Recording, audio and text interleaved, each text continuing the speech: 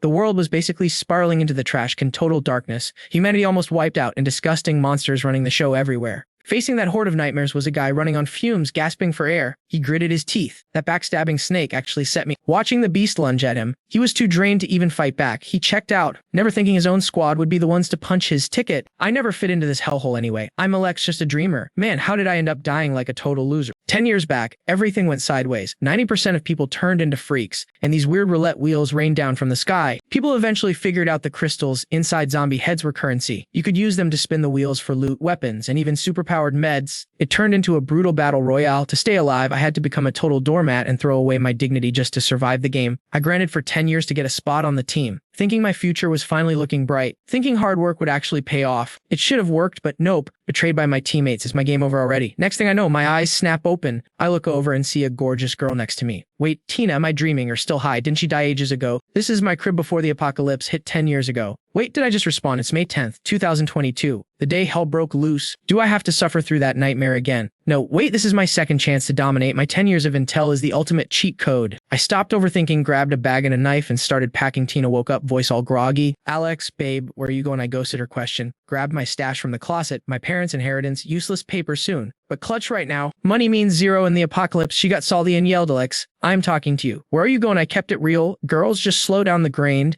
I told her, I know you're re-hooking up with Tony. I smirked. Was last night just a pity prize for me? She started shaking.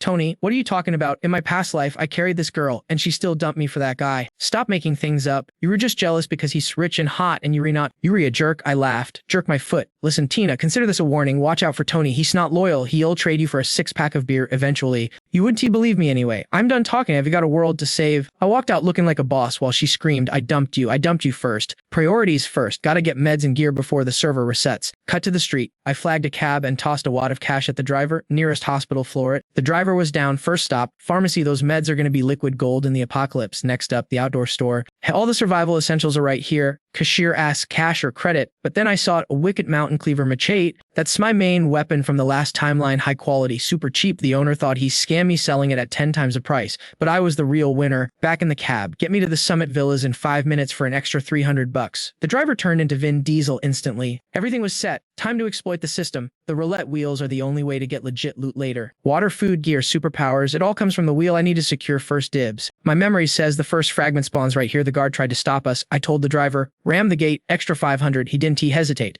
Smash we flew, and I hopped out at a quiet spot, find a safe route out, time to suit up, crossbow loaded, armor on. The guard caught up, yelling, you think you can crash a taxi in here and bail, you diff? Kid, don't play dumb with me. I pointed up. Look, the guard's jaw dropped. What is that? Exactly like 10 years ago. Why did they send these wheels? To make us kill each other? If I'm stuck in this loop, I'm going to be the strongest player this time. No wasted second chances. A massive golden battleship appeared in the clouds. The guards started filming for their stories, but I went pale. It's starting already. The golden ship opened fire. I turned and sprinted. 5 minutes of bombardment turned the city into hell. But this is where the first wheel spawns once the ship stops. I rang a random doorbell delivery. A cute girl stormed down, super annoyed. Who the heck are you? Get out. I'm calling the cops. She had zero combat vibes. Before I could explain, boom, massive explosion outside. The ship dropped these green gas pods. Anyone who breathed it and turned into a gross mutant instantly. The apocalypse is live. People eating people. Screams everywhere. She freaked out. What's happening? If you don't leave, I'm calling security. Suddenly, the kitchen started glowing. Jackpot. I rushed in, and she followed, staring at the light. What is that thing? The Wheel of Fortune appeared, a level 1 gray crystal. You were looking for this? She asked. Why is it in my kitchen? I spotted a buff potion on the wheel. Double or triple stamina. Best loot for a level 1. I just needed 5 crystals to spin. Then I broke a sweat. 7 slots. This wheel takes 7 crystals per spin. That's 2 more than usual. That means there's a legendary item on here. You know what this is done to you? She asked. I ignored her and spotted a rare item on the wheel. A lucky card. She couldn't hold back her curiosity and grabbed his shoulder. Yo, what are you yapping about? What is this spinny wheel thing? And what the heck is a lucky card? This girl hasn't turned into a zombie yet, which means she's either immune or could be a useful sidekick. A lucky card is a special buff. It boosts your stats like senses and health, or even drops a companion pet. Even after the detailed explanation, she wasn't buying it. Cap, stop lying. Are you LARPing or something? Still in your cosplay. A pet? Yeah, right. Only a total noob would believe that. Just listen for a second. The screaming outside totally stopped. You were right. It went from a horror movie to dead silence real quick. What is going on out there? Is she crazy? Going out there is a death sentence, but her hand moved faster than her brain. She yanked the door open and bam. A zombie popped its head in, trying to take a bite. She screamed her lungs out. Suddenly, he sliced the zombie in half like a ninja and struck a super cool pose. She was frozen in fear. He grabbed the zombie's head and dug out a crystal. She started connecting the dots, just like a gamer grinding for loot. He was after the crystal in the monster's head, same as the ones on the wheel. Suddenly, 2 more zombies rushed them. He stepped in front of her like a tank / one down / second one deleted. Seeing him handle them so easily, she was low-key catching feelings. Who even are you? She asked immediately. Since the minister asked, I'll answer, he said smoothly. I'm MLX. What's your handle? I'm Maya Fey. Hearing that name, he started sweating bullets. Maya Fey? No way. Is she the legendary 9-star powerhouse from the future rumors? Why is she here? Yeah, big bro. Seriously, what is happening right now? Earth got raided, as you can see. Most NPCs turned into zombies. Raided turned into zombies. Are you serious? I don't even know who the devs are behind this attack, but only a few players like us didn't glitch out and turned, so we were on our own. Then what's the plan? Is the government or army gonna save us, Paft? Yeah, right. The government and army disbanded minutes ago. Help isn't coming. Outside is officially Zombieland now, hearing that her soul practically left her body. She looks like such a basic girl right now. Can she really become a 9-star legend? If she reaches that level, she must have some hidden stats. Plus, I need a duo partner. Let me give you the tutorial on surviving this zombie apocalypse. He walked over to the clock-looking machine. This is the Doomsday Wheel. Most of the weapons and loot drops in this world come from this bad boy. To spin the wheel and get the loot, you gotta fill these empty slots. The shape looked exactly like the thing he looted from the zombie's head. Wait, is it those gray zombie crystals? So filling the slots gives you 1 spin. So I have to frag 7 zombies just for 1 spin. Yup, the better the loot on the wheel, the more crystals you need. And yeah, there are different tiers of wheels. Every wheel has a different prize pool. Exactly, this is just a level 1 wheel. Yeah, big bro, how do you know all the patch notes already? Are you a time traveler or the main character of some anime? He started sweating again. It is complicated. Anyway, you want to see me spin for some loot? She nodded aggressively. I'm gonna go farm a few more zombies. Lock the door tight and don't open it for anyone. Cut to the outside scene. The villa was crawling with zombies. One tried to say hello and he immediately sent it to the lobby, but the noise drew aggro from 4 more nearby. With 10 years of grinding experience, he wiped them out. Just as he was looting, he heard a scream. A girl was being chased by 2 zombies and hid behind him. He clapped the 4 zombies, then finished the other 2. Easy game. Suddenly, the girl started screeching like a banshee. Her face morphed and she lunged at him. He wasn't surprised at all and casually sent her to the afterlife. A bit later, he brought the loot back. Mia Fey was hyping him up. Ye big bro, you actually cracked. I got 11 crystals plus the 3 from earlier so we can do 2 pulls. Watch and learn. He walked up to the wheel and slotted the crystals in. The crystals vanished and the wheel started spinning. He was praying to the rung gods for an enhancement potion, but the gods left him on read. The wheel landed on 4 jars of fruit jam. He wanted to cry. How did he pull this trash item? Well, in the apocalypse, canned food is technically luxury loot, but still. While you were out, I organized the pantry. We have enough food for a long time. Feeling like his luck was absolute garbage, he handed the rest of the crystals to her. You take a spin. What kind of loot will the future 9-star legend pull? After Maya Fey loaded the crystals, the wheel started spinning. That first pull always feels different. You know, he just hoped her luck was better than his. Oh, look what I got. Seeing her pull, Alex's jaw dropped. It was a removal card. He didn't expect her to pull something that rare. Is it rare? Rare. It's legendary. We don't need it right now. But later on, this card increases the odds of pulling god tier weapons. I guess my luck works on the wheel too. Is your luck always this broken? Then she started flexing her luck stat. When I buy soda, I always win a free one. Smash a golden egg. Grand prize mystery box is always the rare drop. I even won a live cow in a supermarket raffle once. Contrast that with him. He's never even won a free soda cap in his life. He's the definition of thanks for playing. He thought she became a 9-star pro because of skill, but maybe she just luck sacked her way to the top if you read the goddess of luck. I'm definitely abusing that. Cut to the next morning. Heading out already? Yep, gotta farm some more crystals. Why so early? Daily quest, collect 100 crystals. Seeing his grind set, she thought this guy is actually pretty reliable. Well, I can just be aft. I'll handle the kitchen and make a meal worthy of those 100 crystals. A bit later, he came back looking totally defeated. That was fast. Yeah, I got good news and bad news. Which one you want? Hit me with the good news. Good news, we are the only humans left on this server block. I cleared out every single zombie in the neighborhood while you were a beast. So, what's the bad news? I wiped the map, but the loot drop rate was trash. I only got a handful of crystals. It's okay. It's enough for a few spins. I literally flipped the whole area for these crumbs. I'm starving. Is dinner ready? Oh. Yeah, then she pulled out some charcoal-looking food. Sorry, I actually have 0 cooking skills. Whatever food is food. He shovels the food into his mouth like a vacuum. It's edible, fam. Presentation is a 0, but it fills the tank. Hearing that, she starts tearing up. Dude actually ate it without roasting her cooking skills. Yo, having food is a blessing. Back in the day, I was so hungry I almost turned cannibal on a corpse. No cap. Now that they're refull, it's time to get on the grind. Let's see what loot she can pull this time. Boom, she snags a gun attachment for the crossbow. Holy crap, that is cracked. 2 up weapons in a row. She is on a serious heater. You take the wheel. My luck is absolute trash. I am sending some good vibes your way. Once an item is pulled, it's locked out, so no dupes allowed. There are 6 slices left on the prize wheel. The enhancement potion is still on the board. You want to burn a removal card to nuke the cookies from the list? She didn't hesitate. Card used instantly. Bro was shook. Oof, I didn't know it was a one-tap trigger. My bad, but hey, we had to use it anyway. 1 in 5 shot to get the juice. Leets bet it all. Come on, universe. Give us that friendship power buff. The wheel spins and boom, jackpot, that is clutch. The beginner enhancement potion boosts your stats like crazy. Melee combat power goes up at least 3 times. For early game PP, this juices the meta. Chug it now. And you get instant gains, right? Chill, let me show you a pro gamer move. He pulls out some hospital meds and starts mixing them with the heron potion like a mad scientist. It actually works. This glitch turns 1 bottle into 2. For real, yeah, these wheels are everywhere. The loot table changes, though. If we stack up on these potions, we can trade them for legendary skills or rare loot with other players. Wait, how do you know the meta?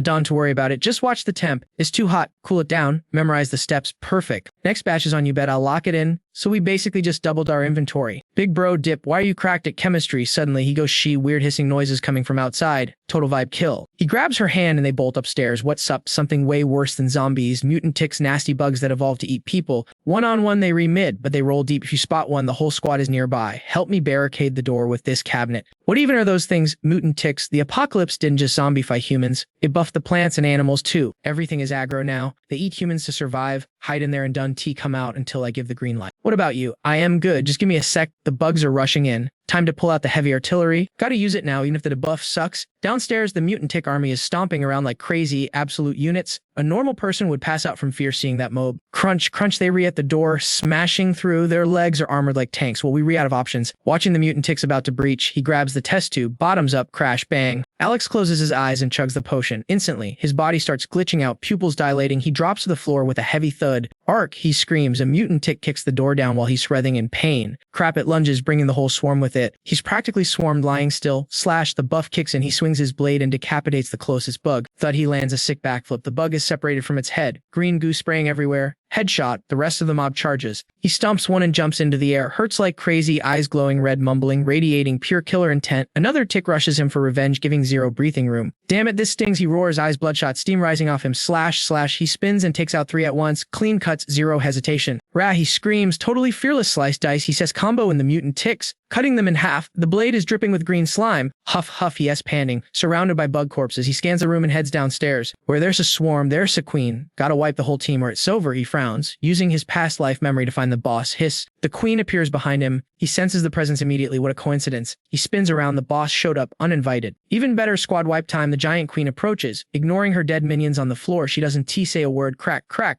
The queen spits acid. He dodge rolls forward. Sizzle, the wooden table melts instantly. That spit is toxic af. Clink, a necklace drops. Alex steps on it. He glares at her. You salty about your kids. Screech, the bug roars and charges. He remembers the strats from his last life. Come get some. The queen's weak point. He jumps right onto the bug spack, aiming for the red mark. Right here, splats. He drives the knife in. Green blood everywhere. Crack. The queen squeals in pain. Game over. He drags the knife, slicing deep. You redone. He spends the blade, and the boss drops dead. He hops off the carcass. Thud, he rotates his shoulder. Wincing, the debuff is kicking in. Hurts so bad. Creak, the door opens. You can come out. I'm fine, he says, sounding totally drained. Mia Fey rushes over and tackles him with a hug. Yes, stun. Hey, I don't know what to do here. She's shaking like a leaf. He pats her back awkwardly, crying over a little scrap. Welcome to the apocalypse. She sheds a tear. Tears are the most useless currency in the end times. Who's crying? It just stinks in here. And it's dark. She wipes her eyes, acting tough, but her face is beet red. Is that so? He asks. She looks away. Yeah. Whatever, look at all these dead bugs. How are we going to clean this up? She looks at the pile of dead ticks and sighs. Green slime everywhere. He points at them. That's premium loot delivered right to our door. She plugs her nose, confused. Loot. That's nasty. Yo, listen up. He told her right now they can still scavenge grub from supermarkets and abandoned cribs. But in a year, food is going to be more exclusive than a limited edition sneaker drop. He broke it down and she was like, wait, is that because mutation makes farming and raising animals impossible now?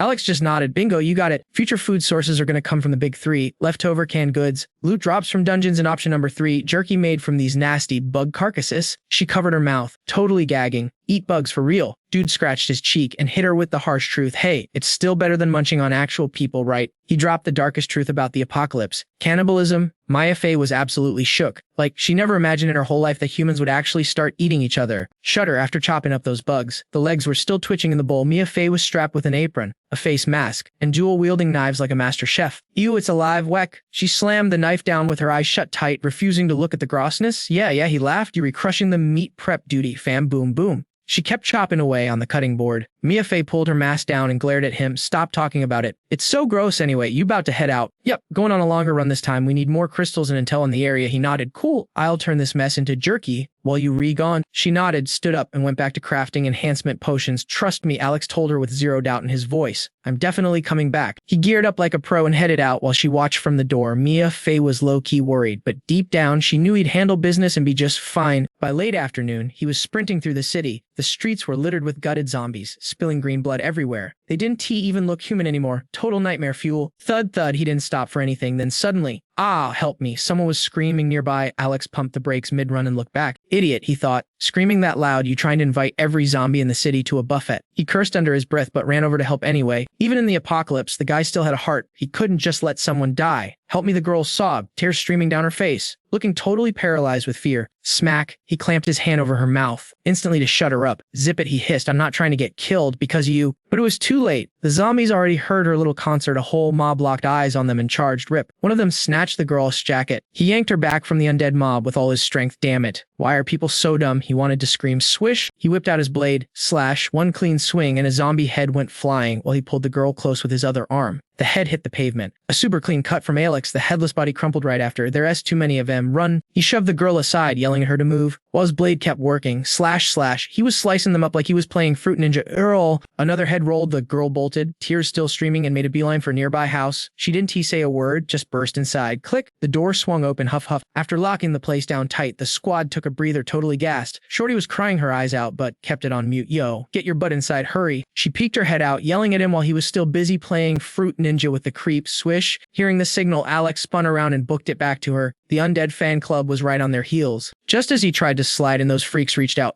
slam, he shut the door, but a gnarly hand jammed it open. One of the walkers was blocking the lock. He was shook, and the girl was freaking out too, who knew these things had turbo speed. No time to barricade the door. Fam, the only play left was to hit the stairs and run. The horde was glued to their tails. Thump, thump. They sprinted up the levels. Ye's a beast, so he was leading the pack. But the girl was running out of stamina. Huff, huff. She hit the wall, gasping for air. Yoink. A walker actually caught up and snatched her ankle. She let out a massive scream, making our boy look back. He frowned, scooped her up like a princess, and whack. Chopped that grabby hand right off. Slash, haha. She retreated to the back while he played tank, facing a tsunami of monsters flooding up like the tide. Boom, suddenly something lit up the place like a flashbang. Total whiteout. While they were blinded, the creeps lunged. But wait, something dropped from the sky like a glowing loot box. He instantly recognized it. The secret realm key. The legendary key just spawned. Chat, this is like the rarest item in the apocalypse meta. It is the only ticket to the secret safe zones and a real chance at survival. He watched it float down in slow motion. In his last playthrough, every top-tier player would have traded their soul for that drop. Looking at it now, he felt that greed kicking in. New game, new rules. That key is going into his inventory in this life. No doubt about it. Watch out. The girl screamed, covering her mouth. Dang, the zombies were already there, and one actually tried to take a bite out of his family jewels. He did a pro gamer dodge and punched that creep right in the face. Bam. Green slime sprayed everywhere. That hit would have sent a normal dude straight to the plastic surgeon. For real, he cursed under his breath. That was way too close to ending his bloodline, yo. But the enemy wave just kept coming like an endless river. He pulled out his Dragon Slayer blade. He sized up the stairs. It was the perfect choke point for farming kills. All right, 10 mobs, time to despawn you all. He took a deep breath, charging up his ultimate move. I am clearing this whole level right now. The lead zombie lunged straight at him, but he stayed icy cool. Swish, one clean cut. Like slicing butter, the zombie's arm just dropped to the floor. Critical hit. Green gunk splattered on the girl, and the severed arm flew past her face. Flashback time. Just a few days ago, she was living the high life, chasing clout and fame. She used to be a rich streamer girl, spending daddy's money, living in Harmony top-tier university. She really thought she was the main character. Staring at the monster in front of her, her brain reset. Suddenly the script flipped. Monsters everywhere, biting people. Game over for normal life. Her whole squad turned into walkers. Even her dad, she ran for her life. Losing everything, sobbed. She closed her eyes, not wanting to see the reality, tears rolling down as she just collapsed. The reality check hit way too hard. Yikes, this is terrifying. Am I gonna die? Snap out of it. Alex just finished wrecking that zombie. Turned to the girl and was like, let's keep it moving. She looks upright as Alex secures the kill on another zombie, his other hand choking the unliving daylight out of a second one. It's a wrap. He drops the body. Thud. Straight to the concrete. The girl's eyes go wide. Did he just wipe the whole squad solo? Alex wipes the sweat from that intense clutch, exhales, and hits her with a reality check. You want to survive, stop lagging and move. He starts walking, his mind totally focused on the loot. The secret realm key, gotta find it fast before it despawns or someone else grabs it. The girl scrambles up, telling him, I seriously thought it was game over for me. This guy is absolute main character energy. She watches his back, totally lost in thought. Alex scans the area and tells her, this roof connects to the building up ahead. Pretty sure we can park her down from there. Got it. She agrees instantly. He's already got the G's route mapped in his head. Hit the next building, go down, cross 2 streets, and boom. Location of the secret key drop. Thud. He walks slow. But when they get there, they both freeze. What is that? It's a massive wall of giant vines. and they are actively growing. The girl, being a total noob, steps closer. Why are there plants blocking the path? It starts moving. She raises a hand to touch it. Yo, watch out, he yells, but her reaction time is 0. The vines snatch her up instantly. The vines squeeze tight. She's completely immobilized, and sharp thorns start digging into her skin. Annoying. He frowns, swinging his blade. Slash. Vines get chopped. Sap flies everywhere. Splat, thud. He catches her before she hits the ground. She blushes, her imagination running wild. He risked his life to save me. Does he have a crush? Is he about to cry tears of joy? She clings to Alex. He's so strong and tough. He pairs up with a cutie like me. Thud. He drops her. 0 hesitation. She is shook. Wait, hold up. Isn't this the part where the hero holds the beauty? Why did the script glitch? He ignores her and starts hacking the vines again. Damn mutant veggies, such a hassle. The girl adds a new term to her vocabulary: mutant plants. Wait, does he seriously look like he's just gardening right now? You re-wasting my time, he mutters. He wipes his sweat, looking disgusted, and heads to the rooftop access door. Hug, clack, clack, what's wrong? She asks. Panic 1A open. He says, locked from the outside. Now she's really sweating. So, what's the play here? He doesn't hesitate. He kicks the door off its hinges. Bang. The door flies open. Inside, a bunch of people are standing there strapped with shovels. Alex gulps. The girl is terrified. Real talk. In the apocalypse, other humans are way sketchier than zombies. Who are you guys? Why are you up here? The mob starts interrogating them immediately. Alex replies, downstairs is a no-go zone, so we came up. You guys camped out here. One guy points a shaky finger at him. Are you crazy? Why did you break the door? What if the zombies get in? He shoots back. Chill out. Fam, no zombies here. I checked the perimeter before coming up. The angry guy orders his crew to fix the door. You say it's safe. Zombies are everywhere. Who knows when they'll rush us? Can T fix it now? They just jam a metal bar in to block it. The doorman reports back while another dude points a baseball bat at him. This is all your fault, bro. If the zombies push up here, we all toast. Forget it. A stylish guy with a red mohawk steps in to break up the fight. They didn't know we were here. Alex stands in front of the girl, shielding her. She grips his shoulder, terrified, stepping back. He looks up at the roof. Hey, there are people over there too. The girl points to the side. The guy who was threatening them softens up. You guys are just like us, running from the zombies downstairs. Guess it was just a misunderstanding. What's your plan now? The guy drops the tough guy act and asks. He replies, I need to hit up the high school. The guy sighs loudly. The high school? You got family trapped there, or something. The streets are crawling with zombies. How are you going to get there? Thinking about the school surrounded by a horde. Zombies literally everywhere. He explains he's looking for a rooftop road. Just checking if there's a path from above. I think I saw a weird light over there earlier. Not sure what it was. The guy nods. Yeah, there was a light at the school, but risking your life for that. You got guts. Kid, he asks, is there a shortcut nearby? The guy gives him the alpha. Yeah, actually, the east roof is close to a hallway in the next building, but you gotta jump it. Super dangerous. The blonde guy points back. Don't even think about it. You'll break your legs. He looks down, running the physics engine in his brain. The target building is 1 floor lower. The gap is about 5 meters. He's confident. Perfect. I'm jumping. Suddenly, a hand grabs his shirt. It's the girl. I'm coming with you. Don't leave me. She looks desperate, like she'd rather die than stay with these NPCs. Fine, you carry the backpack. He hands it over. Okay, she grabs it. The blonde guy laughs. Bro, dragging her along is hard enough. Now you're making her carry that huge bag. You trying to get killed. Why not give the bag to me? The guy walks over, trying to snatch his loot, acting all fake nice. Don't get me wrong, I'm just helping. You jump first, then I'll toss it to you. The girl hugs the backpack tight. No way she's letting go. She senses the red flags waving off this guy. Come on, hand it over. I'm leaving now. He ignores the guy, puts the bag on her, and says, Let's go. She nods, shoulders the heavy bag. He uses a rope to tie her to him,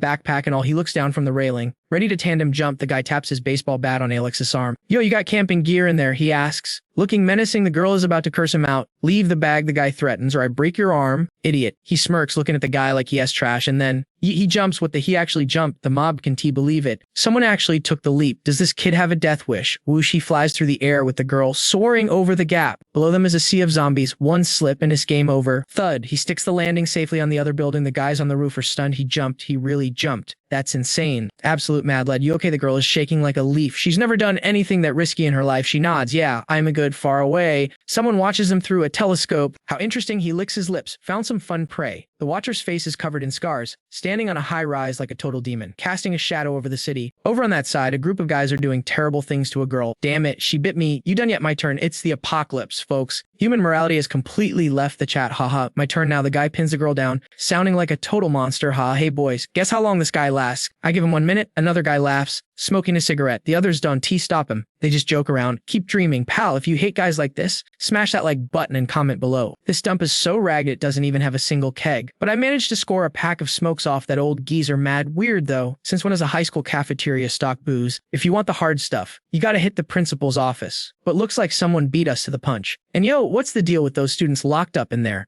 The crew is huddling up, waiting for Big Five to call the shots. Personally, I say toss him to the zombie horde. Hey, keep the girls. They'll bet their enemies didn't see that twist coming. You guys haven't had enough fun yet. Yo, what's the chatter? Finally, the head honcho walks in. Big Five. The whole squad bows down. Full respect, someone just walked out. Guess he finished his playtime, if you know what I mean. Outside is crawling with biters. We're totally trapped. We gonna rot here forever. The world flipped upside down overnight. Fam, zombies, and freaks on every corner. Is this the apocalypse? The end times, he. This dude starts laughing like a maniac, and his minions are clueless, so he breaks it down. Look, we can do whatever we want, mess with whoever we want. In this new world, the strong make the rules. That's his vibe. And the girls over here, yeah, they aren't escaping their fate. These guys are twisted. For real, the world ends and they're smiling to them. This isn't a hell, it's straight up paradise. Yup, sun's down and the streets are swarming with zombies. My man is chilling in the corner, just watching the chaos, not saying a word. Suddenly, he signals the girl. Come here, thump thump. They bolt out the door. Alex scans the area while the girl scrambles to keep up. Thump thump. Sprinting through the dark, she's gasping for air like, hey, run, can we run a little slower? I can keep up. He clicks his tongue, annoyed. Great, saved another burden. Got played by a pretty face. Rookie mistake. Getting emotional is dangerous, bro. He curses under his breath. Damn, I am too soft, but he actually slows down. Fine, I slow down. Catch up. Finally, the pace drops. She's hyped now. Okay, I can handle this BM. They hit the school gates, looks empty. But Dante get it twisted, he explains it to her. Not quite. It's a school, aka a zombie buffet. She's confused though. Where are all the monsters? Why is it empty? They're distracted, he says, moving forward. Yup, a massive horde is going ham on a classroom door. Bang, bang, bang. Kids inside are barely holding on. Some are clutching their heads ready to quit. If we Dante get bitten, we all starve. Total despair mode. Are we just waiting to die here? Ha, one girl looks out. People, someone's here. She's stunned, then screams her lungs out. Hey, hey, over here, help us. The girl trailing Alex notices he looks ticked off. I mean, she can barely save herself, let alone them. Dumb play hero, he snaps. Move it. The students are wailing now. Big bro, big sis, save us. We don't want to die. Help. She freezes, feeling guilty, but he's cold as ice. Stop. Their screaming is basically a dinner bell for zombies. A massive horde shows up and we're toast. Save us, please. The cries keep echoing. She whispers, I'm sorry, so sorry. As he drags her away, awkward silence ensues. She finally breaks the silence. Really, we can save them. Alex frowns, acting like a saint gets you killed fast out here. He breaks it down. They resurrounded. That screaming, it's bringing every biter in the zip code. I ain't Superman. You want to save him? Be my guest. She finally drops the pity party and gets rational. He warns her. This is the apocalypse, sweetheart. Stop being a reckless idiot. He's reminding himself too. Creak, creak. A body is hanging from a bar. Leg caught, swinging in the wind. Super spooky sound. Swish, swish. She shivers seeing that. Why is he bringing her to a school anyway? Is there a safe zone or something? She gets curious. Hey, thanks for saving me back there. I didn't catch your name. He smirks, thanking me for saving your life. Talk is cheap. Think a sentence covers it. I risked my neck for you. He steps closer with a wicked grin. She shakes. What do you want? To use you as zombie bait. Obviously, he turns away, eyes gleaming with a plan, a distraction that pretty. Gotta be effective. He visualizes the plan, and she starts tearing up. He cuts her off. Get over yourself. Nobody owes you a rescue when it hits the fan. A backpack is more useful than you. I know, she whispers, defeated, accepted her fate. I guess they keep moving. She timidly speaks up. I am lying, Choen. Alex actually responds. She's low-key thrill. Alex sharp tongue, but not a villain. Finding a decent guy now is harder than winning the lottery. Help, another scream interrupts them. They look up. Crunch, eaten alive instantly. Lion covers her mouth. You never get used to that. He thinks perfect angle to spot the key drop. Hide yourself. He takes off. She calls out, but he ghosts her. Dude starts scaling a drain pipe like a ninja monkey. Clack, a zombie inside hears the noise. He crashes through the window. Smash, and kicks the freak right in the face. He sticks the landing. The zombie flies back. Slice, one swing of the blade sends it to the afterlife. Boo-hoo. The teacher's crying. Kids hugging her. Thank you. She sobs. Thanks for saving my students. She's clutching two girls. He ignores her, staring out the window. Bingo. He spots the hidden zone key drop point. Teacher Park walks over, closing the eyes of the student who turned. Xiao Kang is gone. She turns to Eve. You got skills. Can you get us out of here? These two girls are all I have left. He cuts in. I'm only here for one thing. Tell me where it is, and I'll get you to safety. They restun. What are you looking for? Teacher Park asks. He points outside. Did you see a light fall from the sky? Where the students shake their heads, but Park goes quiet. Then she speaks up. Wait, I saw it, but I have a condition. Get all three of us out alive. Making demands, he frowns. Prove it. Sounds sketchy. Apocalypse. Rule number 1. Trust nobody. Teacher Park spills the tea. It was a beam of light in the sky, like a daytime meteor. It crashed somewhere right here on campus. Yo, check this drama. Ms. Park isn't buying our MMC's story. He wants the loot location, but she's like, if I tell you, you'll just dip and leave us to rot. Alex is like, look, stay here and get wrecked, or give me the cords and I save. Some of you, the teacher's sweating bullets, asking, wait, can you save the whole squad?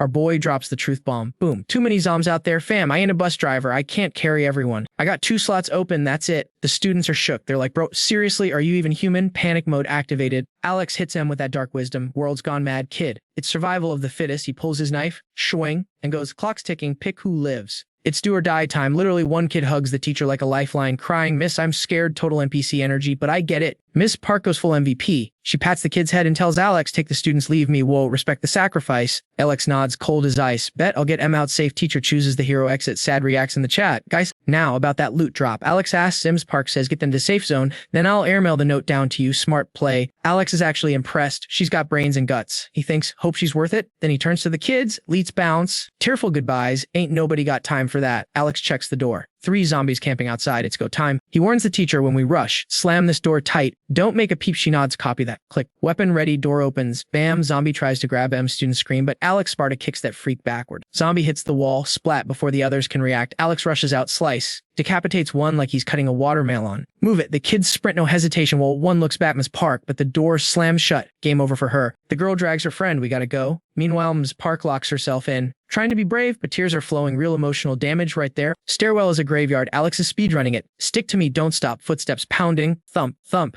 Alex is panning. Carrying these noobs is risky. But wait, downstairs is dead silent. Too silent. That's suspicious. Usually zombies swarm upstairs. Downstairs feels wrong. Spidey senses tingling. Alex freezes. Halt. Back up. Blondie asks, what's up? Alex is frowning. I don't know, but the vibes are off. His survival instinct is screaming danger. She peeks down. It's clear, bro. You tripping. She thinks he's seeing things. Oh, honey, if you only knew. Alex is sweating cold buckets. He hopes he's tripping. Just the wind. He sighs, fine, maybe I'm paranoid. Leets roll. They keep moving. Big mistake. Something's watching from the ceiling. Tongue dripping. Spikes everywhere. Creepy pasta material. Now he feels it. He looks up. What the heck is that? The girl crashes into his back. Why'd you stalk? Alex signals quiet. Blondie's annoyed, but Alex is staring at the ceiling, jaw on the floor. He knows they messed up. Wait, it's gone. Maybe he is losing it. My bad. He says, Leets move. But the monster is crawling right behind them, stalking mode. They're walking right into a trap. The beast is looking at them like a 3-course meal. Tasty snacks detected. Drool drips. Drip, drip. It's right behind the shivering girl. Alex realizes something's wrong. He hears the hissing. Oh, snap. It's literally breathing down their necks. Jaw unhinged, ready to chomp. A long tongue licks the brunette's hair. Gross. Slime everywhere. The thing mutters meat, meat, and lunges. The girl screams her lungs out. Giant mouth incoming. She's frozen with fear. Alex reacts. Yeet. He throws his blade. Swish. It slices the monster's mouth right before it takes a bite. Holy clutch, that was close. If he missed, she was lunch. The monster glares at Alex, mouth ripped open. It is TOC mad now. It screeches like a banshee. Hurt and angry, it ignores the girl and rushes Alex. You die first, screams. The beast. Boss fight started. Alex dodges and lands a solid punch to its gut. Bam, but 0 damage. Alex backs up. This thing is a tank. It's an armored mutant, rare spawn-wise, a high-level boss in the starter zone. Alex can't believe his eyes. He rolls away, brain working overtime. This Evo speed is insane. Swish, he kicks the monster to create space. That kick would have deleted a normal zombie. But this guy, just a scratch. Alex actually feels the Grim Reaper knocking. This might be it. Chat. The beast grabs his leg. Gotcha. It slams him into the ground. Crash. Dust everywhere. Ouch. That hit would have flatlined a normal person. Alexa's dazed but moving. The floor cracked. The girls are freaking out, backing away. Lily, the short-haired girl, trips. Help me up. She begs, but her friend, she just books it. Straight up abandons her. Lily stares in shock. Her bestie really just left her to die. Top 10 anti-betrayals right there. Monster wins up a power smash. 1 hit equals permadeath. Alex is on the ground. Coughing blood, not looking good, fam. Lily watches. Paralyzed, the fist comes down like a meteor. She screams, is this the bad ending? Bang, suddenly, the monster has a giant hole in its chest. Alex is holding a smoking gun. Surprise mechanic. 1 tap, he smoked it. Alex is gasping for air. Thank God for that lucky loot wheel spin earlier. His arm is wrecked, probably dislocated, but he's alive. Clutch God. Alex turned to the girl with the long hair, his voice deadly serious. As if you don't, he want to get turned into a snack right here. Get on your feet, like now.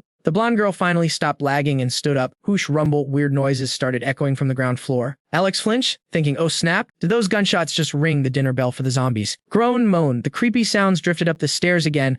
Alex gripped his piece tight while the 2 girls looked like they were about to have a total meltdown. The blue-haired girl whispered, boo-hoo, did the noise attract them? The blonde was shaking so hard she looked like a glitch. Alex glanced downstairs and let out a massive sigh of relief. Thank God, it wasn't T the undead. It was Somo rushing in like she was speedrunning a level. She ran straight at him. I finally found you. Alex was shook when Somo glomped him, hugging him like she'd die if she let go. She screamed his name like a fangirl. Alex, how did you get up here? He asked her the same thing. The 2 students chilled out. But the blonde girl looked, says, who is this? She isn't T-Bit, right? So Mo started crying. I waited forever and you didn't T come down. I was scared to death. The whole building is full of monsters. Do you have a death wish or something? She choked back tears. I saw a bright light flash behind the building just now. I saw all the zombies shuffling toward that light. She wiped her eyes. I thought maybe that glow was acting like a beacon for them. So I took a chance and climbed up to find you. Alex was stunned. Hold up, rewind. Did you say a light source attracts the zombies? Alex repeated it, then nodded. Yeah, I saw the horde getting pulled over there. I was terrified staying downstairs alone, so I came up to find you. Alex took point, thinking this girl had max luck stats to get near that knife without triggering any zombies. He pulled out his blade, thinking hard if a light source attracts them. It's gotta be one thing, the glow from a roulette wheel. His eyes lit up with greed, and he grabbed Somo's hand. We re-going down, ASAP. The two students saw them moving and tagged along. Somo was surprised her guy actually saved these two noobs. She felt all warm and fuzzy inside while the short-haired girl ran up to explain. The other girl nodded. Yeah, you want to hate us, right? Lily asked. The blonde kept following. Fine, whatever. It's not like you did it on purpose. The three of them finally exited the building. Alex gave Somo a confused look. Teacher Park saw them come out and lit up. It's Sima's park. The students were shook. Xiao whispered, keep it down, Dundee, aggro the zombies. Men's Park smiled, awesome, you guys are safe. She clutched a piece of paper tight, having a moment of doubt. If I done tell him where the light fell, will he still save me? But she quickly deleted that thought. Park, don't do anything extra. Her students were in his hands. There was still one person left up there. So Mo was confused. The paper dropped down. Turns out she really is a good teacher. Alex caught the paper, so Mo asked, she's a good teacher. Aren't you gonna go save her? She tried to flex on me earlier. She needs a timeout to learn a lesson. Alex said, so Mo broke out in a cold sweat. She didn't realize he could be this petty. He smirked. Turns out the secret realm key dropped over there. It's a safe zone, normal people wouldn't even notice it. Alex laughed. Alright, we got 2 locations to raid now. One is the secret key at the construction site, and the other is that glowing loot Somo saw, which is probably another roulette wheel. These 2 students are strangers with big mouths. I can let them know about the secret key. How about we check the spot Somo mentioned? Lead the way, Alex said. Somo hesitated, but that place is swarming with zombies. He grinned. That just proves there's high-tier loot there. He turned to the students. Hey, you two, we re-going somewhere. You re-coming with? Okay, the students had no choice but to follow. The trio walked until Somo stopped at a building. She blocked him. Stop, Dante, go in. I saw a ton of zombies enter this place. For real, what the students started yelling. There are zombies here. Why are we here? Is this a suicide run? You got the intel from the teacher. Now you want to use us as bait, don't you? Alex laughed. Chill out. Don't be scared. Regarding you too. He pulled out his knife. It's the apocalypse. Where isn't he? They're zombies. And about using you as bait, I'm not that desperate. You 3 wait outside, he commanded. I'll be back. Alex walked into the building solo, scanning the area, blade ready for PvP at any second. The 3 watched him vanish into the darkness, gulping in fear. Basically, he was the only one with any combat power here. Nobody wanted him to risk it, but once he made up his mind, there was no stopping him. Somo worried. Why does he have to go in there? Is there something super important inside? The student sighed in relief. Oh, I thought he was going to feed us to the zombies. Lily glared at the direction he went. This guy's brain is broken, so what if he has a gun? Can he 1v100 a horde of zombies in there? She gritted her teeth. She was scared he'd die. She was scared she'd lose her bodyguard. Lily grabbed Xiao and pulled her away, signaling her to shut up. Xiao was confused. What's up? Lily whispered. Let's dip. Maybe find a safe spot to hide. She couldn't believe her ears. Her friend was saying this, ignoring the shock. Lily kept pushing. Look at the time. Who cares about anyone else right now? There's some mob inside. That Alex guy is definitely getting wrecked. Xiao hesitated, but he just saved. Lily stuck to her selfish logic. No way. If he aggroes them and they run out, we all dead meat. People are seriously so selfish. Somo looked over. What are you guys doing? The girls jumped up. Lily has a stomach ache. I'm taking her to the bathroom. Xiao didn't say anything, but silently agreed with her friend. Total follower behavior. No backbone at all. Without even saying goodbye, Lily dragged Xiao away. Before leaving, she glanced back at Somo one last time. Somo knew exactly what those kids were up to, but didn't say a word. He would definitely be fine. She looked at the building, full of faith. Whoosh. Inside the bank, the lights were flickering. There were thousands of zombies. He smirked to himself. Total luck, he was sweating, but relieved there were no mutant zombies like in the other building. He bit down on his blade handle like he was powering up, thinking this is going to be one hell of a grind. Yo, check this out. This guy is absolute savage mode. He drops his arm, clamps that massive blade between his teeth. Yeah, his teeth. And with a grunt, he snaps his dislocated shoulder back into place like a boss. After that hardcore fix, he rolls his wrist. Even with all his past life XP, that still stings. He spits the blade into his hand and squares up against the horde of zombies shambling his way. Every single one of them looks hungry for a snack, growling without a signal. As soon as they spot Alex it's on, they all rush him at once. Bang, he whips out a piece, aiming right past his blade. His eyes are glowing with intensity as the gunshot rings out. Lying Chimu jumps out of her skin at the noise. She's freaking out, totally confused why he'd bait the zombies like that. Panic mode activated. Even the 2 high school girls with them are shaking in their boots. Lily looks around nervously. He popped a cap. We got a dip. Like, right now, Xiao is like, go where? And Lily goes, the teacher's dorms. Let's roll. The outbreak hit during the day, so the dorm should be empty. Totally safer vibes. Plus, we can definitely raid some snacks there. She explains, laying out the game plan. Xiao glances back at Lang Chimu, clearly feeling guilty. But what about her? Lily completely ignores the drama, grabbing Xiao and dragging her away. Bye, Felicia. We gotta save our own skins right now. Stop worrying about extras. But Xiao's conscience kicks in. She rips her hand away and sprints back to Lang Chimu. Plot twist. Lily stands there, jaw on the floor, thump thump. Lang Chimu is totally shook seeing Xiao come back. What are you doing here? Thought you bolted. Xiao begs. We gotta bounce. This place is a death trap. Meanwhile, Lily is over there cursing up a storm. Did she forget she was saved from being zombie chow earlier? Idiot, another person means splitting rations. She's regretting not ditching them sooner. Why do we need to drag her along? Lily bites her nails, looking super toxic, only caring about number 1, but Lang Chimu shuts it down cold. I ain't going nowhere. Xiao keeps pushing. Zombies are gonna swarm us. We'll be trapped. Lying Chumu hits her with facts without LX. How long do you think you'd actually last out here? Is this a joke? Xiao can't he believe it. Lying Chumu gets serious. Alex is way more op than you realize. Ditching him is a one-way ticket to the grave. Xiao Xiao is spiraling, thinking survival is impossible alone. Why are you so chill about this? Lying Chumu smirks, who says he's in trouble. Xiao Xiao stammers. B because inside / he practically sold the entire bank lobby. Nailed it. Alex stands in front of this glowing wheel thingy. Turns out the zombies were attracted to that, but he spots something even juicier. No way. This isn't your basic loot boxy ZZZ. It's a mystical tricolor wheel. Gold, black, and red. The apocalypse brought the virus,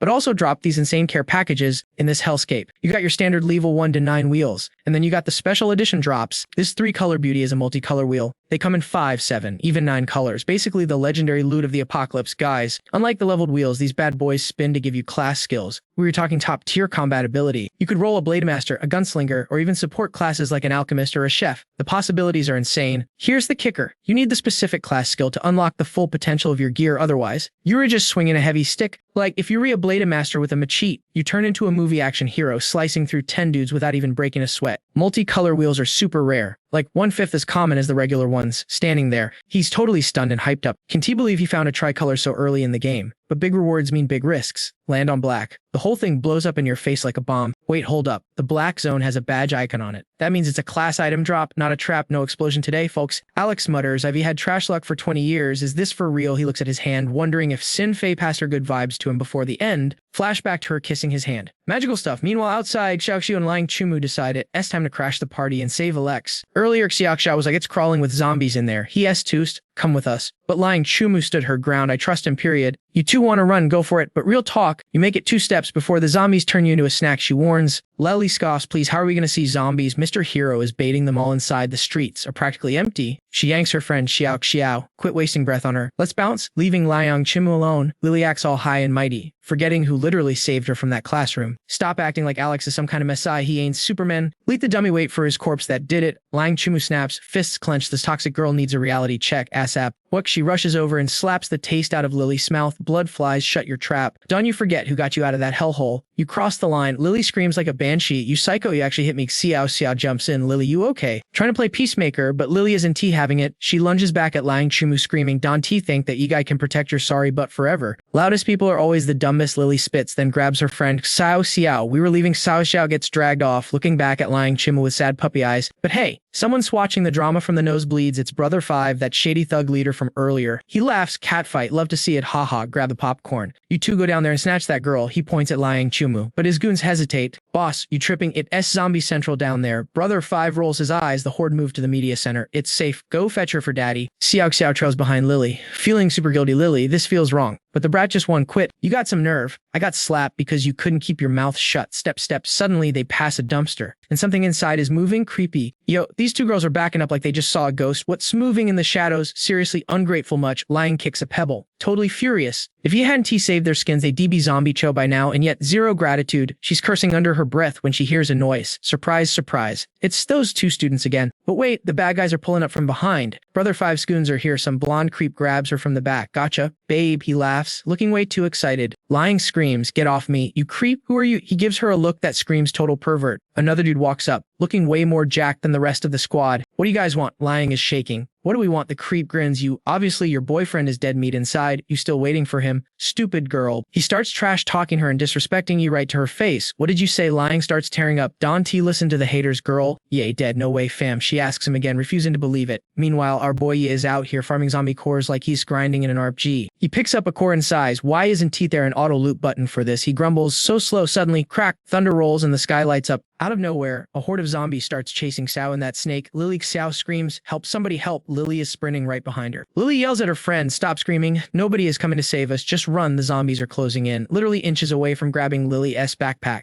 Lily trips at the worst possible moment. Classic horror movie mistake. She face plants hard on the pavement and screams in pain. Thud Xiao, being a total angel, stops to help Lily up. But the zombies are right there. Lily closes her eyes, expecting to be game over, but then she pulls a move that is absolutely diabolical. Lily shoves her bestie Xiao straight into the zombie to save her own skin. Xiao's eyes go wide. She can believe the betrayal. The girl she swore to protect just fed her to the wolves. The zombie lunges, mouth wide open, and bites right into Xiao's shoulder. Lily runs away, crying those fake crocodile tears. Sorry, Xiao, I had to do it. She's ruthless, fam, panting while she runs. She keeps muttering, I gotta live, I just gotta live. She runs straight into the scene where Liang is being dragged away by those scumbags. Liang is fighting back, but that blonde guy is surprisingly strong. I'm taking this one home first. The thug laughs. Suddenly, someone curses, Brother Five told you to chill. Liang spots Lily and tries to signal for help. She's crying, hoping the girl will do something. Lily backs away, but the goons spot fresh meat. Hey look, another one just walked right to our doorstep. I'll grab her. The guy holding Liang's legs lets go to chase Lily. Leaving the blonde guy to hold Liang alone. Hurried up, dude. Lily realizes the vibes are off and sprints away, screaming her head off. Liang sees her chance and chomps down hard on the blonde guy's arm. Ouch. He screams in pain and drops her. You witch. Liang hits the gas and runs for her life. The thug chases after her, screaming, I'm gonna catch you. Liang is running on pure adrenaline. She is screaming help, praying he will make a dramatic entrance. Gotcha. The goon dives and grabs her by the hair. She screams yes name, holding on to one last shred of hope. Hey, the thug yanks her head up. Who is this ye guy anyway? Before he can even finish his sentence, a blade drops from the sky and nails his hand. He screams louder than when Liang bit him.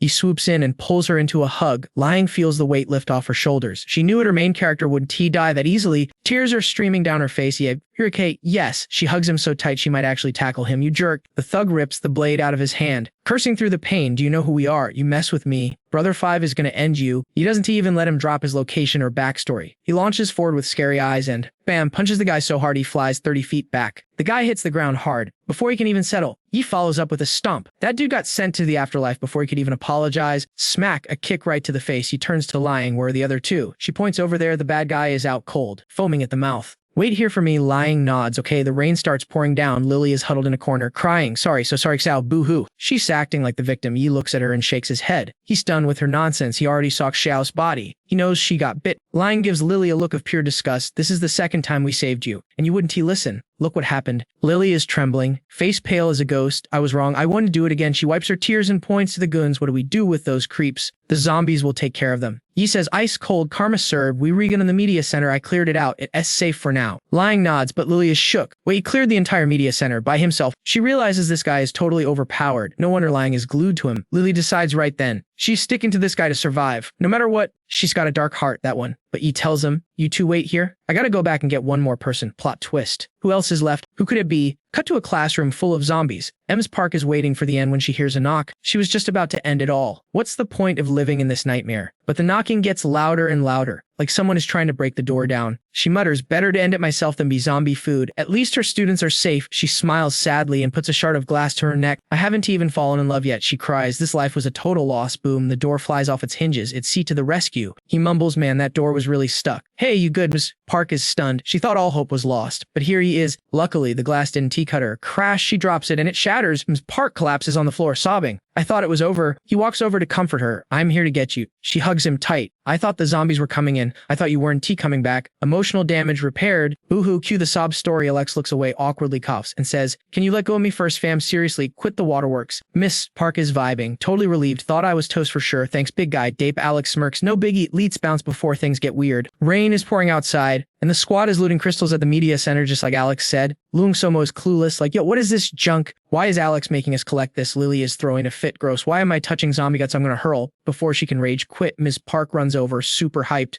Lily spins around. Cue the emotional music. Ms. Park, the two of them hug it out, crying buckets, besties reunited. Ms. Park asks about Tiu Tao. Lily spills the tea. Teacher pats her head, realizing the drama was actually real. My bad, I didn't look out for Tutu. Pass is pass. Somo jumps in. Lily, you were shook too, right? Be honest. If Weil just trusted Alex and didn't run off, you would have bumped into zombies. Tiu would be alive. But Lily, she's stubborn as heck. If you saved the teacher on day one, we DB chillin', you made us choose. Ms. Park still comforts this toxic brat, unbelievable. Somo is triggered, we saved your life, you ungrateful little. And you have the nerve to throw shade, calling us bad people. Comment below if you slap her right now. Someone died and you re-roasting the hero. Somo is pointing right at that little snake ready to end her. You left, you caused the drama with Tiu. Are you seriously gaslighting us right now? But the brat keeps running her mouth. Guilty much, stop faking it. You two clearly wanted to hurt us. Alex steps up and pow, slaps some sense into her zip-it kit. He frowns, use your brain cells, I saved you. I can drag you back to hell too. It's the zombie apocalypse. Sweetie, bringing extra baggage is dangerous. Nobody owes you a rescue. Get over yourself. I don't have to save you. Ms. Park steps in. Lily, chill. He came back for us. Dape is the MVP here. Show some respect. Somo smirks. At least the teacher gets it. Then she turns to him. So, Alex, why are we hoarding these crystals anyway? He nods, follow the leader. I'll drop the lore on the way. Like I said, this is the 3-color wheel. Hand over the loot. So Mo hands him a bag. Magic crystals for real, he replies. Watch and learn. Lily hands hers over. probably plotting revenge in her head. Alex walks up and dumps the stash into the wheel. This isn't a basic wheel, it runs on total energy. Not just how many rocks you got. Gotta hit that activation threshold to make it spin. The big question is 26 level 1 crystals enough for a spin? Let's find out. Whoosh, it's spinning. TM pumps a fist. Yes, it's working. It stops on the red zone. Loot drop incoming. He opens the box. What's inside? Pink light, maybe a high-tier combat class ding. System says, congrats, you got Glorious Craftsman. Glorious Craftsman, support clack, rank and turn 1 out of 100. Oof. Class perks, basic weapon crafting, gathering, refining, reinforcement, charm, and socketing skills sounds fancy, but still. Alex looks shook. An intern, are you kidding me? Major facepalm moment. The wheel drops 2 types, main and support. Main makes you a god of war, like a sniper with aimbot skills. Support, it doesn't debuff your fighting stats directly. It's all utility stuff. Craftsman is a support class, 4 ranks, intern, junior, senior, and master. He sized 20 crystals for support intern class. My luck is absolute trash, still garbage. He crushes the paper. The squad is confused. Lily reaches out. Let me see that gacha pull. What? Show me. She yes, internally screaming. I gathered rocks for this. You use them all. Totally forgetting Alex did all the zombie slaying to get them. Look for yourselves. He shows them the loot. He doesn't even want it. In his hand is a 5-color badge. Weird badge. Never saw this in his past life. Mies Park reads the stats. Is this for real? We can actually get this stuff. Lily is surprised. What is this? Like a video game setup. Somo reads crafting charm. Wait, what? 5 types total? Alex has an epiphany. Wait, let me see that again. He checks the manual. Gathering, refining, reinforcement, crafting, socketing. He realizes, holy cow, that's why the badge has 5 colors. Each color is a superpower. Did his luck just do a 180? He laughs at himself. Okay, there are more zombies nearby. Go loot those corpses. If we claim all the rewards, we'll dominate this apocalypse. Survival of the fittest, baby. Vibes are finally looking up. Roger that. The trio agrees. Except for Salty Lily, they drag bodies back, but wait, creepy guy is watching from the shadows. That dude is a beast. The Watcher thinks took down all those monsters solo. But what are they up to? Cleaning up to make a base. The minion peeps. Nah, the boss frowns. He spots the truth. He frowns. Wait, something's up. What is it, boss? The minion asks. Call the boys. We got a big score. Who the minion asks? Clueless. I know their secret. The boss chuckles darkly. We gonna rob them blind. Don't forget to like and subscribe to see if they survive. Man, being a total jerk finally pays off in this apocalypse. After scouting the area like a pro, Long Somo let out a heavy sigh. We've finally bagged enough loot to survive the night. She rubbed her tummy. I am literally starving. Haven't eaten all day here. I tossed her 2 bags of dry rations. Chow down. She looked shook. Whoa, thanks, dude. Bathroom's clear. By the way, I checked the pipes. Water's actually drinkable. Looks like the school storage tank survived the chaos. He handed over a backpack. This pack's got 3 days of food, some tools and meds. You read the inventory manager now. Luke Somo blinked. Wait, why me? He got serious. Listen, this gear is gold right now. Literally life-saving loot. Guard it with your life. She felt a little butterfly in her stomach.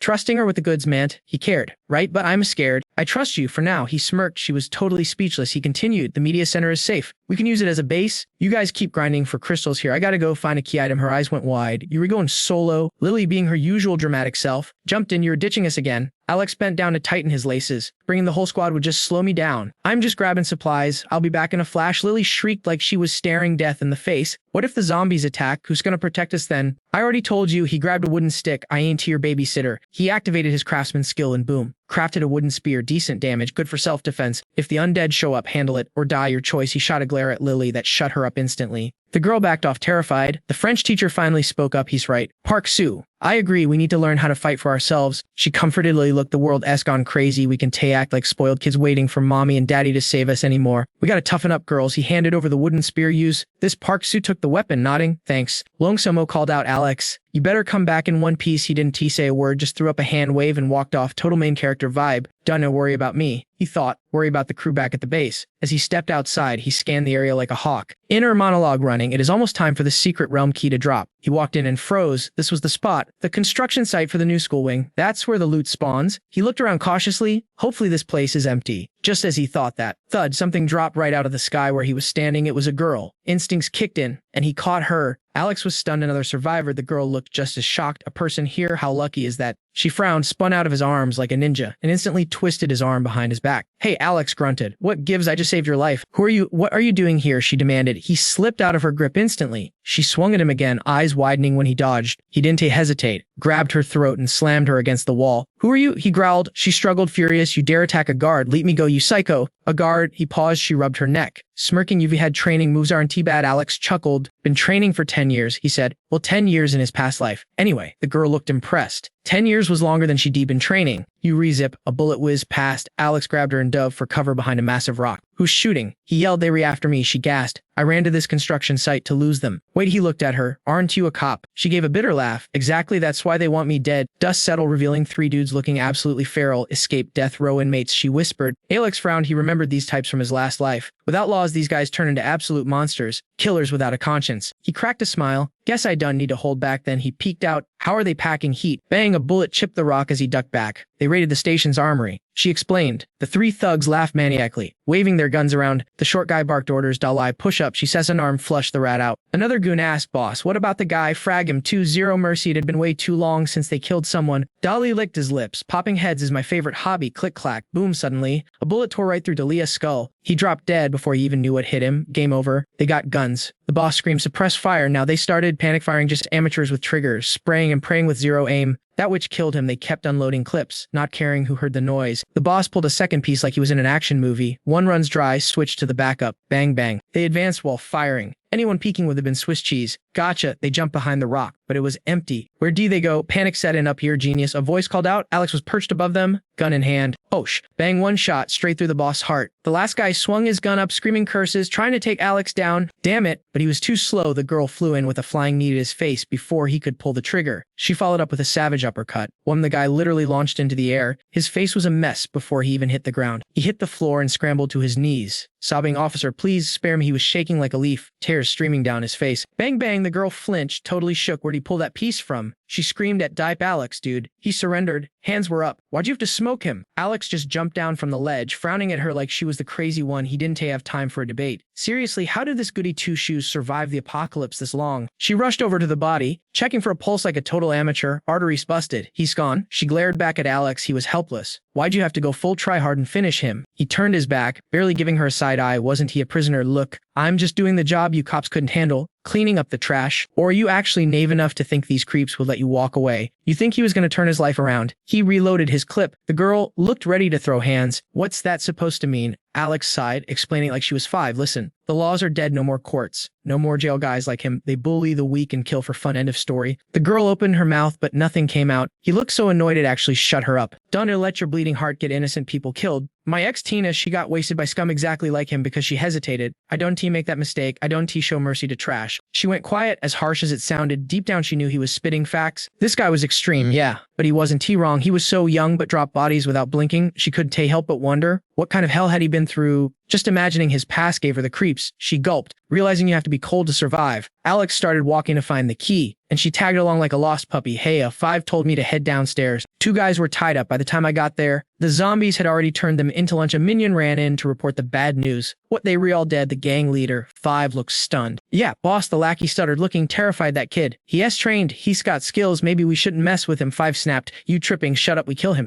5 didn't even hesitate. He punched his own guy in the face. Their gear belongs to us. We were going to be the kings of this block. You get me? Whack? Is everybody else here? Yeah, they in the lobby. The minion whimpered, rubbing his bruised face with tears in his eyes. Bam. The doors flew open. 5 walked in with a fake nice grin. All right, boys, the whole squad is here. Big 5, the whole gang of thugs cheered, gathering around. Listen up. Some rookie thinks he can waltz onto our turf and act tough. 2 of our brothers died because of him. 5 yelled, twisting the story. He made it sound like Alex started it, conveniently leaving out the part where the zombies actually did the killing. 5 got mad at the murmuring and smacked another guy. Shut your trap. Nobody talks unless I say so. Cough, cough. He cleared his throat and continued his villain speech. Doesn't matter how they died. What matters is us. Before, we had to sneak around like rats. But now, zombies everywhere means no cops. We run this city. The gang-ass faces got serious. We re-free. Boys, this is our time to shine. Survival of the fittest. We can let some punk kid ruin our vibe. The minions started nodding, totally buying the hype. Anyone who tries to stop our come-up gets put in the ground. 5 frowned, giving them his best killer stare. The room erupted. 5 is right. We the bosses of this zone. You kill one of us, you answer to all of us. Seeing them all riled up, 5 grinned. That's the energy I need. Let's go deal with this guy together. That kid is dead meat. One thug's eyes were bloodshot, looking more like a demon than a human.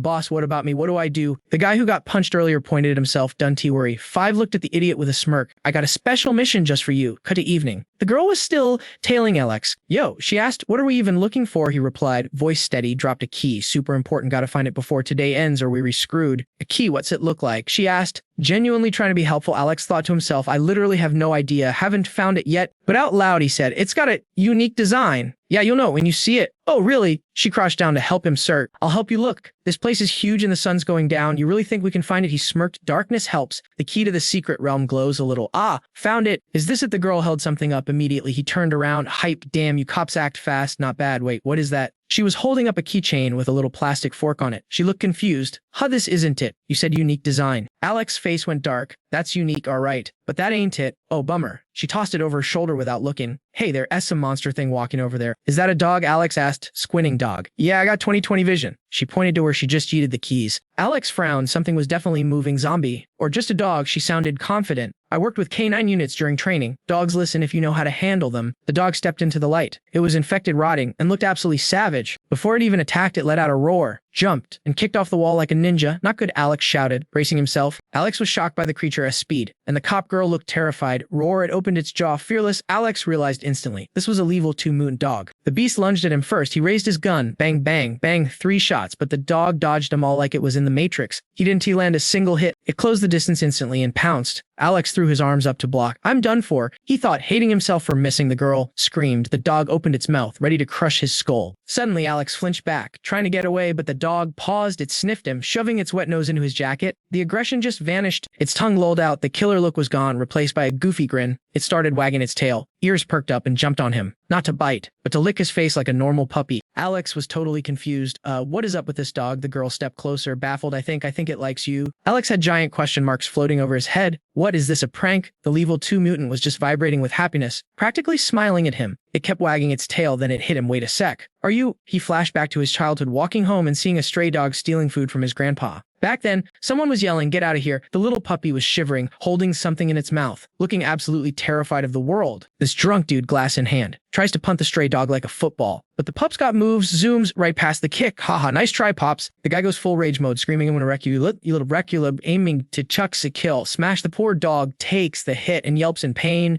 That's messed up. The little guy is shaking, trying to stand up, survival instinct kicking in, but then stomp. The drunk steps right on its tail so it can't escape. Totally cruel. The creep laughs. Heh, nowhere to run now. Beast, the dog, is frantically trying to wiggle free, whimpering for help. It's looking pretty grim, fam. Suddenly, little Alex rushes in. Huh, the drunk guy blinks, totally confused. What's your deal, kid? He raises a fist, ready to clock him. Alex gulps, acting scared but thinking fast. Sir, watch out. That dog is a walking biohazard. It's got every disease in the book. It bit me days ago, and my arm's still rotting. Hearing that, the guy freaks out and jumps back. Ticks, fleas, and viruses. Gross, don't touch me. He instantly lifts his foot, kicking the dog away to save his own skin. Alex keeps the act going, plus it's covered in poop and pee. Touch it, and you're infected for sure. The dog scrambles behind the kid, shaking with fear. The drunk stumbles away, still shivering, mumbling about bad luck. Alex lets out a huge sigh. Phew, that was close. Save the little guy. Have a nice walk, sir. Alex bows politely, then turns around with a huge grin. He scored some karma points today saving a puppy. Don't forget to like this video for saving animals. He looks back and the pup is nuzzling his leg, saying thanks. It looks so sad though. Alex crouches down. Aw, poor thing, your tail is messed up. The dog flinches, stiff with fear. Chill, buddy. Here, Alex hands over a cookie. The pup's tail starts wagging. It barks a happy woof and absolutely inhales the food. Alex looks at him with puppy dog eyes. You're cute, but my parents would kill me if I brought a dog home. He waves goodbye and walks off. Sad vibes only. Fast forward. They became besties, hanging out until the dog grew up. Now, Alex sees the beast, Yellow Ball. Yo, is that you, Yellow Ball? The massive dog chills out. The guard girl giggles. Wait, that monster is your pet. It's totally mutated but still knows you. Weird name though. It's the stray I used to feed, Alex explains, trusting those eyes back in the day. He looked like a fuzzy yellow ball. So, I named him Yellow Ball. Okay, stop licking me, Yellow Ball. The dog is all over him. The guard girl smirks. Didn't know you had a soft side, tough guy. Meanwhile, back at base, the trio is eating dry rations by candlelight. That brat Lily points at the backpack. Hey, so Mo, what's in the bag? You holding out on us? We out of food, so Mo glares at her. Lily stands up, acting all high and mighty. Don't play dumb. I saw meat in there earlier. Why aren't you sharing? The French teacher tries to stop her, but Somo snaps. Be grateful you were eating it all. If you don't like it, spit it out and give it back. Yoink! Lily grabs the strap. Somo holds on tight. Girl, what are you doing? You have zero chill. Leet go, or I'm taking it back myself. Teacher Park is stunned, so Mo hugs the bag like a teddy bear. This is Alex's stash. He told me to guard it. And you don't have permission to touch it. Lily refuses to let go, being totally unreasonable. He isn't even here. Stop using his name to scare me. We need to split that food equally, Lily screams. Teacher Park steps in. Okay, Lily, calm down. It's not like she's starving us. Let's not fight. Lily shoves the bag away, rolling her eyes. Uff, you useless woman. Keep guarding your master's dog food then. Teacher Park, can T believe her student is this toxic? Somo is fuming. Seriously, feeding this girl is a mistake. She doesn't deserve a single crumb. Park pats Lily's head. Lily, listen, that food isn't ours. We should be thankful they resharing anything at all. Show some gratitude. Lily snaps at the teacher. Save the lecture. Your morals won't fill our stomachs. Inside, she's thinking, the teacher is too soft. We should just rob them. A cute Alex sneezes as someone trash talking to him. The guard girl looks worried. You okay? Catching a cold? Alex grins. Nah, I am good. Just means someone's thinking about me. The trio, plus dog, keeps hunting for the key.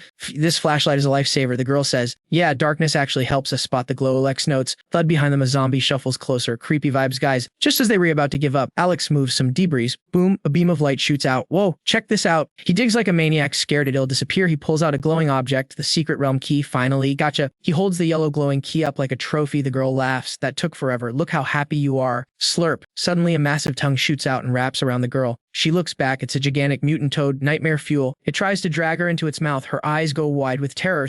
Alex lunges in, slicing the mutant tongue clean off, saved by the bell. Alex stands in front of her, looking like a total boss. He activates his craftsman reinforcement skill on his blade. Without that buff, he wouldn't have scratched that beast. The toad roars in anger. The girl is shaking. Is that a giant mutated lizard thing? It's huge. The monster charges, swinging its tail to launch Alex into next week. Alex ducks under the attack. Smooth moves, then Yellow Ball jumps in, biting the monster's leg. Good boy. The beast glares at the dog, hungry for a snack. Alex sees the opening and, bam, slashes right in its eye, one eye down. The monster screeches, blood spraying everywhere. Alex is panting hard. Fighting these kaiju-level monsters drains his stamina bar fast. Over here, ugly, Alex shouts, luring it upstairs. The monster, blinded by rage, charges after him like a freight train. Suddenly, the level 2 mutant dog jumps between them. Alex panics. Yellow Ball, what are you doing? Move. But the dog stands its ground, refusing to budge. Get out of there, Alex screams, but Yellow Ball just growls at the monster, ready to protect his master at all costs. Hit that subscribe button to see if the dog survives. Yo, what is up, fam? Welcome back to the channel.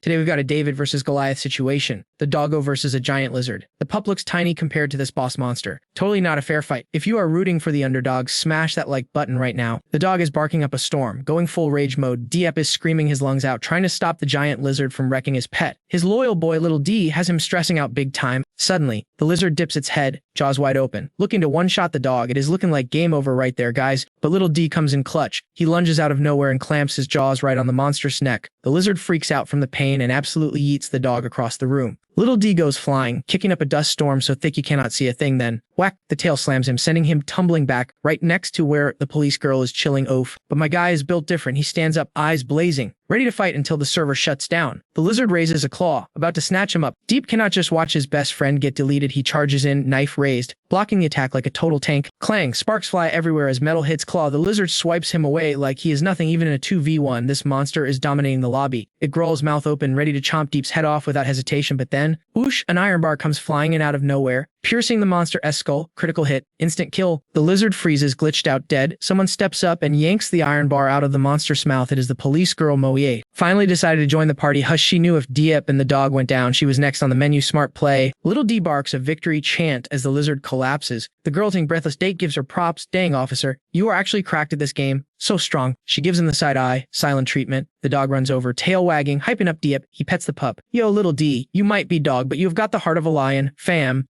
Chill. The dog is barking happy noises. No licking, bro. Little D jumps on him, slobbering all over his face. Wholesome content right here. He tries to push the dog off. Okay, missed you too, buddy. The police girl is low-key giggling. But while they are vibing, two shady figures creep out from the shadows and vanish. Super sus. Deep switches back to serious mode. Break time is over. He stabs his knife into the lizard corpse. Looting time. The girl is confused. What are you doing? Watch and learn. Diep digs around and pulls out a crystal. Hush, she is shook. This right here, this is the most valuable loot in this zombie apocalypse. Demon crystal. She touches it, curious. Is it magic? Diep grins, kinda, but honestly, it is way more op than magic. How do you use it? She asks, you want the tutorial? Spill the secrets. Diep smirks. Tell me and I will owe you one. She turns away. Salty, no deal. I am an officer. I do not make deals with randoms. I will figure out the meta myself. She is playing hard to get. Chat. Deepest surprise. Girls really are unpredictable. Usually people do not shut him down that fast. He thinks for a second, remembering an old friend. All right, look, as long as the condition is not weird, I am down. Deal. She turns back. Cool. Found the key item. Let's go. You are leaving. Deep tries to stop her. Wait, is our squad disbanded already? He sighs. She is strong, and honestly, he needs a carry right now. He rubs his hands together.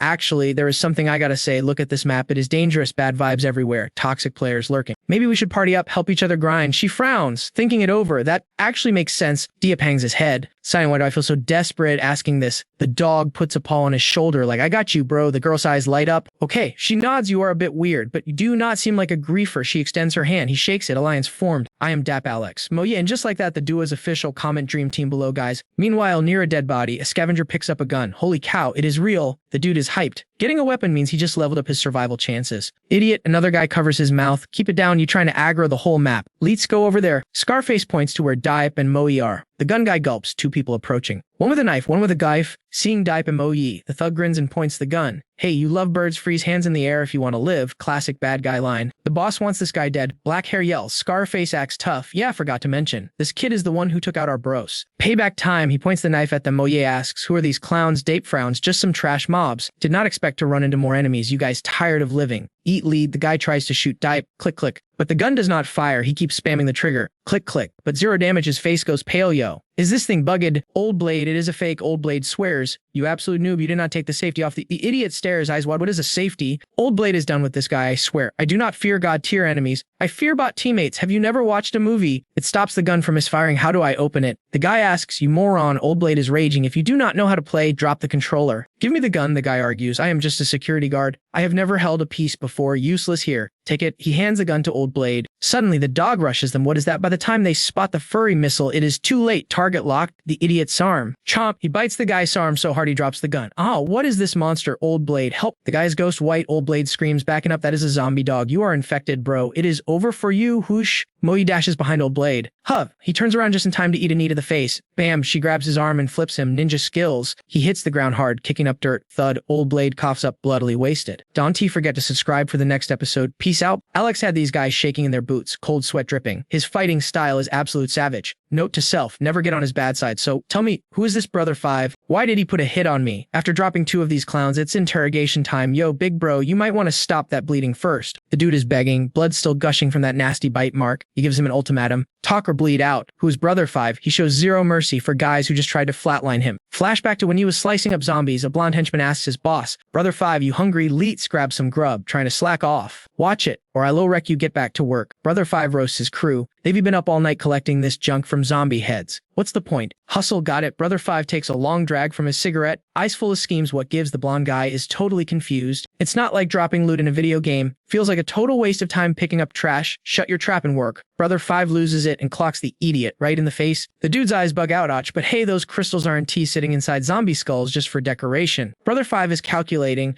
He knows a ton of zombies here are missing their crystals, which means they gotta have some major power he hasn't unlocked yet. Back at the media center, Luong hugs her backpack like a teddy bear while sleeping. That brat Lily is staring daggers at her, determined to snatch the bag the second she thinks Lug is out cold. She stands up. M's Park is fast asleep and clueless. Lily creeps over to where Luong is guarding the backpack, looking absolutely toxic. The girl smirks, gripping a sharp shard of glass. She's ready to end Luong right here. Save a beast, get gratitude. Save a human, get betrayed. Classic. Her hand is already bloody, but she grips that glass tight. She's hating hard, thinking Luong only acts tough because that guy Alex has her back. She's always targeting me, acting like a queen while I suffer. Luong sleeps like a baby. Clueless, you witch. I need those survival supplies, and I'm taking them. Ms. Park wakes up just in time. What are you doing? Lily jumps, hides the shiv, and caps immediately. I was just going to the bathroom. Ms. Park watches her student walk away, faking a bathroom break. She stays quiet, but she knows something is super sus. The second she's out of sight, the nice act drops, splash, water runs in the sink. Lily frowns, totally fuming inside. Why are they so dumb? Trusting people this easily. It's the apocalypse. You don't leave your lifeline in someone else's hands. She growls in the mirror, especially that Guy Yi and Luong. They're definitely out to get me. She clenches her fist. Gotta rely on myself. Can be soft like Miss Park. Betrayal is definitely on the menu. Thump, thump. Suddenly, heavy footsteps echo outside. Lily jumps. What's that clanking sound? Luong and Ms. Park wake up. Luong grabs a bat for defense. Lily sprints back to the room in a panic. Someone is pounding on the door. Ms. Park is shaking. Miss, what's happening? I don't know. Luong stammers. Zombies can't open doors. Boom. The door frame starts to buckle. Luong realizes it's not the undead. Who's out there? Ms. Park is terrified. Then dead silence. Boom. The banging gets louder, like they trying to smash it to pieces. Weary done for. Lily is petrified. The door is about to give. Bam. The door explodes open. A gang of thugs and old criminals storm in. Looking naturally mean, the leader grins. Jackpot, we got girls in here. Total pervert vibes. What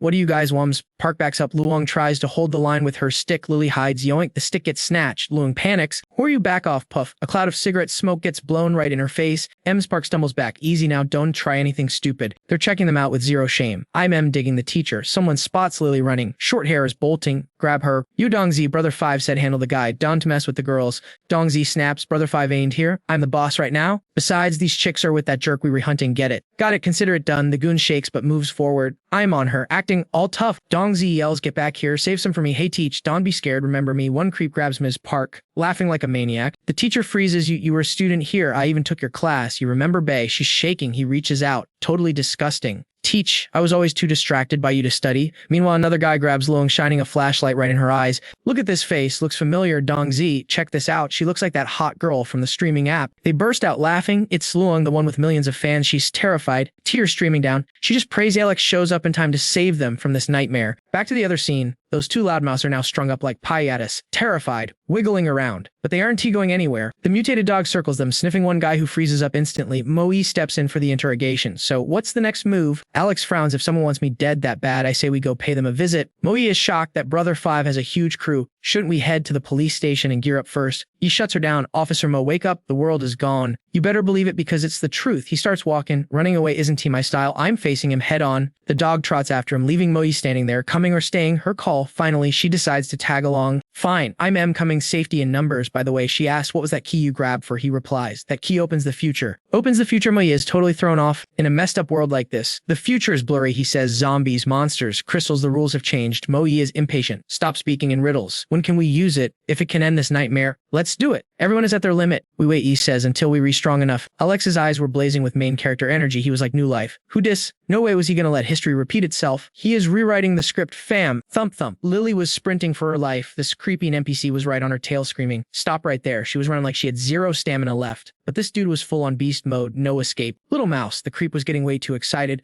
Wait till I catch. I'm gonna tie you up so tight you won't even be able to twitch. Major red flag vibes. Lily rushed forward and bam, a door, but oh snap, it's a dead end. She tried to open it, but it was locked tight. Panic mode activated. She twisted that handle like crazy, but it wouldn't budge. The thug caught up, looking all smug. Keep running, I dare you. Lily was terrified, tears streaming down her face. Bro, please back off. He grabbed her face, gross, and dropped this cringy line. Run all you want. Girls always ignored me or dissed me before. But guess what? It's the apocalypse now, baby. He was getting all hyped up. Now I've got the power to make you stay, but then, plot twist, Lily switched up her vibe. No, she said softly, I want to leave. I'm not mocking you. He frowned, looking sis. Why should I trust you? Lily went full method actor, begging, I'm not like those other girls. I'm literally just a high school student, big bro. She actually guided his hand to her chest. Bold move. She looked him in the eye. Totally faking it. You're not gross at all. Just let me go and I'll do whatever you want. I swear. He grabbed her shoulder, grinning like a fool. You look basic, but you sure know how to talk sweet. Then he got serious, but I can't betray Big Bro. Don't we gotta go see him now. Lily flinched, trying to beg off. Let me go. Going back there is instant game over for me. The guy laughed. Chill. I am here. No way I'm letting you get deleted. Stop dreaming and move, but watch out. Behind her back, Lily was clutching a shard of glass, ready to stab him if things went south. Total savage, she decided to wait and see. The thug dragged her in. I'm back, meet Lily. Lily looked around and gasped. The scene was a nightmare. The poor teacher there looked absolutely wrecked. Barely human anymore. Her clothes were shredded and she, they looked totally shook like she couldn't believe her eyes. That guy Eastbro just started busting up laughing. Yo, this teacher is surprisingly tough. She didn't hesitate to bite Big White's face. Blood was gushing everywhere. Total vibe killer. What else could she do? Big White was over there bawling his eyes out because his face got mashed. Who knew she was so fierce? Well, I rushed over to the teacher, but that chubby dude, Eastbrow's henchman, pointed right at the kid. This girl's rolling with me now. What's up with her? He asked.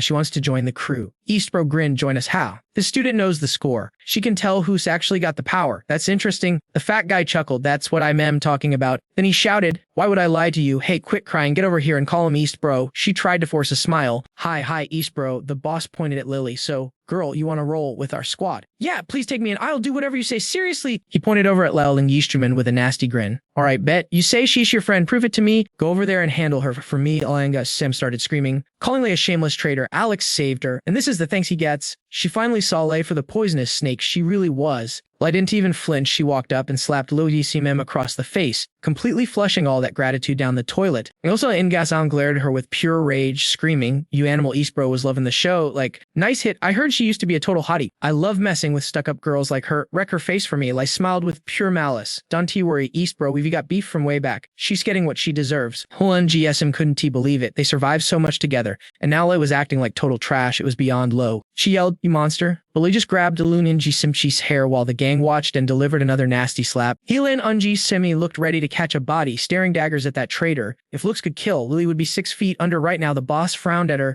Your face just ticks me off. She looked ready to do more. But Eastbro nodded. Chill, that's enough, you're in. Lei lowered her hand. Eastbro pointed at Lily. She belongs to you now, fatty. Keep her on a leash and don't let her cause drama. The chubby guy nodded. You got it, Eastbro, and walked over to Lily. Hey, Eastbro gave the green light. You remind now. Lily ground her teeth in anger. Then Eastbro shouted, yo, Boys, huddle up. I got something to say. He started preaching. Listen up. We all used to ride with fourth brother, right? But since he turned into a walker, we had to suck it up and follow old five. The crowd got hyped just hearing fourth brother's name. Fourth brother was a legend from the Axe gang with mad skills. Old five is a total joke, a shady snake. We risk our necks for loot, and he hoards it all. It makes my blood boil just talking about it. Old five tells us to go out and catch bodies, but he's nowhere to be found. I literally saw him sneaking off like a coward. East Bro had everyone fired up, shouting furiously. All this sneaking around. How long are we gonna let him play us like this? Drop a comment if you think we should take him out. Yo, this dude is absolutely losing it. It's the apocalypse, folks. Dog eat dog world out here. He is screaming. Why are we simping for this guy? We aren't his pets. Facts, the squad is hyping him up. They were like, old five is fake fam. We rewriting with Big Bro Dong from now on. Big Bro Dong is loving the clout. He laughs and goes, old five, you recanceled? Today is your expiration date. Look at those eyes, Zero chill. Pure savage mode. A scout rushes in with the update. Yo Dong, the cafeteria is empty. Old five is ghosting us, but wait for it. Dong walks in all confident, thinking he's got the drop. Bam. Someone yeets a chicken bone straight at his face. That hit was critical. Dude S face looks totally rearranged. He is screaming. Who threw that total rage quit moment? He looks around and spots Alex and Moya just chilling. He hits him with the one-liner. Just finished my cheat meal. Guess we got lucky you showed up. Moya is over there wiping her face like nothing happened. Dong looks at the table and realizes they ate his chicken. The disrespect, he screams. Bro, who are you and why are you raiding my fridge? He is salty. He stands up and flexes. You wanted to take me out, right? I brought myself to your doorstep. Call it free delivery. Dong's brain finally starts working. Wait, did he clap my assassins? He smirks. Yeah, those 2 minions you sent deleted. Yo, big boss man, you re-up next. One of the goons steps up, running his mouth. This kid is straight up tripping, acting like he owns the place. Yo, Dong, let's just flatline this scrub right now, but brother Dong just laughs it off. Chill out, fam. Didn't rush the fun. Bring the bait up first. He drags lying out like a trophy. Check it out. Pretty boy, recognize this snack. She's rolling with you. Right, our main man just stares daggers. Totally silent, face like stone. Moe shakes her head using hostages. That is so low tier. Brother Dong thinks he's winning, grinning like a Cheshire cat. What's wrong?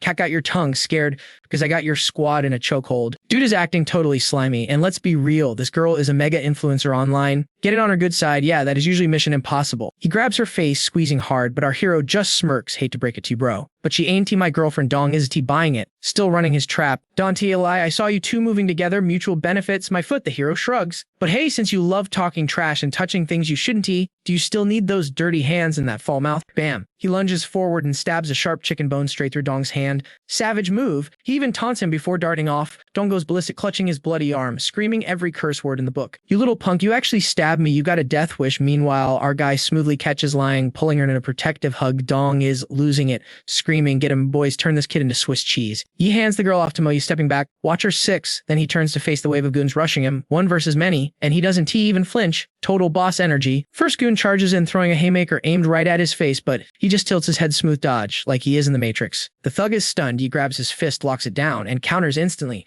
Game over for that guy. Pow, a punch so hard teeth go flying. Yeah, he is gonna need some serious dental work after that one. Brother Dong is still screaming in the back. Stop going one by one. You idiots. Jump him all at once. 4 guys immediately circle up, trapping him. He doesn't speak, just raises an eyebrow. Okay, too crowded for a boxing match. Time to switch up the strat. His battle instincts kick in high gear. Bring it on. He beckons them with his fingers, mocking them. You bunch of scrubs, you have no idea who you are messing with. I could drop you fools. The one hit. Suddenly. Yeah, a dude with brass knuckles charges in. That explains the confidence. He brought hardware to a fist fight. Swoosh, he dodges it effortlessly. Zero technique. Boring, he grabs the guy's wrist and snaps it downward. The scream, music to the ears. Snap, that arm is definitely dislocated even after letting go. That limb is strictly decorative now. The guy hits the floor, wailing like a baby. Look at him rolling around. Can T take a little pain? Total weakling. Suddenly, gotcha. Another thug attacks from behind, locking in a bear hug. He reacts instantly. He grabs the guy's head, pivots and slams him into the pavement. Boom. The impact is so heavy it feels like the concrete crack. That definitely broke something. He starts walking toward the next target. The guy sees his buddy destroyed and starts backing up, terror in his eyes. He is shaking, realizing he messed with a total monster. Useless coward. Watch how it is done. A massive tank of a guy shoves the skinny dude aside. He pulls out a knife, pointing it straight at Yi. Fist to blade, that is an upgrade, but Yi still zero fear. You think a knife makes you tough? Know your place. Yi lunges, weaving past the blade, and lands a heavy blow right on the tank's wrist. The big guy just grins. I'm inbuilt different. Kid, your little punches can hurt me. It was like punching a wall of solid steel. He didn't even flinch. He swings the knife wildly. Whoosh, whoosh, he is too fast, leaving after images as he dodges. Then, when he strikes the knife hand again, clang, the blade hits the ground, opportunity knocked. And he answered. He launches into the air, jump, kick straight to the face. The force is insane. The tank crashes down out cold. The last guy drops to his knees, begging. Pathetic. Then a voice cuts through. Hey kid, you got some moves. Huh. An older guy with a cane steps out. 5th brother. My boys were supposed to zero you. Guess they weren't enough. He chuckles darkly. This teacher lady, she is one of yours, right? Take one more step and I crack her head open like an egg. Teacher Park is tied up, sobbing in terror. You realize as this just got complicated. He frowns. I saved her for this exact moment. Leverage, he yanks Teacher Park's hair violently. She screams in pain. You don't want this pretty lady dying because of you, do you? Kneel down now. He barks. Lily is standing behind him, silent. He doesn't say a word, his expression darkening, but he slowly drops to his knees. The villain laughs, tasting victory. He thinks he has won. Suddenly, thwack, a brick comes out of nowhere and smashes right into his face. He spits out a mouthful of blood. It was Lily. That brat might have an attitude, but she comes through in the clutch. She stands there, panting hard. I don't care about the rest of you, but Teacher Park was always nice to me. She couldn't betray the only person who showed her kindness. Moments later, the whole gang is tied up in a bundle. Lily bursts into tears. Teacher, are you okay? I was so scared. Teacher Park smiles gently. I'm fine, sweetie. Thanks to you, I'm safe. Lying points an accusing finger at Lily. Oh, now she is helpful. I say we handle this little traitor right now. Moyi watches silently, assessing the girl. Lily just looks down.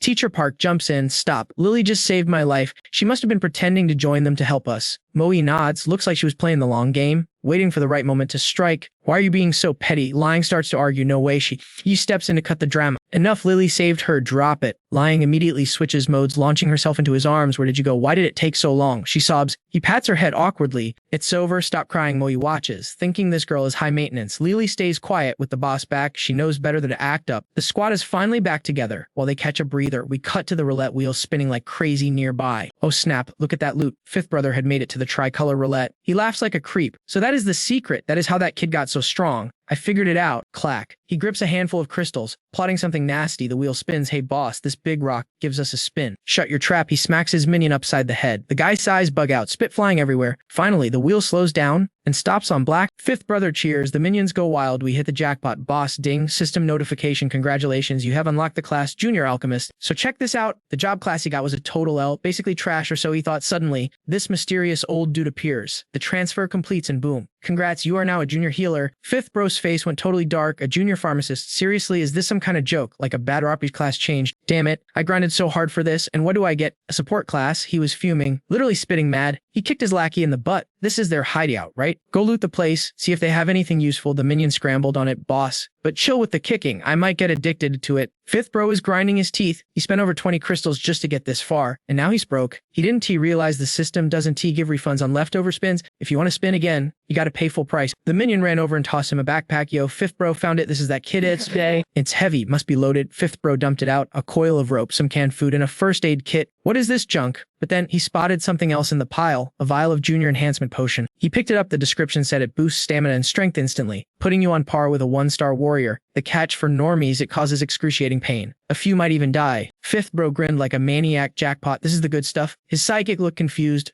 Boss, how do you know that's a potion? Fifth bro paused. You can see the stats. What that the minion looked totally clueless, then it hit him. Maybe his new pharmacist class came with a passive skill to identify drugs. Some people can handle it and die. His eyes turned red with greed. That kid, he must have chugged this stuff to solo those zombies. He popped the cork. I could die drinking this. But you don't get rich playing it safe. He downed the whole bottle in one go. The minion tried to stop him. Yo, boss, is that safe? You're gonna get sick? Man, zap, the effects hit him instantly. A wave of agony shot through his body. He started screaming as every muscle locked up and cramped. He was howling in pain. The lackey started panic sweating. Boss, what's wrong? Smoke started rising from Fifth bro's body. The minion was like, nope, I'm out, and bolted. I'll go get help. Bam, something slammed against the door. The lackey jumped out of his skin. He was shaking. A zombie lunged right at him. Oh snap. It was a glowing red zombie throwing a haymaker right at his face. The guy threw his hands up, squeezed his eyes shut, and waited for the end. But nothing hit him. He opened his eyes. Fifth bro, buffed up from the potion, had caught the zombie-esque kick with one hand, standing right in front of him. Boss, you saved me. You good? Fifth bro laughed. Good. I'm better than good. I feel like a beast. So this is the power that kid had. Is this what a 1-star warrior feels like? The minion S-jaw hit the floor. Fifth bro flexed. All right, let us see what I can really do. Meanwhile, early that morning, our main character finally made it back home. Alex pointed ahead. We here. This is our base, Zalming said, leading the way. Make yourselves at home. Just drop your gear wherever. I'ma go find Mo Singfei. We raided that fifth bro guy a stash, so we reset on supplies. He called out, Mo Singfei, I'm back. No answer. Where is she? He walked in, not expecting the worst. Then Lion called out, Zalming, come look at this. She was pointing at the kitchen on the first floor. The place was trash, total chaos, like they'd been robbed. Zalming panicked. What happened to the kitchen? Then he saw it, a note next to a bloody handprint. Mo Xingfei's handprint. The note said supermarket roulette. He was furious. The roulette wheel. Is that where she went? His mind was racing. Haha, back to the villain. That mutated zombie was toast. Fifth bro was panting heavily. The minion cheered. Fifth bro, you took down a variant. Fifth bro laughed, looking at his hands covered in green zombie blood. I have so much power. He screamed at the sky like he was the main character. The minion was hyping him up. Bro, you re-insane. We don't even have to be scared of zombies anymore. Fifth bro glared at his lackey, scared. From now on, zombies are just prey to me. He slapped the guy on the shoulder. Let's go find Dong and the others. They finally got back to their base. Dong probably isn't back yet. The minion explained otherwise. He would come out to greet you. They kicked the door open and froze. What the hell is going on here? Dong's crew was tied up in the corner. One guy was knocked out cold. One of Dong's men woke up. Fifth bro, thank God you re-back. He started snitching immediately. It was that kid, the one you wanted dead. He killed Dong and cleared out our entire stash. Fifth bro sprinted to the warehouse, looking frantic. Thump, thump, thump. He ripped the door open. Empty, nada, just dust. He growled, teeth grinding. That little brat. Crunch. He grabbed the metal door frame and squeezed it until it twisted. Am I gonna shred him into 1,000 pieces? Back to our hero. Zhao Ming suddenly shivered. Liang asked, you okay? Why are you shaking? He shook his head. I'm fine, just got a bad feeling. Liang walked over, looking worried. Moi brought some supplies. Eat something, rest up. We have to head out again soon. Teacher Park handed him a cup of hot water. Zhao Ming laid out the plan. My partner is in danger. She left a clue about the roulette. We need to hit the supermarket. Liang hesitated, looking a little concerned. This Mo Xingfei, is she your girlfriend? He replied, nah, she is just a really solid teammate. Strictly business, no romance involved. Liang lit up. Awesome. Then I am coming with you. She was celebrating inside. No girlfriend means she still has a chance. Maybe if she helps, she'll get a head pat. Just don't mess up my plan, he thought. Teammates need to be useful. I can be carrying dead weight. He looked at his squad. Liang was quick and loyal. Definitely worth training. Mo Yi was a fighter. Calm, brave, solid choice. But Teacher Park? Just then, Park stepped up. Mr. Yi, can I join the mission too? Yo, listen up. I'm technically a teacher, but I know some killer healing hacks and I can't totally handle all the logistics. I'm basically the ultimate support class. He nods like, don't be dead weight, guys. I can't carry everyone. Then he looks at Officer Mo. Yeah, like you rolling with us. Or what? Mo just laughs. Excuse me. Let's bounce, comrade. After that crazy survival round, you get his vibe. A guy like him is totally friend material for the apocalypse. Squad is moving out. Everyone is fully geared up with loot. Alex is low-key stressed though. Finding Xingfei and a new roulette could take forever, and these supplies are barely enough for a few days. Moi walks up asking Zhao Ming, what's the tea? He replies, we take the essentials now. Everything else has to stay behind, minimalist vibes only. Moi smirks, leaving loot here isn't he safe? I got a cheat code for this. Alex looks surprised. Oh, that sounds legit, I'm listening. The two of them raid the police station and commandeer a truck. Moi is hype, pointing at the ride like, how's that? This is the crown jewel of the precinct, baby. Our chief practically begged headquarters on his knees to get this shipped here. Alex gives it a thumbs up, top tier. It's the uncrowned king of military vehicles, fully armored for maximum protection. Four-wheel drive system destroys any terrain. Moi drops the stats. Max load of 33 tons and a top speed of nearly 55 miles per hour. Absolute unit. Too bad it does pack missiles. Kind of a bummer. He mumbles, hey, who needs missiles anyway? He's buzzing. This truck is going to be a total game changer. Thanks a ton, Moi laughs. No biggie, just warriors looking out for each other. Meanwhile at the school, Bayan trails behind Brother Wu asking, bro, are we seriously leaving the school? Brother Wu pulls out a knife, looking absolutely savage. I'm finding the punk who wrecked our base and I'm gonna skin him alive. Major villain energy. Bayan is shaking. What about the other guys? Brother Wu thinks back, scoffs, and decides those useless traitors aren't worth his time. Just thinking about his minions' report makes him mad. He ditches them without hesitation, leaving them to rot. You can hear them screaming, save us, help. The rest are crying their eyes out. Brother Wu licks his blade like a creep. He only needs one hunter, and he looks ready to eat him alive. Zero chill. The duo drives out of the safety zone, cruising through streets packed with zombies. Bam, bam, they're smashing into every zombie in the way. Alex is finally relaxing. So satisfying facing zombies, and this beast is way safer. Moi laughs too. Obviously, for our truck, a few zombies are just a minor inconvenience. That's why it's the station's treasure. They keep crushing zombies on the road. Just chilling in the car, chatting. Lucky we have Moi, or we never have scored this military ride. Fatty is sitting there vibing, but Liang Chuan looks salty about something. The teacher says, she really is a cop, way more skilled than us normies. Liang Chuan is fuming. Officer Moi is stealing all the credit, and she wants to prove she's not just an NPC here. Alex checks his notes and tells the trio Xingfei didn't leave a specific address. We gotta check the supermarkets one by one. There's one up ahead, let's scout it first. Moi spots a massive horde of zombies flooding in like a tidal wave. She yells, yo, Zhongming, check your six, look outside. Hot, he totally shook. Where did all these zombies come from? The horde surrounds the truck, but they seem to be rushing past them. Like they were running away from something. None of the zombies dare to stop. They are fleeing for their lives. Liang Chuan looks up terrified and warns everyone, guys, look, what is that thing in the distance? Behind the zombie horde, something massive leaps into the air. It's like a giant King Kong. It lands, shaking the earth and cracking the pavement. This zombie ape is huge, over 10 feet tall. The zombies below look like ants scrambling away. One unlucky zombie gets caught. The ape grabs it and stuffs it straight into its mouth. Crunch. While it snacking, Alex frowns, mutant white ape, an evolved beast with infinite strength and a nasty temper. He explains to the squad, I'm just a one-star warrior right now. I can handle a mutant ape. He thinks about U-turning but remembers his past life. He knows this monster's fatal weakness. Thinking back to his past life, he nearly died fighting one of these. The ape notices the truck and lunges. He clicks his tongue. Teask, it spotted us. Hold tight. He decides to dodge the mutant ape and slams the truck into reverse. Vroom. The zombie ape charges, but crunch. The truck slams into a pole behind them and gets stuck. Alex frowns and curses. We crashed in the curb. Such bad luck. The zombie ape is already there. It jumps, launching with enough force to crack the road, aiming straight for the truck without slowing down. From this angle, it looks as big as the truck itself. Bam! It smashes onto the roof. A normal car would be flattened, but thank God for that armored plating. Everyone inside goes flying from the impact. Glass shards spraying everywhere. Lying Chine covers her face and screams her lungs out. But look at Alex. Dude isn't scared at all. His eyes are locked in, totally determined. Even though this is the worst case scenario, the windshield is shattered. The ape's red eyes are staring right into the cab. Alex yanks the steering wheel, trying to fling the ape off the roof. The truck sways, but he can T-shake this mutant zombie ape. It's clinging to the vehicle no matter how hard he tries. Alex is annoyed. Sticky little bugger. Moye, take the wheel.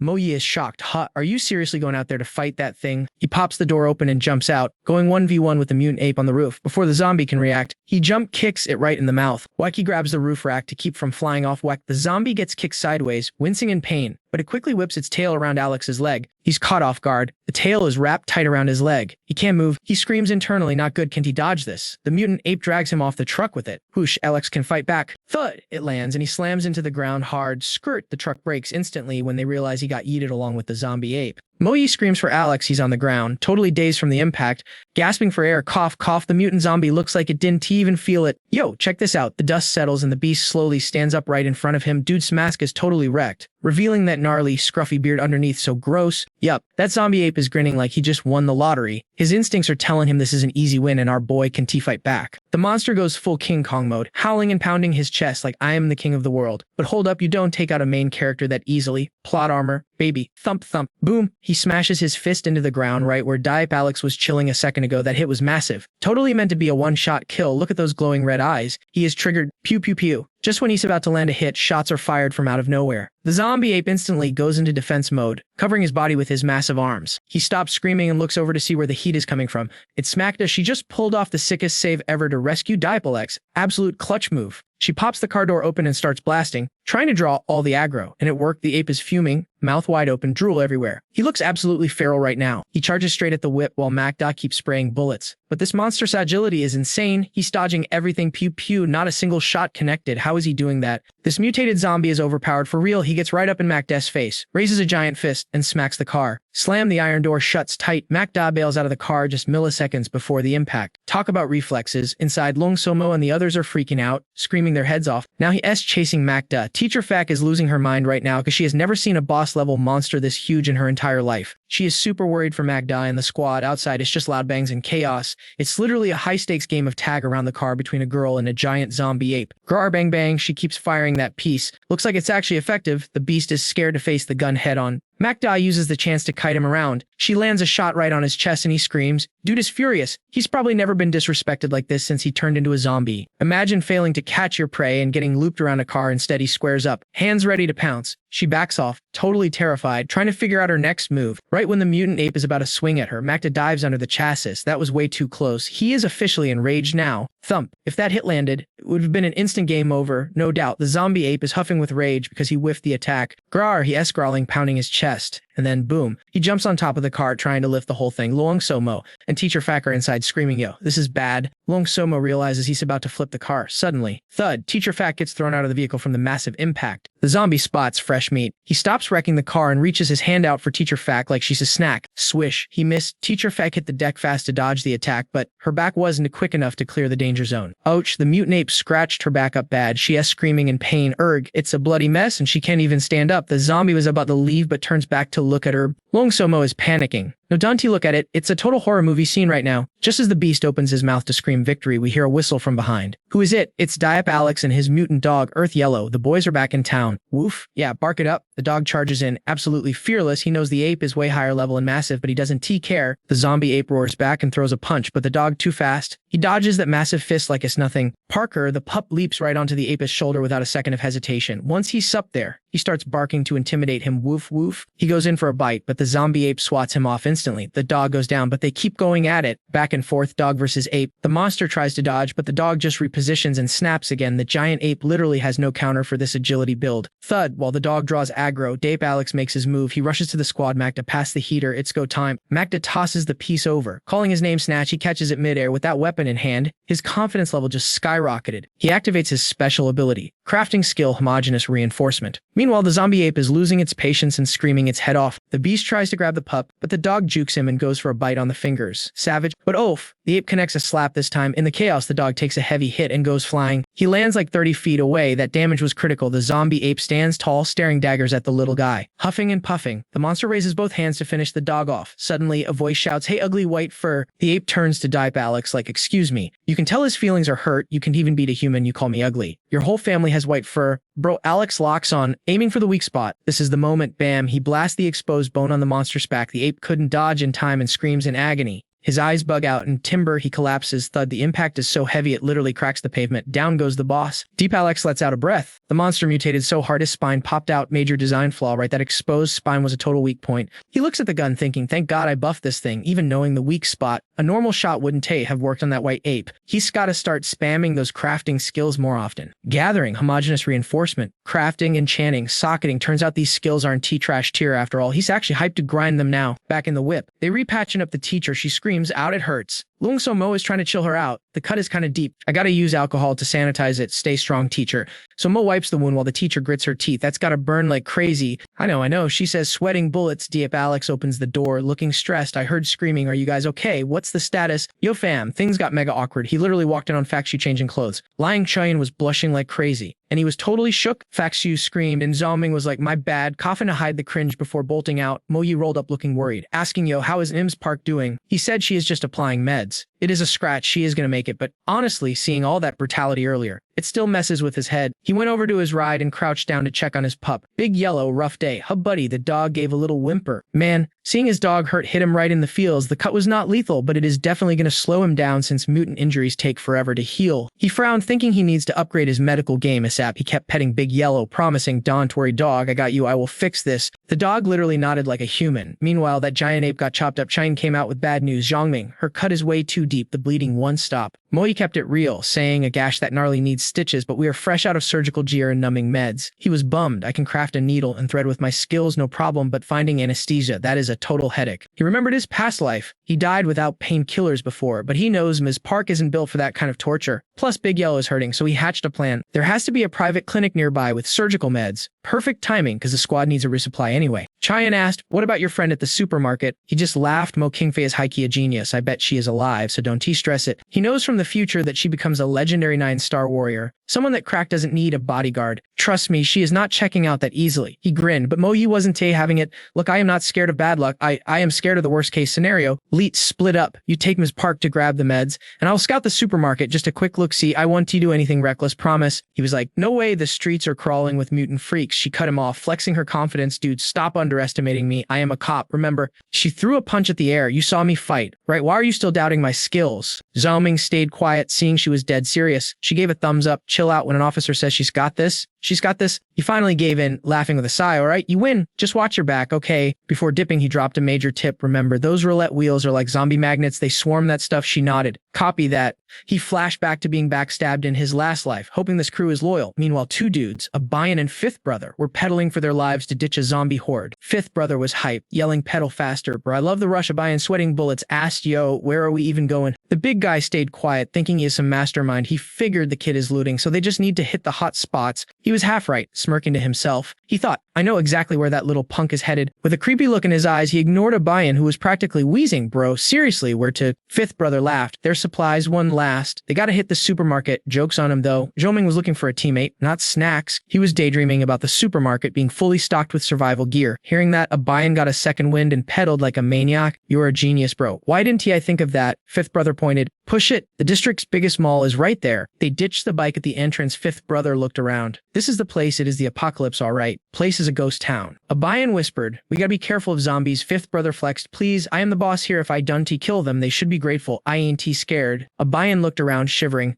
This place is stripped bare. Shelves are empty. Fifth brother rage. What the heck? It is cleaner than my bank account. Suddenly, a pack of instant noodles dropped. Score. Abayan went to grab it, but looked up to see a mutant zombie with glowing red eyes staring down from the shelf. Abayan almost had a heart attack, and even fifth brother was shook. They didn't expect a camper up there. The zombie let out a scream, cracked its neck loudly, and jumped down. This thing moved more like a wild beast than a regular walker. Abayan screamed like a little girl, while fifth brother squared up, ready to throw hands. But the zombie just glanced at them and walked away without attacking. Abayan was confused. Wait, why didn't it try to eat us? Fifth brother was just as baffled. It is looking for something. Come on, let's tail it and see what's up. They sneaked after it, Abayan struggling with his heavy bag. Suddenly, fifth brother froze and Abayan was shaking in his boots behind him. Fifth brother whispered, "What is that noise?" They turned the corner and saw a mob of zombies crowding around some weird glowing machine. The zombies were literally feeding things to the machine. Abayan started crying, "Bro, we walked into a nest, we gotta bail." But fifth brother stared at the loot, grinning like a maniac. "Run, no way, we just hit the jackpot." Meanwhile, Moe was jogging into the area. Moe scanned the area, gun ready. She knew these streets like the back of her hand and spotted a small convenience store up ahead. She slowed down to a walk and slipped inside. Luckily, the place wasn't totally looted yet. There were still some useful supplies. She ignored a rotting zombie in the corner covered in flies and swept the place for gear. She double-checked everything to make sure she didn't miss a crumb. It was clean. She let out a sigh. She searched the whole place, but there was no sign of a roulette wheel anywhere. Yo, welcome back to the channel. So Alex checks his loot radar and realizes this supermarket is a total bust. Zero zombies means zero loot, fam. Drop a comment if you hate empty maps. He puts the pedal to the metal, zooming toward the Kaidhao superstore. It is the biggest raid spot in the zone. Hopefully, he does not crash before hitting that private hospital. Lang starts freaking out because Emma's park is literally fading away. She is unconscious, guy. Alex screams, "Hold on, we are speedrunning this trip." Skirt, they drift into the hospital parking lot. Alex bails out of the car like an action hero, yelling, "Brub, do not die." Lang is left there with major anxiety vibes. Ms. Park is in and out of it, moaning in pain, total nightmare fuel. Lang checks her injuries and, oh snap, she looks at her hand and freaks out. It is a bloodbath, guys. The bleeding will not stop, while Alex sprints off. Lang is low-key praying for a miracle. Hit that subscribe button to send her some luck. Alex needs to hustle. Park's app is dropping fast. He bursts into the hospital, engaging his map hacks to find the pharmacy and surgery room. Instantly, he is sprinting through the halls looking for loot, when suddenly, bam, something takes a swing at him. Jump scare alert. He dodge rolls into a defensive stance. Open your eyes, bro. A massive tail whips past him. It is a mutated crocodile. Look at the size of that unit. Alex is like, "Are you kidding me? Another mutated zombie?" But nah, this is not just bad Reng. This thing has bones sticking out everywhere. It is creeping closer. He backs up, looking for an opening. He is thinking, why is there a swamp puppy in a hospital? Total glitch in the Matrix. This is not your average mob like the earthworm or the white ape. This croc is straight up boss level, way harder difficulty setting. Lore drop, survivors found out these things are not even from Earth. They are aliens that crashed the party during the apocalypse. They call them guardian beasts. Usually, if you see a guardian beast, there is epic loot nearby. But Alex does not have time for side quests right now. He needs med kits. Stat. He scans the enemy. It is a tier 2 guardian. Alex realizes his current power level is too low. He is going to get wrecked if he tries to tank it. But wait, he has got a secret weapon. New game plus knowledge. He spent his past life studying these monsters. It is big brain time. Alex nopes out of there and runs back to the car. Lang is like, "Yo, did you secure the goods?" She is panicked. He totally ghosts her question and rushes to the trunk. He pops his inventory and grabs a mystery item. What is he cooking up? Alex yells, "Found it." Lang is confused like, "Bro, why are you grabbing weapons? Is there a boss fight inside?" He grabs his bow and crossbow. "I got this." He tells her, "Keep Park alive. I am going to go speedrun this boss." Confidence level 100. He heads back into the dungeon. Hospital. He is hoping he has enough mats to craft what he needs. Lang watches him leave, super curious. She is thinking, what is this guy planning? But he sounded sure of himself, so she stays put to guard the healer. No PvP for her today. Back inside, Alex starts his crafting animation. Perfect. He thinks, I have got all the components for an epic upgrade. He cannot one-shot a tier 2 beast yet, but with these gadgets, he can definitely debuff it and slow it down. It is all about strategy, guys. He activates his homogeneous reinforcement skill. He is buffing his arrows for extra piercing damage. Gotta get the material ratio exactly right or it fails. His crafting skill is still beginner level, so he has to be careful. He needs matching mats and precise amounts to trigger the buff. Remember how he fused those bullets for the white ape? Same energy. Now he is hacking the crossbow to double its stats and durability. It is basically magic. This ability is totally op, almost like using cheats. He sacrifices a crystal to reinforce the bolts. Glowing weapon effect incoming. Crafted dual enhanced arrows. Alex takes a breath. Next step. Crafting a giant metal capture net. Leets. In his past server, players use the socketing technique. It fuses 2 different items but keeps the stats of both. Science, am I right? Like if you mix ice with an iron sword, you get a frostblade that freezes enemies. Classic or G logic. He is mashing up a steel net with a heavy-duty green tarp. If this combo works, that croc is going to have a bad time. Will it bullet hold. Leets find out. Setup complete, he spots the croc and whispers, "Showtime, baby. If you are hyped for the fight, drop a fire emoji right now." He charges in with his 3 buffed arrows, gamer face on all or nothing. He says, "Thwip, thwip." He fires a triple shot. The croc tries to block, but its ping is too high. One arrow slams right in front of its face. Too slow, lizard boy. The second arrow bounces off, but the third one, bullseye. It pins the croc's massive tail right to the floor. Critical hit. The croc is raging. If it could talk, it would be screaming, "Bro, get off my tail." Alex grins and drags over the heavy net. "Gotcha. That upgraded net is heavy as heck, though." Alex is wheezing. He tosses it over the beast to trap it, then sprints for the surgery room. Go, go, go. Jackpot. He finds Gao's needles and anesthesia with this loot. Performing surgery on Park will be a piece of cake. Meanwhile, the croc is struggling hard. It is thrashing its tail, trying to glitch out of the trap. The physics are going crazy. It is super salty about being in the net, roaring like a maniac. Finally, it gets its claws in and rips the net open.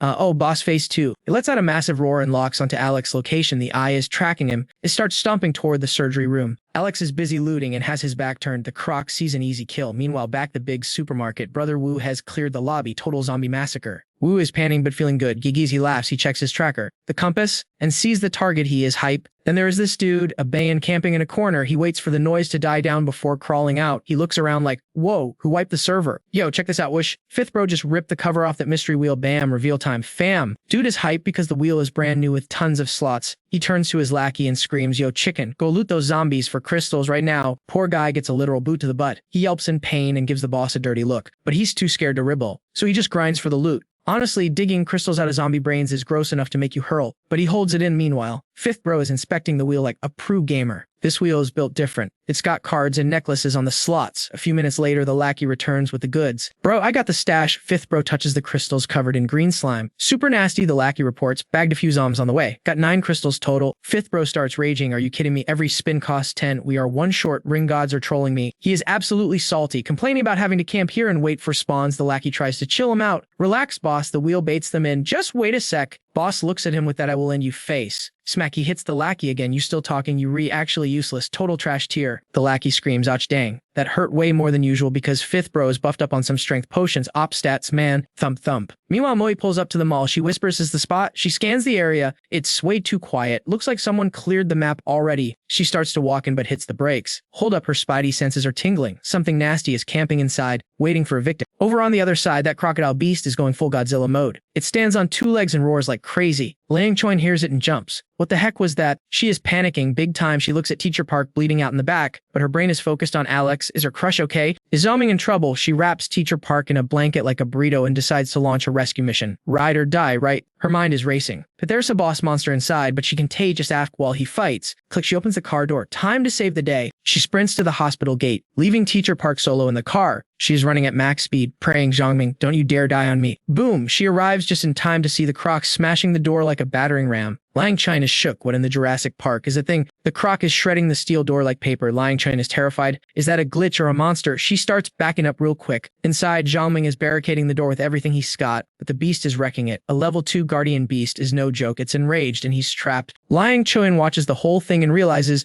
it's game over. The monster has Zhongming spawn camped in the pharmacy. He can get out. I gotta draw the aggro so he can escape. Chat, drop a like if you think she's brave for this. She scans for loot to use. Suddenly, she spots some eggs in the hallway. Lightbulb moment. Meanwhile, the croc is growling because it can reach its snack. The beast is raging. Whoosh. It tail whips the window, shattering the glass. Zhongming covers up to dodge the flying shards. He frowns. My crafted gear is too low level. This thing broke through way too fast. Why is this monster so aggressive? Is it guarding a treasure chest or something? He looks closer and realizes something huge. Wait for the plot twist. Crash, he spots Lang Chine outside. Why is she out of the safe zone? Outside, the beast is hammering the wall with its tail. The whole building is shaking. Boom, Zhongming is stunned. That silly girl, why did she enter the raid? Is she trying to grief me? He's mentally screaming at his teammate. Does she have a death wish? Bam. The tail smashes through again. Zhongming dives into the pharmacy, covering his ears. Son of ah. He peeks out, cursing his luck. The beast smells fresh meat. It smashes the gap and shoves its ugly head right where Zhongming is hiding. If no one helps, his HP is hitting 0. The mutant croc is clawing at the walls. Lang Choin stands there, brain working overtime. Come on, girl, hype yourself up. Dante frees up. Think, the beast has almost dug through to Zhongming. It's literally seconds away from a kill. She clenches her fists. Zhongming always carries the team. Today, I'm the MVP. She decides to YOLO it and runs for the eggs. Ultimate distraction plan activate. She screams, "Hey, over here." The beast whips its head around. Who dares challenge the king? Zoom as soon as it sees her near the eggs. It charges like a freight train. The ground is shaking. Thump, thump, thump. Is she crazy? Xiaoming watches Lang Chun bait the monster. Is she feeding? Thud. He sees his chance. As the beast leaves, he parkers out of the room. He runs out yelling, "Lang Chun, run." He's freaking out, but when he looks, he sees her facing the charging beast like a boss. Facing down a giant monster, no sweat. She stands her ground, zero fear, total badass moment. The croc raises its claws for a one-hit KO, but just as it swipes, Lang Chun pushes the eggs, fetch doggy. The beast freezes. Did this human just use my babies as bowling balls? Prioritizing the loot, it watches the eggs roll away. Whoosh, whoosh. 3 eggs, 3 different directions. The beast is furious but confused. Which one do I save? The croc goes into panic mode and chases the eggs frantically. Lang Chun exhales. Phew. It actually worked. Her call was clutch. Without the egg distraction, the squad would have been wiped. The croc manages to save an egg in size and relief. Those eggs are fragile loot. Zhaoming watches the scene, mind completely blown. Wait, those are crocodile eggs. She is actively pulling aggro on the crocodile, literally patting herself on the back for the distraction.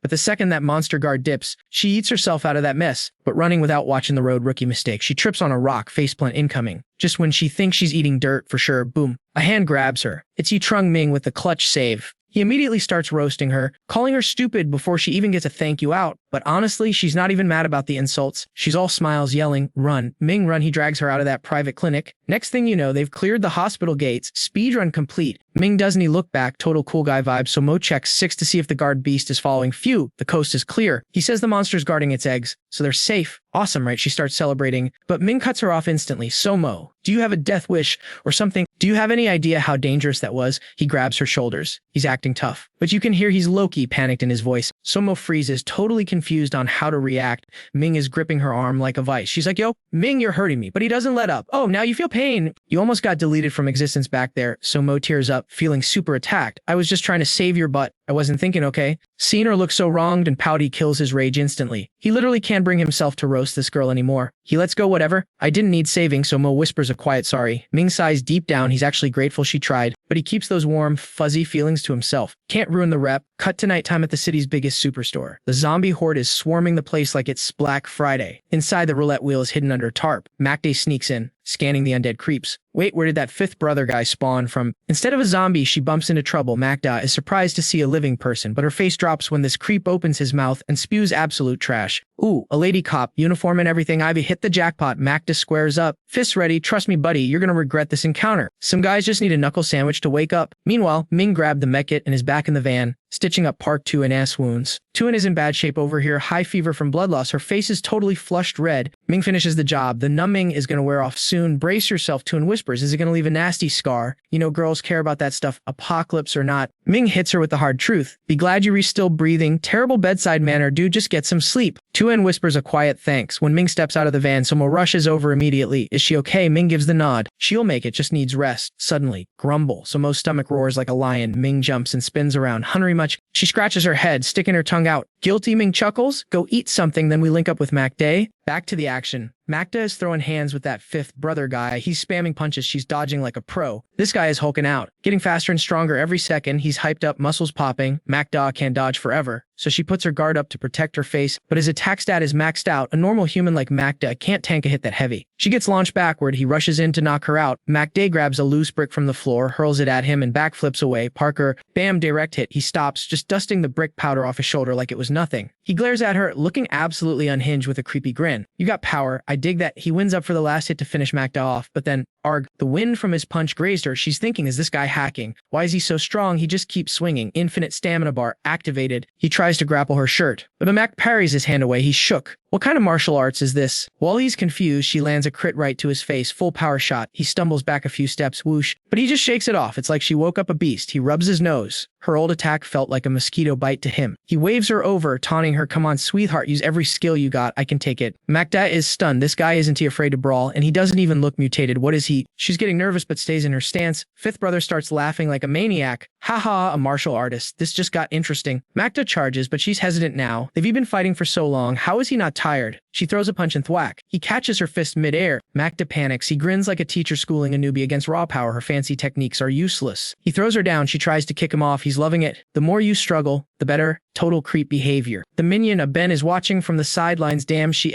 good boss is roided up on meds and she's still holding her own. Boss, let's go after the kick. They're playing cat and mouse. The roulette wheel is right there, but they're too distracted. A Ben eyes the roulette. Should he help the boss? Nah. If he grabs the item, he could become a superhero. Time to main character this situation. He clenches his fists. Adrenaline pumping. He's been beaten down enough. It's go time. He rushes the wheel, but first, he cheap shots Macda from behind. She screams in pain. Crap, I forgot about the minion. Fifth brother seizes the opening. Boom. A massive gut punch. Macda goes flying into the shelves. She hits the floor hard and stops moving. Macda thinks 2-on-1. Seriously, she glares up furious. Fifth brother girls at a Ben. Hey, who said I needed help? Moron. Yo, you think I'm soft? After popping those meds, I went full beast mode. I could drop 10 dudes right now. Bam! He kicks Macda right in the face. That kick had her seeing stars and coughing up blood. Barely conscious, dude grabs her shirt like a ragdoll, laughing in her face. Justice. Please, that's Flazzler's. Macda is running on fumes, but she isn't folding. She stares daggers right into his soul. Zero quit in her eyes. Fifth bro cocks his fist back, ready to turn her lights out. Power is the only law that matters. Dude looks straight up demonic right now. But when that punch flies, she doesn't flinch. She actually smirks. Why? Because Diep Alex just spawned right behind this clown. It is game over for fifth bro. Boom. Alex drop kicks him from behind. The guy spins around, totally shook. Who the heck just hit me? Alex sticks the landing and strolls over to Macda like a boss. She hits the deck, totally drained. Fifth bro scans Alex from his kicks to his cut. But our boy Alex is looking ice cold and unbothered. Fifth bro starts yapping, yo, I was hunting you. Now you deliver yourself to my doorstep. Alex totally ghosts him. Looking at Macda, do I know this guy? That triggered him. You kidding me? The dude is obsessed. Alex ignores the haters, checking Macda while she tries to sit up and act tough. Deep Alex, I'm good. She lies, hiding the fact she is in serious pain from that beatdown. Alex shoots the guy a death stare. Fifth bro flinches. Hey, don't look at me like that. You jacked my loot, remember? Stop acting innocent. Fifth bro starts mumbling, listen up, I am. But Alex flies in with a haymaker before he can finish. I don't care who you are. Nobody touches my squad. Whoosh. Fifth bro ducks the swing, shouting, damn it, this kid has got a death wish. Not listening to his elders. He swings back, eyes flashing with killer instinct. Smack. Alex catches the fist mid-air but thinks, whoa, okay, his stats are actually legit. Something is off. His speed and power match mine. Did he chug that potion to level up to a 1-star warrior? Alex blocks again, smirking, not bad, bro. But inside, he is laughing. The dude fights like a clumsy toddler with zero technique. Alex is literally toying with him. Dodge, weave, miss, bam. Alex kicks his ribs and swats his fist away like a fly. Oof, that kick landed flush. The dude stumbles back, clutching his side like he is gonna fall. You dirtbag, he groans, holding his waist. Alex taunts him. Thought that juice made you invincible. Come on, bro. Is that all you got? The guy goes berserk, charging in like a tank for a one-hit knockout. But nope, not happening today. Alex ducks under, smooth as butter, and boom, kidney shot. You can hear those ribs cracking. Alex grins, bye-bye, kidney. That's gotta hurt. Fifth bro is grinding his teeth, furious, but he is completely outclassed. It is levels to this game, and this guy is a noob. He rushes in like a dumb animal screaming, I'm gonna end you. Fifth bro swings wild left. Right, nothing but air. He kicks, Alex vanishes. It is like fighting a ghost, hit and miss over and over. Pow, whack, they're moving so fast a normal person wouldn't even see the fists flying. It is intense. Alex is judging him hard, sure. His stats are boosted to my level, but he is missing the skills that actually matter. Alex slaps a punch away, grabs the arm, and yanks him hard. Fifth bro stumbles forward, totally off balance. Alex loads up the finisher. Pure combat instinct. His eyes are icy cold. Fifth bro's jaw drops in pure terror. K-pow, right in the kisser. Dude spits teeth and blood. That one was payback for Macda. He hits the dirt hard as Lakia Bane screams, boss, while fifth bro just rolls around coughing up a lung. He looks up, shaking. Who are you? Realize too late he messed with the ultimate boss. He starts rattling off, are you special ops and assassin? Look, I was blind. Okay, please let me slide. Dude is begging like a coward. Alex walks up looking like the Grim Reaper. Fifth bro literally starts smashing his head on the floor. Please, I'm begging you. Totally different vibe from the tough guy act earlier. I'll be your servant. I'll do anything. No complaints. But watch his hand. He sneaks a switchblade. The second Alex turns his back, the guy sits up, eyes going full psycho mode. I swear I'll change. I'll turn my life around just for you. He lies through his teeth. Suddenly, swish, he lunges with the knife to stab Alex in the back. But Alex spins around and catches his wrist midair. Gotcha. Too slow. Snap. Alex breaks his wrist and the knife clatters to the ground. My hand. Smack. Alex punches him again for good measure. I've seen snakes like you a million times. Fifth bro drops, crying in the dirt. Pathetic. He looks at the minion he always bullies, begging me. Aban, get over here, but Aban just stands there totally frozen and freaked out. Finally, the kid runs over. Fifth bro forces a smile. Help me up, buddy. Let's bounce, best friend. Let's go, boss, Aban says as they limp away. Macda whispers, hey, why do you let that trash walk away? Alex grins, don't you worry that best friend act. It's over. I don't even need to dirty my hands. Betrayal is coming. He chuckles as the sun sets, casting spooky shadows over the city. Once the losers are gone, he crouches next to Macda. You gonna be okay? She gave him a chill smile. It's just a scratch. I'll bounce back after a quick nap. He grinned back. Lucky you didn't snap any bones, though. She winked playfully. Hey, I'm built different. Cop tough, remember? No way I break that easy. He pushed us off his knees and stood up. All right, checking out the location. He glances at the machine covered by a white tarp. Looks like the roulette wheel fits the description. Cut to the villain side story. That snake Abayan is helping his boss. Big Five limp through the fading sunset. Five is laughing. Ride or die, bro. We share the loot and the pain. That's what real brothers do. Meanwhile, Abayan is sweating buckets trying to haul this giant guy who's literally twice his size. He fakes a smile, totally don't you worry. Once you heal up, you'll be a legend again, but Five looks at his mangled arm and rages. Damn it, I am washed up. And they got the loot wheel too. Abayan replies for sure. The big guy leans all his weight on him, losing his cool. Just wait till I recover. I'm gonna hunt them down and take everything back, but you can tell Abayan is totally checked out. He looks away, eyes wandering, just muttering, yeah, sure. Suddenly, he stops dead in his tracks. Abayan refuses to move another inch. His face goes stone cold. Yo, Five, we need to have a real talk. He grabs the guy's arm to steady himself, drops the nice guy act, and sneers. You said share the wealth, share the pain, right? I've been rolling with you forever, dodging zombies, living in hell. When exactly did I get to share the wealth? Five starts stuttering, bro. What are you saying? Abayan ignores him and cuts deep. Why is it always you eating steak while the rest of us fight for crumbs? He's clearly been holding this grudge for a long time. Now that his boss is wrecked, he finally speaks up. He shoves Five away and screams, I'm done being the nice guy. You think I'm gonna be a sidekick forever? Five starts freaking out, panic in his voice, buddy. Abayan done to do something stupid. Ruthless move, Abayan grabs Five's broken arm and twists it, grinning like a maniac. Since you were crippled now, isn't it safer if I hold onto the crystals? Five just screams in agony. Abayan snatches the crystal, staring daggers at his former boss. I'm just holding this for you. You stay here and rest up, buddy. Right on cue, a massive horde of zombies swarms the alley entrance. They look hungry, nasty, and ready to feast on whatever is left behind. Five begs for help, but it's Sover. His face is pure despair. Meanwhile, back in the car, Chuyin looks out the window worried. Did you guys hear that scream? Was T that those guys from earlier? Her eyes go wide with panic. She sees the main guy, carrying Moe, and yells. What happened to her? He stays calm, walking to the car. She's hurt. Let's drive to the safe zone for the night. Chuyin looks out and asks, was it those two creeps from the supermarket? She grips the steering wheel tight. I knew I should run them over when I had the chance. Cut to a campfire flickering inside an abandoned building. Chuyin and Yi Zhongming are chilling, watching the flames dance. The other girls are already crashed out in blankets. Chuyin takes a bite of food. Hey, shouldn't we hide that roulette wheel? Don't you want people stealing our spot? He grabs a piece of bread. Can't he move it? Once word gets out about the loot, this place is going to be a war zone anyway. Besides, we already pulled the best loot from it. We cleared out the basics. He looks at their haul on the floor. Water, booster potions, immunity meds, and a silver shield necklace. He smirks. Getting people to help farm those crystals was totally worth it. Chuyin picks up the necklace, eyes sparkling. Oh my gosh, this is gorgeous. She tries it on instantly. So pretty. Zhongming corrects her. It's not jewelry. It's a key item. She sighs, bummed out. Even if it was jewelry, who am I going to impress? The zombie? Exactly. Girls dress up to turn heads.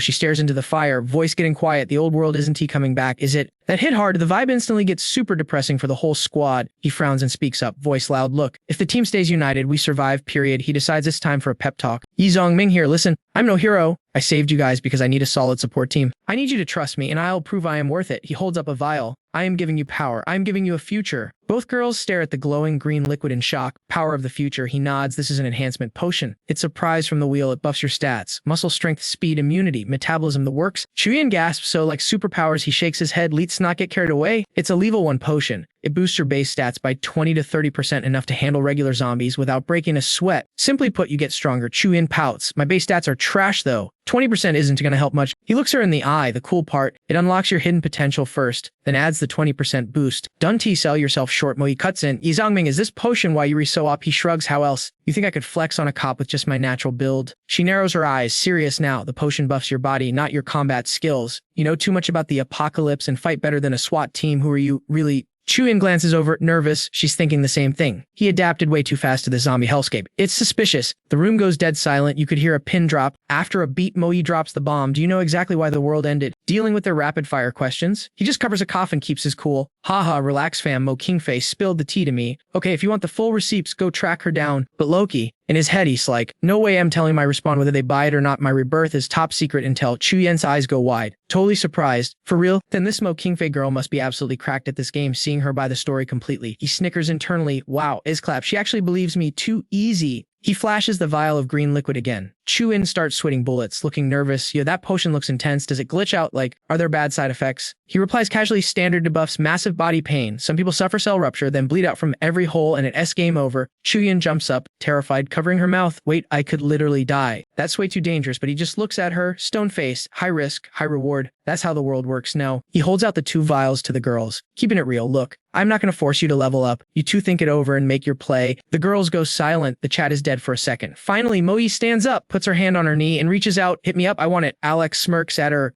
Solid choice as expected. He hands her the potion. Just a heads up. The evolution pain is savage. Most normies can handle it. Prep yourself mentally and drink it tomorrow. The girl just gives a cool mem. Chu-Yin stands there looking pale, thinking to herself, I can't be the team noob forever. I can keep dragging the squad down and relying on Alex for every carry. Even if it's risky, I gotta grind for this XP. After hyping herself up, she stammers out, I want in too. He turns back, grinning, that's the spirit, you got this. He gives her the same instructions, wait until tomorrow, drink it, prep well, and get some sleep tonight, then total plot twist. He suddenly zips her jacket all the way up, she yelps. He stays dead serious while fixing her gear. Keep your fit tight from now on. Loose clothes are a nerf in battle. She turns tomato red and nods quickly. Okay, I got it. Watching them flirt and chat. Moe sits up, totally over it. She yells, yo, keep the volume down, trying to sleep here. He turns to the squad. All right, lights out. I got the night shift. Big moves happening tomorrow. The night goes silent. Just him guarding the truck with the doggo snoozing nearby. Suddenly, footsteps. He squints, grabs his blade, and rushes forward ready to attack, shouting, who's there? Before realizing it's just Chu-Yin, she screams, terrified. He frowns, face palming.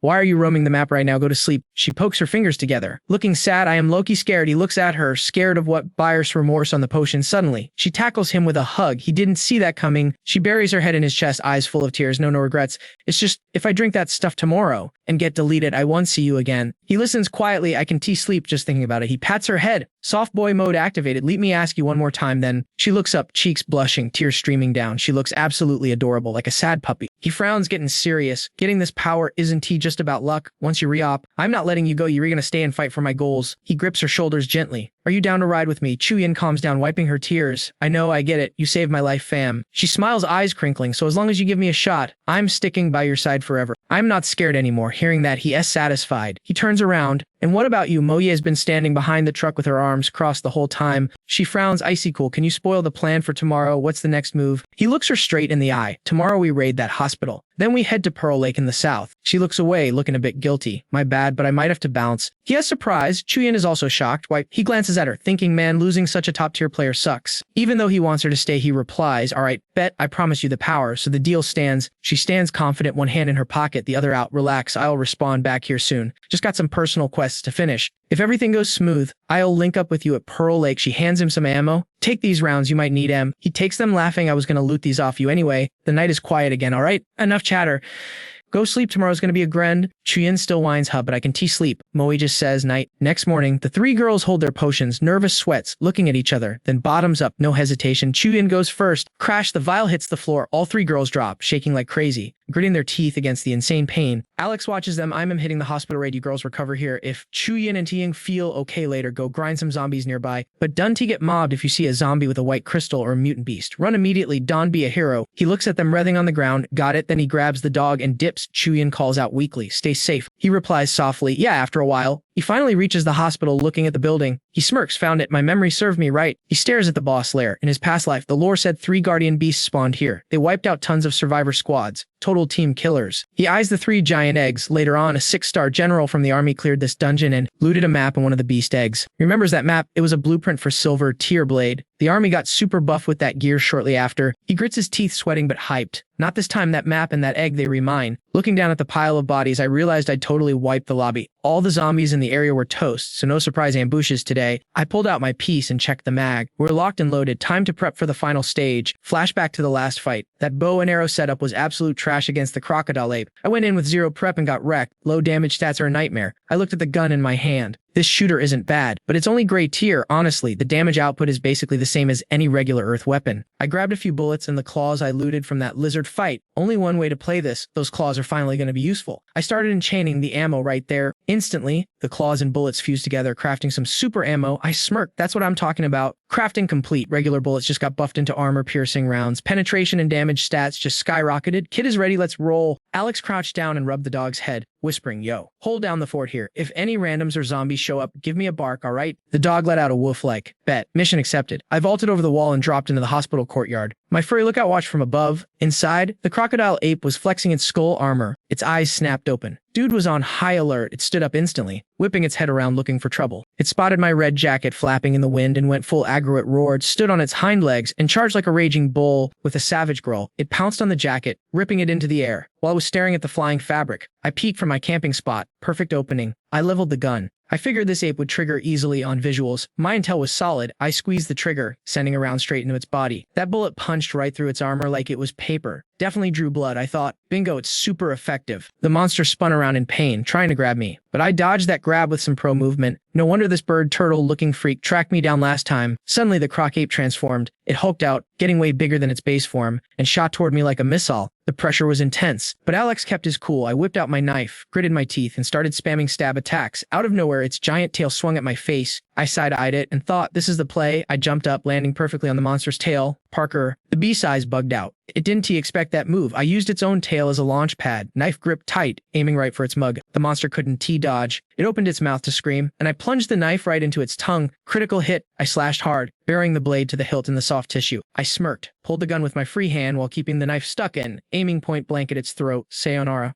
The gunshot echoed instantly. I back-flipped off the body, laughing like a maniac. Victory is sweet. The crocodile ape was down for the count. Putting my jacket back on, I spotted 3 massive eggs in the distance. Right in the middle of the egg pile, a map was glowing gold. I snatched it up, screaming, found it. The map listed the upgrade stages clearly. Wind Moon Blueprint. I read the scroll and mumbled, no way, the final stage is purple rarity, plus 2 skills, 1 passive, 1 active. In the 5 years since the apocalypse started, the price of attack skills has only gone up to the moon. Even 5 years later, when the market cooled, these things were still the ultimate luxury items. It reminded me of that gold-hilted blade I used to have. Pure God tier gear? That blade was purple tier 2. Came with 2 skills, its value in the zombie era was practically infinite. I crumpled the paper, sighing the crafting cost is going to be brutal. Probably 1,000 level 5 crystals. I definitely can't afford that right now. I clenched my fist, whatever. I'll just figure out how to craft the first stage of Wind Moon. As for stage 2 and 3, anything that can be solved with money isn't a problem. I'm a Respawn player. What is there to be scared of? I shoved my hands in my pockets and stared at the 3 ginormous eggs. Besides, these things are treasures, or they call them mini evolution meds. Eating one gives a massive stat boost. If a pet eats it, they might even evolve. I cupped my hands and shouted, yo silly, dinner time. Hearing the food call, the dog went nuts barking. A second later, man and dog were sitting side by side, smashing a boiled egg. Alex chewed and mumbled, this evolution med is no joke. My stamina and mental energy are almost fully recharged. Looking at my hand, I felt the energy buzzing. I can feel it. I said, my physical stats just double compared to the 1-star meds. I looked at the dog and said, hey silly, look up. Let me see that face. The dog, mid-chew, looked up obediently. I grinned and asked, so what's your special ability? Cast it for me. The dog understood the assignment. He fluffed up his fur and shot out a barrage of sharp quills. He looked like a porcupine turret. I checked the wall. Those quills were buried deep. Strong, I admitted, so his talent is arranged for attack. Basically needle rain. But when I looked back at the dog, bro was completely bald. He fired 1 shot and lost all his hair. I was speechless. I just patted his head and said, well, at least I don't have to brush you anymore. You look ugly as sin. But the damage is decent. I waved my hand, standing up, finished the rest, but done touched the other 2 eggs. Those are off limits. The dog barked in agreement. Back inside the hospital, Alex grabbed his knife and walked to the car. Can waste time, I muttered. First, let's craft the Wind Moon. I closed my eyes, and magical light started flashing. Craftsman skill activated. My power surged as the materials started floating and merging. I focused, combining the crocodile ape's claws and fangs with a level 2 crystal. Finally, a blinding beam of light shot into the sky from my spot. The knife looked completely different now, pulsating with power. I smiled. Success. I took a swing at a nearby wooden post, and it sliced cleanly in half. Damn, I whispered, that is sharp. He stared at the smooth cut on the wooden post. 0 flaws. Feeling totally hyped about his crafting skills, still had enough mats left to whip up some more gear for the squad and boost their power levels. Bringing that bowl of crocodile roe out to the truck, he bumped into the girls, who looked absolutely wrecked and sweaty. Summer spotted him and waved. Yo, you were back? He grinned at the 2 of them. Mentioning Mo, he took off, then asked, so how are you ladies feeling? Did we get any loot? Summer glanced at the white stones neatly laid out on a towel, casually saying, it's all there. Honestly, taking down those monsters is a piece of cake now. We've basically leveled up. Even a random swing of a club slows those zombies down. She paused, teasingly adding, though I have no idea why 2N is still freaking out. 2N frowned, looking a bit salty. Hey, puked. Okay, give me a break. Summer just giggled. Chill, sis. First time for everything. It's gonna hurt and it's gonna be gross. That's part of the grind. Looking at the pile of stones, he gave them props. Good job, you two. Internally, he thought this amount of magic crystals was basically pocket change. But seeing them adapt to the apocalypse this fast meant his investment wasn't a waste. He held out the egg. Eat up. Both girls stared at it, confused. Summer asked, what exactly is that? Superfood, he replied. It's gonna buff your stats. Standing aside, he got lost in thought.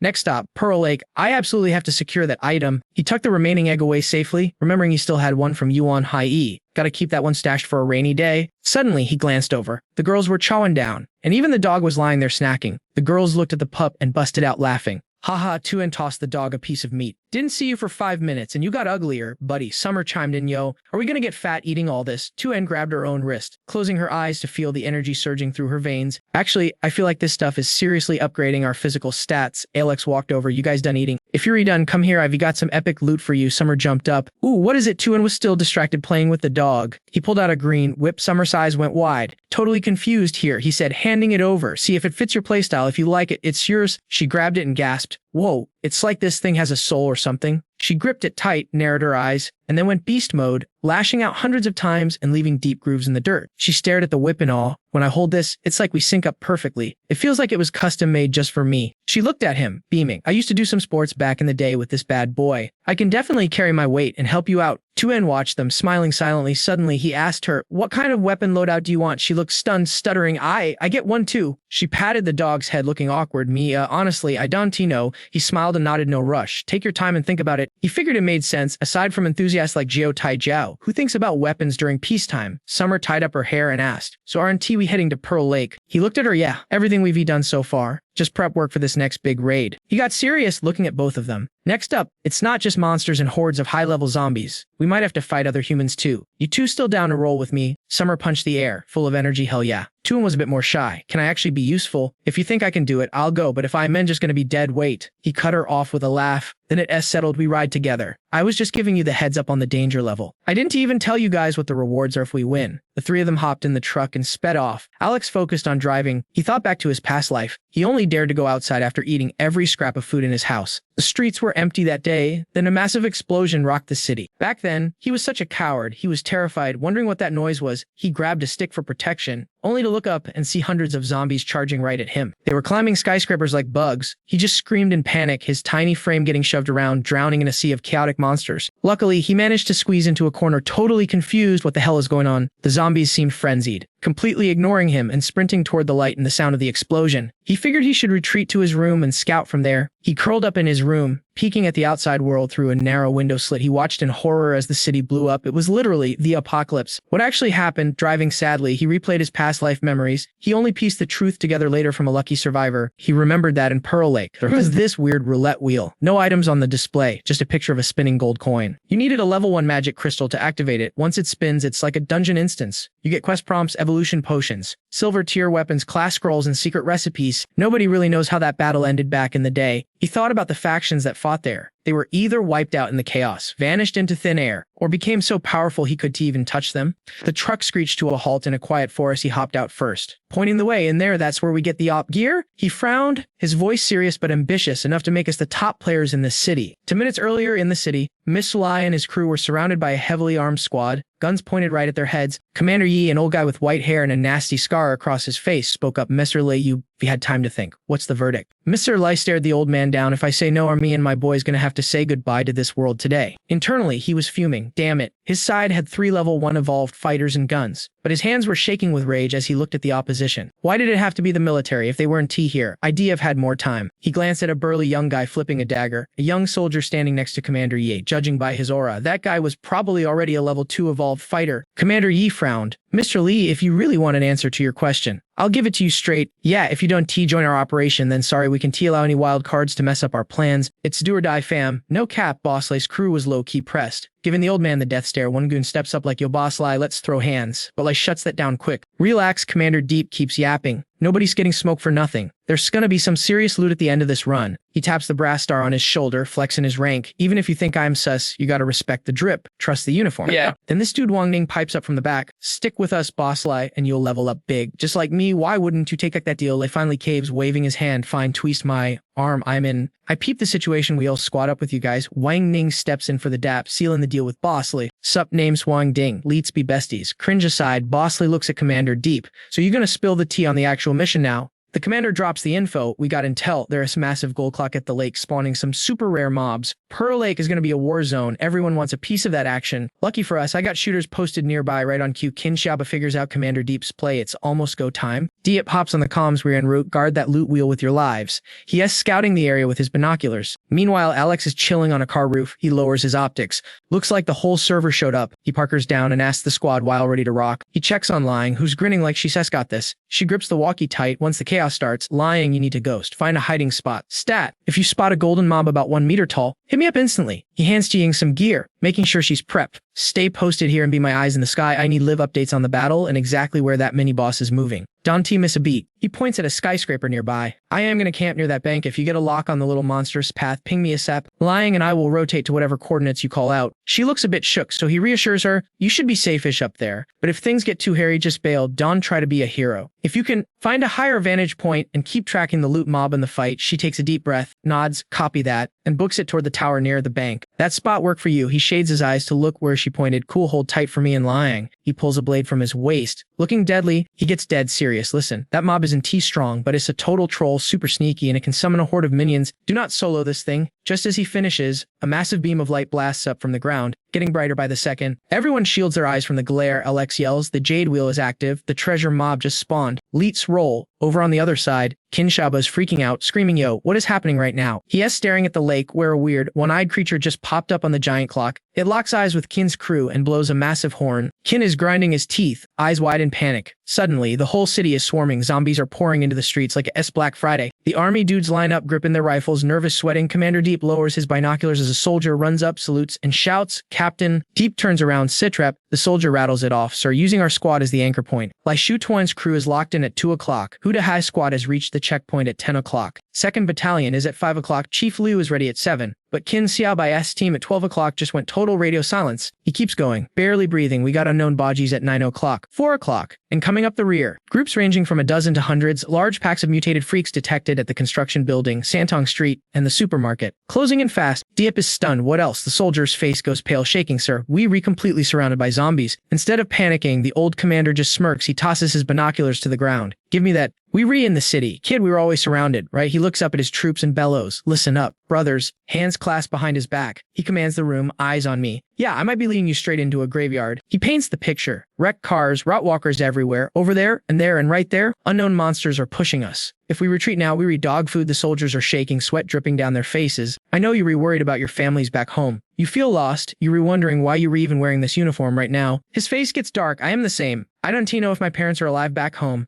I don't know if my wife and kids are safe. Then he flips the switch, screaming at the top of his lungs. But is that a reason to quit? Is that why we break our oaths? We are soldiers. We live to fight. And this right here, this is war. The soldiers lock in, listening to every word. We gotta be stronger. Stronger than these beasts. Stronger than this messed up world. He reaches out. If I die in this uniform. I'll take the last shred of glory this world has left to the grave. The speech hits different. The fear vanishes, replaced by pure hype. Every soldier punches the air, chanting in unison, glory is ours, glory is ours, glory is ours. Under the bright sun, it's an epic scene. Alex watches the whole thing from his rooftop perch. He stays quiet. Even that kind of blind loyalty is wild, right? Now, he's actually gotta respect the hustle. Don't forget to like and subscribe for part 2, fam. Yo, check this out. Dude is straight up posted by the window, scoping out the tanks and the mob creeping toward the lake. He can feel the adrenaline pumping down there. Those guys are hype. But then snap, he jerks his head around because something feels mega sus. What's the tea over there? Suddenly, the woods light up with this gnarly green lightning, erupting straight out of the dirt like a glow stick volcano. Bro is shook, cold sweat dripping. He is thinking, no way, the dimensional rift just popped open. The lightning goes ham, and the ground starts splitting apart. That freak of nature is using a horn to blast open the portal, whipping up a literal lightning tornado. And get this, it's not just calling the zombies. It's summoning boss-level monsters from the underground. A wildly creepy beast pulls up. Glowing green eyes, huge body, basically a two-headed wolf. It's a level 2 Scarlet Wind beast, fam. It instantly lunges at Qin, who tries to backpedal, but nope, he gets pinned under those razor-sharp claws with zero chance to clap back. It opens its maw, teeth looking like steak knives, and roars, then boom, another leg steps out. It's a level 2 Terror Goat, rocking massive pointy horns. He takes off, sprinting up the stairs. My guy is hustling hard, gasping for air like he just ran a marathon. He spin kicks the door open. Kapow! Right in front of him is a massive black hole sparking with green electricity, spewing out an endless stream of creepy crawlies. They were level 1 purple cloud battle ants. He's dripping sweat, jaw on the floor, thinking, for real, even the ants are here. They were low level, but there's like over 100 of him. He eyes that weird Cyclops monster holding the horn, fist pumped in the sky. Like, what kind of nightmare zone does that tunnel even connect to? Why are all the up monsters showing up? It brings back flashbacks of D-Day, when those flaming meteors rained down and started this whole mess. What fell from the sky wasn't just the roulettes. It was whole forbidden death zones dropping like loot boxes gone wrong. Thousands of golden lights filled with alien creeps and beasts so strong they make humanity want to quit life. But hey, there's also exotic plants and rare minerals. Literally all the best loot is there. He clenches his jaw, squinting at the abyss from the high ground. He spots a massive hand gripping a giant club poking out of the black hole. He's freaking out like, what now? Then this hairy giant steps through. And he screams, no way, how is an iron corpse here already? It's an iron corpse, not a beast, but a level 3 zombie. His eyes bug out in total terror at the hideous thing. He can't help but think, but the apocalypse barely started, right? How is there a level 3 zombie already? Look at it rage quitting on everything, smashing skyscrapers like they remade of Lego. He's spiraling, remembering his past life. Didn't the fastest human take like 3 weeks to hit 3-star level down below? Everyone is scattering. Boss Leia is trying to be a hero and fight, but the monster just snatches a dude up with one hand. The guy is flailing, screaming, "Leap me, go, help!" But the monster, zero chill. It opens wide and chomps him down whole. Bosley grinds his teeth, watching his squadmate get wrecked.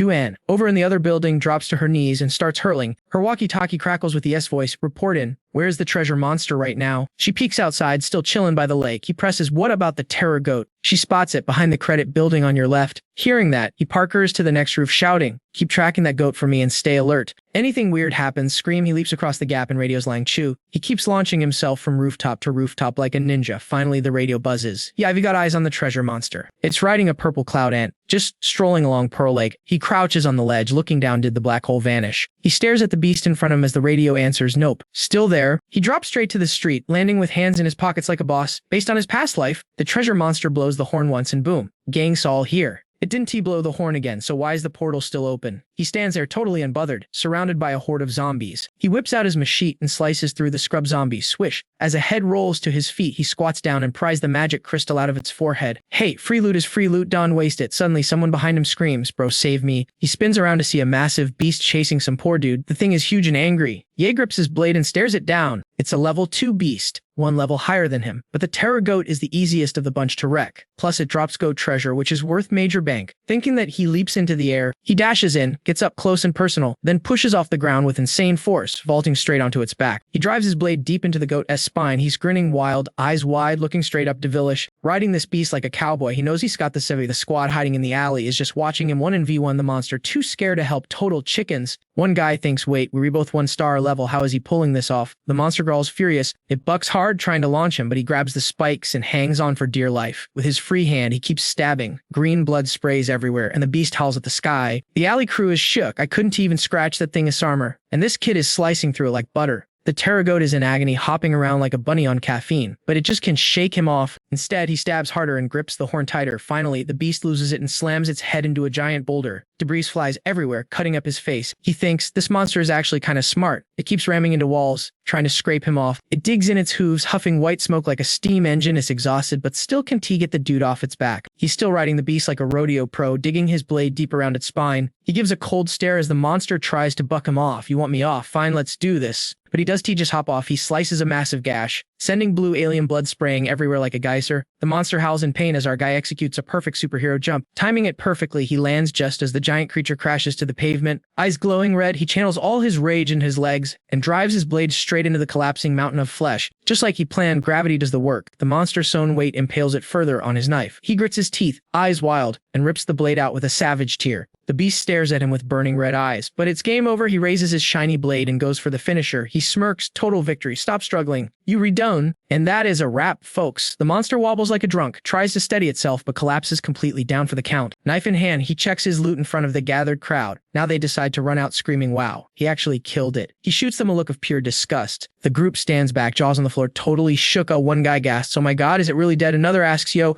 what cheat codes are you using? He gives them the iciest stare. If you were busy running away earlier, don't bother acting like fans now. He gestures at the carcass. You're not welcome here. Beat it. The whole squad looks awkward, sweating bullets, realizing they messed up. One bull guy steps up, trying to act tough. Look, kid, we admit you got the final hit, but Dante act like we didn't help. We totally did half the work. Our boy just sneers at the audacity. Your work was getting slaughtered, right? Or maybe your contribution was having skin too thick to get hurt. Is that what we call effort now? Realizing he's not buying their story, they switch up instantly, raising their pipes and clubs. Listen here. Brat, watch your mouth. If you can T-talk sense, shut up. We're all trying to survive the apocalypse here. Show some respect. Ming loses his patience and roars. Get lost. He stands guard over his kill, gripping his knife tight. The goons exchange shady looks, signaling the rest of their crew. One guy with a bat grinds his teeth and growls. Kid, we tried to be nice, but you want to do this the hard way. Scram now and leave the loot to daddy. If you done smarten up, we were gonna have to teach you a lesson. Another loser chimes in, acting all high and mighty. Young people need to think before they act. Don't get too triggered. It's bad for your health. They all start eyeing Ming's injured arm like vultures. monsters. Look at you, your arm is useless right now. How are you gonna fight us? Take some advice from your elders. Leave now and live to fight another day. Another guy points at the bat wielder, laughing menacingly. This guy is savage, he literally killed someone yesterday. Yeah, the rules have changed, kid. Nowadays, whoever has the biggest fist makes the laws. Murder isn't even a crime anymore. These idiots are so clueless. If he can solo a monster, why would he be scared of a few scrubs? Tesk, suddenly his walkie-talkie goes off. He brings it up and a status report comes through. Ming, heads up, massive swarm of zombies heading your way. He turns his back on the goons, completely ignoring their existence. The radio continues. There's a monster with a yellow backpack riding a mutant ant. It just crashed into a fruit shop. Ming's eyes go wide. Also, a group of survivors is heading for that shop right now. He replies quickly, copy that. He remembers that specific monster. The main objective today is that backpack. No way is he letting some random snag that loot. He looks at the monster corpse, calculating how fast he can grab the crystal and dip, but the peanut gallery isn't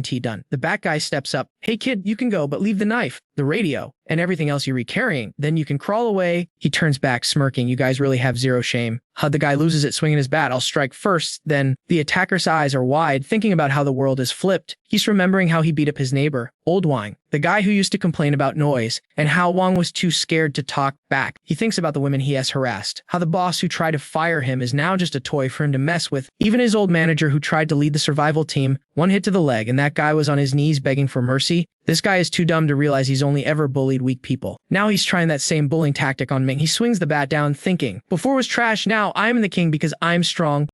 Ming moves faster than the eye can see. One clean cut and the guy's hand is gone. His face turns purple, screaming in pure agony. Ming looks at him with a twisted smile. Enjoying the show, there's a saying in the apocalypse, when you try to kill someone, be ready to get killed yourself. The guy is grinding his teeth, eyes popping out in shock. You actually dared. Ming doesn't hesitate. He jumps up and delivers a Spartan kick right to the gut. The guy flies back, bowling over his entire squad. Screams erupt. Ouch, my leg, it's broken. My arm. Ming calmly crouches down to harvest the monster. But hey, you guys don't need to remember that quote, because for you, the game ends right here. Mission accomplished. He grabs his bag and bounces. A massive horde of zombies is already closing in on the group. Their screams reach a whole new pitch. No stay back help, but scream all they want. Nobody's coming to save them. Meanwhile, over at the old building, a military squad is lighting up the place with gunfire. Mutant rats are dropping like flies. The squad is locked and loaded, everyone packing heat. Chengzi speaks up. Yo, Lilie, what's wrong? You've been zoning out since we got back. Mo Yi frowns. It's nothing, these rats are just gross. She turns to the woman beside her. Li, you holding up okay? Hali gives a gentle smile. I'm good, just kind of worried about my husband. Chengzi jumps in to comfort her. Donnie, sweat it. Little Kin said the new safe zone hasn't been open long. Lots of space, few people, barely any zombies. Plus the armored division is right near B. He glances at the others. Actually, I am more worried about Mo Ye. Why are you always trying to ditch our squad? Mo Ye thinks about Ming and looks a bit conflicted. Just then, Chenglong by the window cuts in. Guys, eyes up, that gunfire earlier, it came from that guy over there. Yo, squad, check this out. Everybody peeks outside and sees this gnarly, hairy, monkey-faced beast. Total nightmare fuel. The thing jumps straight at them, and the crew upstairs starts blasting away. It is pure chaos. Loud bangs. People screaming, someone is yelling, light it up, keep that freak away, but regular ammo, totally useless against this tank. Someone screams, yo, who has got the RPG? If that thing hits the ground floor, it is game over for us. Trentrak mounts his piece on the window, locking in, my bad, little Yi. Cover me. Hali spins around, firing at a target at 3 o'clock. They are spraying lead at a swarm of mutant rats, rushing them from behind. Suddenly, Mo Yi spots a zombie creeping through the window, aiming straight for a teammate. She screams, watch out, and shoves the guy aside. But the zombie clips her, scratch on the arm. Trentrax loses it, screaming, little E, no! He unloads his clip into that zombie, cursing up a storm. Then he grabs her arm. Looking panicked. You dummy, why would you do that? But she is totally chill, trying to calm everyone down. Relax, boss, I am good. No infection here. He grips her hand tighter, shouting, are you crazy? You cannot just manifest immunity by saying it. We do not have time for vibes. Hali whips out a serious blade. Come here, Mo, we have to chop that arm off right now. Better to lose a limb than turn into a zombie, right? Mo Ye eyes the knife, getting a bit nervous. Seriously, guys, I am fine. They are not listening and try to hold her down. She flings Trentrak's hand off and drops the truth bomb. Stop, I am serious, I took the Evo potion. The whole squad freezes. Trentrach is like the Evo. What? Moe clenches her fist, looking all fierce and ready to prove it. Okay, watch this closely. Bam. She punches straight through the concrete wall. The wall is wrecked, but her hand, not a scratch. She turns back to the crew. I am an evolved human. The potion worked, so chill out. But suddenly one of the guys cuts in. She yells, whoa, Captain. Moe grabs a handgun and peers out the window. Snap out of it. Guys, that big ugly beast is still coming for us. Right on cue, the giant monster peeks its head through the window. Everyone is screaming, no way, E. Watch your 6. She knows regular ammo will not scratch this tank. So she aims for the weak spots. Pop, one to the face, one right in the eye. The monster howls in pain. It clutches its eye. She realizes the special ammo Alex gave her actually works. But the beast is not quitting. It rages out, grabs a car off the street, and eats it straight at them. Moe spins around screaming. Hit the deck. She dives down just as the car whooshes right overhead. Close call. Meanwhile, Alex is strolling down the street. On the phone, yo, Lang Chun, what is your 20 you close? Her voice crackles over the comms. Ran into some trouble. Got blocked. He worries a bit. Can you handle it? She replies, piece of cake. But I'm gonna be late. He surveys the city skyline. I just stay frosty. If it gets too hot, retreat to the safe zone. He goes quiet, watching a building in the distance getting pelted with cars. He figures that Monkey Monster is throwing a tantrum. Half his squad is probably hurt bad. He frowns at his own messed up arm that is not healing anytime soon. Man, if only the squad had a medic or a pharmacist right now. In this apocalypse, most people did not get clapped in battle. They die slow because there is nobody to patch them up. That makes meds super expensive, way more than food or water. Being a doctor or pharmacist is basically the ultimate flex right now. Having a healer on the team means you can go all out in a fight without worrying. He glances down the alley. That is the way to Pearl Lake. Back to Choyin. She's blocked by a gang of creeps. The leader is dressed like a clown and holding a piece. Hey, beautiful, the creep says. It is dangerous out there. Why do not you stick with us? Way safer. Choyin just grips her blade. Silent. The leader rubs his chin. He knows the guy gave him weapons and potions. And now he's getting suspicious. Something does not add up. But hey, he snagged that mysterious card from the roulette wheel. He knows it is legendary loot, even if he does not know how to use it yet. He eyes Choyin. He figures he just wants to use him as cannon fodder. But this girl, she is a different story. She looks strong. He clocks the whip in her hand. Weird weapon. And the walkie-talkie, who is she chatting with just now? He licks his lips. Skimming all that gear proves she is part of a solid crew. And since she is taking orders, she is definitely not the boss. He levels his gun at her. Tell you what, you want to stay. Tell me how you got those powers. And where did you get that whip? He just wants her secret to power. Choyin looks him dead in the eye. My life used to be exhausting. I was just a sheep waiting to be eaten by wolves. I lived in fear every day. Now the world is broken, and a lot of those wolves are just corpses. I could die any second, sure, but I have never felt this free. She is being real, but that is not the info the creep wants. He is sweating now. Confused, Hut, what are you yapping about? She ignores him and cracks her whip in the air. Snap. I got lucky. I met a guy who kept me alive. He is tough on me, yeah, but he pushes me to be better. He taught me how to survive this hellscape. For the first time in years, I actually have someone I can count on. Her face twists into rage, and right now that man needs my help. He is in danger, and you clowns are in my way. She leaps forward, smashing her whip into the ground. Move it, or I will end you right here. Back at an old storefront, Alex is lurking in the shadows. He spots a commander on a roof staring down a massive, dark pit swarming with giant creatures. The commander points and yells, all units, attack. The squad opens fire. Boom, boom, boom. They're mowing those monsters down one by one. The soldiers are hyping each other up. It is working. Let's go. The whole squad pushes forward for the kill. Alex is camping in the corner, totally stressing out. This move is super sketchy. If Line Trank thinks this fight is going to be a cakewalk, she is dead wrong. Boom. Suddenly those creatures spit neon green acid right at the humans. The closest soldier gets hit with the poison instantly. His gun literally melts in a blink, and he's screaming his head off. Ah, my eyes, my arm. It's total nightmare fuel, guys. Watching this horror show, he asks himself if he should jump in to help. He looks back at Captain Diep, and the dude is just standing there, arms crossed, cold as ice while his squad gets wrecked. He gives a little grunt and decides to bail from his hiding spot. Captain Deep sees him bolt but doesn't say a word. Just a little hafe like he does to even care. He runs to the lake and slams on the brakes. Something is rising out of the water. Where is it? Is that the candy house Ms. Park was talking about? Where is the loot goblin? He covers his eyes, scanning the area. Boom, he spots a small house covered in giant ants. Gross.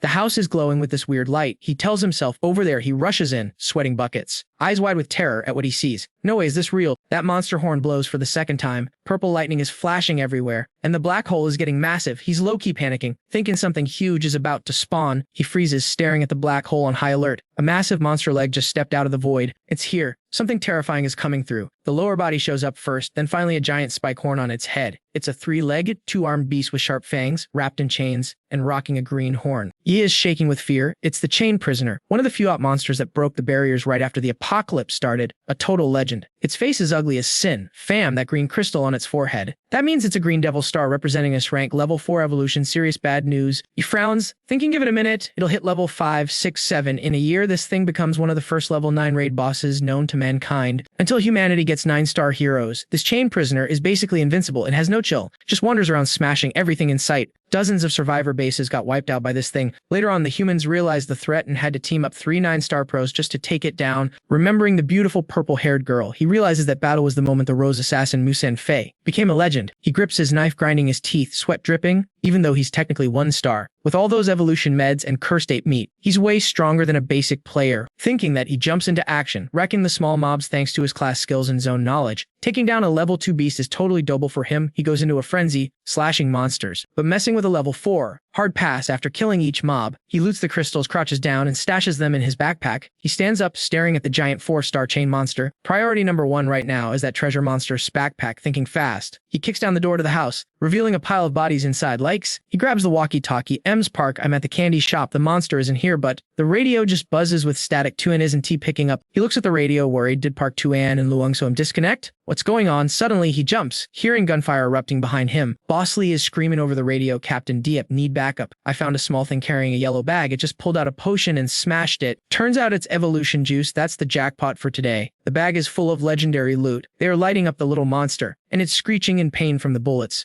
Bosley gets greedy, staring at it, and yells, "It's hit. Chase it down." He's trying to figure out how to make it drop the loot bag. Right then, Alex crashes the party. They spin around aiming at him. Who is that? Freezy drops one guy instantly. They just curl up crying in pain. He kicks a gun out of another guy's hand. Bosley tries to draw on him, but he punches him right in the gut. Dude drops his piece in agony. He catches the falling pistol. He thinks, nice, military grade. Captain Deep really splashed the cash for this raid. No time to waste. He sprints off, sighing as he scans for the treasure monster. Can I hide this much longer? Everyone is gonna know soon. Gotta get that bag first. Wounded Bosley grabs his radio, coughing blood. Captain Dipe. The treasure is here. If you don't come now. Someone's gonna steal it. He is running like the wind, looking everywhere for the loot goblin. Where did it go? Suddenly hearing a scream, he turns around. It's standing next to a giant purple beetle. He leaps toward it. Gotcha. But wait, the wounds on its body are already healed. It definitely took a bullet a second ago. How did it regen so fast? The one-eyed monster spots him and points, making some weird noises. The purple monster charges at Alex. He dodges and thinks, this purple cloud war ant is a level 2 general. He pulls his knife to block. Usually these ants are level 1 trash, but this pack has higher tier elites. Level 2 general, level 3 king, maybe a level 4 queen. Suddenly the ant spits green acid at him. He grinds his teeth and sidesteps. Another shot incoming. He tilts his head back. Barely dodge that. You want to play dirty. The ant flies up, and he pulls his knife. You think you can fly away. No chance. He slashes hard. The sharp blade slices its wings right off. The ant nosedives into the dirt. He rushes in, cuts it open, and digs out the crystal. Easy money. The little monster sees him wreck the ant in a blink and starts sweating bullets, jaw on the floor. It wants to scream but can't. It looks for an escape route. He grins, walking up to end it. That yellow bag is mine. The monster panics and goes for a Hail Mary, grabbing something from the bag and yeeting it at him to distract him. He catches it, thinking it's an attack, but he looks closer and shouts, wait a sec, is this a scroll? He reads it, primary summoning technique. Thinking about this skill, he gasps, holy cow, a skill scroll, and it's top tier summoning for the apocalypse. He grips the golden paper, smirking. Good stuff. The monster sees him distracted by the loot, jaw dropping, but hesitantly throws another item at him. He catches it without hesitation. It's a job promotion scroll. In his past life, he spent countless hours trying to get this, and now it's literally being thrown at him. He waves the knife, threatening it. These little gifts are starting to look real nice. What else you got? I want more. I'm taking you out. The terrified little monster tosses another one. He catches a blue bottle, normal 1-star evolution potion. Then he looks at the scroll in his hand, surprised. Wait, is this a job certificate? His jaw drops as he opens the scroll and reads, congratulations, you have acquired the profession gardener. Moyi unleashed a barrage of bullets on the giant monster, leaving her squad absolutely shook. One teammate screamed, Yomo, what kind of heat are you packing? How is that actually damaging the beast? All eyes snapped to the weapon in her hands, everyone totally freaking out before it finally clicked what was happening. Chengza frowned, hitting her with the interrogation. You told the boss you wanted to bounce. Was it because of this gun? Moe ignored him, staying laser focused on blasting the enemy. A thought flashed through her mind. She used to think the evolution meds and weapons were a fair trade for their blood and sweat. She got deep in her feelings for a second, realizing the rewards they were getting were actually peanuts compared to what they were sacrificing. But she kept her voice icy, telling him there's way crazier stuff out there than you can imagine. Outside, the monsters were roaring, tossing cars around like they were playing catch with Hot Wheels. Moyi winked with one eye, sounding determined. If we survive this, I'll spill the tea and give you guys the full details later. She reloaded and bam, the sharp bullet shredded the monster's kneecaps. It collapsed, staring at the wound in disbelief before going to full rage mode. It clenched a massive fist and lunged straight at Moyi. The Dong King squad screamed incoming. It's hurt. Focus fire on that one.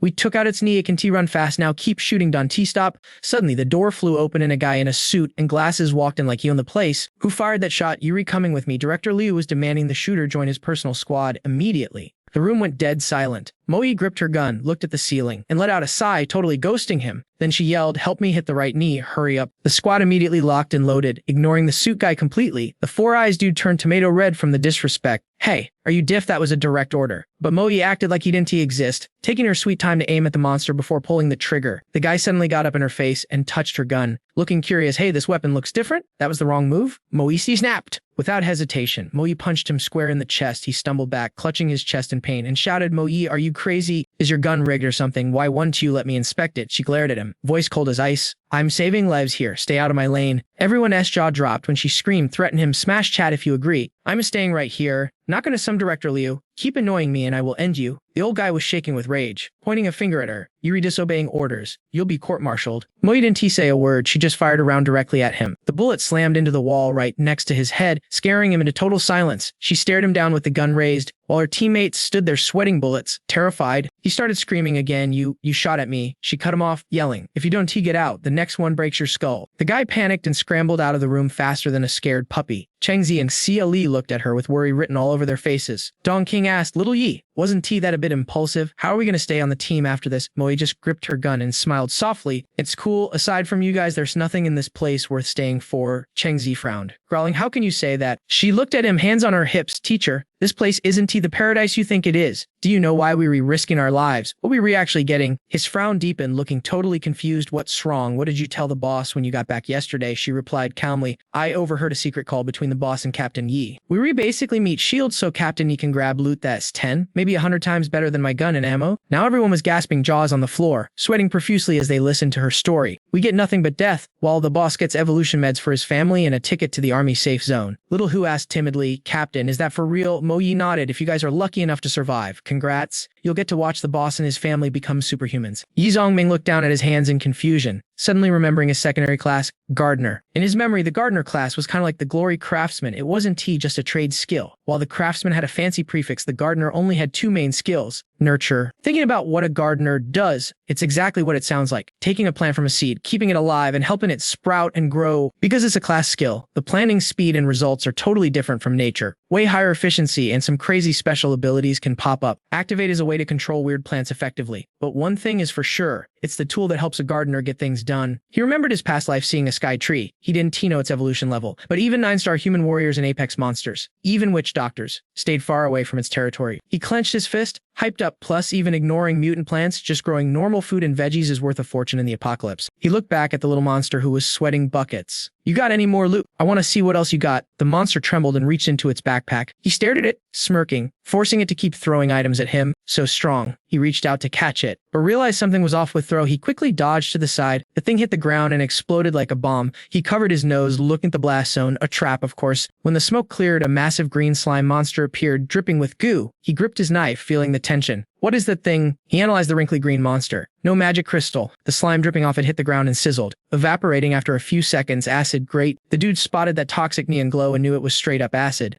Then boom, the green freak launches itself right at him. Bro instantly turned and booked it with that thing breathing down his neck, trying to snatch him up. While sprinting, he checked his 6 and thought, not too risky. If he slashed that slime and it melted his gear, he'd be totally screwed. Meanwhile, the little monster was watching him get chased and laughing its head off. Ooh, she sprinted to a water fountain. Talk about a clutch find. Gripping the scroll, he dunked his hand in the water and gritted his teeth. Time to test this out. He triggered the elementary summoning skill, and the water started bubbling like crazy before morphing into a massive hydro beast. Jackpot! He smirked his water summon, blasted the green monster right in the shoulder. The thing shrieked as its body started sizzling and smoking. The water beast didn't let up and charged in. Watching them brawl, he calculated durability is 30 seconds. Total time is 1 minute. He had to speed run this fight. He switched targets and beelined for the little monster. That thing totally freaked, hit the deck sweating bullets, then covered its head and noped right out of there. Just then, the rival squad showed up and completely cut off the little monster's escape route. One minion threw his hands up and yelled, "Finders keepers, wreck him." They started blasting away like maniacs. Alex rolled behind a wall for cover, whipped out his piece, and thought,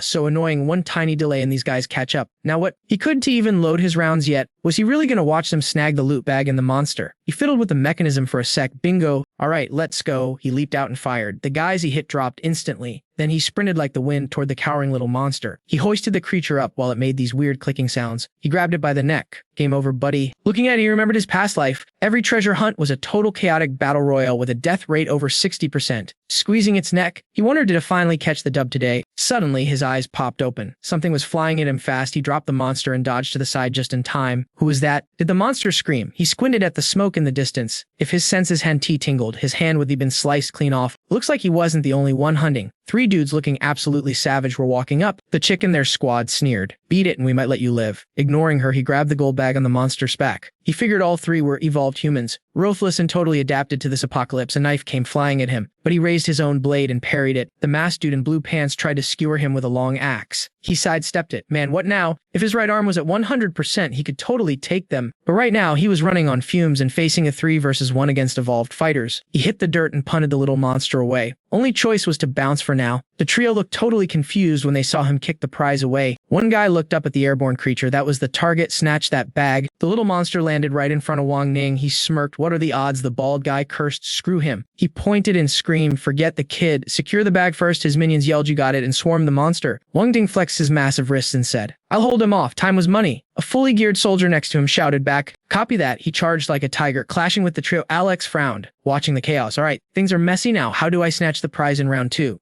The sun was golden, casting a light on the total wasteland around them. Moyi was unloading clips into the monster and the incoming zombie horde. But the thing was tanking it, roaring. It ripped up a huge concrete pillar. Sweating bullets, she adjusted her aim. This thing is still kicking, she checked her mag. Only one special round left from Alex. Switching targets now was pointless. Was all that grind for nothing? She stared at the bullet, totally blanking out on what to do. Suddenly, she spotted a girl running down below and recognized her instantly. Ha! The girl yelled, Teacher Moye. Moyi remembered her time with Alex's squad. When she left, that girl was with him. If she's here, Alex has got to be close by. Without thinking, she yeeted herself right off the building. Old man Chengzi watched, totally freaked out, screaming, are you insane? She stuck the landing and sprinted to Su Young. Su Young was stoked to see her. They hugged it out, and Su Young beamed. Moye, it is so good to see you. Moye looked her over. Why are you here? Whereas Alex and Lang Shu. So suddenly the ground shook like crazy, throwing them off balance.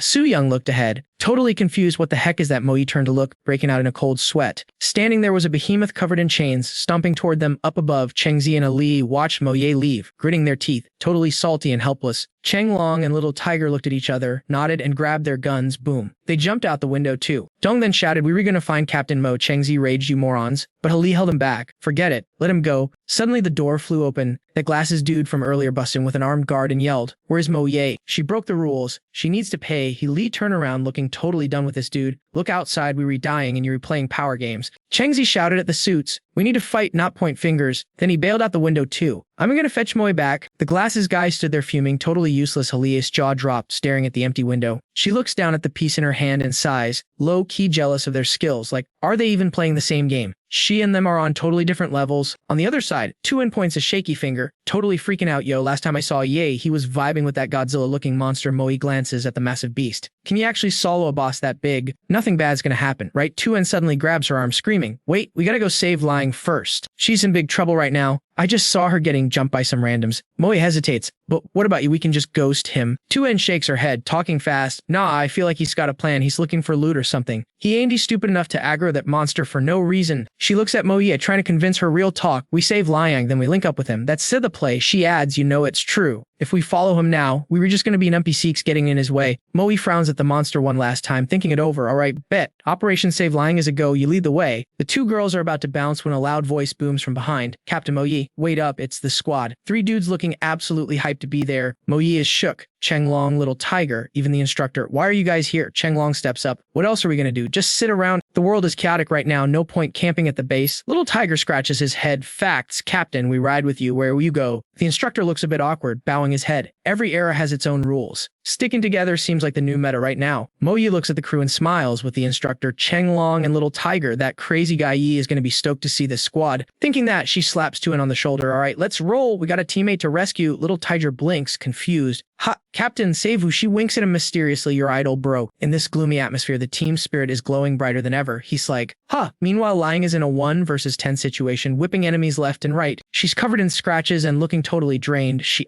grunt in pain, blood dripping from the corner of her mouth. She wipes the blood away, so this is what PvP feels like. The boss, a fat dude in a floral shirt, is also hurt. He holds his arm, cursing, motherfucker, you ain't leaving here alive today. He waves his bloody hand, break her legs for me. I done care if she's missing limbs. Just keep her alive. Immediately, the goons start blasting their guns like maniacs. Liang whips a dead body off the floor. Using it as a meat shield, she tosses the corpse up to block the bullets. If this keeps up, it's game over for real. Suddenly, a loud shout rings out. Her eyes pop open with hope. Liang, the bad guys spin around like, who's that? Before they can even react, Little Tiger and Cheng Long crash the party. Throwing hands everywhere, the enemies try to fight back. The fat floral shirt guy screams, who are you people? But before he can finish, Moi shuts him up with a punch straight to the face. His teeth go flying like confetti and he totally dazed. What the? Another evolved human, are you kidding me? Smash! Smash that like button if you love stealth missions. Yi is hiding behind a big rock, watching Wang Ding fight 3 dudes. Everyone's ripped, especially the bald guy with the gas mask. Baldy flexes his massive arms. He thinks that giant dude definitely has a class, probably a strength build, looks super overpowered. He nervously peeks at the white-haired guy holding a spear. He analyzes him. That spear guy is definitely a class user too.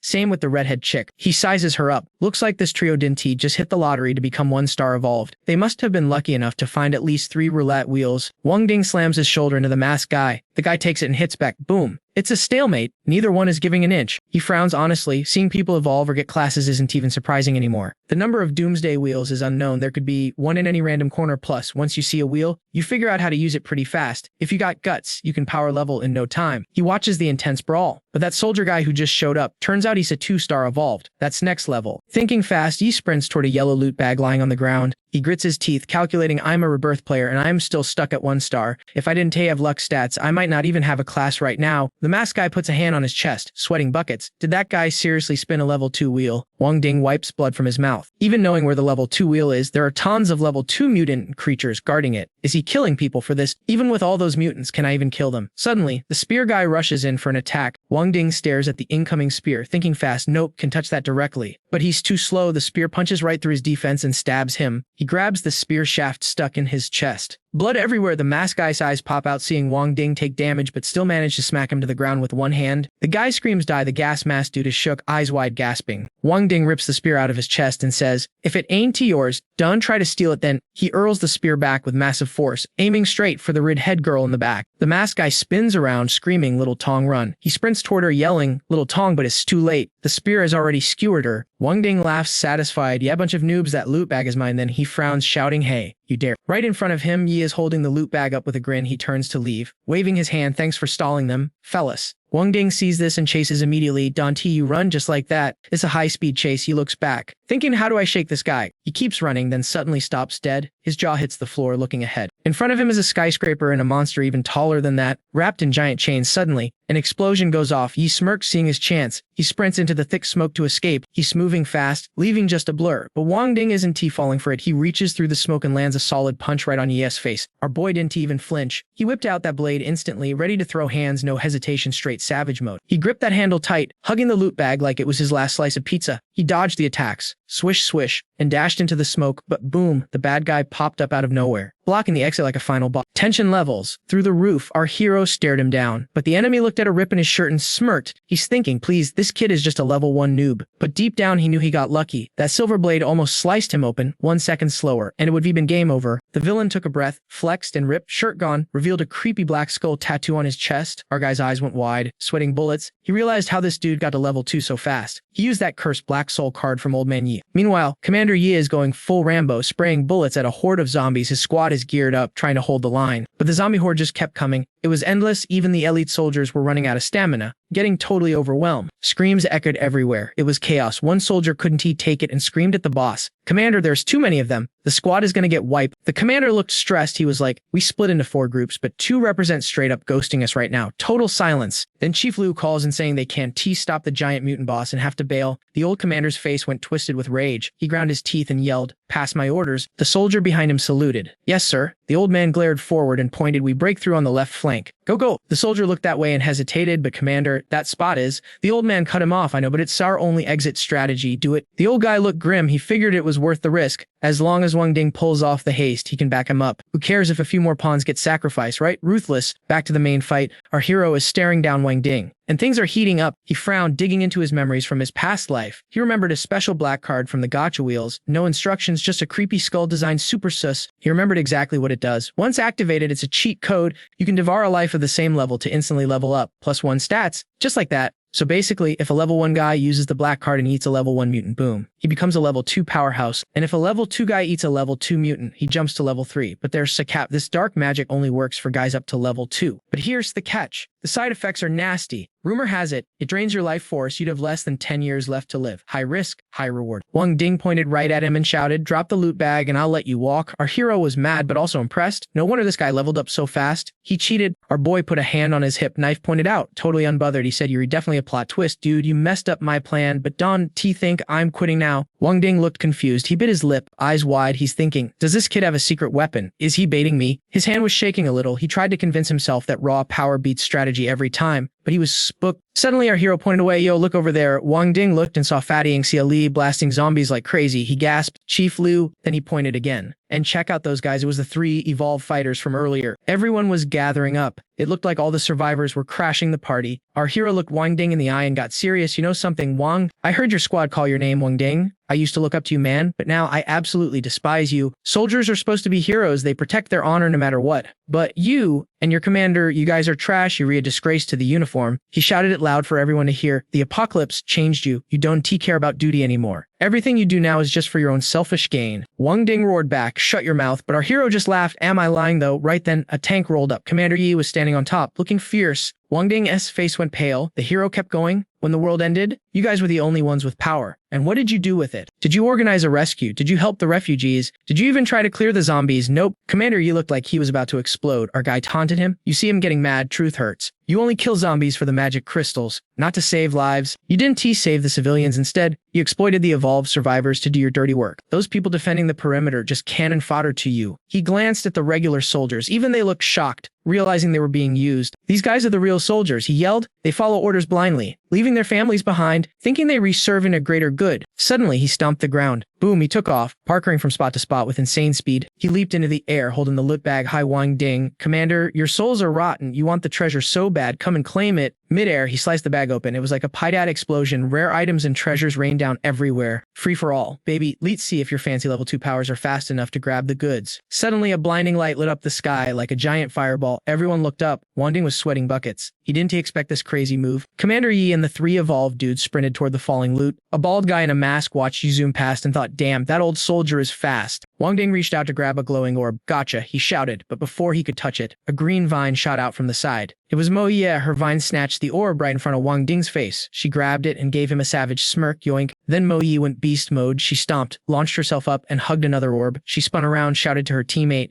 and kicked a loot ball straight to Park So Young. What a play. Down below, Tuing catches a loot orb. Clutch play. The girls exchange. Looks like we all got the goods now. Ladies, squad goals. Chenglong spots another glowing orb in the rocks. One left, he goes for it, but Wang Ding is camping the spot. Wang screams, "Back off, scrub." They throw hands. Wang Ding lands a heavy hit and sends Chenglong flying. He crashes straight into Cheng Zi. Ouch, that's gotta hurt. Cheng Zi catches him. "Bro, you good?" Long grinds his teeth. "Man, that guy hits like a truck. This is insane." Wang Ding thinks he won the lottery grabbing the orb, but nope. Little Tiger snipes him from downtown. Boom, headshot attempt. Wang Ding does a tactical roll to survive. The orb is floating midair right in front of Captain Yi and Mo Ye. It's up for grabs. It's a race. Cheng Zi screams. Mo Ye dodge. Before she can move, Captain Yi speed blitzes past her like a blur. She freezes. Captain Yi points a piece at her. Totally uncool. And bends down for the loot, but suddenly Spear Guy blocks him. It turns into a brawl. Captain Yi gets ganged up on and tossed aside like trash. Get wrecked. Gas Mask Guy grabs the prize. It sours. Baby, he is celebrating, but Hali and the squad are hiding in the rocks, watching the drama. The fat boss signals to open fire. His minion asks, "Shoot, who slap?" The boss yells, "Everyone, you idiot, spray and pray. Just light them up." Hali looks at the old guy like he is nuts. Friendly fire's on. This guy is toxic. She looks up, feeling guilty. Her friends Mo Yi and Cheng Zi are still in the kill zone. Big sad vibes. Suddenly, everyone panics. A massive chain wrap monster stomps into the chat. Alex just smirks. He knew this boss battle was coming. The monster looks terrifying, stomping closer like Godzilla on a bad day. He starts blasting, but he's aiming for the chains, not the monster. The chains barely scratch. Captain Yi is watching like, is this kid glitching? The fat boss is stressing out. He thinks he is trying to lure the monster over to wipe the whole server. Total chaos. He is sweating bullets. He knows he can kill this thing. It's a level 4 mini-boss. Even scratching it is impossible right now. He aims again. He doesn't want the monster's XP. He wants the gear, specifically those chains. That's right, chat. Those aren't rusty chains. That's ghost metal. Tears crafting material. He keeps grinding. In the future meta, this metal is worth more than diamonds. We read talking millions per gram. If you craft a weapon with just a pinch of this stuff, its stats go through the roof. It even adds magic buffs. He focuses fire on the leg shackles. Finally a crack. Suddenly, the fat boss rushes out screaming like a banshee. Donnie just stand there, loot everything. Captain Yi stays cold, shooting down anyone who tries to steal his kill. The fat guy returns fire. The whole place turns into a battle royal deathmatch. Tiying is shaking, hugging her orb. What's the play? Mo Yi grins. Lead the noobs fight wheel camp here and grab whatever loot Yi drops. Tiying is sweating bucket loads. Is Yi gonna make it? That looks super sketchy. Yi is literally under the monster's feet. He drops his gun. Bold move. The monster swings a massive attack down. He dodges at the last frame. He pulls a knife and rushes him while the monster swings its mace. Parker. He grabs the chain. This is it. Do or die moment. Can he hold on? He's dangling in midair, slicing away with his good hand. He tells himself grind mode activated. I need that ghost metal. He hacks at the link. Yes, a crack appears. Leap's working. The monster looks down like bro. Yi is grinning like a maniac, ignoring the stamina drain, dodging attacks while farming the metal. He's gritting his teeth. His right hand is throbbing, but thanks to his evolved stats, his fingers done snap, op, build. But man, this ghost metal is tanky. He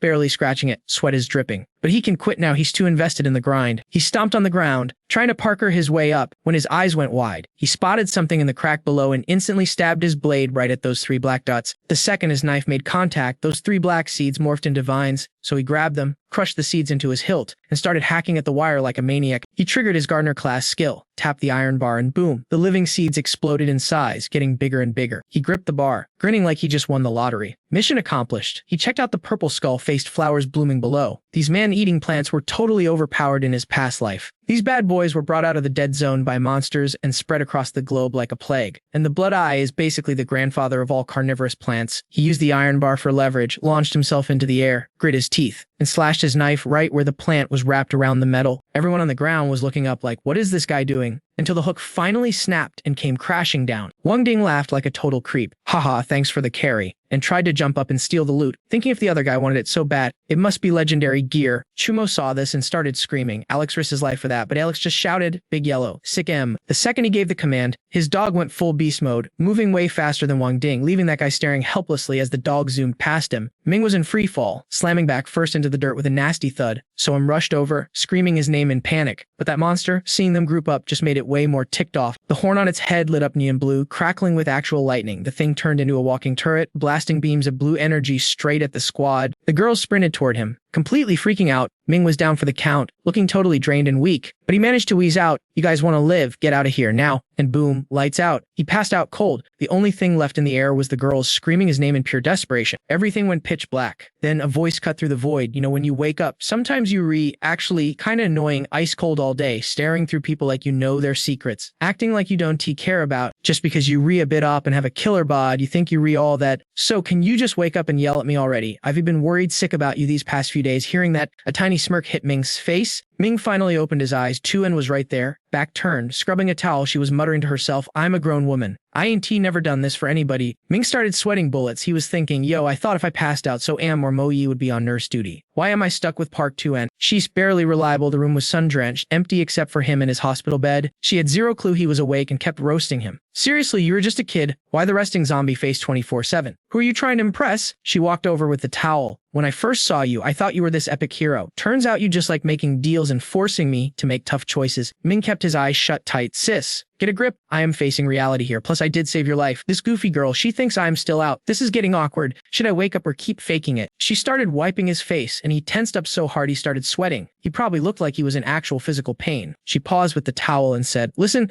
Mr. Ming, just because you saved my life doesn't mean you can act like my boss or my teacher, okay? Suddenly, her vibe flipped. She touched his cheek, voice getting all soft and shy. You're obviously younger than me, so what you call me? Bella sounds right. She patted his cheek like he was a toddler. Yup, little brother Ming, you gotta call me Bella from now on. Then she got dead serious. But for real, you need to wake up. Things are looking pretty bad out here. Every day is a gamble just for food and water. We're being hunted, fighting zombies, monsters, even other humans. I even had to use your knife. I killed someone. Ming frowned, staying silent but listening hard. Fighting for basic loot like food and water. Makes sense. Zombies I get, but hunted. She kept scrubbing the towel. The squad is a mess. Mo Yi's old coworkers are obsessed with how to split the loot we found days ago. So keeps clashing with them every time things heat up. Mo Yi shuts it down, but she is stuck in the middle, and it sucks for her, especially since her old instructor seems to have some shady agenda. It's breaking her heart. She glanced back at him. Sister Hai's cool, tries to be fair, but nobody listens to her. Even I'm exhausted. And if I am tired, Mo Ye, and so must be wreck. Wake up, little bro. She picked up the basin. Hold on, I'll go grab you another bowl of porridge. But the second she turned, Ming spoke up. How long have I been out? She was so shook she dropped the water basin right on the floor. She saw him sitting up and screamed, you, when did you wake up? Cut to the next scene. Everyone's gathered in a high-rise room. Ming was geared up, watching So-am and Tu-en laughing together. He thought, well, at least the girls seem happy. He scanned the room and spotted Hali talking to Mo Yi. That must be the fair and just woman Tu-en was talking about. He checked out the crew, Cheng Zi, Little Hugh, and the suits, according to Tu-en. That Deputy Chief Yang has been nagging about the treasure for days. Suddenly, a dog came sprinting over. He hugged the dog's head. Where is it? The good boy happily handed over a chain. Ming grabbed it and stared down the fat, balding guy walking over. Hey kid, since you were finally awake. Time to talk about my feet. Ming looked at him and smirked. Go ahead, spill it. The guy pointed a thumb at himself. When that scumbag Wang Ding had you cornered, I brought my crew and saved your tails. Am I right or are I right? Ming glanced at Mo Ye. She looked down, bummed out. Cheng Long sacrificed himself for us. But Deputy Chief Yang's team did put in a lot of work too. Deputy Chief Yang heard that and got loud. We've even scavenging food, water, killing zombies, and fighting Wang Ding non-stop. And old man Ming here didn't exactly back down either, right? So wasn't he having it? Yeah, you didn't back down. You just played dirty. Yang snapped, pointing right at her face. Shut your mouth. Brat, if it wasn't T from OE, I'd end you right now. So whipped out her weapon, ready to throw down. But Ming grabbed her shoulder to hold her back. Yang grilled Ming with a grin. So look, I saved you. Asking for a little payback isn't that crazy, is it? Ming crossed his arms. Nope, fair enough. The guy got confident, giving Ming a sleazy look. I know you guys scored some high-tier loot at Pearl Lake the other day. How about we split that stuff? Call it a life-saving fee. Ming just extended a hand to Mo Ye. Where's the loot? Mo Ye dropped her backpack. We got 3 items total. Ming looked at the 2 items in his hand. Where's the third one? She looked at Cheng Zi, sighing. He reluctantly held up an item. Ming laughed it off. All right, let's check these 2 out first. He scanned the paper in his hand. Jackpot, it's a pharmacist recipe, not legendary tier or anything, but super useful. Too bad we don't have a pharmacist in the squad yet. Then he held up the gem and froze. Whoa, this thing is top tier gear even for the apocalypse. Even though this gear doesn't debuff my stats, the inventory space is absolutely clutch. He tossed 2 items to Tu, thinking to himself, this crystal is the size of an egg, super portable. The storage is only 1 cubic meter. But that's plenty for stashing magic crystals and essentials. It beats lugging around a heavy backpack. Plus, showing off your loot just paints a target on your back. After checking the goods, he turned to Cheng Zi like, yo, what's the deal with that card? The guy replied, it's a summoning card. Mo Yi walked up, looking super awkward. He used to be my drill sergeant. I let him hold onto it when we retreated, but I never thought he'd try to snake us like this. Hearing that, he turned to the old guy and shut it down immediately. We were not splitting this loot. Deputy Director Yang just stood there, hands behind his back, looking smug. His goons raised their guns, and the old man started trash talking. Kid, I don't get your vibe. You trying to play me? He just raised his hands, cool as ice. Look, you saved our lives. Big respect for that. But we had this gear way before you showed up, so it's got nothing to do with you. How about I trade you something else to square the debt? The old man grinned, looking totally toxic. Is that right? Lead us see what kind of goods you can actually pull out. Alex shouted without hesitation. Suin tossed me the bag. Inside the bag were 2 monster claws. He pulled out a green vial and said, immunity potion, it stops you from turning into a zombie. The old guy licked his lips. Greedy as hell, that's decent. But not enough, so he pulled out a blue veal next. 1-star Evo potion. Take this, and you become a 1-star evolved human. And I'm pretty sure you know exactly what being evolved means. But the old guy wasn't satisfied. His face went dark. Still not enough. Alex stopped playing nice. His expression got serious, and he snapped, seriously, that's still not enough for you? Liang Chuyan could take it anymore. She yelled, Don't be such a clown. Do you have any idea what the street value of a 1-star potion is right now? Are you clueless? She pointed at the whole crew, roasting them. Just yesterday, we saw 2 squads wipe each other out, dozens dead, just fighting over 1 vial of this stuff. There's a limit to how greedy you can be. Mo Yi stepped up too, staring down the bald guy. Director Yang, this is fair.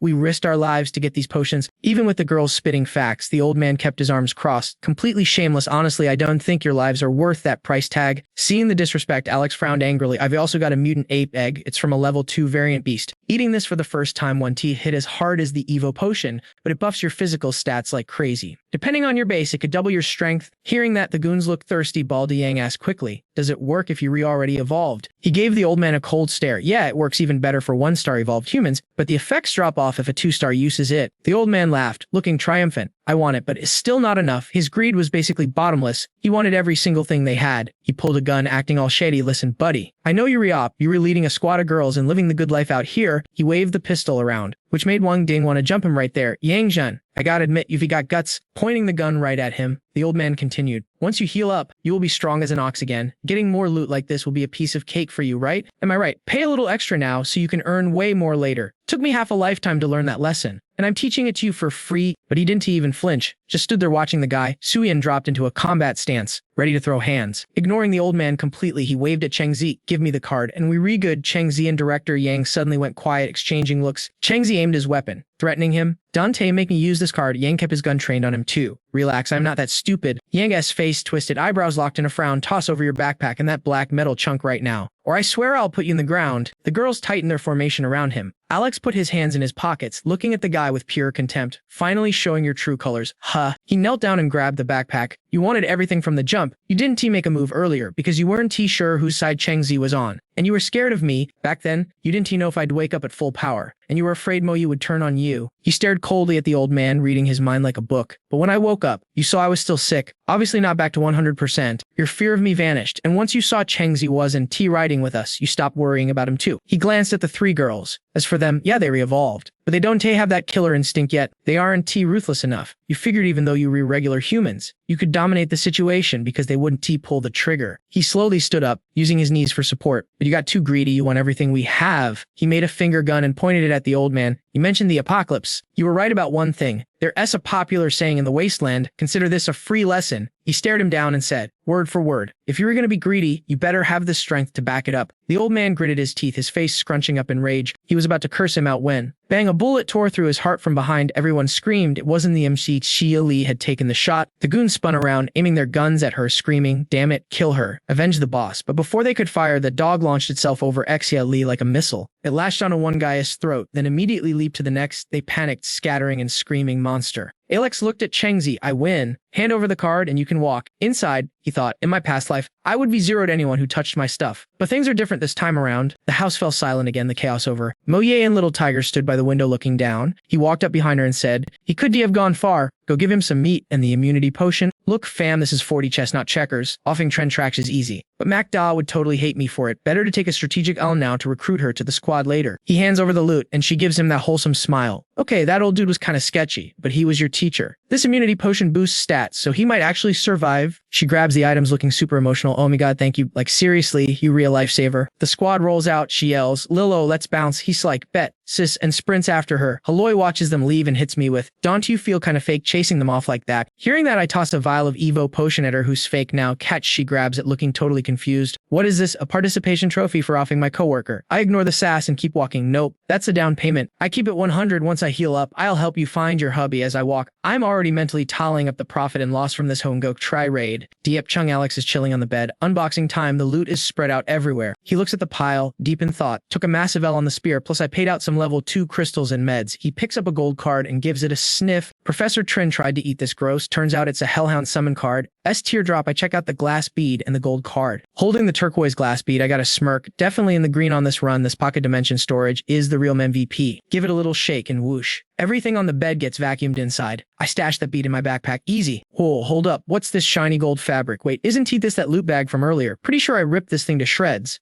Yeah, the day I pulled that haste to make the factions go crazy, had to keep that Vuong Dine dude off my back. I purposely ripped the bag so the loot would scatter and those noobs would fight over scraps while I farmed the devil gold. Pretty sure I destroyed this bag, right? I touch it, super soft, silky smooth. But this ain't silk, and it definitely ain't any fabric you can buy at the mall. I pull my blade from my waist, no hesitation, and slash it, but yo, the fabric just zips itself back together instantly. I am actually sweating now. I start hacking it like a maniac. Yo, are you kidding me right now? My moon blade cuts through demon metal like butter, but this rag takes 0 damage. I stab it with the tip, zip, healed again. My jaw hits the floor, hold up, the cut is gone. I toss the creepy fabric across the room. Is this thing cursed or what? It lands right on top of an egg, and suddenly the egg starts glitching out. I'm staring at this glowing fabric like, what is happening? I lift the fabric up gently. The egg underneath is totally desiccated, like a dried prune. It literally drained the life force out of. Eureka moment, guys, this fabric is a vampire. It sucks life to repair itself. That explains why the monster healed so fast after getting shot while carrying this bag. I remember thinking, how is that little beast regenerating that fast? It wasn't the monster-esque skill. It was exploiting this gold cloth. I'm sweating again, this is up, but I have 0 clue how to use it yet. Unique item for sure. Back to the inventory, I pull out the space bead and another orb, the Yang gem. This is the only stat booster I got this run. Straight up power boost. I pop the whole thing in my mouth and swallow, boom. My body goes haywire. Hair turns red, eyes glow, veins popping everywhere. It feels like my bones are melting. I'm gasping for air like a fish. Huff, huff. Then, I look at my empty hands. The pain is gone. I spring up from the floor. Fists clench. I feel absolutely electric. I burst out laughing. Whatever damage I took is fully patched. I flex for the invisible camera. Looking swole, feeling dangerous. Stats are definitely up. I'm probably rocking strength 8 or 9 times a normal human now. Officially a 1-star evolver. Baby, that level 2 Yang is no joke. I grabbed the devil gold chain. It's not just muscles. My mental mana pool feels massive right now. Thinking back to that water user I fought, my basic collection art relies on mental stats to calculate force and timing. More brain power means the skill hits harder. Let's test this out. I toss the chain into the air. I finally have enough juice to use the craftsman's skill on a chunk of metal this big. I reach out and shout, collection refinement. The iron disintegrates and reforms into a glowing green orb. I check the stats, 100 FUV, devil gold, 10 grams per unit, time for beta test. Cut it, me standing on a skyscraper roof, sun blazing, short sword in hand, dramatic pose active. Diep Chung Alex stabs the wall. When lightning crackles around his hands, forging art, he closes his eyes and lets the energy surge. I literally melted a car for materials earlier floating in the fire, 10 grams of devil gold, some level 2 crystals, and a demon claw. A mystic blue light explodes outward. The blade gets coated in a fresh layer of power. Let's go. Crafting successful. The moon blade is now infused with devil gold. New passive unlocked. Blade glow. I'm sweating, but this is hype. This sword could already scrap with level 2 or 3 mutants now. Better stats plus a special move. It's over for these mobs. I swing his swish, testing the glow. This is a pro tier skill, guys. You only see this when a class reaches a super high proficiency level. Usually you gotta grind through apprentice, intermediate, and advanced stages to get this good. Most survivors in the apocalypse are stuck in the mid tier, seeing a master or grandmaster level that sets like finding a shiny Pokemon rare F. If you hit the transcendent level, you basically get God added to your title like God Blade or God Crafter. He kept thinking about the ranking system, remembering that master and grandmaster levels were usually just called sub-god tier. He checked his reflection in the shiny blade. The ghost metal's passive buff is iconic. He felt like he could slice through tier 4 prison chains with this thing. He took a few more swings to hype himself up, but had to chill. He's still just an intern crafter with basic mats, so forging more right now would just waste the precious ghost metal. Walking out dual wielding like a boss, he knew he needed to grind for more power, stack up on materials, and find better blueprints. Alex walked into the room where the squad was chilling, and little Tiger got all hyped, shouting, "Yo, you crafted another blade." Let me see that. He held the knife up with a smirk. "You want a peek? Come and take it if you can." Little Tiger was instantly down for the challenge. "You said it. Don't cry when I bully you," he yelled, stomping the ground and flying at him with a lethal elbow strike. He dodged to the side effortlessly and tripped the guy, leaving little Tiger sweating and shocked on the floor, whining, "My speed and strength are trash compared to you. It's so unfair." He tapped the knife on Tiger's head and said, "Nothing in this world is fair. Bro, the strong make the rules, and even with your evolution, you are still not on my level." Little Tiger crossed his arms, shaking his head stubbornly. "I don't believe you." He turned to leave, dropping one last truth bomb. "When you fight to kill instead of just trying to pin your enemy down, then maybe you'll be ready to face me." Then he looked at Mo. "Yeah, you got a map. Pull it up." Alex pointed at their spot. "We are here," then pointed to another spot, and we were heading there. Xia Li looked at the destination and started sweating nervously. That was the new district where her husband worked. Was he seriously going to keep his promise this fast? Chuyin touched her chin and said, "That's a pretty long hike if we go straight there." He replied, "Cars are useless right now. The apocalypse has been running for a while, so the streets are totally overrun by zombies and mutant freaks. One loud noise and we attract every zombie in the neighborhood, which is way too risky, so we're walking." He pointed to another spot. "Plus the city center is here, the old district." He pointed to another location and said it would be tough, and Mo asked, "I get the other spots, but isn't that last place a rehab medical center?" He looked a little hesitant. "Hospitals in the apocalypse are super weird, so we need to be careful there." He knew the real reason better than anyone, but he couldn't spill the tea yet because even he wasn't 100% sure. Chumo clenched her fist. "Zhao Ming has come through for us every time, so if he says go, we go." He took a red pen and drew a zigzag route on the map. Target locked. We were taking this path. Xia Li looked at the squiggly line and immediately started questioning him. "You want to avoid the crowded old district? Fine, but why this massive detour? That's going to take us over 15 hours. Why double our travel time?" He frowned and looked her dead in the eye. "I promised to take you to your husband, but I didn't promise to get myself and my team killed doing it. I can guarantee 0 mistakes, but I can try to play it smart and keep us all breathing." Xia Li looked a bit guilty, so the detour is he cut her off. It was to power up and increase the odds of actually getting her there alive. Moya looked at them and asked, "So, are we rolling out now?" He frowned, looking determined but a little sneaky. "Nah, you guys have had it rough lately. We aren't leaving until we settle some beef." Just then, someone knocked on the door outside. "Brother Dang, it's me." Inside, a bald guy was bandaging the red-haired girl's arm when a guy with white hair walked in, holding a bag. "Brother Dang, got 300 crystals. Should be enough this time." Brother Dang lit a cigarette, side-eyeing him. "How many crystals exactly?" The guy replied, "Over 300. That should do it." But Brother Dang, sitting on the bed, looked salty. "You forget how we failed last time. We traded those silver shoes for 260 magic crystals and wasted it all. Who knows if the price goes up every time we spin that wheel." The red-haired girl pushed herself off the bed. "Stop complaining. Finding that roulette wheel was the luckiest thing that happened to us. We'd be dead without it." She walked over to close the curtains while the white-haired guy added, "Yet little Tong has insane luck. 5 spins, 3 evolution potions, and a skill scroll. That drop rate is actually broken. Plus, she pulled a top-tier class scroll in just 2 spins. This guy just blows a smoke ring like a boss." Then, Bam, smashes right through the window. He grabs little Tong by the neck, zero hesitation, straight savage mode. The black-haired dude freaks out, screaming, "Yo, is that you?" Our boy laughs, ice cold, blade still pressed against her throat. "Yeah, it's me, surprise homie." Boom, the front door explodes open. Mo Yi and little Tiger burst in, guns blazing, hands on your heads, hit the deck. Tiger points his piece and gloats. "Hey, remember casing me the other day, how the tables turn?" "Keep that energy up." Alex looks around, thinking, man, ambush attacks are way too easy right now, controlling 2 pros and an evolver. Piece of cake in the early game. But listen, this rookie mistake only flies at the start of the apocalypse. Give it some time, and every survivor out there's gonna be setting mad traps and alarms. You won't catch him slipping like this later. Little Tong grits her teeth, acting all tough. "Go ahead, end me, but don't think my crew is gonna fold that easy." He looks at her with a smirk and roasts her. "You think taking you out is hard work? Please. With how sloppy you guys are, I could be flatlined you 10 different ways without making a sound." He glares at the 2 dudes on their knees. "Here's the deal. I ask 1 question. You answer, you walk, you stay quiet, you die. Simple math." The bald guy gives up. "Ask away." He narrows his eyes. "Where's that rainbow-colored tray?" The dude just stares back, lips sealed. Big mistake. He doesn't say a word. He just presses the blade harder against little Tong's neck. Blood starts trickling down. The quieter the guy stays, the deeper the knife goes. Things are getting messy, fam. The dude was literally shaking as he screamed, "Yo, wait, the wheel is at Long Run Estate, building 117. I'll take you there." Swear he saw you loosen his grip and finally breathe a sigh of relief. He was thinking, if I didn't spill the beans, this guy would actually unalive me right here. Fast forward to the morning, and the whole squad was trailing Baldy to the spot. Little Tiger was gazing at the knife in his hand like it was his high school crush. He got annoyed and snapped, "Yo kid, can you zip it for a sec? It's just a raggedy knife. What's the hype?" But Tiger wasn't having it. "It ain't about the looks, boss. This is S-tier loot. Did you see how it sliced through those zombs? Like a hot knife through butter." We were talking bodies dropping left and right. Before he could finish, he cut him off with a death stare, "Shut your trap," or at least whisper. Genius. Tiger wouldn't quit though. He got all up in Yi's personal space, grinning like an idiot. "Hey, brother Yi, you're re-rocking 2 blades that look exactly like this one. That ain't a coincidence, right?" I sighed, looking totally bored. "I used to have a craftsman class. I made both of them, no biggie." Little Tiger scratched his head, "Man, when do I get a cool class like that?" You gave him the cold shoulder. "Quit beating around the bush.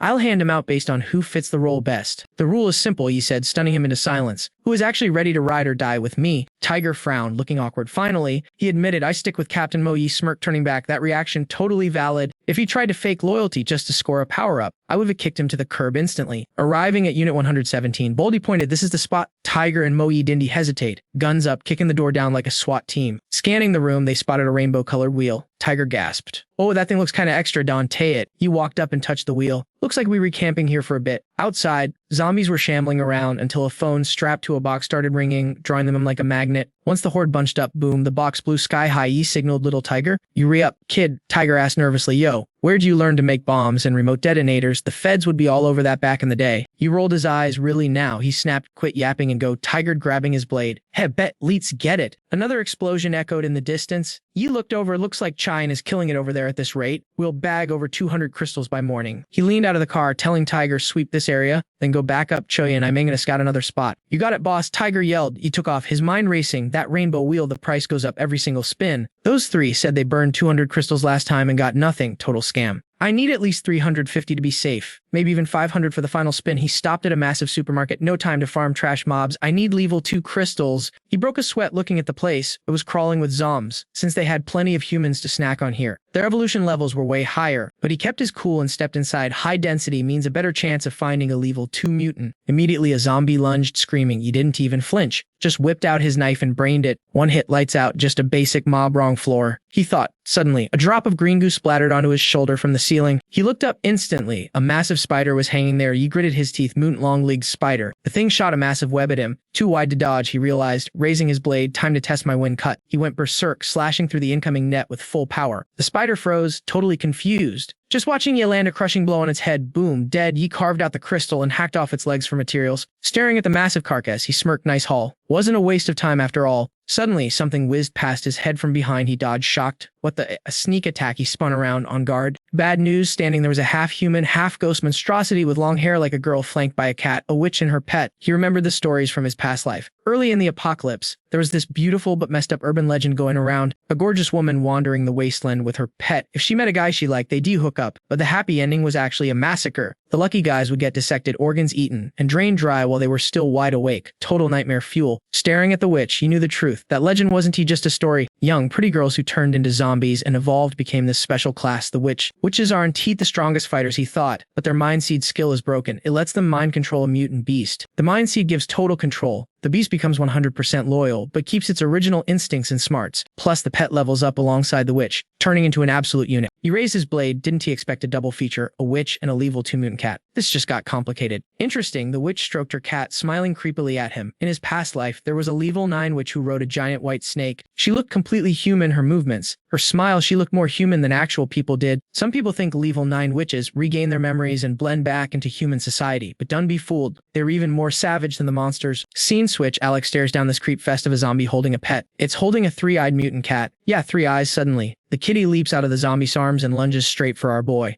But plot twist, it's not aiming for his throat. The little beast just wants the spider meat from the kill you made earlier. Yes, heart is pounding, adrenaline spiking. He realizes they were totally ignoring him. They think he is just fast food available anytime, so they're reprioritizing the spider meat before it spoils the disrespect. Realizing this, he gets salty. These zombies actually have the nerve to look down on him. Oh hell no, this ain't the old timeline, and Alex isn't he some weak NPC anymore. He has leveled up. He charges at the snacking cat, swinging his blade with zero mercy. When a massive flash of light explodes as he strikes, the cat looks up totally confused like, bruh, I am eating here, but that blade comes down fast, looking like it's about to slice that furball in two. But the zombie queen is lightning fast. She snatches her pet back instantly and starts healing it. Talk about a dedicated support healer. Her face doesn't even twitch. He frowns, recognizing the move. Wait, is that the energy exchange skill? That skill is busted. It swaps damage for healing, boosts speed, and even shares evolution energy. Total cheat code. At high levels, they can even share life points. Usually, you don't see this kind of up magic until level 9, but this level 2 freak already unlocked it? No way. He knows he can let her keep buffing that black cat. Fighting 2 buffed enemies is a nightmare scenario, so he dives back in to interrupt their little healing session. The zombie queen doesn't even try to fight back, she just kites him, running backward while keeping the heal beam on her cat. He tries to keep up, but she's smoothing like a track star. If he chases too far, he has toast, especially with random trash mobs jumping in his way. He needs to fall back and patch himself up. If he keeps bleeding, he's just a walking dinner bell for every zombie in the neighborhood. He drifts around a corner, smashes through a glass barrier, and parkours off the edge of the building. Geronimo. But come on, you know it's never that easy. The apocalypse doesn't he give out free passes. He gets a bad feeling in his gut. His spidey senses are tingling. This fight isn't he over yet. Sure enough, giant mutant birds crash through the windows and dive bomb him midair. He spins his blade, blocking a triple strike from the birds' clang. The sound of metal hitting claws rings out like a gong. Before he can even deal with the birds, the sewer grate below bursts open. A swarm of rats comes pouring out. Suddenly, it's a rainbow tide of vermin everywhere. He spins around, slicing through the leaders of the pack. Up on the roof, the zombie queen is hopping between buildings, still healing her pet. He spots her and realizes she's the one calling in these reinforcements. She can only mind control one pet, but apparently she can chat with every mutant in the city to put a hit out on him. He glares up at her, thinking, you really think sending your minions is gonna stop me? Joke's on you, quantity doesn't beat quality. He swings his blade, turning the rat swarm into a smoothie. Rat bodies are flying everywhere, chopped in half, but there are just too many of them, and a few slip past his guard. 2 sneaky little rodents jump up and land a couple of nasty bites on him. Ouch. He channels energy into his blade and speeds up. His face is stone cold. He is completely in the zone. In seconds, he is standing on a mountain of colorful rat corpses. A literal wall of dead vermin surrounds him. The surviving rats realize they aren't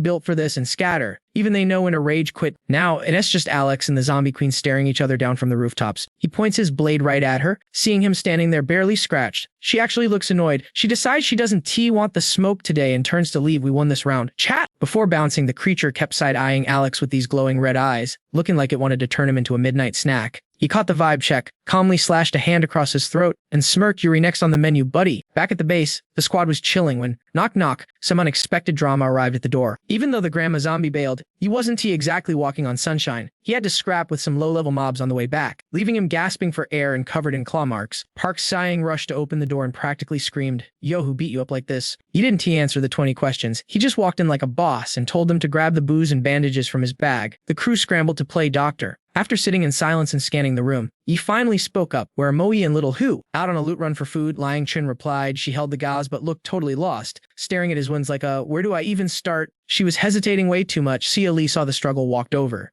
and told Cheyenne to step aside so a pro could handle it. No cap, Sia Lee knew her stuff, but yes, wounds were suspicious. We were talking sharp cuts mixed with gnarly bite marks. Definitely not normal. She was acting super sus. Suspicious that he went out for a sec and came back looking like that. Zhao Ming saw Hali freezing up and snapped, yo, speed it up. Unless you want that fresh blood scent, ringing the dinner bell for every zombie in the neighborhood. The hostages tied up in the corner saw Zhao Ming looking rough and started talking smack. What's wrong? Big guy, get your butt kicked out there. Too bad you were still breathing. Just then, Moe and Little Tiger rolled back to base, their bags stuffed with snacks and supplies. Zhao Ming didn't even turn around and acknowledge them. He limped over to the machine, all bandaged up, and told the crew, "While go ahead and dig in without me." Then he dumped a massive pile of magic crystals into the machine like he was feeding a slot machine. The wheel started spinning slowly. Time to see what the Reng gods have in store. He dropped 360 level 1 crystals, loot from his solo rampage after the rain stopped. The whole room went silent, staring at the wheel like, come on, Papa needs a new pair of shoes. The wheel stopped, boom, a book pops out. It's a class scroll floating straight toward Zhao like it was magnetized. Zhao checked the loot in his hand, his face full of shock. Light Envoy, what kind of character class is that? He'd never even heard of it. He cracked the scroll open to check the stats, and a grin started creeping across his face he could hide. Turns out, this is a top-tier main class. Think of it as a mashup between a medic and a light mage. It's got heals, defense buffs, and attack support. Basically the ultimate all-rounder support build everyone dreams of. The rest of the squad was dying to know what it was. Zhao passed the scroll around for them to check. They huddled up, but then saw the catch. To learn this, you have to be classless. And once you pick it, you're locked out of all other classes forever. Zhao held up the high-level cross he found and grinned like an auctioneer. Alright, who wants to be the lucky winner? Mo Ye, always chasing the hype, threw his hand up instantly. Meat, pick me. Mo Ye and Liang So immediately shot Little Tiger a death stare, shutting him down instantly. The poor kid shrunk back, thinking, I was just hyping it up. Chill. I'm not dumb. My time with Bossy has been too short, and I'm not even evolved yet. Giving me a legendary class would be a total waste. Since the group went quiet, Zhao looked at Mo Ye. You're only rocking one class, right? Mo Ye waved it off seriously. Nah, hard pass. I don't want to be locked into just one build. Mo Ye wants to be a beast like Zhao Ming. Since the boss has multi-class powers, Mo Ye figures stacking classes is the meta for getting strong. He wants to follow that path, so he looked over at Liang So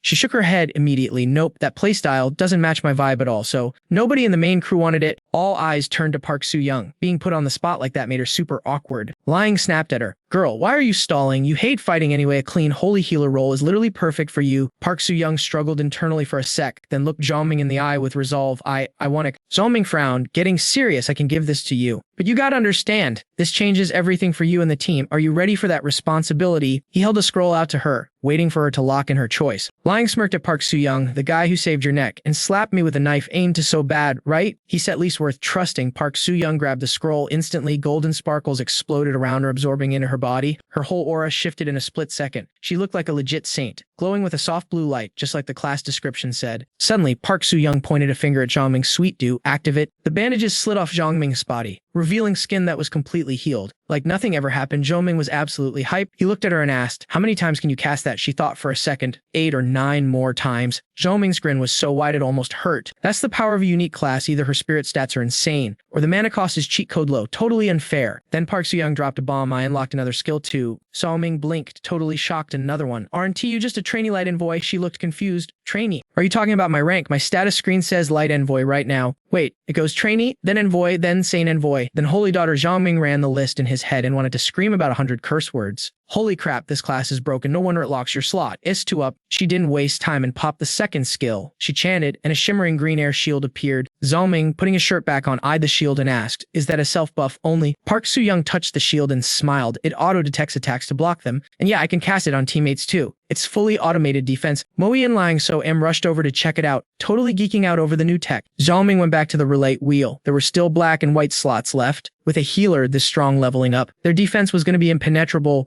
Couldn't wait to see what happens when she hits max level. While thinking about it, he tossed 4 more crystals into the machine. The tied-up guys in the corner recognized them instantly. Level 2 crystals. Scarface started sweating bullets. His whole squad couldn't even handle one level 2 mutant, and this dude just casually farmed 4 of them. Zhao Ming didn't even glance at the terrified captives in the corner. Yi ignored the pain and locked eyes with the spinning roulette machine. It stopped, and boom, a new scroll popped out. The Wind Dancer class. After checking the stats, he tossed the scroll over to Liang Choyin. Heads up. This one's for you. Choyin caught it, looking confused. Wind Dancer, is this for real? Basically, it's a class for female evolvers who use flexible weapons like whips or ribbons. But here's the catch. You need actual rhythm. If you can T-dance, you can trigger the skills. It's literally a rhythm game in real life. The first skill, 4-way dance spin, lets you jump into the air and turn into a human blender, attacking everything around you. Mo Ye grinned at Choyin and said, grats, I honestly didn't see that coming. Park Soo-young saw Choyin still in shock and hyped her up. Girl, you already use a whip. The system literally designed this for you, with the whole squad cheering. She could say no. She crushed the scroll in her hand to learn the class. Meanwhile, Mo Ye was low-key jealous. Waiting for his turn to get an op power up, he stared at the wheel again, but his voice was flat. We re-out of crystals. If we want another spin, we re-stuck waiting a day or more. Hearing that, Mo Ye's jaw dropped and he let out a dramatic scream. Someone walked over, bonked Mo Ye on the head and said, quit whining, scrub. Mo Yi went to the corner to cry about his bad luck, while Xia Li just shook her head. He walked over to the tied-up prisoners and announced, "Pack your bags, fam, we're moving out." Seeing Yi approach, and remembering how he fights, the prisoners instantly behaved. Scarface panicked and yelled, "Wait, Don, to lead us? Lead us, go and I'll drop some major intel." He just stared at them silently. Honestly, nothing is scarier than a high-level player who doesn't say a word. The silence was freaking Scarface out. He stammered, "I swear on my parents' graves, this info is legit and useful for you. Use a saber, right? I know a guy holding a class scroll that fits you perfectly." Yi's expression went cold. "Spill it." Scarface didn't waste a second. He spilled the tea immediately. 2 streets over, there's a spot called the Ying Ying Supermarket. There's a small group of 6 or 7 survivors camping there. They found a class scroll, but since they can't split it, they restuck. They came up with a plan to trade it for evolution meds or useful gear. You can find them there, but how you make the deal is on you. Next morning, the sun was hitting that gloomy building. Yi squad had their gear packed and gathered downstairs, ready to roll. Xia Li pulled out a yellow bag and handed it to Yi. He grabbed it and smirked. "All right, team plan is simple. Fight zombies, farm crystals, and get used to your new abilities." Mo Yi laughed and said, "Brother Yi, you're actually a saint. You didn't even rob those 3 guys before we left." Yi's face instantly changed. He said coldly, "I just left them a little surprise. The black zone on that roulette wheel, that's the death sector. If the needle lands there, it's game over. Even for a 9-star player." That statement sent chills down everyone's spine. Nobody knew what to say to that. Mo Yi stuttered. "So those 3. Before Yi could answer, a massive boom echoed from the building behind them. Explosion just like that. The squad looked back in horror. "You didn't even flinch. That's the last time I play nice. Next time, I'm not wasting hundreds of crystals on a trap. I'll just end them myself." Xia Li looked uncomfortable. "But..." Yi cut her off. "But I promised to let them go." He scoffed. "You're so knave. They only surrendered because we overpowered them. If the roles were flipped, what do you think they'd do to us? In this world, that's just how the game is played. Don't forget the lake square. They attacked us without a word. When I was knocked out, they hunted us down. You think I'm cruel now? That's because you still have that pre-apocalypse mercy. Wait until that mercy gets you tortured. You won't think like that anymore." He pointed at a rotting zombie in a bench. "Mess up, and you become that. A dirty gray, starving corpse with messy hair and ripped clothes, missing an arm, bleeding black sludge. That's the price of being soft." The squad went dead silent. The reality check hit hard. Nobody wanted to end up a zombie chow. Don't forget to like and subscribe for more survival tips, guys. Yo fam, these guys are honestly way too knave for their own good. Alex kept his voice ice cold. "This is the apocalypse. You only earn the right to grieve when you're staring at a corpse. The rest of the time, ditch the pity party. Those 3 definitely hate our guts now. And I'm not about to let anyone who wants us dead keep breathing." The scene flips to some building where the sunlight is streaming through the window. There's this chubby dude sitting by the window, grabbing a water bottle and absolutely chugging it like a savage until it's empty. A girl peeks out from the bed, looking totally terrified of him. He notices her staring, pours out the last few drops, and laughs. "The leftovers are all yours." The girl rushes to catch the drops, drinking them like it's liquid gold. Seriously, when supplies are this scarce, everything is valuable. The guy just finishes putting on his shirt when someone knocks. A voice from outside says, "Dad." Another squad just showed up, and they look like trouble. They act like they own the place. The fat man opens the door, looking annoyed. How many? His son grins. 6 total, 4 girls, 2 dudes, and they repacking heat. The old man frowns, thinking to himself, okay, a team like that sounds pretty overpowered. He leaves the room but tells his son to call their crew over. He also tells the kid to hurry up with whatever he's planning. The son enters the room, smirking, got it, pops on it. Yo fam, trigger warning for the scene inside the room. This girl is huddled up in blankets, covering her scars, looking totally defeated while staring at this dude. The guy tosses her a water bottle and goes full toxic, saying, "Here you go, trash, drink up, we going for another round." She literally has zero choice but to agree. The apocalypse is messed up, guys. Meanwhile, outside, that old geezer and his crew are camping out around the Roulette Wheel. Alex's squad just rolled up on the spot. Mo Yi is grinning like he just won the lottery. Bro Yi, these guys weren't T-capping. There's actually a loot wheel here. The fat guard grips his gun, eyeing them like, "You noobs know the rules or what?" Alex chuckles, "1 magic crystal per spin, right? Let's do 10 spins. He tosses the bag of crystals Xia Li gave him straight at them. The fat boss catches the loot and signals his minions to back off. It's gambling time. Chat. Yi and Mo step up. Yi says, "You always bragging about your ring luck. Go ahead, test those golden hands of yours." Mo is absolutely buzzing. "Bet, watch this." While they start spinning, the old man is whispering to his son, the creep from the bedroom, telling him to watch him like a hawk. Major red flags here. The wheel lights up like Vegas. Mo Yi spins it a few times and looks back at Yi. "All hyped, yo, yet. Check it out. Are my hands on fire? What?" 4 evolution potions dropped. I definitely get a cut of this loot, right? But the bad guys, they aren't exactly playing nice. They immediately rush in to gank them. Old Mo screams, "Leave the potions or get smoked." You sighs, knew these NPCs would glitch out. Perfect timing to use you guys as training dummies before the bandits even know what hit them. He orders his squad to attack. Faxai's shield is already up, tanking the front line. The bandits never saw this coming. They thought having guns made them tough. But against evolved fighters, they didn't even have time to blink before it was game over. Just a bunch of screaming from the clueless bad guys and boom, total team wipe. Nothing left but bodies on the grass. Easy clap. Yi says, let's bounce, head to the supermarket. We need to trade these potions for those class change scrolls they're reholding. After seeing how shady people are, Xia Li is getting street smart. She asks, what if they try to rip us off with the prices? Yi laughs, then we force the trade. Pretty sure everyone knows how forcing works in this world. Didn't he take long for the squad to find the Ying supermarket? But they don rush and Mo Yi asks Bossy what's the play. He thinks for a second, you just took the potions, so go grind some zombies nearby with the Ink Society crew. Get used to your powers, I'll scout the block solo. Solo mission, the whole team immediately objects, that's way too dangerous for the MVP. He knows they care, but he knows his stats. He smiles, chill guys, if they need potions, they aren't evolved yet. They were zero threat to me. Plus, I can move faster alone. If it gets too hot, I'll just park her out of there. The team is still sketch about it. Lying bends down, pets the mutated dog, and says, fine, but take Diwang Wan with you. Backup is mandatory. Guess he has to agree. So it's one man and his dog moving stealthily through the neighborhood. Total ninja vibes, but they miss something up on a high roof. The corpse collar's black cat is watching them, stalker alert. He rushes to the supermarket, but stops to eavesdrop at the door. He hears voices inside, but before he can get intel, trouble finds him. The dog and the black cat spot each other instantly and throw down. It's a furious boss battle between two mutated beasts. The cat is small but is throwing hands, while claws, just as hard. He pulls his dagger, body tense, defense stats maxed out. How could he forget that cat? He scans the area fast, yep, the corpse collar, that freaky female zombie, is lurking nearby. This thing is like a glitch that won T go away. And this time she brought a friend, the Bone Devil. Yi touches his neck and taunts her, hey, aren't you a mental type zombie? Supposed to be smarter than the rest. Right, so you know exactly what I am about to do to you. Screw it, today is your funeral. Yi charges straight at her. She doesn't tee back down either, rushing him without hesitation. She is coming in unarmed, but Yi is dodging like a pro, dagger ready to strike. It's getting intense. Just when the fight kicks off, the Bone Devil jumps out from behind her. Its eyes are glowing red, and it shoots a mental blast straight at Yi. Two red lasers fire off. Yi freezes for a split second but manages to jump away just in time. Even though he's called a Bone Devil, he is just a mutated zombie going down an evolution path. His main ult is the Bone Illusion,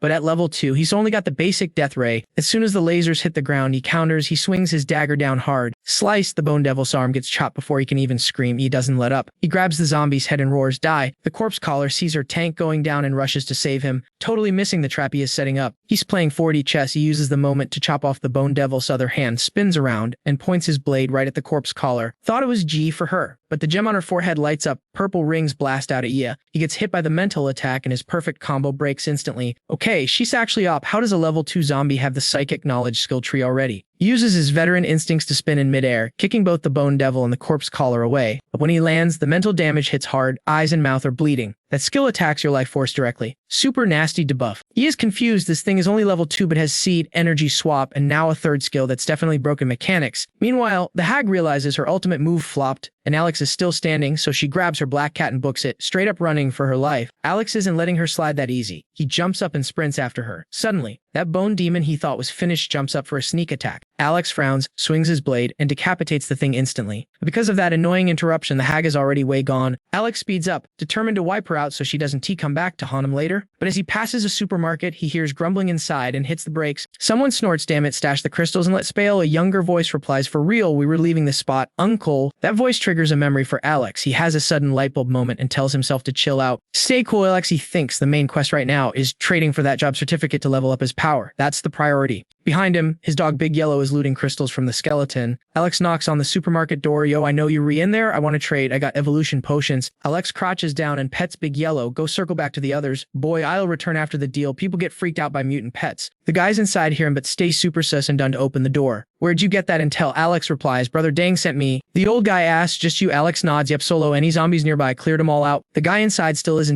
buying it completely. He cracks the window shutter and says, come in, but move slow. Keep your hands where I can see em. Alex climbs through the window. Light streams in, revealing the old man aiming a bow and arrow right at his face. Alex frowns, scanning the room. Two young dudes are standing in the corner. The middle-aged man asks, so where's the potion? Alex takes off his backpack and flashes a vial. I got plenty more, but I want to see your merch first. Basic trading rules, my guy. The older guy nods to the kid next to him. The kid runs to the back and returns holding a job scroll. Alex nods, cool. I checked it. It's legit. He steps forward. How do you want to swap? The group flinches and backs up, super jumpy. The old man says 6 evolution potions. Alex shakes his head. Nah, way too pricey. The guy gets anxious but claims Alex doesn't know the value. They start haggling back and forth. Classic marketplace vibes. But the other side is being stubborn, sticking to a minimum of 4 bottles. Alex frowns, thinking it over. 1-star potions are insanely valuable right now, worth like 10 to over 100 crystals each. Even for an evolved player. Grinding that many zombies is a nightmare this early in the apocalypse. steps. Getting the potion to evolve is the real game changer. The job certificate is cool and all, but if you aren't an evolved human, it's basically just a worthless piece of paper. He puts his backpack on. You guys know how rare these potions are. 3 bottles is already a huge deal. The seller retorts, if you re-stick into that price, you can leave. He raises his bow threateningly. Suddenly, the kid holding the scroll speaks up. Uncle, 3 bottles is literally the best offer we've had in days. The uncle knows it, but 3 just isn't enough. Alex notices the desperation and starts getting suspicious. He asks, yo, give it to me straight. Why are you so obsessed with getting exactly 4 bottles? The guy lowers the bow, defeated. We got 2 sick family members with terminal illnesses. If they don't evolve, they're not gonna make it. Alex realizes what's up immediately. The evolution potion boosts your whole system and actually cures diseases. It's a miracle drug. Since that's the case, he decides not to be a jerk about it. He digs into his bag. Check this out. It's a mutant egg from a level 2 creature. I found 2 and ate one. It gives you a boost similar to a small dose of the potion. It's not as intense as the full potion for stats, but you can eat it in portions and it works every time. The group still looks skeptical. It's a weird item. The young guy reacts first, asking fast, does it work on everyone? What about evolved people? Alex replies, works for everyone. I tested it myself. That's my final offer. Take it or leave it. If that's not enough, then bummer. The dynamic shifts. Alex is the boss now, and they know this is the best price they're gonna get. Holding onto the scroll when Tay helped them. So they agree to the deal. Outside, the sky is getting dark, and Alex is ready to roll. Don't forget to like and subscribe for the next episode. Before dipping out, our boy decided to be a solid dude and warned the middle-aged uncle, yo, this spot is going to be a zombie mosh pit in a few days. You better bounce like yesterday. The uncle was totally shook. He didn't expect a random stranger to drop survival tips like that. His face was all surprised Pikachu, but he still muttered a thank you. Alex gripped the class scroll and got straight to the point. Real talk, fam, how did you snag this certificate? No offense, but you done look like you have the skills to spin the wheel of destiny and pull a prize like this. Spill the tea. The guy decided to keep it 100 okay. So I saw 2 kaiju-looking monsters fighting. They were distracted. So I snuck into the nest and looted it. Third-party strategy, you know? Yeah, I nodded, gave a quick thanks, and sprinted off. He knew this item was the real deal. Once he was clear of the supermarket, he stopped to check out his legendary loot. Boom, Glorious Blade Master. Just the name sounds overpowered. He crushed the certificate in his hand to learn the skill instantly. From what he knew, his glorious craftsman job was just a support class, even though it was already cracked. But now he had a main battle class. As soon as the download finished, the dagger in his hand morphed. It stretched out, glowing up into a long razor-sharp katana. He smirked, looking at his new toy. Time to test the D pieces. He focused energy into his fingertips, and straight-up fire started dancing there under his control. Main character energy. Boom, right there in midair, a totally lit flame symbol just pops into existence. Alex taps that symbol with his blade and whoosh, instant inferno. The sword is glowing this sick shade of orange with golden sparkles floating around like magic glitter. He takes a massive swing to test the specs, and holy cow, the boom is deafening. Fire just erupts everywhere, blasting out in all directions. When the smoke clears, the heat is still intense. Alex is hyping himself up, screaming, yes, the single strike packs half the punch of his max level attacks from his past life. Keep in mind, back in the day, he was a 6-star pro, but right now he is barely rocking a 1-star rating. So this Radiant Seal Blade Master gig is basically a 2-for-1 special. You got your Seal Master skills using mental vibes to cast buffs, plus your standard sword fighting. Everyone knows how to swing a sword, but mixing it with those magical seals,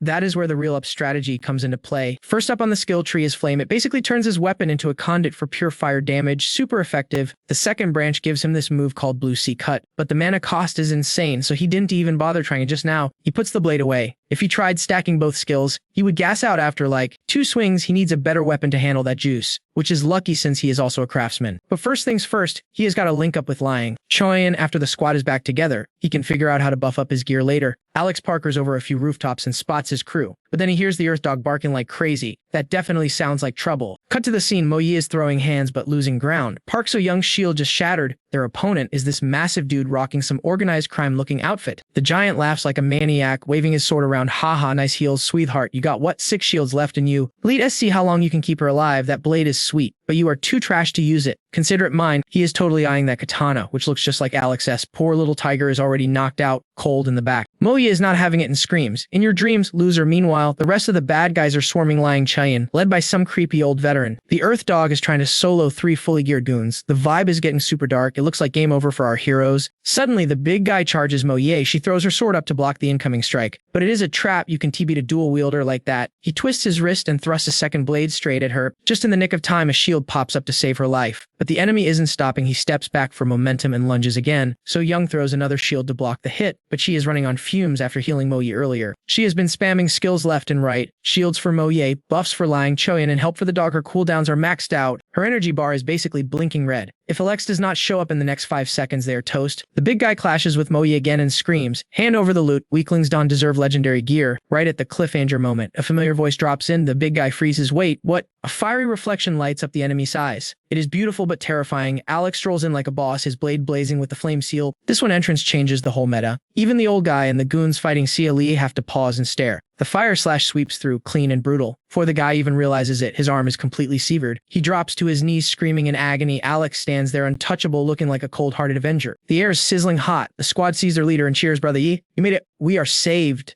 Realizing they are outmatched, the thugs scramble to get up and retreat. The guys fighting Liang Chain bail out too. She yells, "Get back here, cowards," but they are already sprinting away. Alex drops the cool act instantly. He is sweating buckets and panting. "We need to bounce now." Liang Chain is still mad the bad guys escape, but seeing him gasp for air freaks her out. She grabs him. "Hey, are you okay?" He explains the move drained him. Mo Yi helps Little Tiger up in command, so Young, Heal the Dog, and CLE help Choi, and we move out immediately. Everyone is totally spent. Just another lovely day trying to survive in the Azure City. The sun is shining. The birds would be singing if the streets weren't filled with gray, shambling zombies. Up on a rooftop, the girls are whipping up breakfast while Alex is still crashed out under a blanket. Little Tiger and Mo are already sparring nearby. Seeing them full of energy is nice, but the sun finally wakes our sleeping beauty. He hears the familiar morning noise. He sits up, squinting against the glare, trying to remember where exactly they are. The crew notices he is up. Finally, Liang Chuan rushes over and hands him a big bowl of food. Yi smiles. "I am good, guys. Just needed to recharge. Too bad he drained his battery last night, and could T capture that jerk Wang Ding." Liang Chuan grins, holding a bowl. Perfect timing. Breakfast is served. Come and get it while it's hot. Cut to the squad vibing around the campfire, sitting in a circle and chowing down. Little Tiger was stuffing his face and grinning at Ye. "Boss, I'm leveled up enough to throw hands with the captain now. Let me borrow the Wind Moon blade." Moi shut him down instantly. "Dream on. Kid, you have a death wish." Ye took a sip of soup and laughed. "Chill. It's just a blade, right?" Little Tiger looked at him like he was crazy. "Just a blade. Bro, did you see Wang Ding yesterday? He had the level advantage, but he was terrified of that Wind Moon edge. Wouldn't even get close. That thing is scary. I saw it with my own eyes. Kid has decent observation skills." He put his empty bowl down and chuckled. "So if I make you one, we're good." Before Tiger could even process that, he stood up and walked to a metal wall. He tapped it, whispered some arcane cheat codes, and the solid metal turned into liquid neon goop with floating stardust. Yi started mid. "Go time."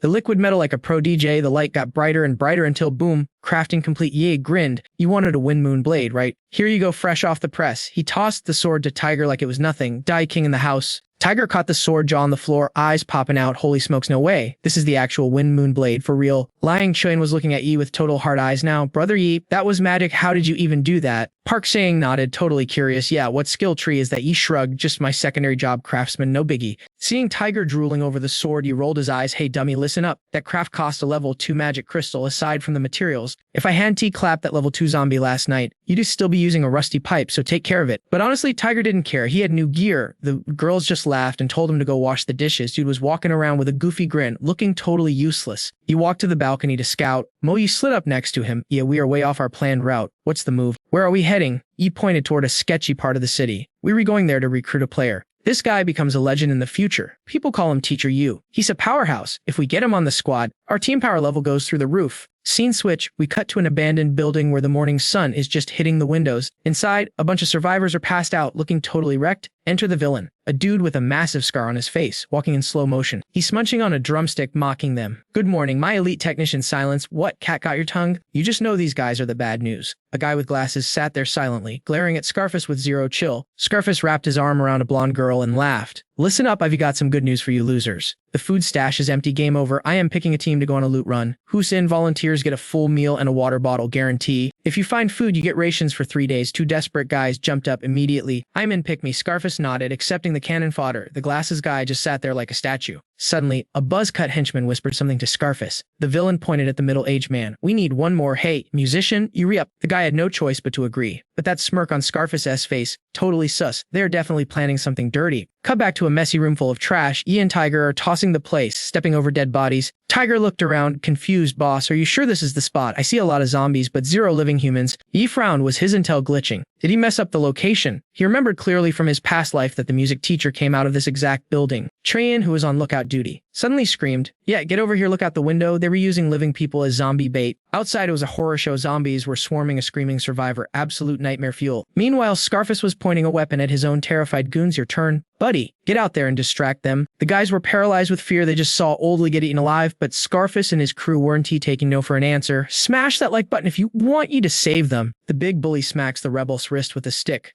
then screams at Spike Head to eat the guy outside as bait, make him draw the aggro far away. Spike Head obeys, stabbing the dude to make him bleed. Classic zombie year tactic, and kicks him out. Meanwhile, Scarface heads inside to loot the place. Boss Chang glares at a kid rummaging through empty shelves. "Yo, speed it up. Did you find any loot or what?" The kid scratches his head, holding a pathetic bag. "Bro, Chang, this supermarket is totally nerfed. No food anywhere." Chang loses it and slaps the kid across the face. "Trash. That's not even enough for our daily rations. Wasted 2 baits for this garbage." Then Spike Head runs up. "Boss, most zombies kited away, but 6 are still camping the entrance." Chang frowns. "6 still?" Then he gets greedy. "Whatever. Maybe we can farm a couple of magic crystals off them." Suddenly, a goon drags out this old guy, the engineer. "Boss, we got one last bait." Chang grins at the old man. "Listen up, old timer. I'm gonna bleed you a bit, but I won't gonna break your legs. You run for your life. And if we score food, maybe we'll help you. Run fast and you might live. Get caught. That's just bad ring, fam." Before the old man can speak, Spike Head slices his arm and shoves him out the door. Savage. The engineer grinds his teeth. He has to do it, but he's super salty about being treated like fodder. He can't believe his life came to this. He used to be a top-tier engineer with a 6-figure salary and a trophy wife. But then the apocalypse dropped, zombies spawned, and everything changed. He even had to kill someone just to survive. Since that day, he's been dead inside now, running for his life. He sees a flashing light. Game over. Nope, suddenly a healing spell hits him. Parker boy, he is here to save the day. He rushes in and grabs the engineer. "I got him, little tiger." "Park, hold the line." The engineer is confused. Who are you?" He pats his shoulder. "Mister, you chill. Just come with us. No questions asked." "I'll explain later." He is internally screaming with joy. He just secured the most important end piece, the future father of magic tech weapons. In this post-apocalyptic server, surviving against mutant zombies and beasts is hardcore mode. Sure, some players have special classes and skills, but that's rare. Roulette weapons, super low drop rate, crafted gear, even rarer. But the real game changer that saves humanity, magic crystal weapons invented by this exact guy,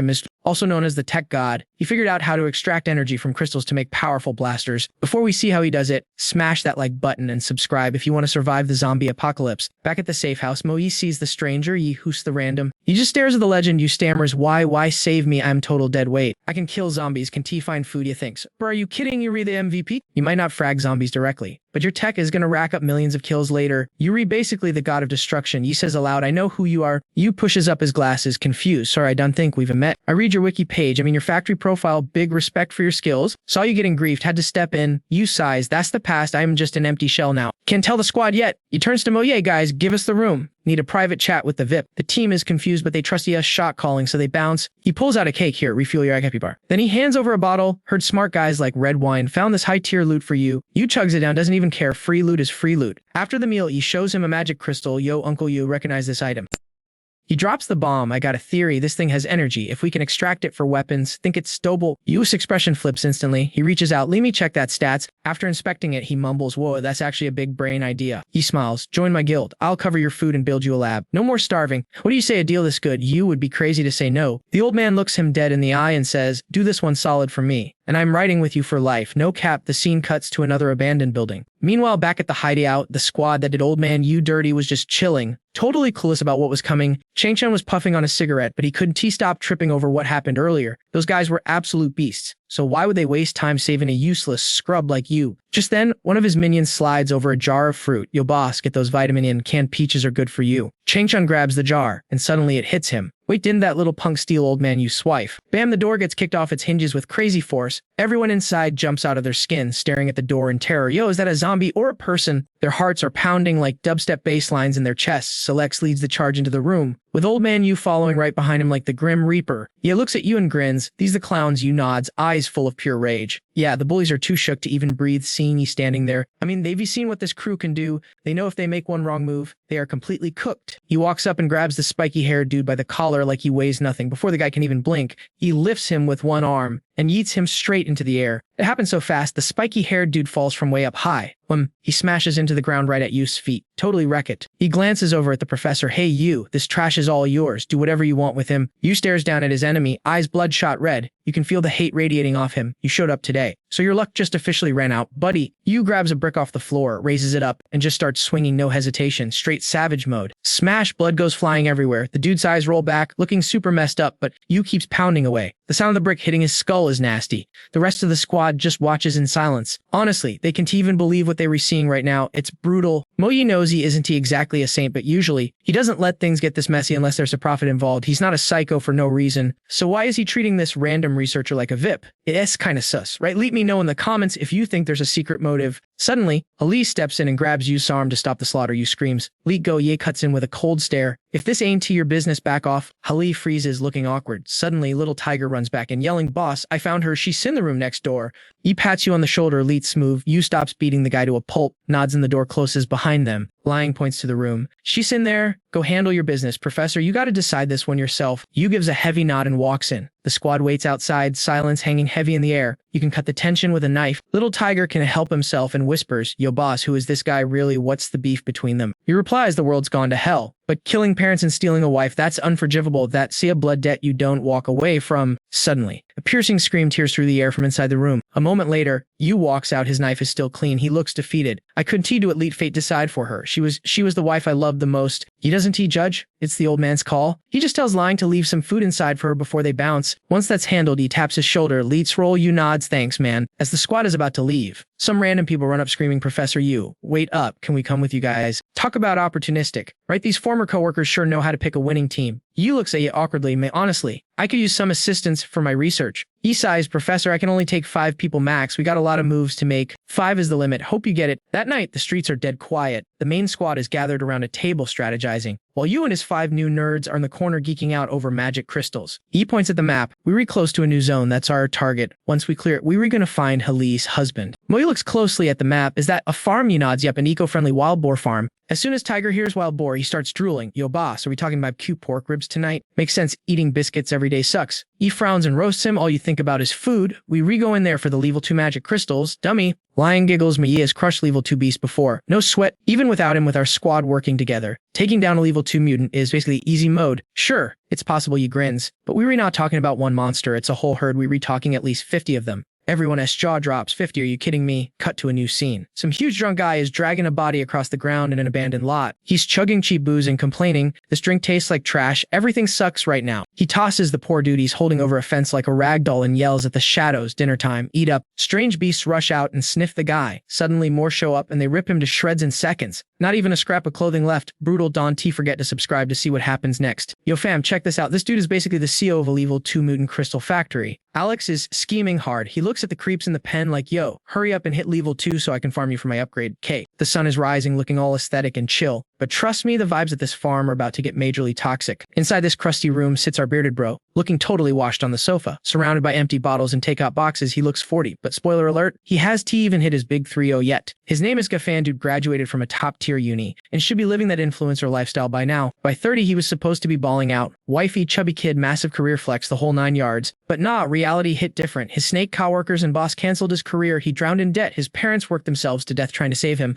And he lost everything. Total tragedy. A college buddy sponsored him to start a boar farm, and turns out he was actually a genius at raising pigs. Who knew? But then the funding dried up, and his business went belly up. Our boy Gafan was back to hitting rock bottom. That's when the apocalypse dropped. Suddenly his boars glitched out and turned into bloodthirsty, hulking monsters. The only good news, they stayed loyal to him. He was chugging booze, thinking life might finally be looking up. But then, red flag, his internal radar went off. His boars were getting deleted one by one. Gufan jumped up, heart pounding. He peered outside, totally shook. Another one bit the dust. Was he tripping? Nope. He had the psychic link with his pets. Every time one flatlined, he felt the glitch in his chest. It wasn't a hallucination. He clutched his chest, veins popping, trying to figure out who was messing with his squad. Did his pigs run into a level 2 zombie boss? Nah, impossible. Something else was going down. Gufan kicked the door open, put his fingers to his mouth, and let out a piercing whistle. The whole herd heard the call and came sprinting back to daddy. He hopped on the back of a mutant alpha boar and charged forward, with his army of bacon beasts thundering behind him. Epic mount. But he didn't know he was being stream sniped. Little Tiger put down his binoculars and radioed Alex. "Yo boss, target is mobile." He left 7 inside, 3 level 2s and a level 1, easy pickings. Moyi was perched on a nearby roof, scoping it out. Target has mobilized with the local herd plus the stragglers. Total count is 74. We were looking at 46 level 2s and 28 level 1s. That's a massive XP farm. Park Soo-young heard those numbers and started freaking out. She looked at Alex like, are we sure about this? Zongming, maybe we should roll this strategy, but Yi shook his head. High risk, high reward, babe. We gotta take the shot. He tossed the walkie to you. This is gonna be sweaty. Musician, you stay here as comms hub Sia Lee. You re-on guard duty. Don't let them get gank. Then he told Park Soo-young to link up with Liang Choen and the others for support. Teamwork makes the dream work. He turned to Mo Yi. If you see any level ones, delete them. Tell little tiger to prep a bike. Phase 2 starts when you move out. Mo Yi gripped her blade and nodded. Bet. He waved his hand. I'm soloing the 7 inside lead. Speedrun this goat. Listen up, chat, in this world. If you're not leveling up faster than everyone else, you read basically an NPC waiting to be deleted. Everyone scattered. Alex pulled up to the farm gate and peeked inside. In his past life, Gafan was a 9-star legend who commanded a squad of super mutant boars, some even hitting level 8, basically a beast tamer god. Too bad he was a total loner. Eventually, 2 other 9-star players teamed up and took him out. It wasn't he until after he got wrecked that people started writing wikis about his op build. Alex realized they were from the same server, same city. Suddenly a boar rushed him, but he leaped and swung his blade. With a critical hit and massive strength, he decapitated that pork chop in one swing, satisfying. He snatched the magic crystal. He needs a ton of level 2 gems to evolve right now, and this farm is the only loot box in town. Yeah, he S-spawned, killing a future 9-star legend, but you gotta do what you gotta do to survive. It's a bloody business, fam. Besides, Alex didn't believe for a second that these pigs hadn't munched on some humans. He swung his blade again, going full berserker mode. In the apocalypse, nobody's innocent. Meanwhile, Mo Yi was sprinting through the woods, lunging a heavy machine gun like a boss. A massive stampede of boars was on her tail, kicking up so much dust you couldn't even count them. Once she had enough distance, Mo Yi pulled a sick drift, spun around, and aimed the heavy hitter at the herd. Time to unleash hell. Bang, first hog down, she held the trigger, spraying into the crowd. Even with all that firepower, they kept coming like zombies in a horde shooter. But one sneaky boar managed to dodge the spray and charge straight at her. Please, it's just a pig. Mo Yi pulled her knife, sidestepped like a pro, and stabbed it right in the brainstem. Insta-kill, blood everywhere. She looked at the pile of bacon she just made. Including that last one, she'd racked up 10 kills, not bad for a warm-up. As she grabbed the loot, she radioed in. This is Mo Yi. Area clear, heading to objective 2 in 2 minutes. Meanwhile, the rest of the herd was still on the hunt. Yo, check it out. These monster pigs are literally snacking on some poor dude right now. Totally gross. Anyway, Luang Soam steps up, cool as ice with her whip in hand. The pork chops finally notice her presence. One of the boars decides to pause its lunch break and charges straight at Luang Soam. She does deflinch. Whack, she unleashes her special move, the 4-direction shadow dance. Her whip moves so fast it looks like a glitch in the Matrix. Landing combo hits on the beast. Problem is, these guys are absolute tanks, thick skin, 0 damage taken. It just makes him super salty and angry. The boar squeals and rushes her. Bam, a shield pops up out of nowhere to block the hit. Talk about a close call. She recognizes that shield immediately. She grins at the newcomer like, took you long enough. Here to save my butt. The shield bashed that boar into nap time. But before they can high-five, Fact 2N screams, watch your 6. Another angry bacon mobile sees its buddy drop and goes full throttle at Soam. Pure reflex kicks in. She swings her whip high without even thinking. She launches herself into the air. Dodging the crash like a pro, mid-jump, she pulls a gun and lines up a headshot. Totally cinematic. Pop, pop, pop, 3 bullets, 3 bullseyes right in the dome. She lands, retracts the whip, and the beast twitches before face planting. Fact 2N sees the coast is clear and grabs the walkie-talkie. 2N, and so I'm here. We redone with this mess, heading to objective 2 right now. Over. Meanwhile, Tiyuho's got the bike ready just like Diep Alex ordered. Dude is chilling, smoking a cig with his foot resting on a dead pig. Just waiting for the target. Finally, Gafan and his squad of boars show up. Took you long enough. Slow pokes. Gafan frowns and yells, who the heck are you punks? Gafan is tough, sure, but seeing his pets get wrecked that easily, yeah.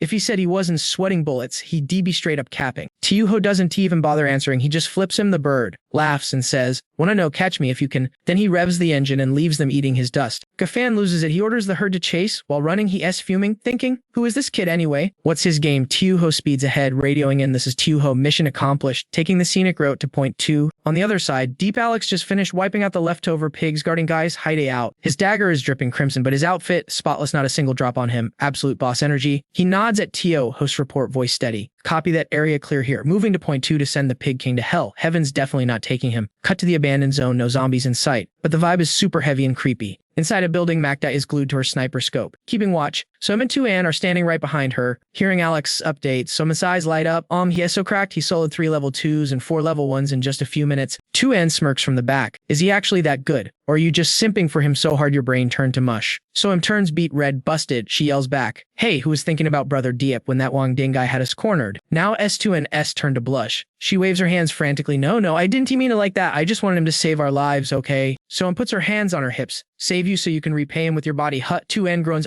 You re the worst. Stop projecting your fantasies on me. Magda ignores their drama, staying locked in. The second she sees movement, she switches to combat mode. The pig parade Tahoe lurid is finally here. Chat time is over. 2N throws up a defensive shield, so looks outside and immediately starts cursing. Damn it, if I die today, it's a tragedy. I haven't even hooked up with a guy yet. 2N cringes. Can you shut your mouth for 5 seconds? Gafan is chasing them with a splitting headache. He does a quick head count. Out of his 20 pets and 74 total pigs, a third are already toasted. Where did that biker go? He's dead set on making these pig killers pay. Totally unaware he's walking into a trap. He can't see anyone, but his gut tells him something's wrong. Suddenly, bang, a bullet rips through the head of the boar running right next to him. Gafan sees it drop and ducks low, hugging his mount ambush. He spots Magda's crew and screams for the herd to charge their position. Soam stands on the terrace, watching the stampede. She jumps off the edge, shouting, if we survive this, we're definitely partying tonight. She unleashes that shadow dance again. The whip looks like flimsy grass, but it hits like a truck, smashing into the boar army. At the same time, bullets rain down, finishing off whatever the whip doesn't kill. Soam looks up surprised. Magda fires and yells, I got you covered. Go hard. Soam doesn't hesitate and dives straight into the chaos. Magda's aim is insane, not a single friendly fire incident. Soam dashes toward a nearby building and hooks her whip onto a window grill. She uses the momentum to swing up the wall, barely escaping the stampede. 1 second later and she would have been roadkill. Magda leans out and pulls her in. Soam tumbles into the room with the rope in her mouth. She slumps against the wall, clutching a waist injury. I'm tapped out, 0 energy left. You hurt. 2N rushes over to heal her. Magda checks her gear. I'm out of the armor-piercing rounds Alex gave me. Normal bullets 1T scratch those tanks. Mission accomplished anyway. Leet S bounce. Gafan slides off his mount and chases them into the building alone. He kicks the door down like a maniac, screaming, you think you can run? Listen up, I'm not letting any of you escape. I am gonna capture the whole squad, make you spill every secret you know, and then literally feed you to the pigs. But then, bam, Alex spawns right behind the guy like a ninja. 0 noise, just pure stealth mode. As soon as the villain stops yapping, E whispers, oh really, bro? The 3 girls in the room breathed a huge sigh of relief. Finally, the carry had arrived to handle business, before the bad guy could even react. E went full Sparta and drop-kicked him right in the spine. The impact was insane. The dude got yeeted forward, smashing through the glass window and flying several meters out. Total home run. While this giant guy is getting some serious airtime, he looks up and realizes, oops, the sky is literally raining fire. He dives after him, wielding this flaming phoenix blade that looks completely op. He slashes down with 0 mercy, unleashing a firestorm that incinerates everything. Standing inside the inferno, he looks down at his target like a boss. The villain and his army of wild boars totally roasted. The screams were terrible for a second, but then it got quiet and the air just started smelling like, well, extra crispy bacon. Little Tiger starts doing inventory on the loot. He counts 72 dead boars and runs over to give the report. Yo boss, we bagged 72 of them, but 2 managed to glitch out and escape. He shakes his head. Chill fam, we can map hack everyone. Wiping out most of the herd is already a massive win. He heads inside like a king but drops one last order to Tiger. You guys handle the loot cleanup. Tiger looks confused, so he explains that these mutant boars have evil materials inside them. Super rare crafting items. Tiger has absolutely 0 clue what the science means, but he's looking at Ye like he's a god. Total fanboy moment. He just laughs and goes, plus you just want to eat the meat done to you. Tiger starts drooling immediately. Heck yeah, look at all that protein. We're feasting tonight. Moe pats Tiger on the back. Take the bike and go pick up you and his crew. We need an extra hands. The rest of us will grab salt and wood to prep this massive BBQ. He gives the thumbs up with a smile. I'm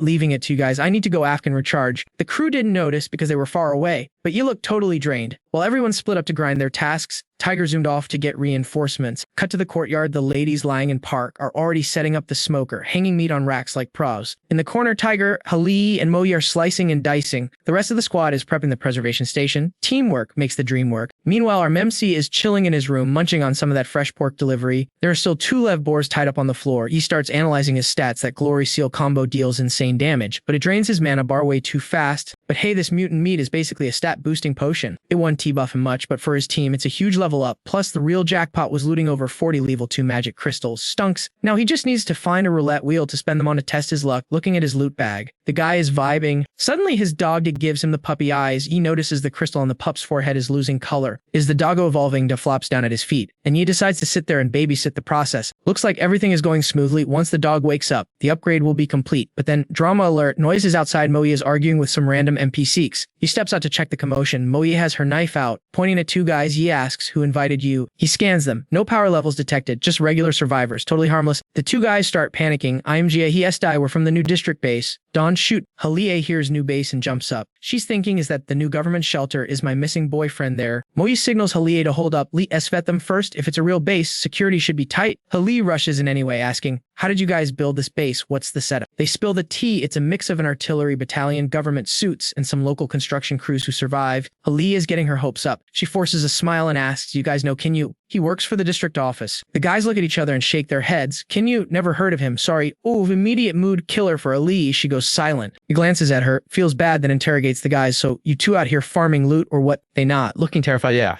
The new base is barely finished. We have zero supplies and barely any infrastructure. It's rough. Food and meds are basically non-existent. Unless you have monster crystals or weapons to trade, you don't eat. So we have to come out here and scavenge to survive. Tiger jumps in. Okay, but why are you lurking around here? The tall guy gets nervous. I figured you guys wanted to get into the safe zone, right? We know the map. We can get you inside. Once inside, we can be your guide so you don't get ripped off, Tiger. Unexpectedly sharp today. Scoffs, bro. We have legs we don't need to carry. This makes the chubby guy start sweating bullets. He stammers, you don't get it. The main gates are camped by zombies and mutant beasts. Regular people can get in. You need the secret glitch. I mean, the secret route to enter. He narrows his eyes. Spill it. They done to hesitate. Okay, look, the only way in right now is through the sewer tunnels. It might look packed inside, but trust me, the pipe network is crazy deep. If it's your first time, you're definitely gonna get lost. These two dudes wanted to act as guides, but they were totally eyeing our meat stash. Zhoming just gave them a cold look and said, fine, 2 steaks each. But you gotta help us butcher this pile first, then take us to the base. You could see the relief on their faces immediately. Daiming forced a smile and was like, thanks man, seriously. Then Jaemin started spilling the tea, explaining, look, we didn't have a choice. We've got family back home, counting us. That's like 7 or 8 hungry mouths to feed. Zhoming cut him off, saying, all right, less talking, more chopping. We can carry all this loot, so let's split it into 2 piles. We'll stash half here and carry the rest. Then Sia Lee turns to the dog and says, little Tiger, head to the farm and make sure the pork is safe. Geez, you don't waste any time, do you? Suddenly, Earth Dog starts barking his head off from inside the house, and Zhoming sprints in there. Usually, evolution takes a few hours or even a couple of days, right? But it hasn't even been 10 minutes. That kind of speed is honestly terrifying. Zhoming bursts into the room. And get this, the dog's fur is completely gone. It's just an egg pup barking at him now. The whole squad rushes in to see what the drama is about. Elsa looks super worried and asks, Ye, what is going on? Zhoming replies, he's probably evolving, but it looks like a rough process. Then little Tiger points and screams, boss, look, he has sprouting gold fur. The dog takes a deep breath and his body transforms. Green eyes, majestic gold fur, looking like a lean mean lion dog hybrid. Boom, successful evolution to level 2. Fresh off his upgrade, Earth Dog gets the zoomies and pounces on Zhoming to show off his new look. Zhoming didn't see it coming and got tackled to the ground, but he's smiling. The dog is hyped. And everyone is just vibing with the moment. After flexing on Zhoming, Earth Dog runs around showing off to everyone else. He is literally the golden boy now. Zhoming wipes the dog drool off his face and says, alright, enough playing around. We need to hurry up and process this meat. Quit it, you goofball, let's go. But the dog just barks and straight up buries his head in Elsa's shirt. Seriously, where did this dog learn to be such a player? Anyway, Zhoming drags him aside and asks, so, since you evolved, did you unlock any cool new skills? Earth Dog just lets out a confused bark. Zhoming stares at him like, bruh, really? He thought it was a bust, but then, bam, the dog drops down and shoots 2 energy beams. Zhoming barely dodged that in time. If those beams had hit him, it would have been game over. They hit the wall and turned it into dust instantly. That power is no joke. His old skill was this basic needle attack that a lot of furry beasts have, nothing special. It used to be pretty mid, but now he can control the aim and intensity. That is definitely a major level up for Earth Dog. Cut to the city where the skyscrapers are touching the clouds. Up on a rooftop, some guy in military gear is scouting the area. He spots something weird in the distance. Our crew's smoking that boar meat. He knew there was some freak living at the farm. The one who let those mutant boars run wild outside the base. But now that guy is toast, and his precious pet boars just became lunch for someone else. A nerdy-looking guy walks up and asks with a smile, hey captain, what's the situation over there? The soldier turns around and says, Kinki, drop the captain title. We all just base survivors scraping for food now.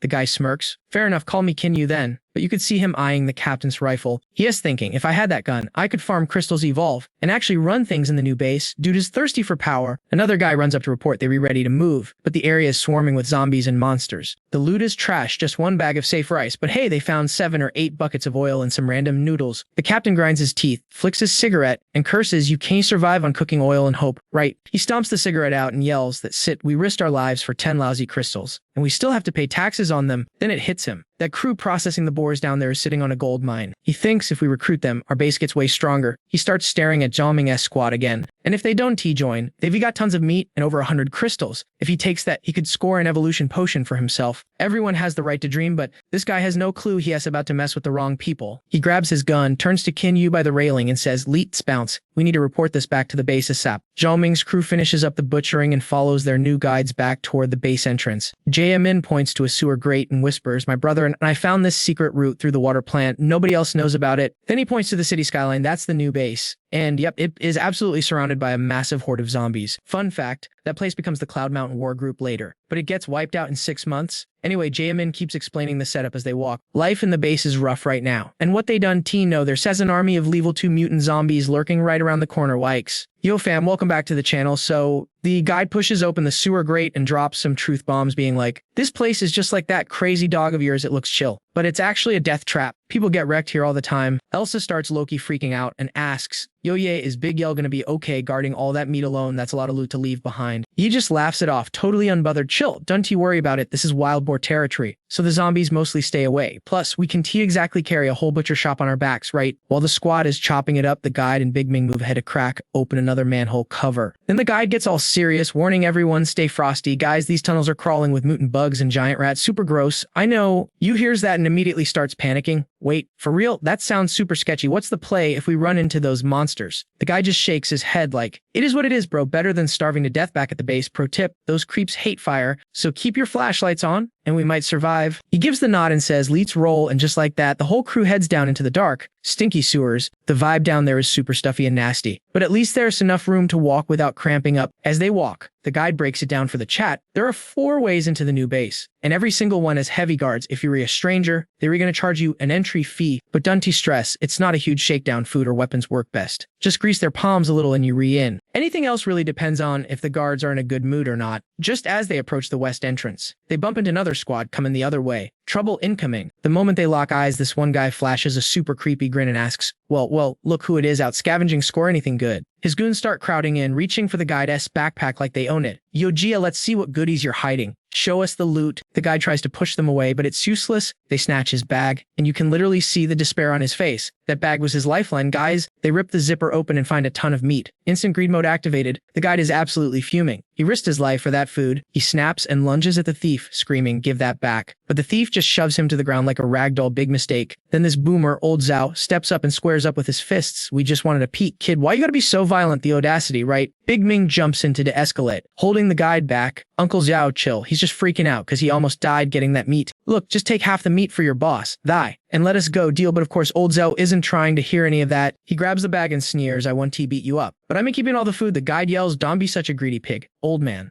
That triggered him. Old Zhao's face turns purple, veins popping out everywhere. He looks like he's about to throw hands for real. He growls, that's it. I am taking everything. Big Ming, hand over your stash too. Talk about a power trip. He didn't even check who they were rolling with. That guy, Thai, who got shoved earlier, rubs his head and whines, Uncle Zhao? That's not enough payback. My head still hurts. We can just let them walk. He points straight at Yi's crew nearby. Those guys are with them. Right, shake them down too. Take all their stuff. Yi frowns, looking totally annoyed. Elsa sees his face and thinks, alright, guess I gotta save these losers from getting themselves killed. She steps up like a boss and says, enough drama. Give the meat back and get lost before you regret it. The thug has no clue he's messing with an absolute legend. He waves his bat in her face, screaming, what did you say? You want to beat down too? Little girl. He rushes her, screaming, die, but Elsa, cool as a cucumber, before he can even swing, she knees him straight in the gut. Pow. Then she delivers a savage kick to his chin, sending him flying like 10 feet. You do not mess with an evolved human, chat. That looked painful. The other guys see their buddy get launched and start low-key panicking, but they're too dumb to quit. Total NPC behavior. They lose their minds and rush her all at once, shouting, get her, take her out. He looks at Elsa with zero patience and says, wrap it up. So I don't have time for this trash. Elsa nods, you got it, boss. She doesn't even view these guys as a threat. And honestly, she shouldn't. It took her like 2 seconds to wreck the whole squad. Now she's just standing there dusting off her hands. Queen behavior. Meanwhile, the bad guys are all on the floor, groaning in pain. That's the price you pay for having 0 brain cells in the apocalypse. He doesn't even look at them. Trash taken out. Time to move. He signals the squad to keep walking like nothing happened.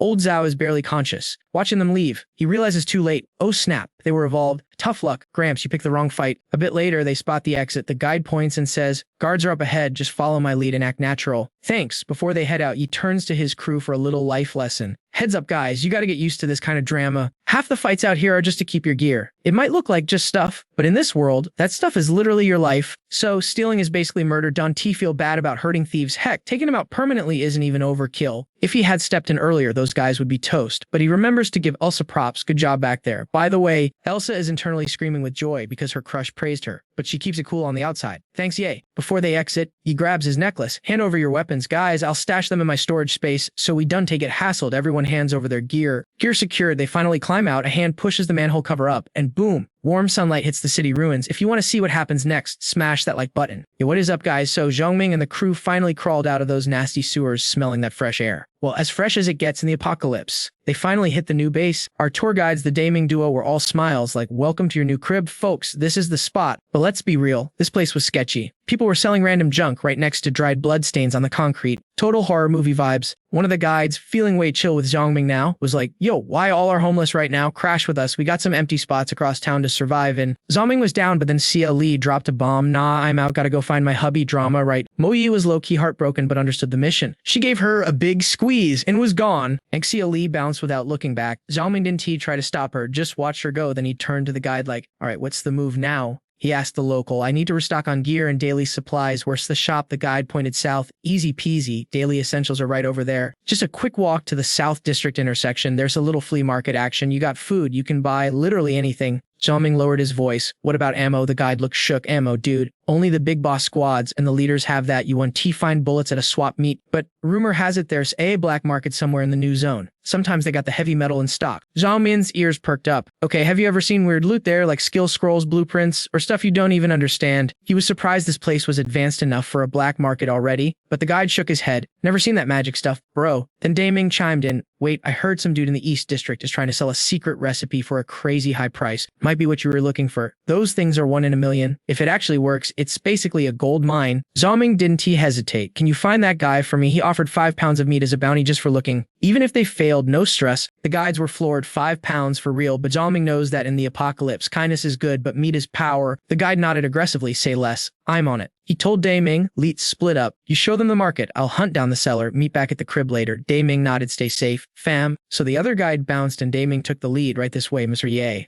And the squad kept it moving. Suddenly, while following Daming, Su Young grabbed Zhongming's sleeve. Totally freaking out Zhongming. Ohms, look over there. She pointed at a girl who used to be a total 10, stunningly beautiful, but now she looked like a wreck. Clothes torn, looking absolutely rough. Elsa looked too. The girl was basically selling herself on the street. It was super awkward. Even the twins nearby looked uncomfortable. These guys were way too naive. Zhongming got cold instantly. Su Young, let me ask you, are you ready to catch a body? I'm not talking about one kill, I mean slaughtering a crowd. You pay for her food, you put a target on her back, you ready to kill everyone who tries to rob her. He stared her down, dead serious. Su Young froze. She didn't have a comeback for that hard truth. Daming nodded along. He's right, having loot out here isn't a blessing. It's a death sentence. People get clapped every day in the new zone just for holding a granola bar. You either starve or get robbed. Unless you re-evolve superhuman, having too much stuff just means you die faster. It's brutal. Elsa patted Su Young's back to comfort her. The vibe on the street was heavy. Everyone looked defeated and business was dead. While Zhongming haggled with a vendor, Elsa whispered to Su Young, if we didn't meet him, that would be us right now. Terrifying. Suddenly, 2 dudes rolled up. Zhongming clocked them immediately. They had that familiar evolved energy. Huge, scary. And acting like they owned the place, Zhongming asked Daming, who are those clowns? Daming lowered his voice, looking nervous. That's Yu Kao and Yang Shilong. Bad news, both evolved. One of them, Yu Kao, walked up to a blonde girl, dangled some food, and barked an order. She was shaking, sweating bullets,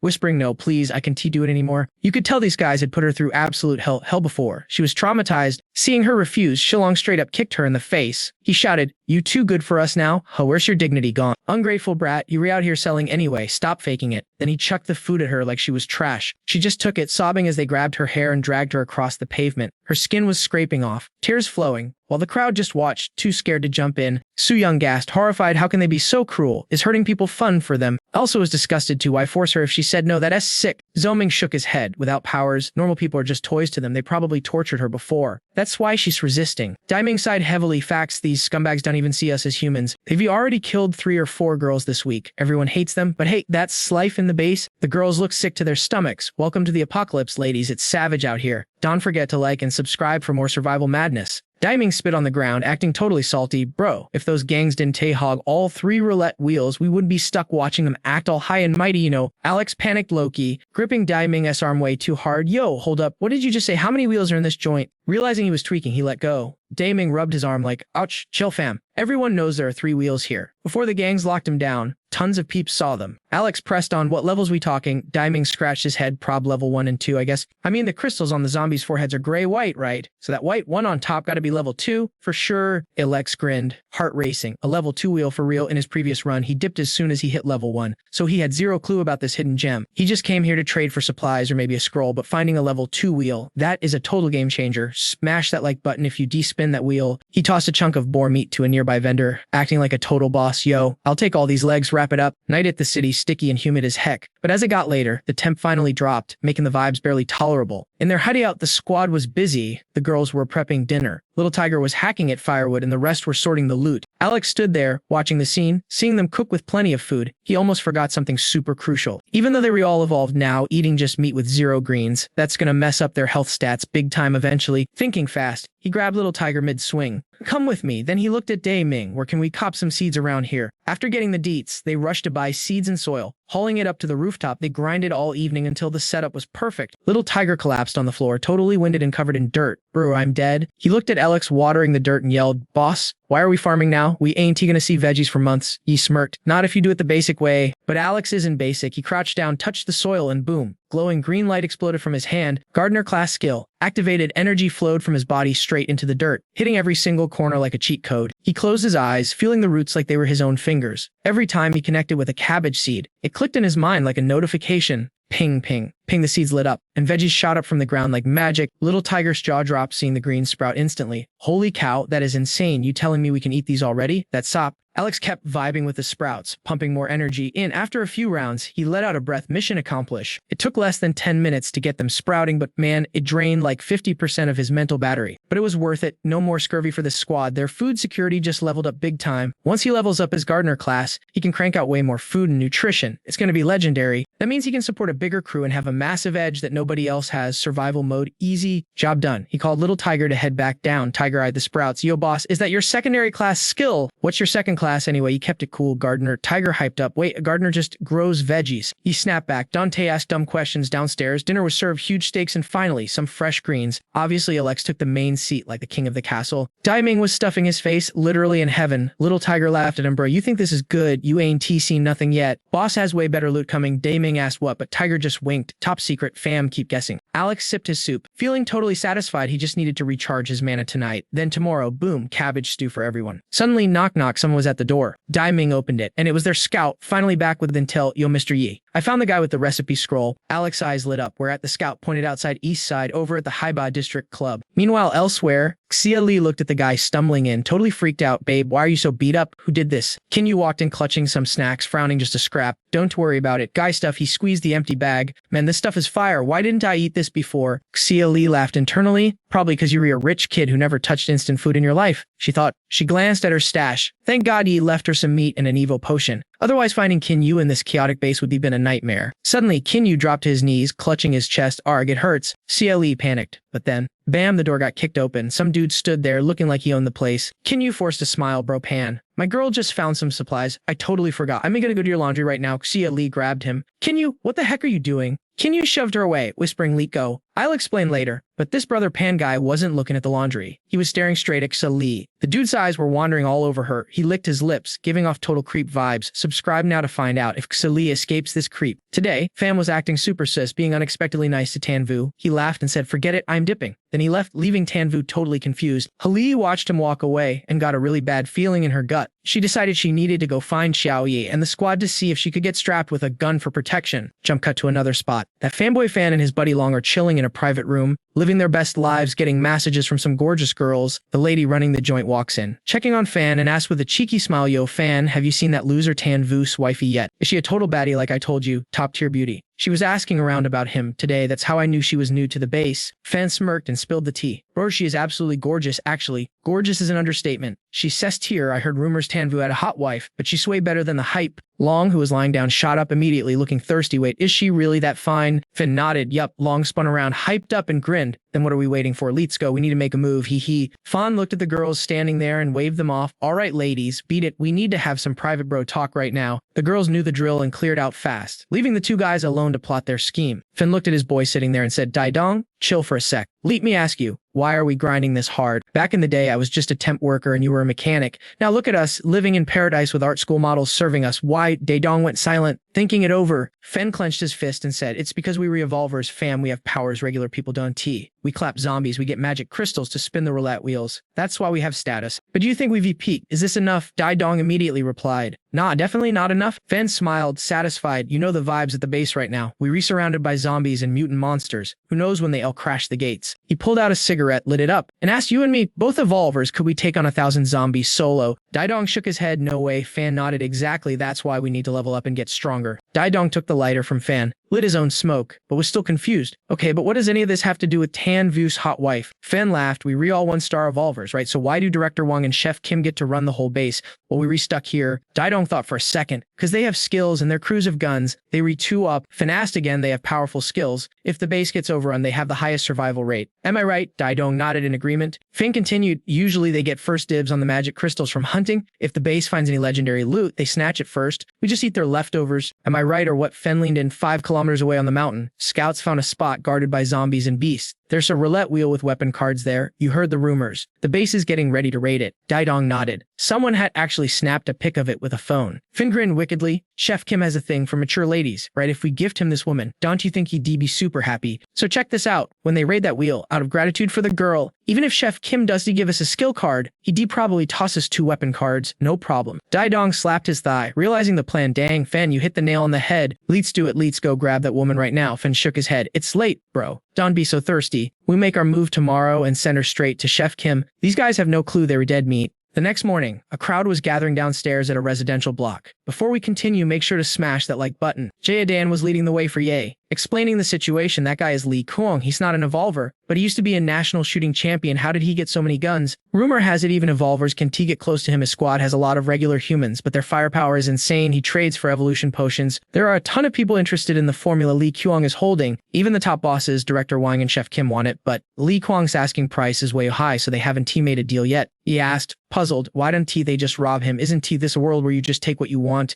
Jaedan shook his head. Lee Kuang is no joke. He has over 200 men and more than 100 guns. He's basically the strongest private army in the base. Plus, Director Wang and Chef Kim hate each other. Finally, they arrived at the base entrance where a long line of people was waiting to get in. Lee Kuang is the only leader hiring normal people. You can do basic work here and trade for food is tough, but it's a ray of hope. A soldier stepped up to them. You two want to see Mr. Lee? Get searched, then follow me. Jaedan said, don't worry, Mr. Yeah, I set this up yesterday. Yi grunted in acknowledgement and walked in, passing 4 heavily armed guards at the door. Inside, a serious, handsome man, total main character vibes, was sitting there drinking tea with 2 bodyguards standing behind him. Jaedan stepped forward. Mr. Lee, we were here. Lee Kuang put down his teacup. Yeah, I know. Why else would you be here? It's about that formula scroll. Let's keep it 100. If you have the cash, it's yours. Straight business. You didn't make an offer yet. He told them to show him the goods first. Lee Kuang waved his hand and a soldier brought over a laptop showing the formula. He stared at the screen in silence. Alright fam, legit check pass. This loot is 100% authentic. The guy grins and goes, Mr. Lee, hit me with a number. But Lee Kuang does drop a price tag. Instead, he gives my boy a weird look and says, I haven't seen your face around the base before. Who are you? Alex flashes a smile and says, just touched down in the base fresh off the boat. Hearing that, Lee Kuang holds up 5 fingers without skipping a beat. Since you renew, how about 5 1-star evolution potions? That's the price if you want to take this bad boy home. Alex immediately clocks the situation. No wonder this item is still sitting on the shelf collecting dust. This Jude is price gugging like crazy. Lee Kuang laughs loud and says, it's tier B loot, bro. Top tier stuff. Alex just snorts and hits him with the reverse card.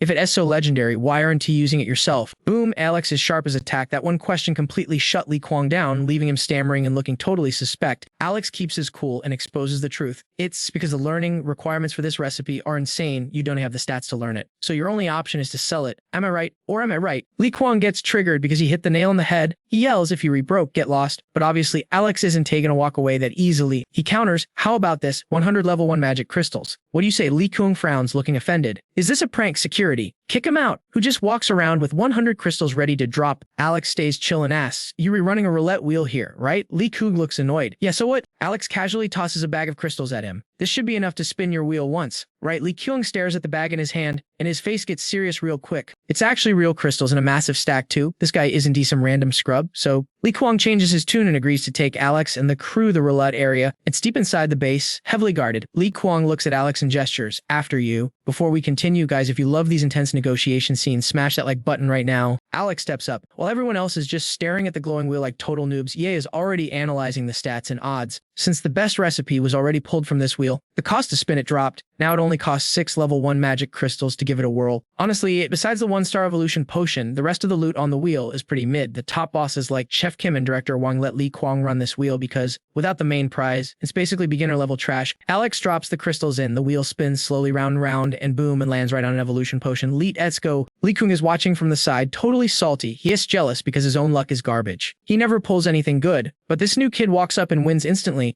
Li Kuang's secretary signals him, basically asking should we jump him, but Li Kuang shakes his head, nah, stand down. Even though they have guns, Li Kuang senses a dangerous vibe from Yi. Plus, the way Yi is standing looks casual, but he's actually blocking the guard's line of sight. Tactical genius, folks. Alex spins 2 more times and pulls a total of 3 potions. He hands them to Li Kuang and says 3 potions for the recipe, deal. Honestly, trading 3 potions is already overpaying, but then Alex flips the script, actually I'll give you 1 potion and a high-tier gun. Li Kuang frowns, looking ready to rage, he is barely holding back his anger. You trying to play me a good gun? You kidding me? I've seen every gun in the apocalypse. Unless if you got a Barrett sniper. Done waste my time, Alex doesn't argue. He just opens his backpack and pulls out a hand cannon. Everyone's jaws drop to the floor. Wait, didn't they search him at the entrance? How did he sneak a whole firearm past security? This guy is full of surprises. Alex aims at the wall and pulls the trigger, blam. The recoil is massive, and the shot punches a clean hole straight through the concrete. Li Kuang is shook, staring at the hole in his wall. That's not a pistol, fam. That's practically a handled artillery shell. Alex says 1 potion plus his beast of a gun. If you're down, we trade. If not, I walk. Li Kuang is thinking, holy cow, that firepower is insane. Li Kuang obviously takes the deal. After securing the goods, Alex heads back to their temporary hideout. Alex stays behind and whips up a feast for the squad. They bring out a plate of green veggies. The girl's eyes light up like it's Christmas. Real vegetables, cabbage. It's been forever since they ate anything fresh. After eating, Alex hands a potion to Alex. The guy takes it with shaking hands and literally starts crying. Thank you so much, man. This stuff is priceless. Alex never in a million years thought he'd get his hands on an evolution potion. It's a total life changer. Alex stands up and addresses the room. I'm heading to my room to rest. Don't go crazy on the food, guys. We were gonna have plenty of veggies from now on. Back in his room, he immediately pulls out the recipe scroll. It requires a junior craftsman job class. The conditions to learn this are absolutely brutal. No wonder Li Kuang and the other bosses passed on it. Just getting the level 2 magic crystals needed for the job upgrade is enough to scare off any normal player, but for Alex, this is exactly what he needs. It's looking extremely promising. He looks out the window, debating his next move. Should he go raid that secondary roulette wheel tonight? Maybe snag some more potions. Now let's chill for now. Cut to a fancy mansion owned by Chef Kim. Imagine a fat, ugly dude with blonde hair and teeth so big his lips can't even close. Total cringe fest. Kinyu walks in and bows. Mr. Kim. Chef Kim claps his chubby hands together and laughs. Haha, don't call me Mr. Just call me Chef Kim, fam. But obviously Kinyu is too terrified to be that casual. He stammers, Mr. Kim, you asked for me. Chef Kim flops down on his chair and sneers, I've heard about you. Secretary Keen, big fan. Too bad your old boss didn't survive the zombie wave, tragic. Anyway, little Keen, I heard your girlfriend just arrived at the base looking for you. A girl who traveled all the way from the city through the zombie hordes. She must be a total baddie, a real warrior queen. Kinyu freezes up, sweating bullets. How does this creep know about her? Chef Kim grabs a glass of wine and says, word gets around, let's chat, build some friendship. Then he chugs the expensive wine like a pig at a trough, absolutely zero class. He slams the empty glass down, waddles his greasy self over to Kinyu, and drops the act. Look, I'll be real with you. I'm into your girl. Set up a meeting for us. If you know what's good for you.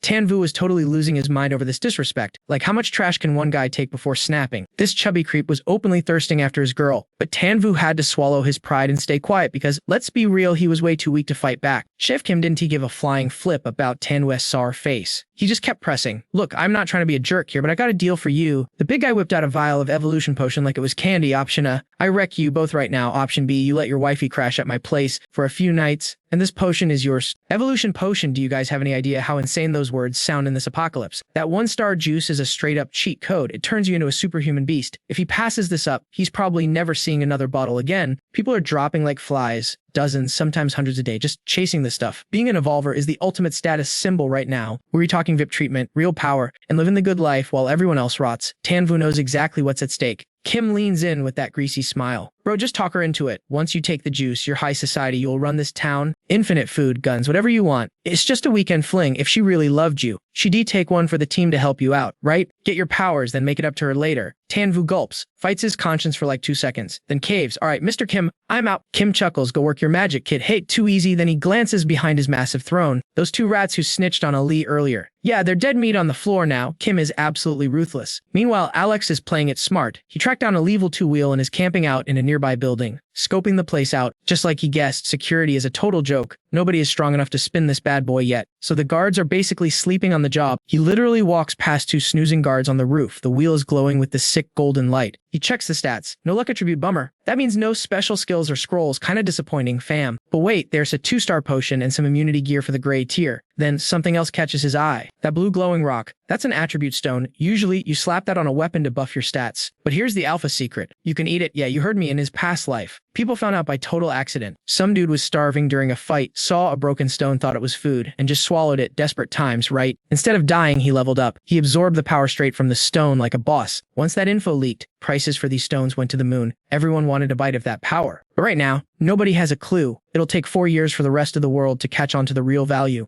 Alex is about to corner the market. He's got enough loot for 6 spins, keeping a little extra crystal for his puppet project. Even 1 win out of 6 is a jackpot. He spins the wheel. It's go time. Somewhere else, 2 absolute scumbags are dumping a body in a sewer. One's complaining, man, she croaked way too fast. Total buzzkill. Can T believe we were out here in the middle of the night doing trash duty? The other guy sighs, it's too hot to keep bodies around. Bro, the smell would kill us if the infection didn't. T. Gotta dump it over the wall or the zombies will swarm. While heading back, Big Dong is still whining, whatever, let's just go hunt for fresh targets to mess with. Suddenly his buddy freezes, yo, look up, check out that light on the high rise. Someone is spinning a level 2 wheel, the tension is rising. Cut to Hali, sitting on her bed, looking absolutely destroyed. Tanvu stands there, trying to justify the unjustifiable. Babe, I know this sucks, but look at the situation we re in. If we don't evolve, we re-dead, no food, no water. We'll starve or get killed anyway. We have to pay the price. It's the cost of survival. Mr. Kim is legit offering me a shot at becoming an evolver. I really think it's worth it. He forces a creepy smile and raises 3 fingers like a Boy Scout. I promise you. Once I power up, I'll treat you like a queen. I want to look down on you. We'll pretend this never happened. I'll even help you evolve later. Wow, drop a comment below if you think this guy is the biggest loser in history. Hali snaps. She goes full rage mode. You want Todd to look down on me? Who gave you the right to judge me, you coward? You're selling me out to be used, and then acting like you're doing me a favor by not hating me. Save that garbage for someone who cares. Tanvu whimpers, but she shuts him down. You are dirt. She grabs her bag to bounce. Wait, where are you going? Anywhere away from you. You make me sick. As she tries to leave, Tanvu panics and grabs her arm. No, you can leave. She shoves him off. Stay here so you can trade me like cattle. Get off me. Suddenly, a gross voice interrupts them. Tanvu, you're terrible at sales. Guess I have to handle this myself. Hali looks up and sees the slime ball himself. She jumps up and throws a high kick at Chef Kim, but sadly, she's not an evolver yet, so she stands 0 chance against this tank. Chef Kim barely lifted a finger. He just caught her leg midair and yeeted Hali backward like she weighed absolutely nothing. If we can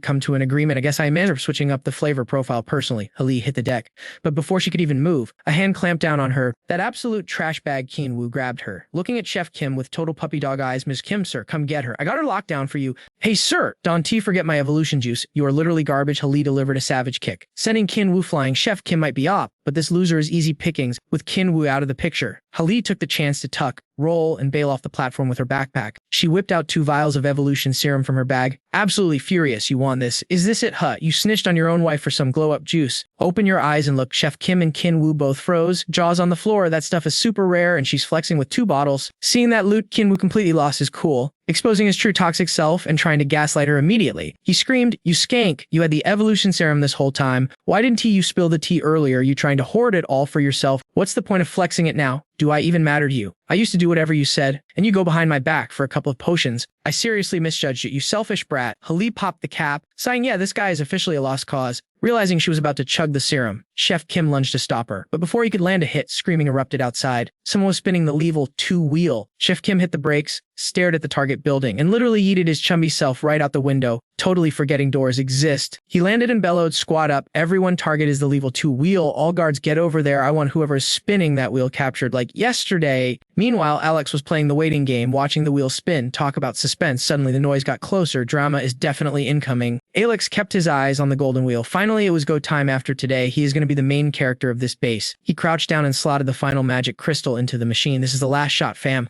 Gotta go fast. Outside, Chef Kim's squad had already pulled up, desperate to catch Alex. It is officially a speeder now. The wheel started spinning. Alex stared at it, sweating bullets, chanting, come on, come on, the golden wheel stopped. Boom. Level 2 evolution serum. The balcony door got kicked open just as he grabbed the loot. Chef Kim's goons rushed in, guns blazing, screaming, freeze, hands behind your head. Alex stared them down just as the potion finally dispensed into his hand. Clutching the vial, his stress levels dropped instantly, secured the bag. The mob was not blind. They knew exactly what that level 2 serum was. Seeing someone actually pull a level 2 item drove Chef Kim crazy. He started raging, ordering his minions to open fire and delete Alex right now. Alex immediately dove behind the wheel for cover. Bullets rained down, pinging off the machine, but that thing is indestructible. Not even a scratch. Taking the chance, Alex vaulted off the edge, using his blade to slow his slide down the building like an action movie star. By the time the goons checked the balcony, he was ghost. Alex tucked himself into a blind spot on the wall. Chef Kim's screechy voice echoed down, sweep the area, drag his butt back here. He hit the ground and checked his gear. Knife was still pristine. He could not camp here. He had to dip before Chef Kim and Director Wang's armies linked up. Right on cue, a bunch of minions showed up, shouting and trying to surround him. Alex spun around and booked it. Weaving through gunfire, he twirled his blade, casually slashing a few enemies who got too close. He was getting so close to the soldiers that they could not risk shooting their own guys. Priority 1, find a chill spot, hack this potion to upgrade it, and chug. Once he hits 2-star status, clearing this level will be a piece of cake. Alex burst out of the building, hitting max speed. The goons behind him sprinted to keep up, screaming, "Don't let him get away." An alert went out to the whole base to hunt him down. Meanwhile, back with Kinwoo, that loser was smashed against the wall from Elias' kick, looking totally wrecked. Elias' expression was ice cold, but you could see the massive disappointment in her eyes. She flashed back to when Moe handed her the loot. "Take this, he wanted you to have it for emergencies." Ali laughed bitterly at the irony. A random guy with zero connection to her, just a business deal, handed over an evolution potion freely, yet the guy she actually married, the one supposed to have her back, sold her out for a single bottle. The contrast was brutal, absolutely disgusting.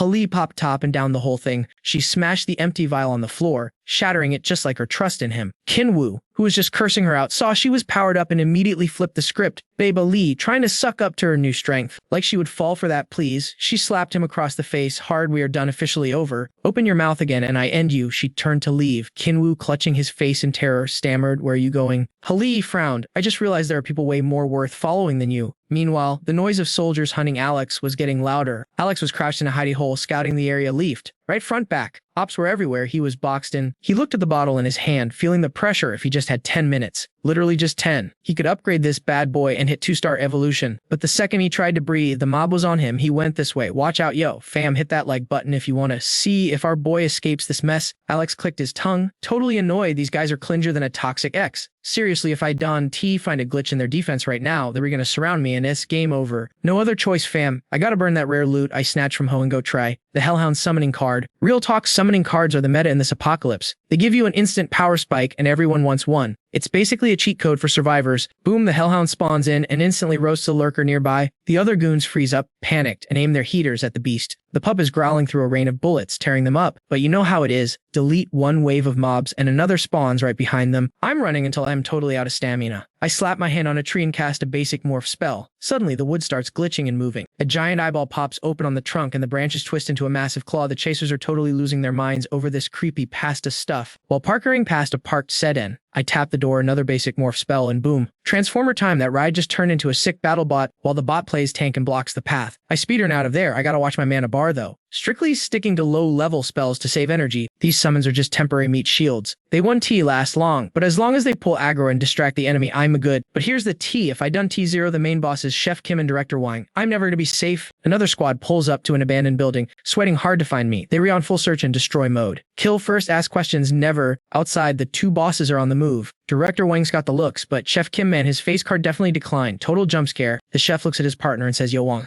too many NPCs living around here. If that guy hides in a random house, we were gonna have a bad time finding him. He's got the evolution potion. If we done catch him tonight, we were never gonna find him. He'll ghost us forever." Chef Kim agrees, but honestly, after tonight, the problem isn't whether they find Alex. It's whether Alex comes back to hunt them. Total Uno reverse card incoming. Director Wang raises his weapon and screams, "Wipe the server. If they aren't part of our crew, delete them all." And just like that, they start griefing innocent players. These villains are acting chill right now, but karma's about to hit them like a truck. Right on cue, a blade wrapped in flames spawns right behind their backs. Alex whispers, "Flame slash." These clowns never expected me to push the lane while I was still under-leveled. Totally caught him lacking. The fire attack clears the area and silence falls. Alex is camping in a ruin, watching the smoke clear. With the two base leaders fragged in the chaos, the rest of the mob should stop chasing now. I pop the lid and chug the evolution potion. So many people die over this little bottle. But hey, that's just the daily grind in the wasteland. Smash the bottle and bam, my system crashes. I hit the floor, head pounding, sweating buckets. It feels like a bad lag spike. But the patch update is complete. I can feel the stats boosting. I'm officially a 2-star evolver now. Outside, the city is pure chaos, screams, gunfire, total anarchy. The vibe is absolutely apocalyptic. Buildings are popping like fireworks and the sky is glowing. My squad, led by Little Tiger, can't wait anymore and heads out to find me. They spot me and Tiger yells, "Boss!" Seeing the destruction of me missing, they know exactly who the MVP of this mess is. Little Tiger grins. "Did you cause all that drama out there?" I just give him a look, no words needed. Judging by their looks, they had a rough night too. Moyi and Tiger are covered in blood. Looks like they're readapting to the hardcore server pretty well. I'm low-key proud and I pat Tiger's shoulder. "Come on, let's head back to base and debrief." Tiger looks confused. "How already?" Moyi scans me and goes, "Zhao Ming, you seem buffed. Did something change with your stats?" I brush it off. Talk later. Summon the civilian guy. 5 minutes later, the whole squad is gathered in the safe house. I look at Jiadan. "Yo, quick question. You want to own this entire base?" The whole room gasps. Major plot twist. Jiadan looks like he's gonna pass out, bro. "What? Are you trolling me right now?" I shake my head. "Nope. The two big bosses, I deleted them. This news hits harder than the job offer." Jiadan's jaw hits the floor. He screams, "You actually fragged Chef Kim and Director Wang? No cap." I nod and stand up. This place needs new management. I need a stable base. I grab his shoulder. So you in or out? The guy is shaking. But I'm just a noob. I haven't even evolved yet.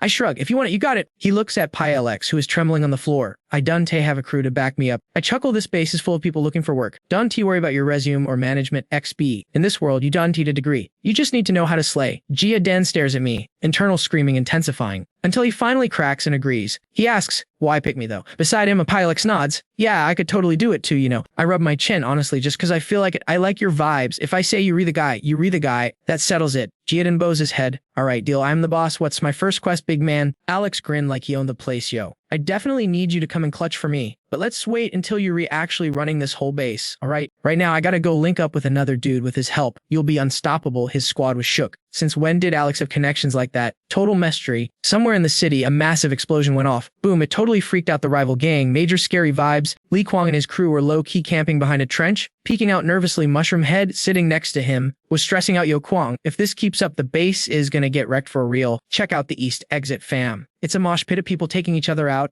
Kwang gritted his teeth. I know, bro, but what am I supposed to do? Just keeping this zone safe is already maxing me out. Suddenly, Alex appeared behind the wall like a ninja. Total stealth mode. What you looking at, Li? Kwang jumped out of his skin and pointed his piece at Alex, shouting, who goes there? Okay, Kwang definitely recognized that face, but how did he get this close without making a sound? Super sus. Also, tonight's riot felt like someone messed with a level 2 roulette wheel. Thinking about it, only this guy has the skills to pull that off. Kun lowered his weapon. Wary, our deal is done, dude. Why are you sliding into my DMs again? Alex was secretly impressed. He looked at Kwang like, not bad, Li, you actually got some brains to figure that out so fast. Since the cat's out of the bag. Alex didn't beat around the bush. He held up one finger with a smirk. Straight up, I need a favor. Kwang gave a forced laugh. Spill the tea. Man, what do you need? If he had doubts before. Kwang was now 100% sure this guy was a 2-star evolved being. Outside the base, the zombie horde was on the move. We were talking a massive raid about to go down. Total apocalypse vibes. A dude stepped up who looked exactly like a high-tier zombie. The undead creep next to him stuttered, looking at the base. Tasty snacks inside. The vampire-looking guy pointed at the base. Suddenly, massive sandworms burst out from behind them, looking absolutely terrifying and huge. Behind the worms was an endless sea of zombies. A literal tidal wave of monsters inside. Things had just chilled out when, bam, a signal flare shot into the sky. Seeing the flare, the civilians panicked hard. They started running and screaming. Total chaos. Everyone was confused like, yo, what is even happening right now? Up on the high platform, Jiadan stood next to the torches, grabbing a megaphone to address the crowd below. While people were freaking out, he shouted, listen up, fam, don't run around like headless chickens. Bring out anything that lights up. Stay calm and keep it orderly. The base is secure. The zombies aren't getting in. Everything else will be chill in a sec. All dudes under 30 with families, step out and roll with me to put out these fires. Lung Soam watched Dan handling the crowd like a boss and was super satisfied. That kid is legit. He stabilized the situation in no time. Looking at the bodies on the ground, she sighed. Haters and scumbags always love this kind of chaos to mess things up. Little Tiger squinted at the horizon. Sun is coming up. Boss should be wrapping things up over there. A bit later, Li Kung found Alex to give a status update. Yo, per your orders, we secured the base as food stash, but to be real with you, there isn't too much grub left inside. Jiadan smiled and pitched an idea. We should put out a recruitment ad. Also, it's going to be a scorcher today, so we gotta move those bodies out of SAP before they get gross. Before Dan could say more, Alex cut him off. Immediately get everyone in the south zone to evacuate. Like right now. Dan opened his mouth to ask why, but Alex shouted for him to move it. After knowing Alex this long, he knew the guy always had a 500-ick reason for everything. So Dan didn't waste another second and took off right then. The ground started shaking violently. Earthquake vibes. Of course, bad luck always pulls up. Alex cursed. Dang it, we were too late.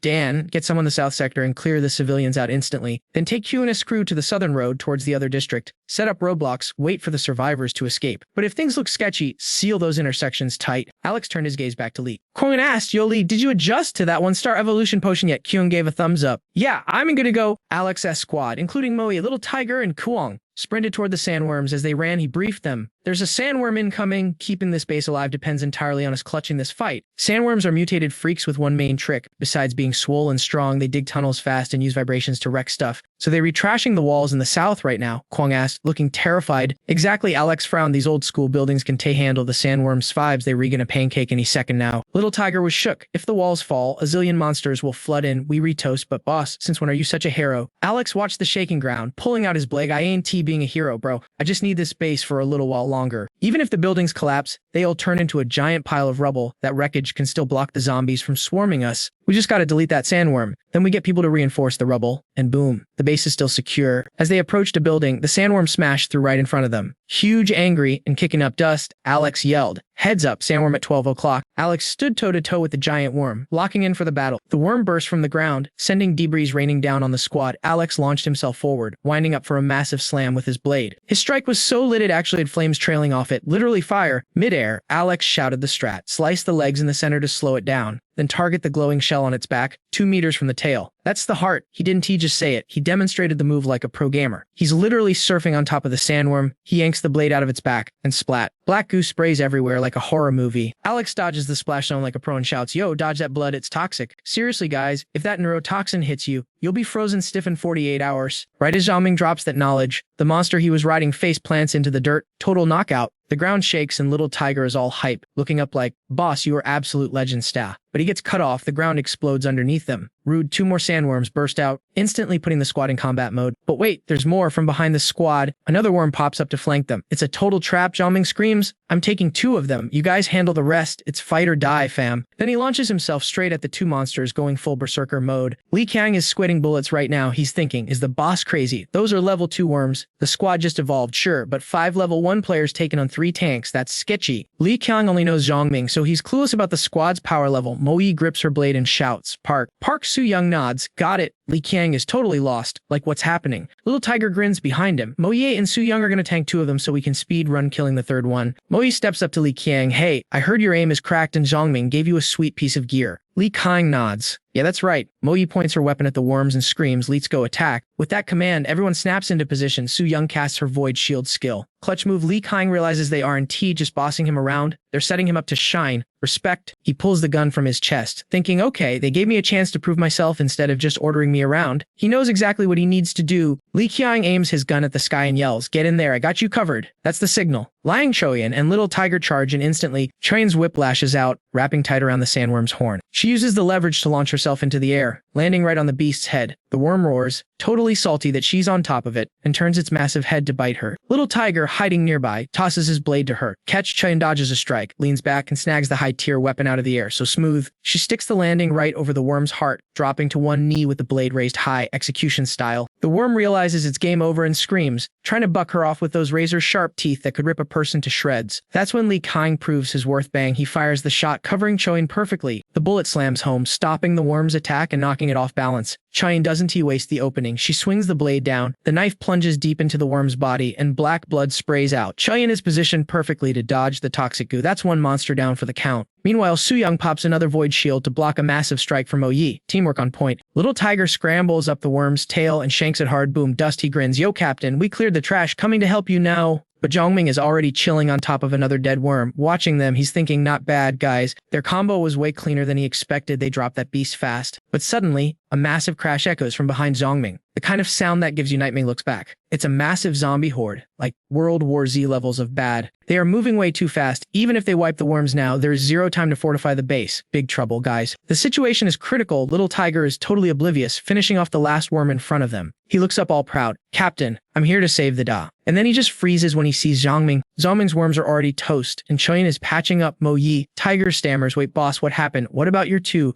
Zhang Ming shrugs, "Already handled." Choyan wipes blood off her face. Annoyed, "Why did we even rush over to help if you didn't need it? We can handle ourselves," she adds. Normally Zhang Ming would baby them, but he points behind him, voice deadly serious. "We are out of time." The whole squad looks where he's pointing. A massive dust cloud is rolling in from the edge of the ruins. Mo Yi frowns at the horde below. How did they get here so fast? It feels like they planned this. Little Tiger points it out. Worms attacking from below. Zombies swarming from the front. They're grouping up on us. This isn't random. Zhang Ming's brain is overclocking. Defending this spot is impossible. They could bail, but that ruins all their plans. What's the play here? Just then, Xia Li steps out of nowhere. Plot twist. She looks at the squad and smiles. "I got a way to stop them." The queen is back with the team, rocking her signature outfit. Mo Yi freaks out and tackles her with a hug. She can feel Xia Li has leveled up too. She's an evolved human now. Mo Yi is literally shaking with excitement. Xia Li laughs and points at a nearby skyscraper. "You guys see that tower? If we blow it up at the right angle, it'll crash down and block the entire southern entrance. That buys the base enough time to set up defenses. I found some explosives on the east side," she adds. "Give me a sec and I'll make it rain." Little Tiger is grinning ear to ear. Leader cook. Lee is a demolition expert. Blowing stuff up is her love language, guys. Comment below if you think this plan is gonna work. Alex is totally down with the plan. He flashes its signature grin, asking how much time we talking.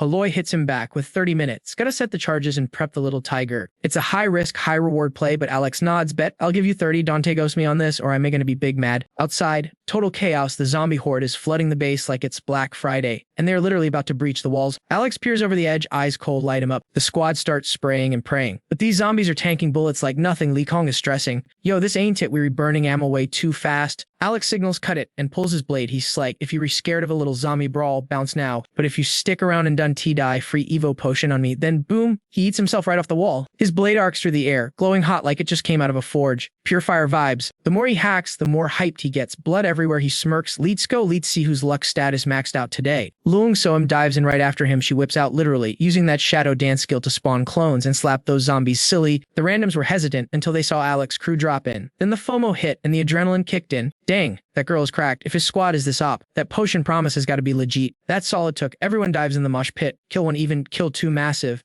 Everyone's been thirsty for those Evo potions for days. This is the easiest grind they were gonna get. Strapped with Alex's gear, the squad starts screaming and rushing the undead like main characters. Alex pauses amidst the carnage, feeling philosophical for a sec. Courage is the only meta that matters for humanity, always has been. He yells out strat, watch your spacing, Dante bunch up or get trap or it's game over. Use your kicks to create distance, but aim for the headshots, one hit, one kill. Don't waste your stamina bar. Back Swan checks the clock and pings Alex. 15 minutes left. Some grunt sees her chilling in the back and starts trash talking. Look at this camper hiding while we do the work. He gets distracted, throwing shade, and almost gets clapped by a zombie. Watch out. Back screams. She snipes the threat just in time. Clutch save. Dude realizes he was one frame away from death. He says shaking, gripping his spear, looking at Back like she's an angel. My bad. I didn't know you were a support main. He is tearing up. Thanks, queen. If we survive, dinner's on me. Emil's a huge flex in the apocalypse, but Back just rolls her eyes. She's not impressed. Thinking, bro, I eat tier 2 mutant meat. You day have to grind for a lifetime to afford my dinner date. Then she catches herself being toxic. Stop. She shakes it off. Why am I thinking like an elitist? I've been hanging out with Soem too much. She snaps back to reality, praying her squad stays safe in the chaos, guys. Drop a comment below if you think they all make it. Meanwhile, Alex is still throwing hands. The soundtrack is just screams and the smell is straight up nasty. Alex freezes. First casualty dropped. It's a death devil. A soldier sees his bestie get wrecked by this ugly mutant and goes full rage mode. He charges in for revenge. You deleted my friend. Die. The monster just grins, waiting for the feed. Alex sees the guy rushing a boss mob solo and freaks. Don't be an idiot. Fall back. Right as the blade hits, the monster morphs. Boom. Spikes long hair, creepy eyes. It breathes this pink gas right in the dude's face. The pink fog swallows him whole. Poor guy doesn't even know what hit him. He drops to his knees, screaming like his soul is burning. Total agony. His eyes are bulging out. It's horror movie stuff. He tries to end it himself just to stop the pain. It hurts. Make it stop. Unalive me, please. Seeing that torture triggers Alex. He curses, you sick freak, and rushes into aggro the beast. Suddenly, another scream. Alex looks around, confused. A whole wave of weird, glitched out mutant animals just spawned. Are those chickens? Even the poultry is mutated now. The barnyard nightmare starts attacking the squad. This one monster with a massive face shoots its tongue out like a harpoon, impaling people left and right. The mutant chicken pecks through armor like it's paper, screams everywhere. Alex yells, don't panic, group up on me. Everyone sprints to Alex. He radios back, status check. Back stutters 11 minutes, hearing that the whole team starts sweating bullets. Alex rallies the troops. Gone. Cover fire, I'll tank the aggro. Everyone else back up slowly, do not break formation. Alex is going god mode, holding back the horde to buy time. Suddenly he screams, watch your six. Lee Kwang scans with his binos and his face goes pale. Yo, Alex, we got a massive problem. Yo, hold up. I spy with my little eye a silhouette behind that zombie mosh pit. Alex whipped around fast, asking, can you hit that shot? Is he in range? Now way out of range, bro. Hearing that, Alex started Loki panicking. If Lee Kwang isn't tripping, then his hunch was like 90% spot on. This place is getting wrecked because something massive is pulling the strings. That guy's standing among the mutants. The zombies are totally listening to him, like he's their drill sergeant. That thing human ghost? Who knows? Locked eyes on Alex and his voice got super hyped up. It's him. His glowing red eyes got way creepier. He's like, yum, you look like a total snack, you remind. Meanwhile, Soem is over there grinding hard against the zombie squad. Green lights flashing all around her. She used that Xun Wii ultimate move on the horde, but then, bam, Soem dropped out of the sky like a kite with a cut string. She spammed that move twice and totally ran out of juice. She is thinking, I gotta level up, for real. Just as she's about to faceplant, she feels someone scoop her up. Seeing Alex right there made Soem's heart skip a beat. Total main character moment. But before she could even blush, she got spun around like a rag doll. Turns out Alex just yeeted her like a sack of potatoes over to Back. Back was shook seeing Soem flying at her, but managed to catch her just in time, like rude much before she could even complain. Soem went full rage mode, say one more word and I'll end you. Alex ignored the drama, rushed to block the zombies, and yelled back at the crew, everyone get out of the wreckage. Now seeing Alex soloing that entire mob, Back was stressing out big time. Alex. But Soem shut it down, eyes dark, our energy bars are empty. Fam, we're just dead weight right now. Listen to him and go, The surviving soldiers booked it back to the base, but Back was still worried sick about Alex. Can he actually tank all that damage? Magda was worried too, but she knows he's sop. She stepped up to chill Back out. He can hold his own for a hot minute. Trust me. Before, he had to worry about friendly fire with us around, so his attacks were kinda nerfed. Now his attack range is maxed out and he's nailing the mechanics I taught him. Plus, that guy has grinded so much SXP from life or death fights. Watching Alex's eyes practically shooting sparks, we fought the horde below.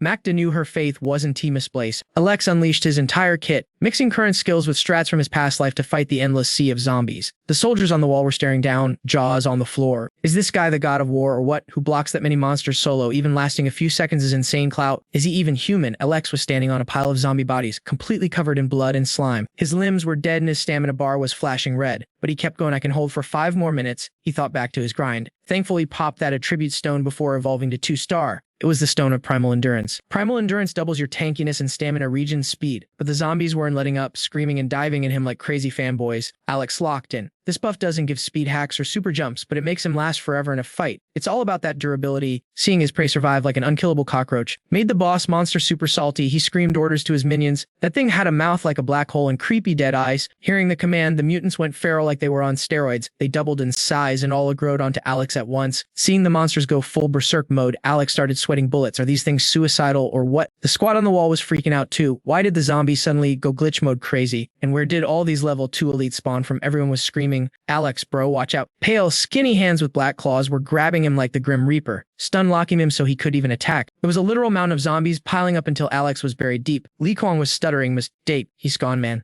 Li Kwang looked away, ready to accept the L. We tried our best, but Magda shouted, hold up. She pointed at the pile. Look, there's fire bursting from that zombie mosh pit. It's burning. Alex's intense flames were roasting the zombies alive. Red flames lit up the sky. Alex flexed and blasted the Clinny zombies off him, sending them flying. He rubbed his neck, walked out of the fire, and exhaled smoke like a total badass. Seeing him walk out alive, everyone was shaking. They believe their eyes. Is that Diep? How is he not dead? Just then, the timer hit 0. Li Kwang waved from the wall. Yo, Mr. Diep, time's up, mission complete. After the battle, everyone scrambled to reinforce the walls and buff their defenses. Hurry it up. They piled up sandbags and moved rocks to the wall. Out of rocks, use whatever works. Someone yelled, pour the oil down that side. Move, move. 2 squad was exhausted after wiping out that wave, finally getting a second to go aft and catch their breath. They finally retreated. If we had to keep fighting, we were cooked. Watching the zombies leave in formation, Ho guessed someone was controlling them. Did we all hear that screech? Someone realized, yeah, right after that long screech, the monsters just dipped out peacefully. If there's really a commander, Magda didn't even want to think about it. She was too drained to deal with paranoid theories. She told the crew, look, we survived that say a dub. Now we just gotta heal up and reset our stats as fast as possible. The sky turned pitch black, hanging over the dusty wrecked factories. Battle over. Time to check the scoreboard and count the casualties.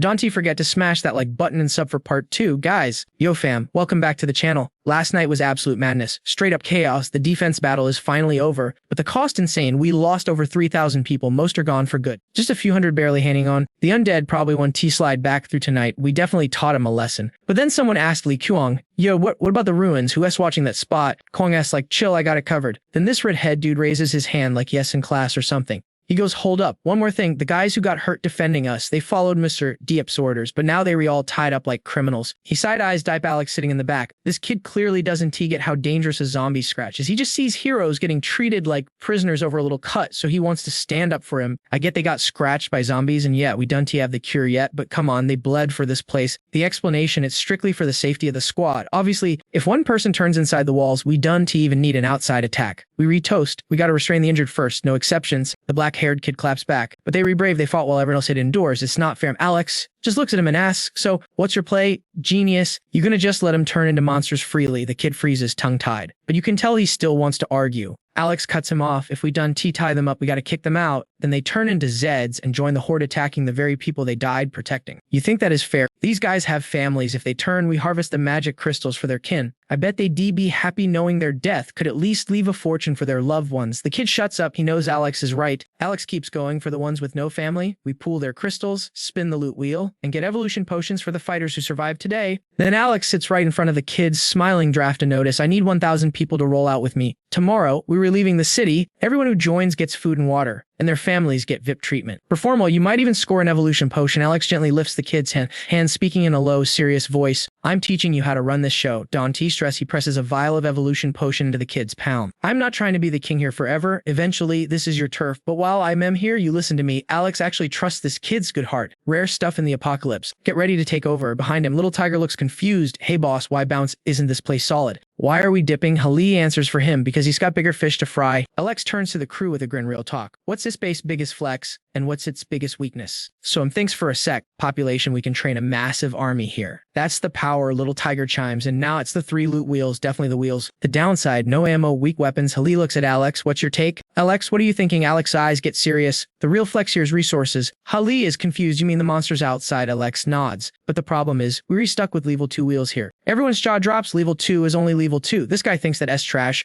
In his past life, a level 2 wheel is the holy grail, but in this timeline, Alex needs way more than that. He ignores their shock. Hands in his pockets. Relax. I'm going to show you the real top tier loot. But first, let's go secure some assets. The squad hits the streets. It's a ghost town. They arrive at a bank, and little tiger scratches his head. Boss, the vault is just paper money and gold. Useless. A locksmith taps the vault door. Lock isn't crazy complex. Give me some time and tools. I can crack it. Alex ain't got time for that. He pulls out his machete. Step aside. This ain't Fort Knox. Slash with a few swings. He shreds the vault door like S cardboard. The crew stares, totally shook by how sharp that blade is. Alex sits on the pile of scrap metal. All right, let's get that loot. They walk in. Little tiger spots an inner safe. Looks loaded. Let me see. Whack. He chops the lock off. The safe pops open. Glowing green. Tiger waves frantically. Yo, Halia, get over here. Are these legit emeralds? Yup, real deal emeralds. Tiger's eyes light up like he just won the lottery. Rubbing the gem. Halia praises it. One of these, probably worth $2 million back in the day. Tiger looks ready to faint. Holy crap, I'm rich. Halia rolls her eyes. You moron. The apocalypse. $2 million is just toilet paper now. Meanwhile, Alex walks ahead, deep in thought. Soam follows, nervous. Hey, Alex, what are we actually looking for? Alex stops at safety deposit box B18. You remember those 2 evolved thugs we saw at the market? Soam frowns. Those scumbags. Yeah, total trash henchmen for the old bosses. One of them survived. I ran into him. He spilled some juice to save his own skin. Alex pulls a long, rectangular box out of the deposit slot. It's about a meter long. The girls look confused. What is that? Moyi squints at it. That shape. It's a gun case. Definitely a sniper rifle. Alex drops the loot box on his lap, pops the latch, and the whole squad leans and eyes glued, just like Moya guessed. It's a sniper rifle. Looking at the beast of a gun. Everyone's jaws just hit the floor. Is that a Type 88? Little Tiger is hyping it up. Whoa, check out this heat. It's fully kitted out. Mechanical sights, optical scope. It's got everything. Even Moya looks shook. Yo, it even came with 2 rounds of ammo. Zoming snaps the case shut, looking pretty pleased with the haul. Solid. All right, let's bounce. Follow my lead to the next spot. Little Tiger looks totally lost. We've been here all day. The outside is crawling with crystals and resources. He turns to Zhongming, confused. Boss, are you saying we're going out just to scavenge off dead bodies? Zhongming stands up, flashing a grin at Tiger. Bingo. But hey, before we head out, you guys go wait for me by the ruins over the wall. I gotta take care of a little side quest first. Cut to the ruins. The squad is chilling, waiting for the boss. Little Tiger whispers to the music master. Dude, the boss is super mysterious, right? Old man music. Don't tell me you don't see it. Music master crosses his arms. Acting all cool, everyone's got skeletons in their closet. Kid, it's normal. Little Tiger takes a drag from his cigarette, waving his hands to explain. Nah, that's not what I mean. Don't you think the boss knows, like, way too much? It's like he has a walkthrough guide for the apocalypse. Music master blows a smoke ring, okay? So what's your point? Chuyin steps up from the back, her face getting serious. Yeah, exactly. So what if he has secrets? I don't care how mysterious he is or what his backstory is. All I know is he saved my life, gave me the Evo potion to unlock my class, and taught me how to fight. He's the reason I'm surviving this nightmare. As she speaks, her eyes are totally glowing with emotion. It's deep gratitude, admiration, and maybe a little bit of a crush vibe going on there. Chuyin looks back at the other girls. I think we were all lucky to be alive. And it's all thanks to this guy who's barely 20 years old. She clenches her fist, looking like a total fangirl. He can have all the secrets he wants. He could be the chosen one saving the world for all I care. I'm following him. He says, save people. I'm saving He says, kill. I'm in catching bodies. Hearing this intense speech, Park Chun giggles. Wow, you really are a hardcore stan. Chuyin ignores the roast and keeps going. Look, every guy I met before this was trash. Basically, everyone just had intentions with me. You know, Uncle Music, Sister Lee. You guys done say it, but I know when you look at that pitch black sky, you rethinking about the people you loved who stabbed you in the back. That's just human nature. It's the stuff nobody wants to bring up anymore. Hearing Chuyin get deep, Music Master and Cia Lee freeze. Music Master bites his cigarette, looking gloomy. It's all in the past, but yet the kid pulled me out of that freezing hellhole when no one else would. My life belongs to him now. Little Tiger rubs his head, feeling awkward. Guys, chill. I was just asking why the boss is so secretive. Why y'all are making me look like the villain here? I am right or die too. You guys all have classy and I'm still a normie. Plus, boss promised to show me the good loot later. I ain't missing that. Moe laughs. Me, Lee, and Chun are on the same page. We just want to see how far this kid can actually go. After gossiping about Zhongming for a while, the squad realizes they've been sitting their way too long. How long has he been gone? Like over 30 minutes, everyone starts guessing, probably unlocking some secret ultimate move somewhere. So mysterious. Meanwhile, the man himself, Alex, is staring down into a massive pit. Whoa, look at the size of this body dump. In front of him is a mountain of zombie corpses, piled up and rotting. The smell? Absolutely gnarly. Zhoming is thinking hard. Disposing of bodies is normal in the apocalypse. But why are there so many here? The zombie wave yesterday took out a lot of people, but this base is brand new. That's a suspicious amount of death for just a few days. Zhoming spots 2 mutant buffaloes nearby. No hesitation, he draws his blade, swish, clean cut, heads rolling. Mutant blood pours into the pit like a waterfall. The bald guy lying on the ground sees the dripping blade and starts freaking out. Afraid Zhoming's hand might slip and send his head flying too. The bald guy starts sweating bullets. He stammers, what are you gonna do? Zhoming replies, stone cold, just unlocked a new technique, I need a blood pool for it. Basic puppet art requires about 500 kilos of blood. These 2 mutant buffaloes should cover it. I'm a rookie at this skill, so I gotta practice. Hearing Zhoming talk about dark arts so casually terrifies the guy. Please, he stutters, can you let me go? I'll be your slave, I'll work like a dog, I'll be loyal, I swear. Zhoming ignores him, walking closer with the knife. Ask the cold, rotting corpses in this pit if they want to forgive you. Spoiler alert, they don't. Alright, you're up next. Zhoming points the blade right at him. Seeing the cold steel, the bald guy is wishing he could grow wings and fly away. No, don't come any closer. The puppet art needs a dying host. Using a scumbag like you is actually putting you to good use. Zhoming grimaces. Still kinda gross though. Suddenly he freezes. He peers into the pit. Something moved in that pile of death. He spots a blonde woman and his eyes go wide. Is that her, the woman they dragged away at the market? Zhoming clenches his fist. Furious, survival of the fittest is one thing, but torturing people, that's crossing the line. Zhoming jumps into the pit and pulls the blonde girl out. She's covered in wounds, barely breathing. He checks her vitals. She's hanging by a thread. Even Park Chun's healing. Rain couldn't save her now. Her organs and body functions have totally shut down. She's a goner, no doubt about it. I need a dying person to complete the skill. I don't know what kind of existence this will be for you, but at least you won't be truly dead. The girl slowly opens her eyes. Zhoming looks at her. At least you deserve a second chance, way more than that bald trash. Hearing this, the bald guy starts sobbing in terror. Zhoming gently lowers the girl into the blood-filled pit with the buffalo remains. He pulls out 2 crystals. Zhoming feeds the blonde girl an Evo potion, places his hand on her head, and a dark purple aura explodes around them. Basic puppet art. Activate. Dark energy pours out of the girl. Her eyes turn pitch black. Black liquid oozes from her face, and then boom. Her eyes glow a menacing red. Yo, check this out. Her golden hair just flipped to crimson red in a split second. She blasted out of that blood pit like a rocket, splashing that gross black slime everywhere. Alex had to cover his face to dodge the splash zone. The girl, who is now officially a puppet, touched down as light as a feather.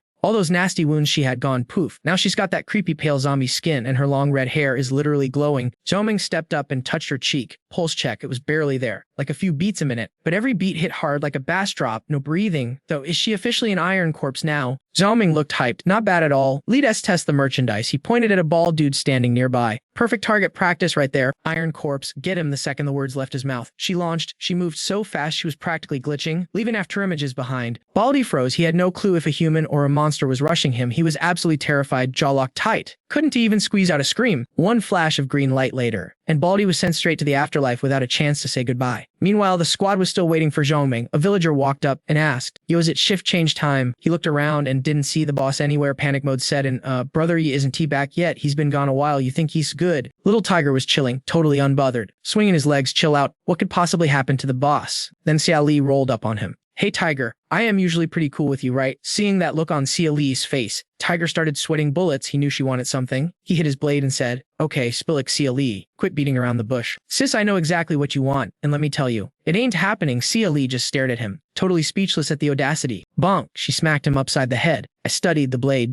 Can you handle a sword like I can?" Tiger just shrugged it off. "I mean, you're the one who taught me, so..." That answer made her snap. She kicked his arm, screaming, "You little punk, you were gonna give me a heart attack." The rest of the crew had to jump in to break up the fight. Suddenly, Zhoming walked back in with his blade in hand, the iron corpse trailing behind him. He saw the drama and pointed his sword at Xia Li. "Seriously, you guys fighting over a weapon?" The crowd went wild when they saw him. "Boss, you're back. Brother, he is back." Zhoming tossed the sword to Xia Li. "Here, it's yours." She caught it, looking super grateful. "Whoa, thanks." Then she spotted the girl behind him. Who's your friend?" Zhoming skipped the introductions. "Talk later. Business first. We're heading down there in a second." "Diming, take your crew to the flanks. Make some noise and throw that meat down there to bait them." Xia Li stepped up with a plan. "Once the zombies take the bait, I'll clear the perimeter. I'll try to set up a safe zone for you guys. But the window is super tight, so we gotta be fast." Zhoming gave the final warning. "I don't care how much loot is on the ground. When you see me retreat, you run. No excuses. Remember, this is a loot run, not a deathmatch." Everyone grinned. Locked and loaded. Let's roll. Zhoming led the charge. The whole squad dropped down one by one. Zhoming barked orders. "Chun, cover the musician. Everyone else, get those flashlights on us." They hit the ground and all they saw was the iron corpse moving like a blur. Little Tiger swore, "What the heck is that thing?" He stared at the red-eyed, red-haired monster tearing into the zombies. The musician guessed, "It looks like a zombie, but I think the boss is controlling it." Xia Li cut in, Li's yapping, "More looting, move it." The team started digging for crystals like crazy. Meanwhile, Zhongming was slicing through zombies like he was playing a video game on easy mode, his speed ramping up every second. Zhongming watched the Iron Corpse one-shotting enemies and thought, man, she is literally a living weapon. Her claws were razor sharp.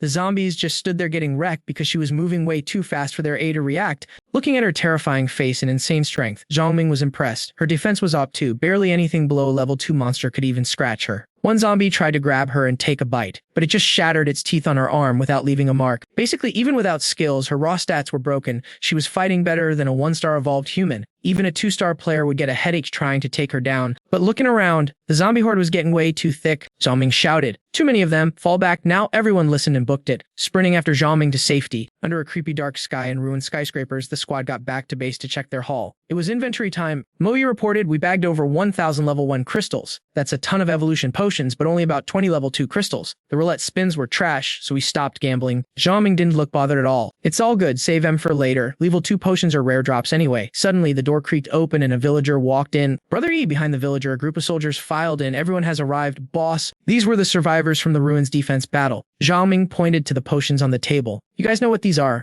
They stared at the vials, totally mesmerized. Zhongming said, "You earned these. My team paid for them with blood and crystals. But I am willing to share the loot. But there's a catch. Tomorrow you gotta roll out with us and fight outside the walls." Early the next morning, the whole crew gathered in front of the ruined castle. Zhongming scanned the crowd with his arms crossed. Daming stepped up, "Brother Yi, we grabbed all the shields and gear we could find. It's a lot, but still short of the number you asked for. We maxed out the base resources. We also picked 1,000 young fighters to join you." Li Kang hesitated, looking super nervous. Daming cut in to save him, sweating buckets. About those 13 guys who got the potions yesterday, they looked terrified that Zhongming was going to blow his top. Just in time, our boy Jiadin made it back to base. Seeing him safe, everybody relaxed a bit. "Yo, Jiadin, yeah, and you finally made it." Jiadin walks up to Alex, looking super stressed. "Hey boss, we got a situation. Only 7 out of the 13 new evolves showed up today." He is sweating bullets. "I'll go look for the others." "But I don't know if they were going to ghost us again." Hearing that, Alex gets a little heated. "Or do you seriously not know how to handle this? I told you, Yuri's supposed to be running this server soon. For 2 days you've been grinding on base construction, but you never stopped to think about how to handle trolls who won't listen to you." Gidon looks totally lost. Dip doesn't let him finish his excuses. "Listen up, kid. There are only 3 ways to solve problems in this wrecked world." He holds up 3 fingers. Laws, benefits, and violence are basically rules, cash, and straps. Dippy's eyes go cold. Since the old world is gone, laws done teaming Jack. So forget that one. That leaves 2 options. Yesterday we tried the benefits road. We gave them evolution meds as a reward, keeping our promise. But now they want to take the loot and bail. That means we read down to the final option. Gayadin realizes what needs to happen, and you can see the fear in his eyes. DP's voice is echoing in his head, making him break out in a cold sweat as he grips his gun. "If you want to be the admin of this place, you gotta let everyone know, ride with you. They live cross you,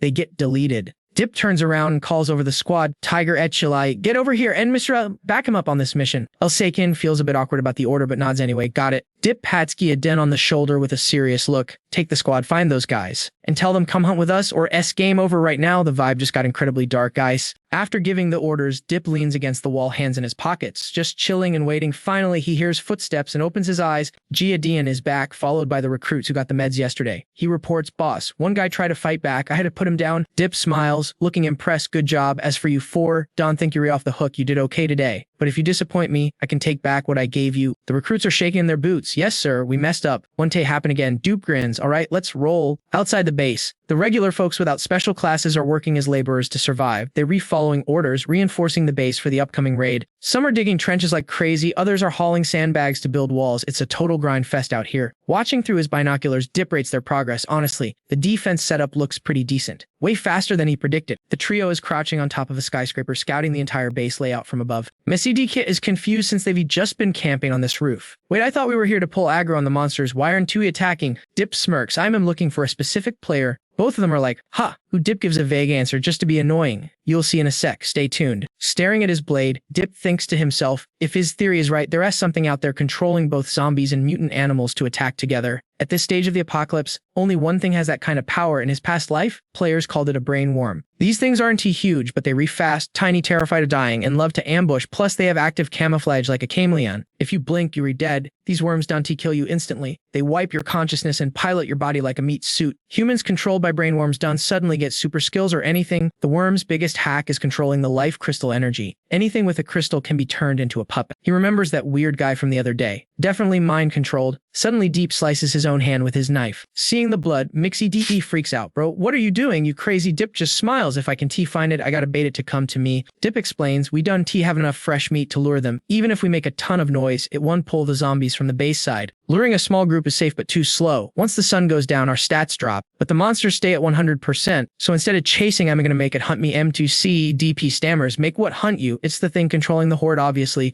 MPC DP looks through the binoculars. Those few drops of Deep S blood worked like magic in seconds. Massive army of zombies and mutants start swarming toward the base. Dip says, let's bounce. They're incoming. Meanwhile, Sam is leading the youth squad, waiting for DP's team to get back. She spots Dip and Eshgaladriya returning, and her eyes light up. Finally, but right behind them is a massive train of zombies. Dip parkers over the wall and regroups with the squad. He shouts orders. You command the first line of defense. Done. To get cocky. Wait until the trench is full of zombies, then fall back to the residential area behind us. Estrine nods. Copy that. She cracks her whip and yells at the crew behind her. Alright everyone, wake up. Stop staring at my chest and find some courage. Look at those ugly things and aim for their heads. No mercy. If you chicken out, I'm gonna roast you forever. Survive today, and you unlock a whole new life. The crowd gets hype and screams, ready to kill. Near the outskirts where the brain worm was spotted. It's all ruins and wasteland. Dip, Big Yellow, and Iron Corpse head out to investigate. Dip scans the area trying to spot the worm. Since it was seen here before, it wouldn't attack the base for no reason. It definitely has a mission. Since this bug evolves by eating, its target is probably Dip himself, because he's the highest level player on the map. Yo, if this thing is looking for an upgrade, I'm the ultimate delivery guy. Alex let out a cold laugh. It wants a piece of me. But honestly, I'm just here to loot it. He spun around to check on his giant beast. Big Yellow, hey buddy, you in the mood for some gummy worms? Or maybe something a little crunchier? Big Yellow looked totally confused, like, what? Before his fur suddenly spiked up. Mode activated, his eyes went sharp, scanning for danger. The dog started growling at a dark corner. Ming went full tactical mode, scanning the area, but honestly it looked empty, totally ghosted. Ming stepped in to investigate. Here's the tea, guys. Nobody knows these brain worms exist yet. They're terrifying, sure. But they're also like the rarest snack in the apocalypse. Pure XP boost, just like attribute stones. Behind the rock where Big Yellow was tripping out, sat the old boss from the other day. When Ming called out, the guy looked super confused. Ming walked up, acting casual. Yo, Commander E, check out your pet. It was a level 300-handed zombie. That thing was rocking a black crystal. Total boss tier. The commander looked absolutely drained, totally puppeteered by the brain worm. And that giant zombie, it was standing guard like a bouncer at an exclusive club. Ming knew it. This worm wasn't camping here by accident. It was waiting for him. Talk about a trap. With that zombie bodyguard, it can control high-level beasts. Suddenly, the worm made this creepy noise. You and me, Ming's face went dark. Oh hell no, you want a piece of this? Ming charged at the possessed commander, but the zombie stood up. And whoa, this guy was massive, like 5 times Ming's size. Absolute unit. Tentacles flew everywhere. Ming tried to roast it with fire, but the flames just fizzled out. The zombie didn't even flinch. 0 damage taken. Most people would panic, but Ming, he just smirked, still standing. Usually, my radiant blade skill one-shots everything. Respect to the level 3 grind. The fire cleared and the zombie reset its aggro on Ming. Totally expected behavior for a boss mob. No time to waste. Ming and Big Yellow launched a combo attack before the thing could react. Let's go. Taking down a level 3 isn't a walk in the park. Ming was slicing tentacles left and right, but it was like cutting through rubber tires, barely a scratch. Big Yellow tried to grapple, but the zombie just yeeted him across the room like a chew toy. With the dog gone, the zombie threw a haymaker straight at Ming. Ming dodged backwards just in time. Okay, chat, this level 3 zombie is actually cracked super op. In a fair 1 versus 1, Ming might actually lose this. He flashed a confident grin, though too bad I know exactly what your glitch is. Ming shouted a new play to Big Yellow, ignore the tank. Rush the squishy one in the back. Big Yellow took off like a missile toward the possessed commander. It worked. The zombie totally ignored Ming and whipped around to save its puppet master.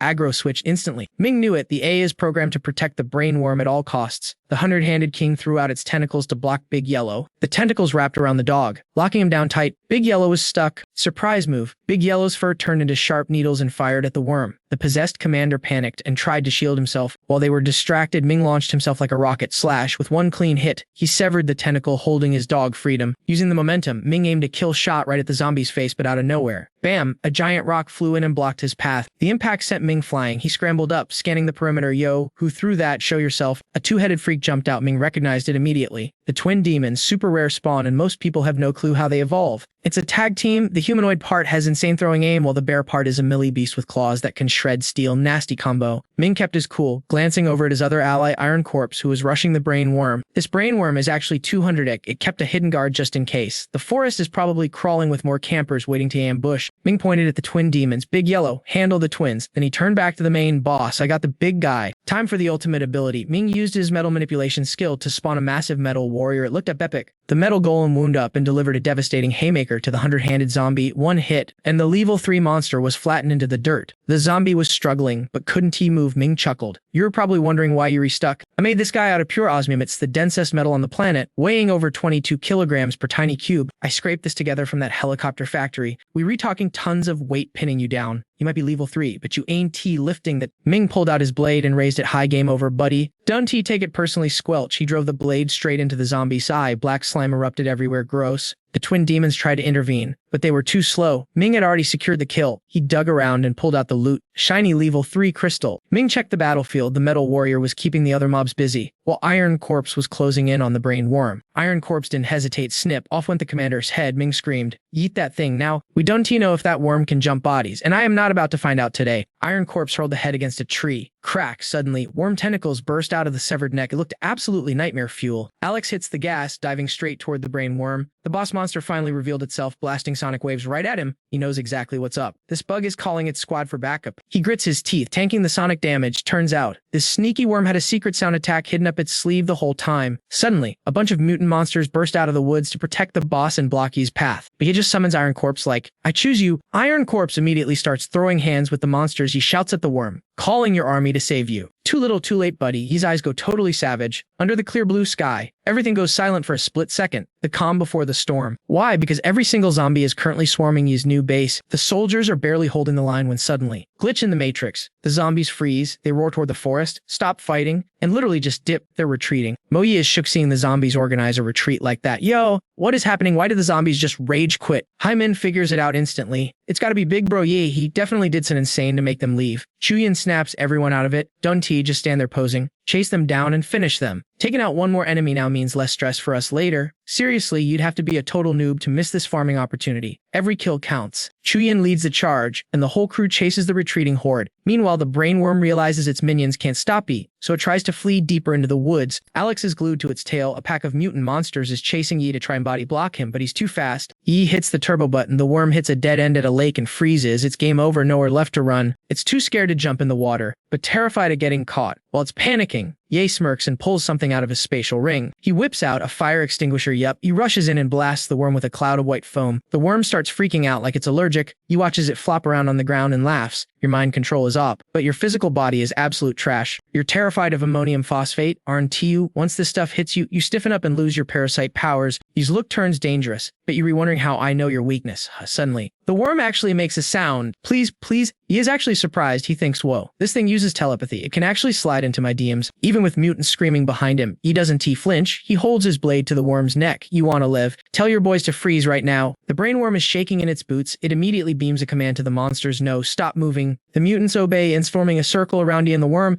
He grins. That's a good pet. Sit. He keeps the knife right on its neck, though. While the monsters are glitching out waiting for orders, yeah whispers to Iron Corpse. Big Yellow wiped them out. The dog instantly pounces, tearing into the frozen mutants. He watches the monsters get wrecked without fighting back, then notices something weird.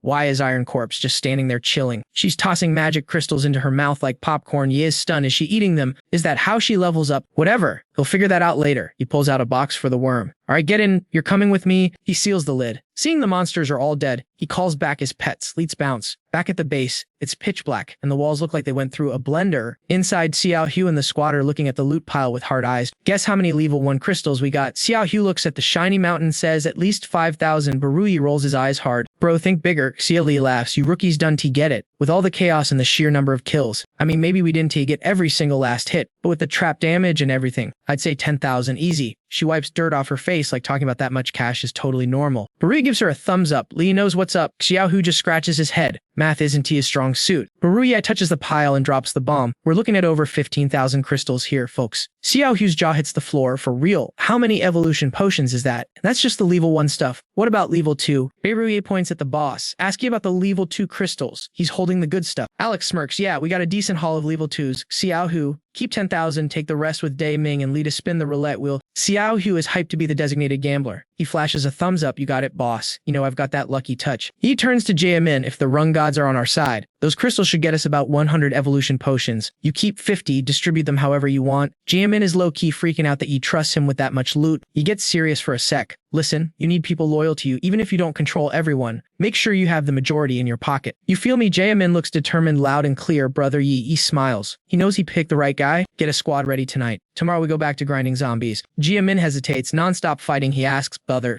Yi, we're going out again. Tomorrow we only have 300 people left and half our evolved fighters are gone. Alex had his own game plan. When you've got a cheat code in your hand, you use it, right? He didn't waste breath explaining it. Tomorrow is payday, fam. I'll cut you guys a 1/3 share of the loot. And then we bounce. Hearing Zhongming wanted to dip, the locals were low-key panicking. Yo, Mr. Yi, you really bailing on us? Zhongming ignored the drama, turned around and waved his hand. Get your squad ready. Catch some Z's early and meet me at the east wall tomorrow morning. Early the next day at the east sector. This place had definitely seen some serious apocalypse action. Zhongming cracked open the box, revealing the brain worm. Everyone was like, what is he doing? The worm weak sauce whispered. Let me go, bro. Seeing the bug finally talk, Zhongming smirked. I know you understand English. Summon your buddies down here, all of them. The worm stayed silent for a sec, trying to figure out what this guy's endgame was. Zhongming gave it the death stare and squeezed the box. The worm didn't dare act tough, so it sent out a sonic signal. In a heartbeat, zombies and mutant freaks swarmed the base entrance like it was a Black Friday sell. Seeing the undead mosh pit below, Zhongming laughed. Get in there, they won fight back. Hearing that, the squad rushed in for the kill streak. Zhongming kept his eyes on the worm, making the little critter shake with fear. Okay, I did what you asked. Let me go. Zhongming raised his blade, looking absolutely savage. Wait, you still got one job left, buddy. I heard you taste just like chicken splosh. He stabbed the worm, sending goo everywhere. Once the business was handled, Zhongming's crew rolled out. The military Humvee peeled out of the base. The locals watched the dust settle until Dialect shouted, all right, show's over. Quit staring. How's Lee Kwang holding up? Jia Dan grinned. He wanted to roll with Miss Yi, but got rejected. Boss told him to stick with us at the base.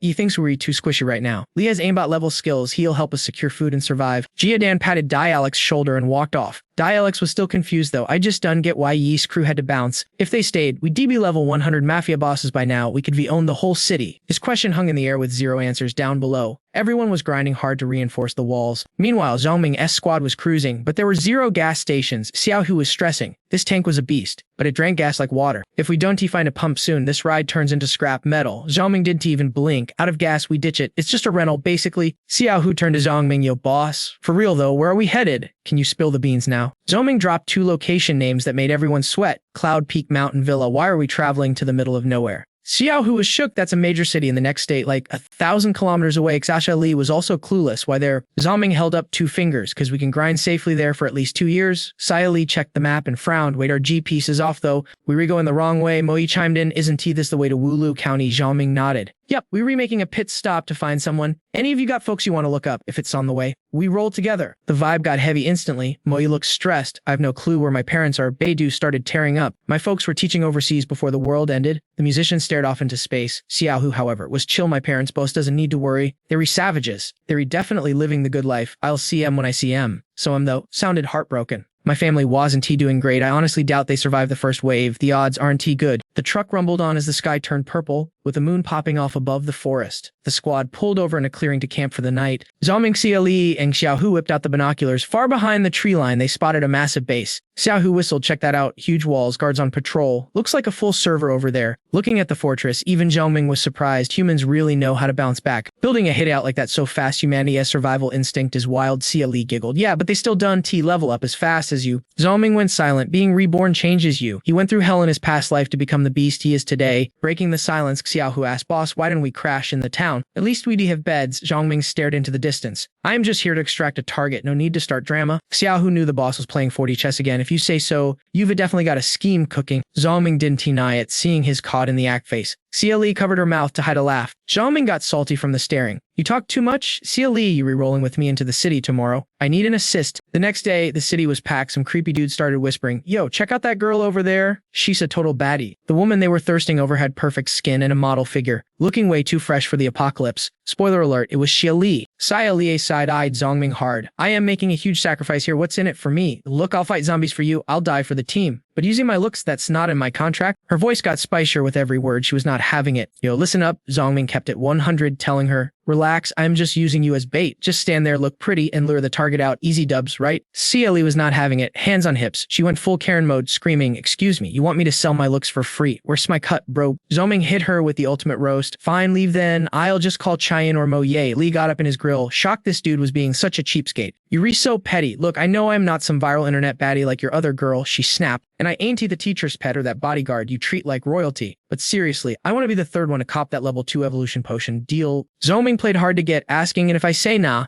Lee smirked. Then I'm leaking the tea to everyone that you dragged me out here just to use me. That shut him up real quick. Truth is, fam, he was already planning to drop that upgrade on Moye and so Lee anyway. If we were talking straight stats and skill, those two are the MVs of the squad, no contest. Plus, Lee's been grinding her blade skills with a master with her wind element gear. She's actually slightly cracked right now. Mid-thought, someone screamed, move, get out the way. 3 military trucks came barreling in, kicking up dust like a tornado. The crowd hyped up. Recognizing the squad, they reback. Everyone's eyes were glued to the loot bags hanging off the soldiers' belts. You see those belts, stuffed with magic crystals. Turns out, these guys set a massive fire yesterday to trap a horde and bounced. Talk about a payday, spending one night out there. They gotta have like 2,000 or 3,000 crystals on deck. Easy money. Don't even forget the dark side though. That fire trapped a bunch of survivors too. If they didn't burn, the zombies definitely turned them into mutants. While the gossip mill was spinning, the trucks rolled into the city. People were staring daggers at the soldiers, whispering insults under their breath. Those animals, but hey, it's the apocalypse. The strong make the rules, and we were just living in their world. Yeah, they read toxic, but we all want inside the safe zone, right? Gotta swallow your pride if you want to survive. Zhoming and Lee watched the show with poker faces. The gates creaked open, and the guards waved them through. Come on in, folks. Zhoming took point, walking fast with Lee trailing behind. And let me tell you, the guards could not stop staring at her curves. It is rare to see a girl looking that fresh and clean in the wasteland. Most people out here look like, these two grunts are totally simping, whispering like high school gossipers, yo. Peep that over there, dang. She's a total 10 out of 10. That's a rare spawn right there. One guy nudges his buddy to go ping young Master Huang, while the other dude grins like he just won the lottery. Big brain move, bro. I am with you. Rich kid's gonna be hyped if we were lucky. He might drop us a couple evolution potions as a tip. Big. Seeing the trap is set. Hali flashes an okay sign to Ye Zhongming. I'm going solo. Slide through in a sec. Ye whispers back. Don ghost me's. Hali poses by the makeup counter, waiting for the targets to bite. The shopkeeper is smiling like he smells cash. Sensing the vibe shift, she dips immediately. She throws a side eye back. Definitely got stalkers. A squad of creeps is tracking her every move, looking straight up dangerous. Suddenly she vanishes and they sprint after her. Go, go, go. Hali is chilling around the corner, arms crossed while or lagging, too slow. Seeing her just standing there instead of running, Huang's minion gets confused.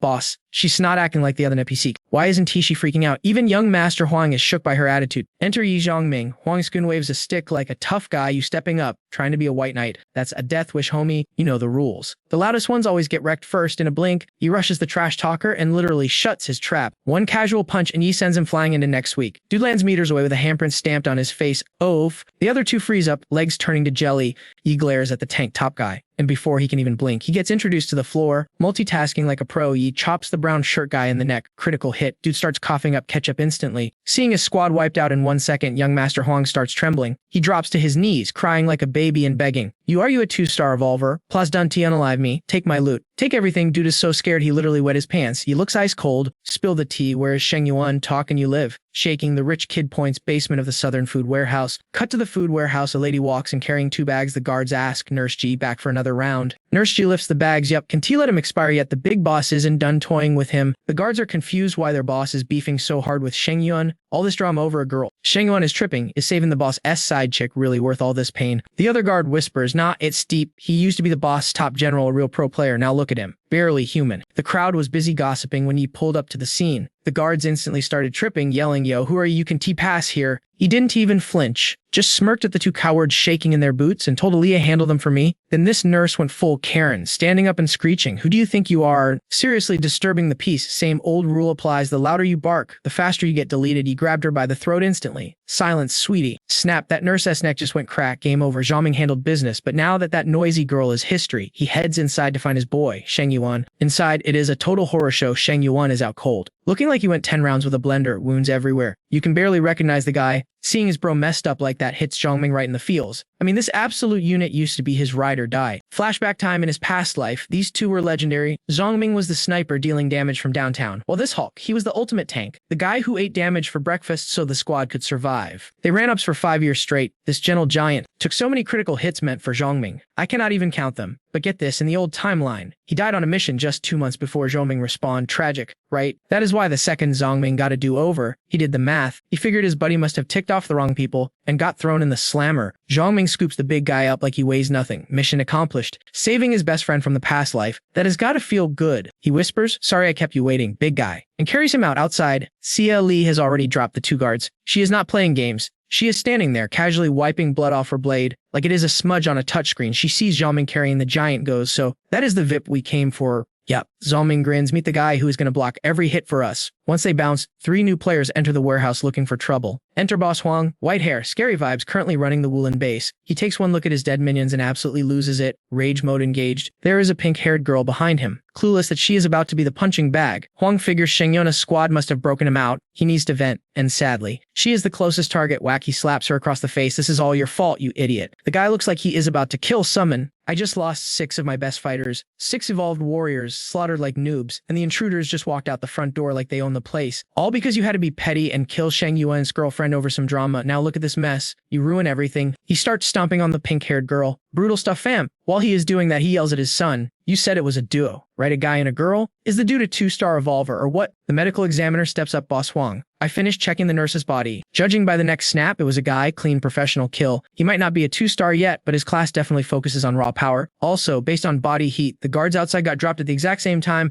Hong pauses, looking shocked. "Wait, what are you saying?" The doc breaks it down. It means both intruders attacked simultaneously. They are equally strong. Strong enough to crush a regular 1-star evolver like a bug. Huang forces himself to chill out. He nods at the examiner, appreciate the intel. Dremu. Meanwhile, Huang's son is shaking in the corner. Terrified his dad will find out he was the one who leaked the location. Talk about daddy issues. Drawer, Mu grabs his med kit and shakes Huang's hand. "No sweat, I'm heading out. Just do not forget our deal, Mr. Huang." With that, he bounces. The Huangs watch him leave. "Oh, and that pink-haired girl. Yeah, she'd not make it." Huang's son leans in and whispers to his dad, "Dad, why did you not make him stay? Having a guy like that around would be huge if those intruders come back." Mu does not care about their drama, though. He just strolls away looking cool as ice. Huang glares at his son. "Stop talking. Lock down the city. Martial law. Maximum alert. We prepare for war." The son obeys, but still looks confused. But why let him go? Huang sighs, realizing his son is hopeless. "Because we cannot afford his price tag. Okay, now, let us focus on recovering." Fast forward a few days, Sheng Yuan is resting in a tent. The sun hits his face, and he finally wakes up. He looks around, totally lost. "Where am I?" He jumps up, panicked, until a voice behind him says, "Oh, look who is finally awake." Sheng Yuan nearly jumps out of his skin. He spins around to see Zhongming looking at him like an old pal. "Wait," Sheng Yuan stammers, "I remember you. Right before I passed out. Did you save my life?" Zhongming just grins. "Sure did." Sheng Yuan is confused. "Why though? You do not even know me?" Zhongming keeps it real. "I'm going somewhere dangerous and I need a human meat shield to soak up the damage." Blunt, but honest. Sheng Yuan relaxes. That makes sense. They are strangers in this timeline, so a business transaction is way less suspicious than random kindness. "Why me though? And is this gonna get me killed?" Zhongming extends a hand, looking dead serious. "Bro, without me you would already be dead." Sheng Yuan grabs his hand firmly. "Fair point. You got yourself a deal." Once Sheng Yuan is back on his feet, the squad heads deep into the Woolen Mountains. Zhongming tosses him a massive shield. "So, how is the new gear treating ye?" Sheng Yuan gives it a swing. "Not bad. Surprisingly balanced." Zhongming laughs. "Well, your class is literally heavy shield, so I could not let you run around with a trash lid. This thing is monstrous, covers his entire body easily, a walking fortress." Yet, he lifts it with one hand like it is made of cardboard. Suddenly something attacks. Bam! Sheng Yuan raises the shield, deflecting the hit and sending rocks flying everywhere.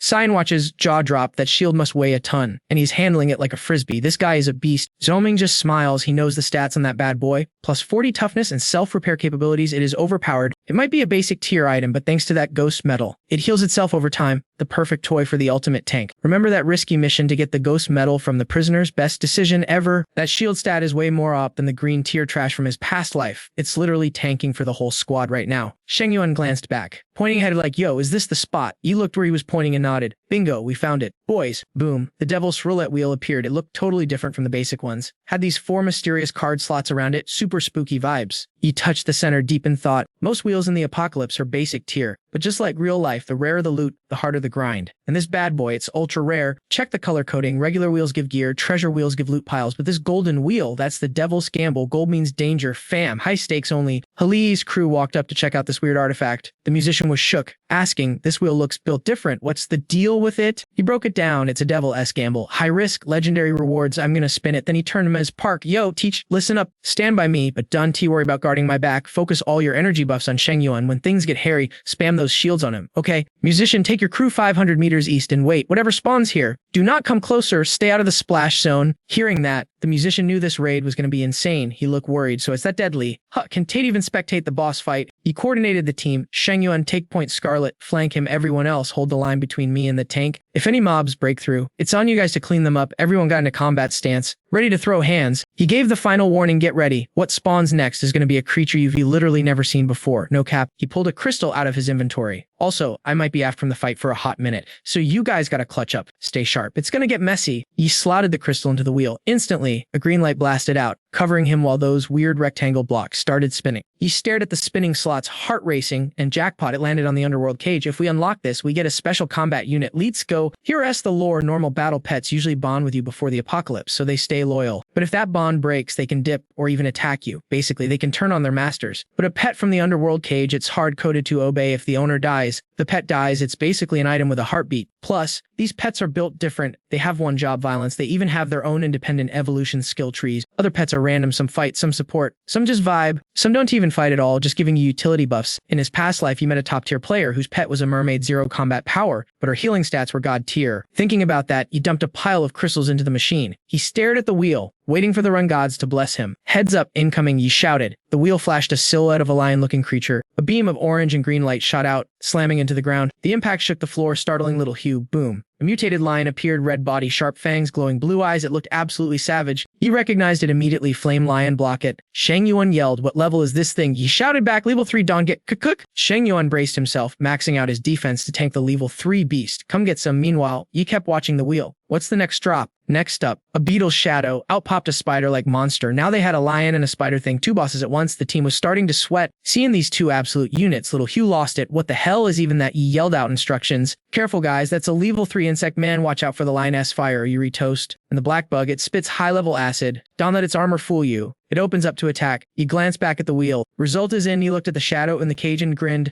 Underworld cage secured. Looks like luck is on my side today, fam. Time to call in the cavalry. He cast a basic summoning spell, and boom. A giant metal warrior dropped from his inventory, sparks flying everywhere, crushing the concrete. It squared up against the insect man. He cast another summon. Out came the golden armor warrior, wielding a massive blade. It charged straight at the flame lion. Another cast, and a mud golem appeared. He positioned it right behind Sheng Yuan as a backup tank. Sheng Yuan was shook seeing all these summons. "Yo, what is happening with the squad set?" He grabbed his blade and rushed the monsters. He parkered off the metal warrior's back, launching himself at the level 3 insect man midair with lightning reflexes. He slashed down with everything he had. Flames were blazing everywhere around Alex. He looked at the squad and said, "I've done everything I can, fam. The rest is up to you guys." Little Tiger grinned, full of confidence. "Don't sweat it. Boss, we got this." His crew was ready to throw hands with those beasts to keep Zhoming safe. Zhoming turned back to the roulette wheel. He was prepping to spin it 3 times in a row, which was going to cost him at least 600 mental points. Yo, if I hand buffed my mental stats beforehand, the brain drain from this thing would have totally fried my circuits. Next up, I jammed a tier 2 crystal in to lock the slot, staring down that devil's roulette like it owed me money. Check it. Once the first square hits, the spinner can burn a higher level crystal to glitch the system and fix the pattern. Then when you spin again, that block stays frozen solid until we either hit the jackpot or the timer resets. But here's the catch, chat. It ain't just the icons getting locked. The player is glued to the wheel until they win or time runs out. I glanced back at the squad fighting for their lives. It's all on them now, while I try to recall the specs on this cursed wheel. This devil's wheel manifests the icons into real monsters. And the more it spins, the more mobs it summons, usually leveled higher than the fuel I put in. If I brick a spin and get nothing, 3 high-tier beasts spawn, miss twice. And we were talking a 6-pack of nightmares. Whiff 3 times, 4 times, 5 times, and since I locked the board, I'm basically handcuffed to this death trap. Real talk, if the team can hold off the aggro, I'm toast. I was sweating bullets waiting for the spin, but seeing the crew grinding so hard for me, I knew I could rage quit now. Sheng was tanking like a beast, using his shield to eat hits from the fire lion, so the rest could focus on depths. The flames were practically swallowing Sheng whole, but he held the line while my summoned units jumped in to brawl with the mutants. Little Tiger yelled over, "Yo boss, why'd you trap yourself like a noob? Why didn't you let me take the wheel?" I had to explain the mechanics because this wheel has a level requirement. Bro, it needs a spinner stronger than the tier 1 starter fuel. I kicked it off with a tier 1 crystal. But since I'm the only 2-star player here, none of you guys have the rank to touch this. It's not just about matching 4 icons, I gotta lock the board down twice to guarantee the win. Maximum difficulty. As I spoke, I slotted another tier 2 gem. The first lock cost an upgrade, but this second one demanded a full tier 2 sacrifice. If we hadn't clapped that 100-head zombie and looted its tier 2 crystal, I wouldn't even have the credentials to play this game. I waited on the ring, watching the wheel spin until the slots started showing cages with sketchy monster silhouettes. Green light flashed. I panicked for a sec, but it was just a bug man, a tier 2 mantis. Not a run killer, thankfully. But the next slot, a sword-wielding mutant tier 3. Are you kidding me? My luck is absolute trash today, spawning straight bosses.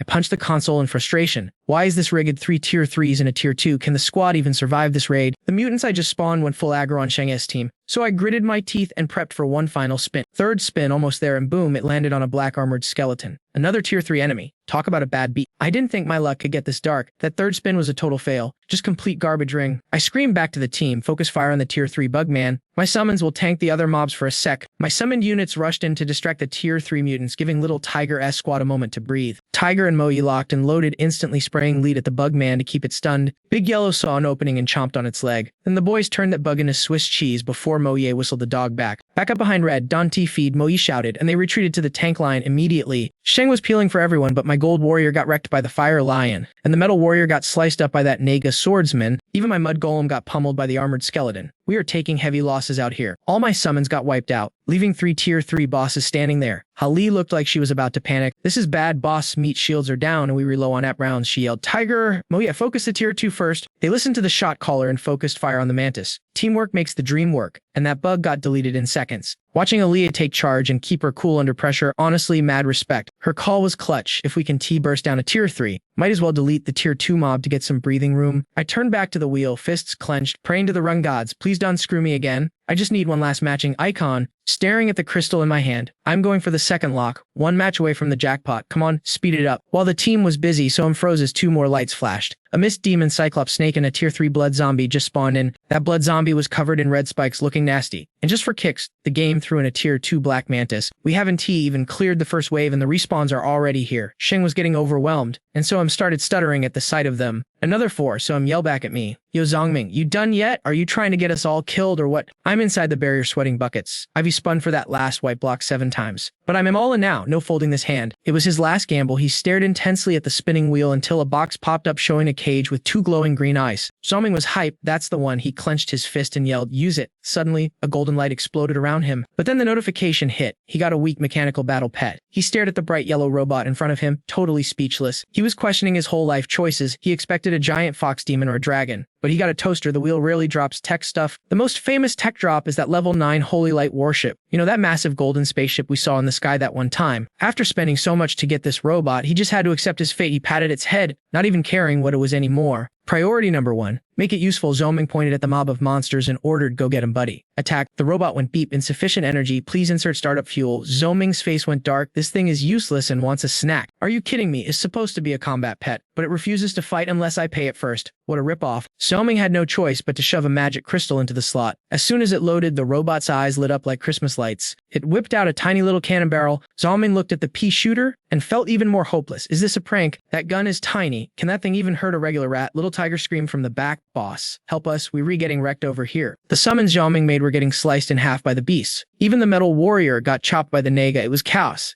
The flame lion was roasting Sheng Yuan with fire breath. The poor guy was barely holding on, looking super stressed. Zongming had to step in or the whole squad was going to get wiped. Just as he moved to help, the robot chimed in. Please select target. Please select target. Please select target. The robot wouldn't shut up. It was getting annoying fast. Zongming snapped fine. He pointed at the fog demon, hit that one. That thing acid fog was melting their shields, so it had to go. Target acquired. The robot locked on and aimed its little blaster right at the fog demon. Zongming's jaw hit the floor for a tiny cannon. The energy radiating off it was absolutely insane. The shot was instant. The demon didn't even see it coming. The blast punched a hole right through it before it could even scream. One shot. That was a level 3 mutant. Usually, only Zongming's ultimate class skills could pull off that kind of damage. Basically, this mini turret with a level 1 crystal hits as hard as a 2-star revolver. That math is crazy. Guess that's why it's a 4-star wheel reward. Zongming looked at the little guy with new respect, small but mighty. He chuckled to himself, one cheap crystal to nearly delete a boss monster. That is huge value, baby. What happens if we use a level 2 crystal? He jammed the upgraded stone into the robot. Its eyes went supernova bright. This time, it transformed into a massive cannon way bigger than the robot itself, energy 98% charge. The injured fog demon raged out, tail whipping little Tiger and Moye. Moe blocked it, but Tiger got launched into a tree. Little Tiger was down bad. A faint green cross glowed around him. He was barely hanging on. The healer rushed to save him. Zoming kept the Naga busy, clashing hard while waiting for his bot to finish prepping. Finally, the robot voice echoed, "Ready." Zoming didn't hesitate. The armored sword bugged. The barrel swung around instantly. The level 3 bug froze, staring down the barrel. The level 2 crystal boosted the power by 3 times. Overkill much? Kaboom! The bug was vaporized in a split second. Little Tiger saw it and yelled, "Holy smokes, did you see that? Is that a tank cannon?" Seeing it work, Zoming ran back to reload for round 3. Let's keep the streak going. He barked orders. Sheng Yuan, hold the lion. I got the Naga and blood zombie. Everyone else, clear the trash mobs. The team sprang into action. With the healer backing up the tank, they stabilized. Zoming looked at the crystal, thinking, gambling is scary, but the payout is sweet. He thought he took a loss, but it's looking like a win. He shoved another crystal in. Victory is in sight. Fam. Next victim, the Naga. While the bot charged up, Zoming intercepted the snake monster to keep it busy. One more hit from the bot would ruin this thing. He was getting hyped, but then a warning alarm went off. Cooldown active. Zoming froze. Say what a cooldown now. He cursed loud. That's why it's called weak. He screamed. Pull back, group up on me. Protect the tank. Sheng Yuan was eating hits from the fire lion, while Suyan spammed heals to keep him alive. Suyan was burning out fast. If Zoming hadn't given her that power-up powder earlier, she'd be running on empty by now. But seeing the squad's energy bar blinking, Reg Lee had to nudge him like, "Yo, Zoming, we need a game plan fast." This situation was totally sketchy. Zoming was stressing out, brain frying, eyes looking like he pulled an all-nighter. Was it time to unleash that ultimate move? That roaring machine is strictly up with high DPS, but the cooldown on that thing is massive. He couldn't gamble on when it would be online again. Alright fam, stick to the AUG plan. Chaos is a ladder. Right, he locked in, face half lit by his flaming blade like a total badass. Pure main character energy. He and Little Tiger zoom past the mobs, beelining for that fog devil the bot already griefed earlier. Monster tries to cheese him with pink toxic gas. He's like, nope, covers up, squints, and drops a spicy fire slash right on its noggin. Drained his mana bar, but boom. Headshot, 1 hit, 1 kill. He grabs the black loot drop. But wait, Naga and a blood zombie are trying to third-party him from behind. Speddy senses tingling. His eyes went dark mode, dodging those cheap shots from the Naga and zombie like a pro speedrunner. North drops the O-heals. He pulls out the boom wire from his inventory and screams, "Back it up, squad, defensive formation, stat." Everyone hides behind the tank. He ain't waiting for cooldowns. He's feeling lucky. He hits the gacha wheel again. Hatsun's like, "Bro, you're really gambling right now." He grinds his teeth, go big or go home, right? It's all or nothing, baby. He feeds the crystal to the run gods, blocks spinning like crazy. He doesn't know what the drop is, but he knows it's going to be S-tier loot. He thinks about the squad struggling up front. Those level 3 mobs are absolute bullet sponges, and everyone's tired. Little Tiger eyes the explosives on the ground, confused. "Yo, boss, you planning to nuke the whole map, or what?" "You know it." He grins at the spinny wheel. Sheng Yan asks, "Yeah, do we trigger the boom yet?" "Hold your horses, fam. Not yet." The tank is sweating bullets. "Yo, if I wipe here, you owe me big time." Meanwhile, Hatsune charges into the mob like a maniac. Oof, Hatsune takes a hit to the leg from the zombies. Critical damage, she hits the deck hard. Thunder yanks her behind the shield. "Yeah, we're getting wrecked here, hurry up."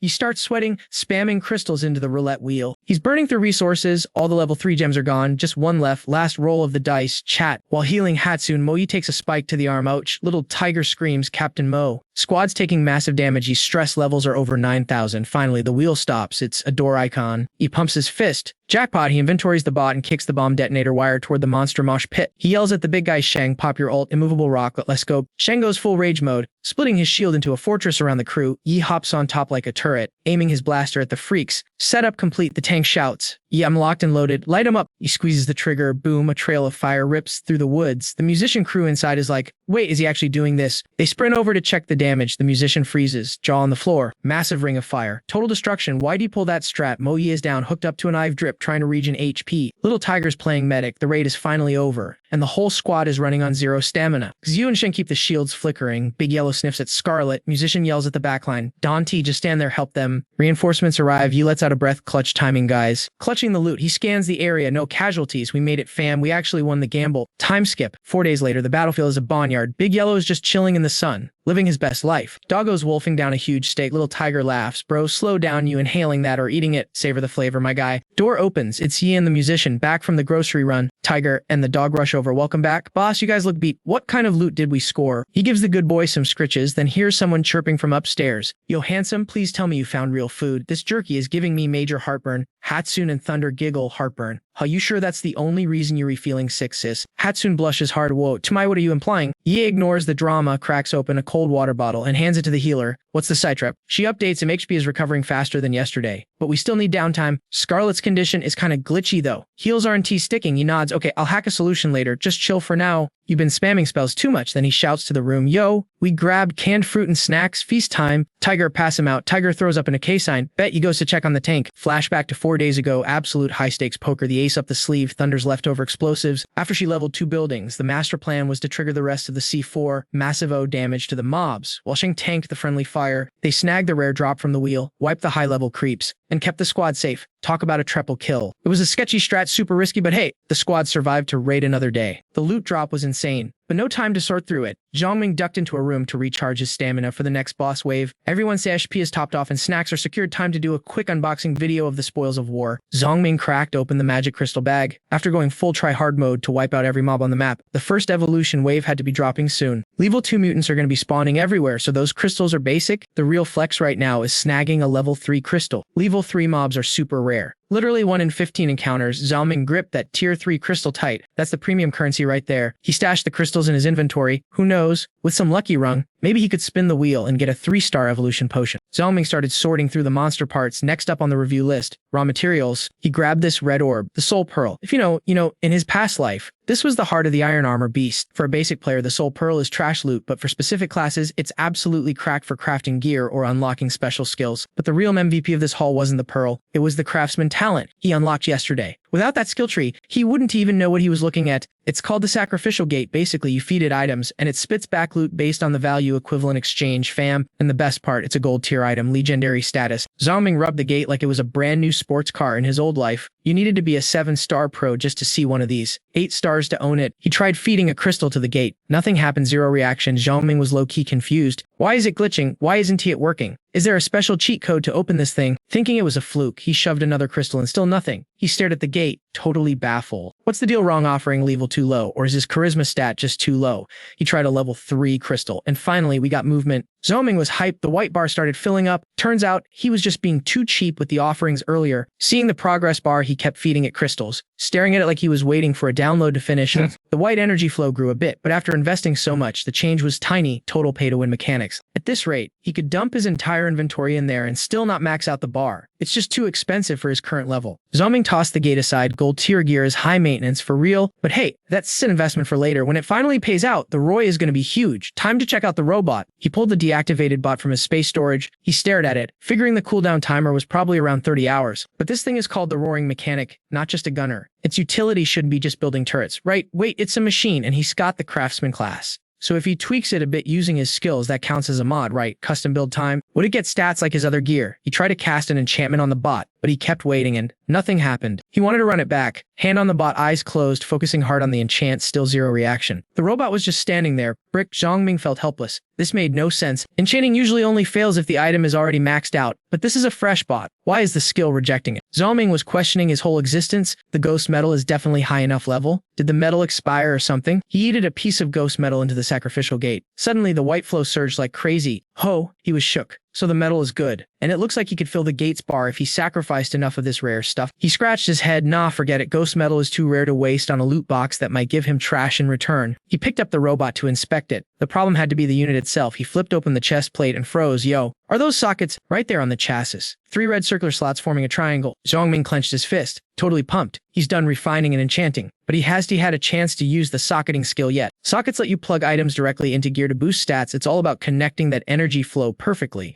Gear usually only gets sockets 3 ways. Either it drops with them, a craftsman drills them, or use a super rare one-time item. This bot came pre-drilled with 3 slots. Zhongming jammed a crystal right in. Let's go. The bot is glowing like crazy. Total golden legendary status, and guess what? We just unlocked some sweet upgrades. Frontline own Alex mechanic, basic tier. Turret mode is now online. It needs at least 1 unit of level 1 energy to run. Stats are looking okay. 15 power, 50 meter range, firing once every 10 seconds. The Z cannon mode is still locked, though. Bummer. But once we juice that bad boy up with level 1 energy, it's gonna be a beast. 100 meter range and rapid fire madness. Yo fam, check out the stats on this turret. The triple burst mode on the fortress cannon is still locked tight. To even start the party, we are talking a minimum requirement of 100 level 1 energy units. Right now, we are stuck on single shot mode. The range is 70 meters, coverage is 9.5, and the fire rate is a sluggish 0.2 per second. That light blade mode, yeah, totally off limits for now. If you want to upgrade to the big leagues, you need 1000 level 1 units. That gets you 50 intensity, a 200 meter range, and coverage up to 20.5. But the speed still slow at 0.1. But wait, the pay-to-win wall is crazy. Unlocking the Z form costs 1 million energy units, form 3 5 million, form 4 a whopping 10 million. Are you kidding me? Alex was totally shook. Like, what is this economy? 1 million energy just to unlock the second form. Even if he converts level 2 magic crystals, he would still need 10,000 of them. Facepalm moment, guys. Even if he used level 3 crystals, the exchange rate is brutal. He would still need 100 of those bad boys. That is just impossible right now. So with a heavy sigh, our boy just yeeted that robot back into his storage space. Maybe later, buddy. The sacrifice gate and the mechanic class are supposed to be top tier loot drops, but the ring is treating him like a whale wallet. After checking his inventory, he heads out to check on his iron corpse. Time for a side quest. Healing Scarlet. She took some serious damage in that battle 4 days ago and she is looking rough. She is covered in scars and looks super weak. Zhao Ming stared at her, thinking if a normal human took that kind of beating, they would be dead 10 times over by now. But hey, she is a puppet, not a person. Her internal organs have mutated, so the usual rules do not apply. He clutched a soul bead, wondering if this is going to be a blessing or a curse. In his past life, he heard some rumors about puppets and these beads, so he has taken a massive gamble here. He shoved the soul bead right into her heart and added 2 magic crystals for good measure. Will it work? It is all up to the ring gods now. Fam. Cut to the dinner scene. Little Tiger is vibing with all that delicious food. Then Zhao Ming walks in with bulletproof vests and Tiger is like, "Yo boss, where did you snag those?" Zhao Ming grinned, found an overturned military truck on the highway not far from here. Total jackpot. I use my crafting skills to buff them up. They should tank hits from normal firearms, no problem now. He handed the first one to Su Yan, and she was totally surprised, like, why is she getting first dibs? Zhao Ming broke it down. I have only got 3. Sheng Yuan needs 1 since he is our tank, and since you are the team's main support, you gotta stay protected. He held up the last vest and asked the squad, "Alright, who wants the last piece of armor?" Xia Li and the other girls were like, "Eep, no thanks, that is hideous." Ask the guys. But Little Tiger, he was hyped. "I do not care about looks, gimme that. With this on, you've got to be on the front lines," Zhao Ming warned. Little Tiger flashed a thumbs up. "Easy work, boss, that is my specialty." Zhao Ming told everyone to keep eating and went to check on Sheng Yun. He walked into the guy's room to see what he was up to. "You eat yet?" Zhao Ming asked. Tossing the vest onto the bed. "Here, got you some new gear." Sheng Yuan was still worried about his shield. "Can you fix my defense?" Zhao Ming was chill about it. "Relax, bro, it regenerates on its own. No repairs needed." Sheng Yun's jaw dropped. "What?" Zhao Ming patted his shoulder. "Stick with me, and I will show you a world you never even dreamed of." That Huang guy is an elementalist, right? And Liang Zhuan is a tornado master. Sheng Yuan got super suspicious. "How do you know their builds? You guys act like you are from another server or something. Why do you know everything?" Zhao Ming kept it real. "Their classes totally counter a shield warrior like you. You would get wrecked, which means you have 0 chance of avenging Liang on your own." Sheng Yuan felt like he was being doxxed and got angry. "Who exactly, you man?" Zhao Ming spread his hands. "Do not worry about my sources. I am not spilling my secrets. You just need to decide if you want my carry or not." "How would you even help?" Sheng Yuan asked. Zhao Ming's eyes went cold. "In this apocalypse, simple, we delete them from the server." "What is the price?" Zhao Ming pointed right at him. "My squad is missing a tank. I want you."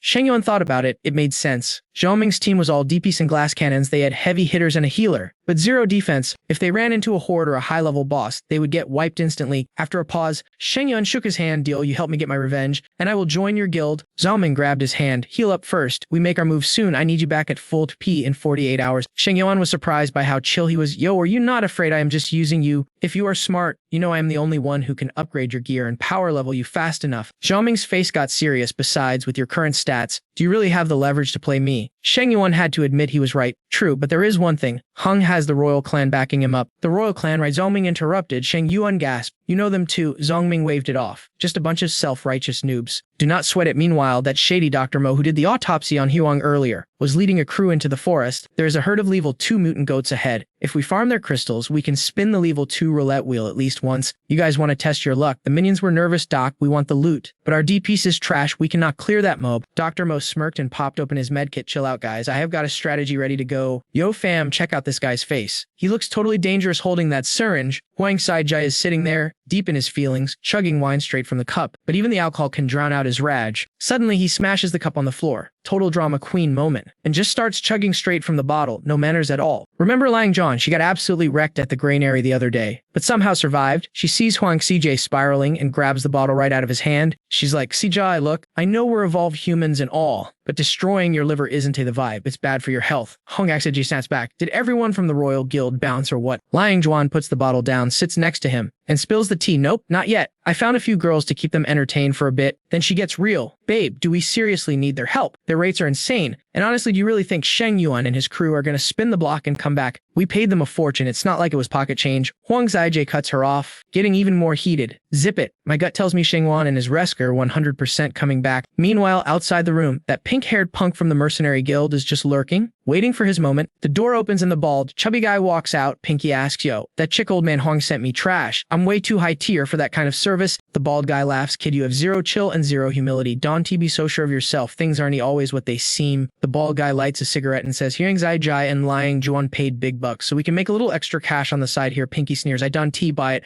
I'm going in to see for myself. Pinky tries to push past, but the bald guy blocks the door with his arm. Pinky gets defensive. Seriously, you're gonna block your own homie, that S suspect. The bald guy gives him a death stare. Do whatever you want later, but not right now. Keep it in your pants for at least a few days. Pinky is fuming but realizes he can win this own. He turns around, waving his hand dismissively. Okay, fine, whatever, respect. As Pinky walks away, the other goons start complaining about him. Yo, big bro, little Blade is getting way too toxic. Does he think being a Blade master makes him better than us? The black-haired dude clenches his fist. Exactly. He thinks he owns the guild resources just because he's got skills. The guild is so unfair. Why are they simping for a loser like him and nurturing him like that? I heard even if we get a 2-star potion, it has to go to him first. The bald guy sighs. He knows it's messed up, but he can do anything. Little Blade S family basically bankrolled the guild back in the day. His dad and the chairman are tight, so just drop it. Don't talk trash right now. Our only job is to babysit Honex CG. Once our contract time is up, we grab the loot and dip. Doesn't matter if Huang's enemies show up or not. We are out. The black-haired dude looks dark. Huang Sai-Jay and Lang Juan are just 2 class holders. The 4 of us could easily clap them right now. Take the stuff and ghost. Why stay in this dump? The bald guy has to explain it like they read toddlers. Huang Jiji is a sly fox. If we kill him, he'll never tell us where the secret stash is. He knows keeping his mouth shut is his only survival strategy. The second he talks, he dead meat, no doubt about it. Secondly, upper management wants to turn the Woolen base into a protected farm for demon crystals. They want this place pumping out resources for us. Huangsjai is the boss's favorite pawn. If we mess this up, the higher-ups are going to be super salty and say goodbye to our resource bonuses. Don't worry about Little Blade. If he messes up, Daddy will fix it for him. We just need to focus on our grind. The bald guy starts walking. Elite Esco take a patrol outside. See what's popping. Meanwhile, at the city gate, the guards are on watch. The firelight glows in the night sky. Suddenly, the guards sense movement and get suspicious. They squint at the figures approaching and start stuttering. Says Sheng Yuan. It is Sheng Yuan and Yi Zongming leading the whole squad toward the base. The soldiers start screaming, run. Go tell the boss, ASAP. But before they can even move, Xia Li is already there with her blades. I've been wanting to slice you trash up since the last time I was here. The soldiers realize they are totally outmatched. NPC symbol to report the news. They re-evolved, run. Park Dawn asked the group, did these guards really burn down a whole town just for demon crystals? Xia Li sounds furious. Yup, total psychopaths. They sacrificed over 1,000 innocent people to zombies just to farm crystals. Either the zombies got them, or these guys did. Staring at the massive closed gate, Sheng Yuan's crew looks confused. So, how do we get in? Yi Zongming signals everyone to step back. He charges up his fire blade, rushes forward, and absolutely obliterates the metal gate with one massive strike. Boom. Yi Zongming turns back to the squad with a smirk. We just walk in. Simple as that. As they step inside, the soldiers start yelling, block them, don't let them into the town. Sheng Yuan grabs the dog, Big Yellow, and yeets him over the wall to clear the path. Big Yellow lands and instantly chomps on a guard, who screams, ah, help me. Meanwhile, Ye Zongming and the squad just strolling like they own the place. Walking inside, Moyu looks confused. I done get it. They done produce anything here. How does this base survive long term? Forget development. Yi Zongming drops some knowledge. Plunder and exploitation. This base is running on the most primitive business model ever. The leader sells fake, cheap protection to drain the wealth of anyone who enters the city. They re basically a gang of parasites robbing residents and survivor squads. Suddenly, Suyin points, hey look, Big Yellow is back. Yi Zongming smiles. Alright, listen up. Suyin, musician, take Big Yellow and go hunt down the base leader. Huang Sajai, find him and report back. Stay safe though, we've been fighting mindless mutant creatures. But this is a whole different ballgame. We are fighting our own kind today. We re-up against an organization called the Royal Guild. These guys are evolved just like us, and they have a ton of people with special classes. They are strong and unpredictable.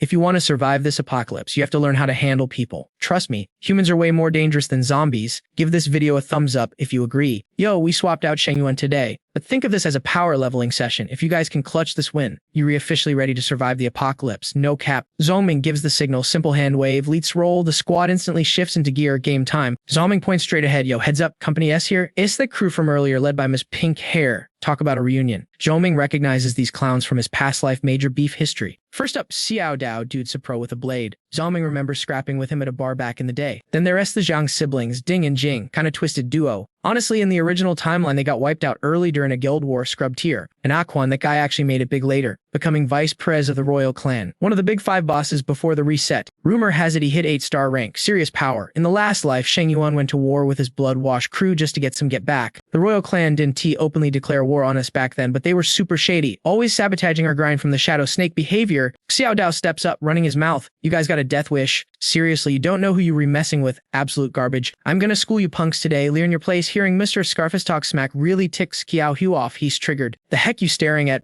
come get some. But Xiao Dao pauses, eyeing the blade in Xiao Hu's hand. Wait a minute, is that a white tier weapon? That's rare loot. The Zhang siblings get greedy immediately. Yo, let us handle this kid. He's packing serious gear. We zero him. That blade is ours. Seeing them drool over the loot, CLE smirks, thirsty much. Chill out, fam. Have you got 1-2? Moe steps up, flashing her steel. Make that 3-3 versus 3 sounds fair. Right, the enemy team S jaw drops 3 white tier weapons. That's insane, Earn. Xiao Dao starts sweating. The vibe is off, way off. These aren't random noobs. Their loadout is stacked. Aquan grabs Xiao Dao, whispering frantically, yo, this looks bad. We need to end this fast. But before he can finish, a massive wave of killing intent slams into him. Chill runs down his spine. He looks over. Zhang Minai's eyes are glowing red, locks straight onto him. It's a silent warning. The message is clear. Stay out of it. And let the minions brawl 3-on-3. You take one step, you re-deleted. Aquan is sweating buckets. Meanwhile, Xiao Dao and the Zhang siblings rush in to attack Xiao Hu. Mo Yi and Xexia Li, it's on Clang. The difference between white tier gear and common trash is huge the moment they clash. Zhang Ding realizes he made a big mistake. Mo Yi goes on the offensive against Zhang Jing, forcing her to scramble. The guild members are freaking out. How are these randoms so op? Xiao Dao gets way too close to Xia Li, smirking. Hey, beautiful, nice curves, bad move. Creep. Xia Li fiercely swipes at him. Give credit where it's due, though. Xiao Dao has skills. His blade work is actually sharp. He lunges at Xia Li. She tracks his hand, but wait, where is his knife? Gone. Suddenly, Zhao Ming shouts from the sidelines, ghost shadow on your left. Reflexes on point. Xia Li jukes right, dodging the invisible blade, encounters with a stab straight to his chest. Xiao Dao looks down, totally stunned. No way. How did you know? He sputters. Even my homies don't know that move. Little does he know,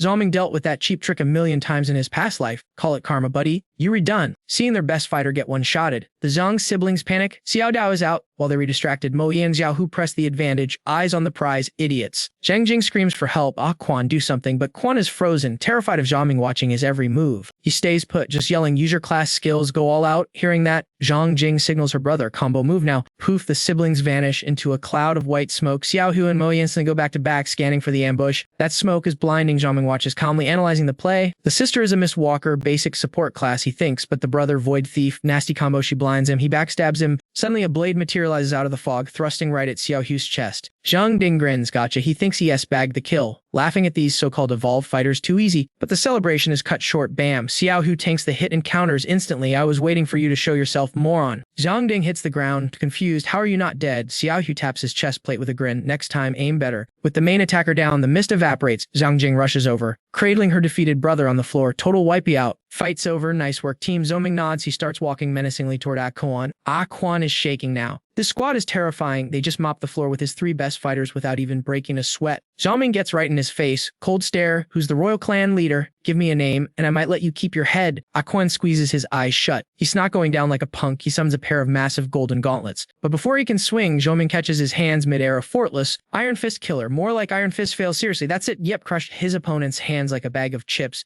Your golden armor is totally weak sauce. The dude hit the floor screaming, so Yep gave him a courtesy kick to the neck. Hitting the mute button. Game over, bro. I honestly couldn't care less. Alright, squad, run their pockets. Ye ordered. Tiger, check for loot. If it shines, it sours. Let's see if we secured the bag. Shengyuan was totally shook seeing the Union squad completely wiped out. Yo, did you seriously zero out that entire crew by yourself? You got any clue who these Royal Clan posers really are? Alex looked back. Chill as ice, yeah, didn't I already tell you guys? They were just a bunch of self-righteous clowns. Little Tiger finished searching Aquan's pockets and tossed a loot bag to Alex. Boss, check out this haul. It's solid. We secured 7 level 3 magic crystals, over 200 level 1s, a white tier willow blade, and a gray tier dagger. Dr. Park chimed in with a grin. I managed to snag 3 level 2 crystals, 50 level 1s, and a 1-star transformation potion. These guys were loaded. Nice. Alex stashed the gear into his space ring. But looking at the bodies on the ground, Cian was vibing a bit low, looking super worried. I bet you were realizing that this whole loot and shoot lifestyle is going to get way more common. Honestly, even I get tempted looking at this stuff. Seeing her struggling to process the apocalypse vibes, Alex kept it real, so while better toughen up and get used to this kind of chaos fast. Suddenly, Chuyan rolled up from behind. Yo, I tracked down Hong Siji and his crew. Hearing his nemesis was close, Shengyuan snapped. Where are they at? Chuyan waved them forward, follow my lead over by the gate. The musician was keeping watch and finally spotted Alex's squad pulling up. He waved them over excitedly, whispering, they re-inside. It's dead silent, like they re-waiting for a special guest or something. Alex smirked, knowing exactly who they were expecting. Too bad their backup is never showing up. Time to crash Hang Jie and Liang Zhuan's party. Staring at the box on the table, Liang Zhuan was having major second thoughts. Huang babe, do we really gotta hand this stash over? We lost 5 evolved fighters and hundreds of guards just to pull this from the level 2 roulette, and now we just give it away for free. Huang Ziji stayed quiet, knowing it sucked. Seeing his face, Liang Zhuan sighed. Look, I know I messed up. If I hadn't lost my cool and wasted Shengyuan's girl, none of this drama would be happening. Hearing her bring that up again was just annoying him. Zip it. Yeah, you messed up, but it's not 100% on you. The royal clan would be found out about this high tier gear sooner or later anyway. We can beat him. but the power gap isn't totally hopeless. They need our turf as a base so we can trade these items for their protection. This is already white tier gear. If we slot those gems in, who knows how overpowered it could get. Young Master Huang scoffed from the corner. Paffed. Hopefully the royal clan and that jerk Sheng Yuan just wipe each other out. Wang Yangsiji, having seen some things, shook his head. Ain't he that simple? The 4 guys the guild sent are elites. They won T lose easily. Plus we have zero clue how these gems work. It's useless loot to us right now, so trading it for some peace and quiet is the smart play. Mid-sentence, Huang Siji heard footsteps outside. Welp, looks like peace is off the menu. Seeing a shadow, Huang Siji jumped. Alex kicked the door down. Young Master Huang started sweating bullets. Stuttering, how are you guys here? Alex crewed in waste breath on small talk. They were ready to throw hands immediately. The Huang crew got wrecked instantly. Seeing the L coming, Huang Siji popped a shield to cover his son. Alex raised an eyebrow. Nice elemental shield. That class is up. You got an elemental cone skill hidden up your sleeve too. Come on, show the audience what you got. Liang Zhuan was confused by his chill attitude, having flashbacks to the beatdown she took last time. Fueled by rage, she launched an attack at Alex's squad. He just watched the arrows fly in, totally unbothered. Dr. Park threw up a shield for the team, blocking the shots. But Alex, he didn't even need it. He just snatched Liang Zhuan's arrow out of the air. Tornado boomerang catch. Seeing them casually block her ult made Liang Zhuan freak out. That's strength, yo. Are you a 2-star evolved already? Huang Siji knew he was the boss, so he targeted him directly. With just a finger flick, Alex shattered Huang's attack. Seeing the guy who ruined his life, Sheng Yuan's rage meter hit max capacity. Little Tiger yelled, Sheng, I got your back, but Alex blocked him. Nah, fall back. This is his 1 versus 1 to win. Alex let Sheng Yuan handle his personal beef while he checked out the loot box on the table. Priorities, right? Sheng Yuan was absolutely destroying the Huang duo. Liang Zhuan thought she was safe on the sidelines until Sheng slammed his shield right into her face. Huang Siji was still trying to tank for his son, coughing up blood. Sheng Yuan. Wait, but Sheng wasn't listening to any excuses.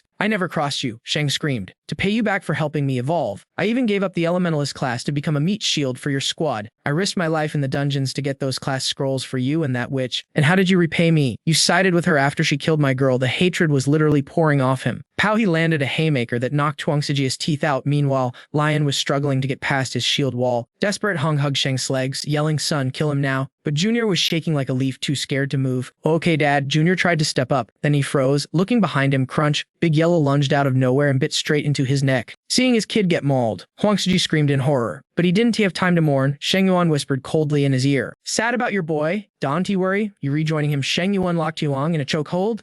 When you get to hell, make sure you beg Xiaoying for forgiveness. That chick was bawling her eyes out because her boyfriend got deleted from the server. But oh, looks like the heat is coming for her next. Literal fire. Fam, Sheng is looking absolutely savage right now. Ready to crash out. Yep, grabbed the mystery box and dipped. Saying, lead S bounce. Sheng's got some personal business to handle. The squad is chilling outside waiting for the final. Tiger's getting twitchy though. Like, yo, what is taking Big Man so long? Boss, you think Sheng is gonna lose it? He looks straight up demonic back there, totally glitching out. Yip shook his head. Nah, let him cook. Dude's been bottling up that rage for way too long. He needs to vent or he'll explode. Don to stress it, Yep popped the loot box and pulled out a wicked white stick. Someone asked, yo, what is that piece of wood?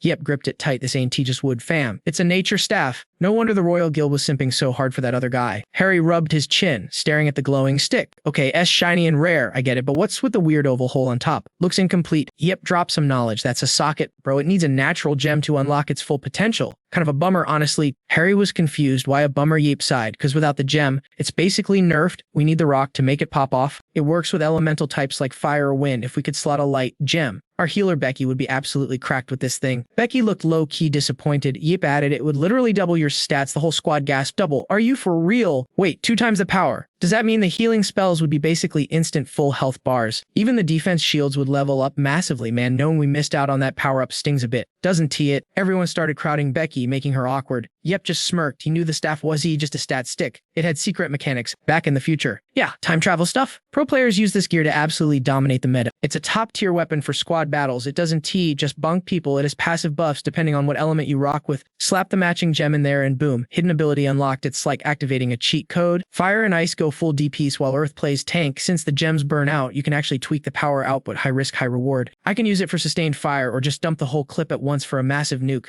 Total energy dump. Every survivor squad wanted this bad boy. It was the ultimate clutch play. A total game changer that turned losers into legends. Even the red-eyed queen only had a gold tier version, and she struggled to find the high-level gems for it. The grind is real, folks. This one is slow level, but early game it's up. Once I find a gem, I'm keeping this in my back pocket as my secret weapon. Yip stashed the staff into his inventory dimension, safe and sound, he thought. Sheng finally walked out. Yip asked, mission accomplished. Sheng, covered in red paint. If you know what I mean, nodded. It's done. Yip crossed his arms, watching the healer patch Sheng up. Dude looked like he went 12 rounds with a blender. He got serious. Listen up, fam. We chill until Sheng hits 100% at F. We got 2 days to clean this town up. Leets get to work. Yeep sent the scouts to raid the enemy safe houses. Go check where the bad guys hung out. Loot everything not nailed down. Mo and Tiger's crew set up a trading post. Food for loot. People also hunt some monsters. We need those magic crystals as sap. Sheng and Becky were on security detail. Keep the peace. Yep, order round 2 of the apocalypse is dropping soon. We gotta be ready. Yep clenched his fist. Determination level 1000. Cut to 3 days later. Sun's out. Guns out. Yeep sat on his throne like a boss. Report. Harry stepped up. All hyped, yo. We cleared the map. All the creepy crawlies in town. Deleted. Plus, we've even trading snacks and water with the locals like the best merchants in the server. Check these stats. We bagged over 1000 level 1 crystals and 50 level 2s. We are rich, baby. Harry wasn't done, and the enemy stash insane loot. 4000 crystals, 150 big ones, and a stack of evolution potions. Sheng crossed his arms, flexing security is tight. No mobs getting through on my watch. Becky grinned. Boss, looking at the spreadsheet, we are sitting on a mountain of loot. Nearly 20,000 crystals total, 500 level 2 gems, over 100 potions, and 2 armored trucks. We are absolutely balling. Yeep rubbed his chin, happy with the grind. Not bad. I took a solo stroll and snagged 2 level 3 crystals and some crafting mats. Tiger's jaw drop. Level 3, you're a beast, boss. Yep, stood up. Inventory. Full right, team. Pack it up. We're moving out. The squad paused, confused. Wait, what? We aren't making this our base? We just set up with Weefeef. I thought we were camping here. Yep's expression went dark. Camping is for noobs. We hunt. Yo, Ivy got a way better strat. Gear up. Once the loadout was set, Yi and his squad hopped into the armored trucks and dipped from the city limits. He has 2 heavy-duty rides pulled up in front of this creepy, wrecked ancient house. He turned around and barked orders at his musician and assistant. Loot everything if it isn't nailed down. Grab it. We're gonna need all the inventory space we can get before checking out the Red Hen situation. Alex checks Red's damage, and fam, it is not looking good. 0 healing, 0 regeneration. It is basically a total game over for her. When he calls it a lost cause, Beidoi starts bawling her eyes out. He tries to comfort her, saying Red was practically part of the squad, so they gotta dig a hole and pay their respects. After the burial, Bei is glued to the spot staring at the dirt. He has to be like, yo Bei, wheels up, let's bounce. B takes one last look before hopping in the ride. The convoy rolls out as the sun goes down, and the spooky forest vibes turn all the way up. Suddenly, this freaky mutant vine creeps up to Red's grave. It vibes check the dirt for a second, then bam, smashes right through the fresh soil. The grave explodes. Red pops out like a jump scare, grabs that vine, and she is ready to throw hands with anyone trying to steal her soul bead. The vine gets dusted, literally turns to ash. Red stares in the direction the squad went and whispers, human, I need you. Talk about clingy, right? But wait, a trash tier zombie behind her mimics her like a creep. I need you. Then a brain worm eats itself out of the zombie-s mouth and lands on Red's head. Your body is mine now. The worm screams, but Red's brain has a firewall. Instead of controlling her, the worm starts getting its energy drained. The worm is absolutely shook. What is that red and white energy in your brain? Bro, I just saved you. Red grabs the worm and stares it down. She opens wide to turn that worm into a snack, but freezes when she spots a mystery girl chilling on the roof nearby. Roof girl is staring daggers at her. Red ignores the haters and goes for the munch, but the worm screams, Dawn to do it. Roof girl dives in with her claws and her battle pet. To stop the snack time, Red is officially triggered. Never interrupt a girl's lunch. Red backhands the pet into next week, but she gets tagged by some nasty darts from the mystery girl. Red's vision goes dark for a second. Then Roof Girl lands a haymaker right on her face, the worm goes flying, and the girl catches the loot. Red goes full rage mode and tackles her. Now they're both on the ground, scrambling up and having an intense stare down. It is about to be a showdown. Red's face is a pincushion, and Roof Girl has got some fresh claw marks from Red. They play tug of war with the worm, sparks flying everywhere until rip. The poor worm gets torn literally in half. Savage. They both look at their half worm like bruh, then they split. Meanwhile, ES Squad is clueless, checking maps and heading to Cloud Peak. He suddenly gets a tingling sensation. Chuyin notices the vibe shift and asks, what's the tea? Nothing. Yi shakes his head. He felt a ping from Red's connection, but the signal was too trash to confirm anything. He folds the map. Alright squad, listen up. Drop a like if you hate walking, because we are ditching the cars and hoofing it from here. Moe is confused. Why are we walking? The highway isn't even wrecked. Are we trying to get our steps in or what? You drop some lore. Ahead is a death zone. It got nuked by holy light, and now it is crawling with alien creeps and overpowered monsters. There are boss level threats in there. It makes normal people quit life, but it is also full of epic loot, rare plants, minerals, basically every treasure you can imagine. He shrugs. That is the theory anyway. It is basically heaven and hell mixed together for adventurers. High risk, high reward. Hali asks if it is that sketchy. Can we just take a detour? Nope. He says this zone is massive. A detour takes days. And honestly, it is probably just as dangerous out there. He looks at little Tiger, knowing his bro has already figured it out. Tiger grins. If the boss says we go, we go. He has got the big brain strategies, so let's just roll with it. He smiles and pats his shoulder. Bet. Everyone gets some shut-eye. We raid the dungeon at dawn. The squad grabs their sleeping bags and huddles by the fire. Maximum cozy vibes before the chaos. He pulls an all-nighter on watch duty, feeding the fire. Suddenly, he jumps up like he saw a ghost, scanning the area. He spots a mountain glowing red in the distance. His mind starts racing with a million thoughts.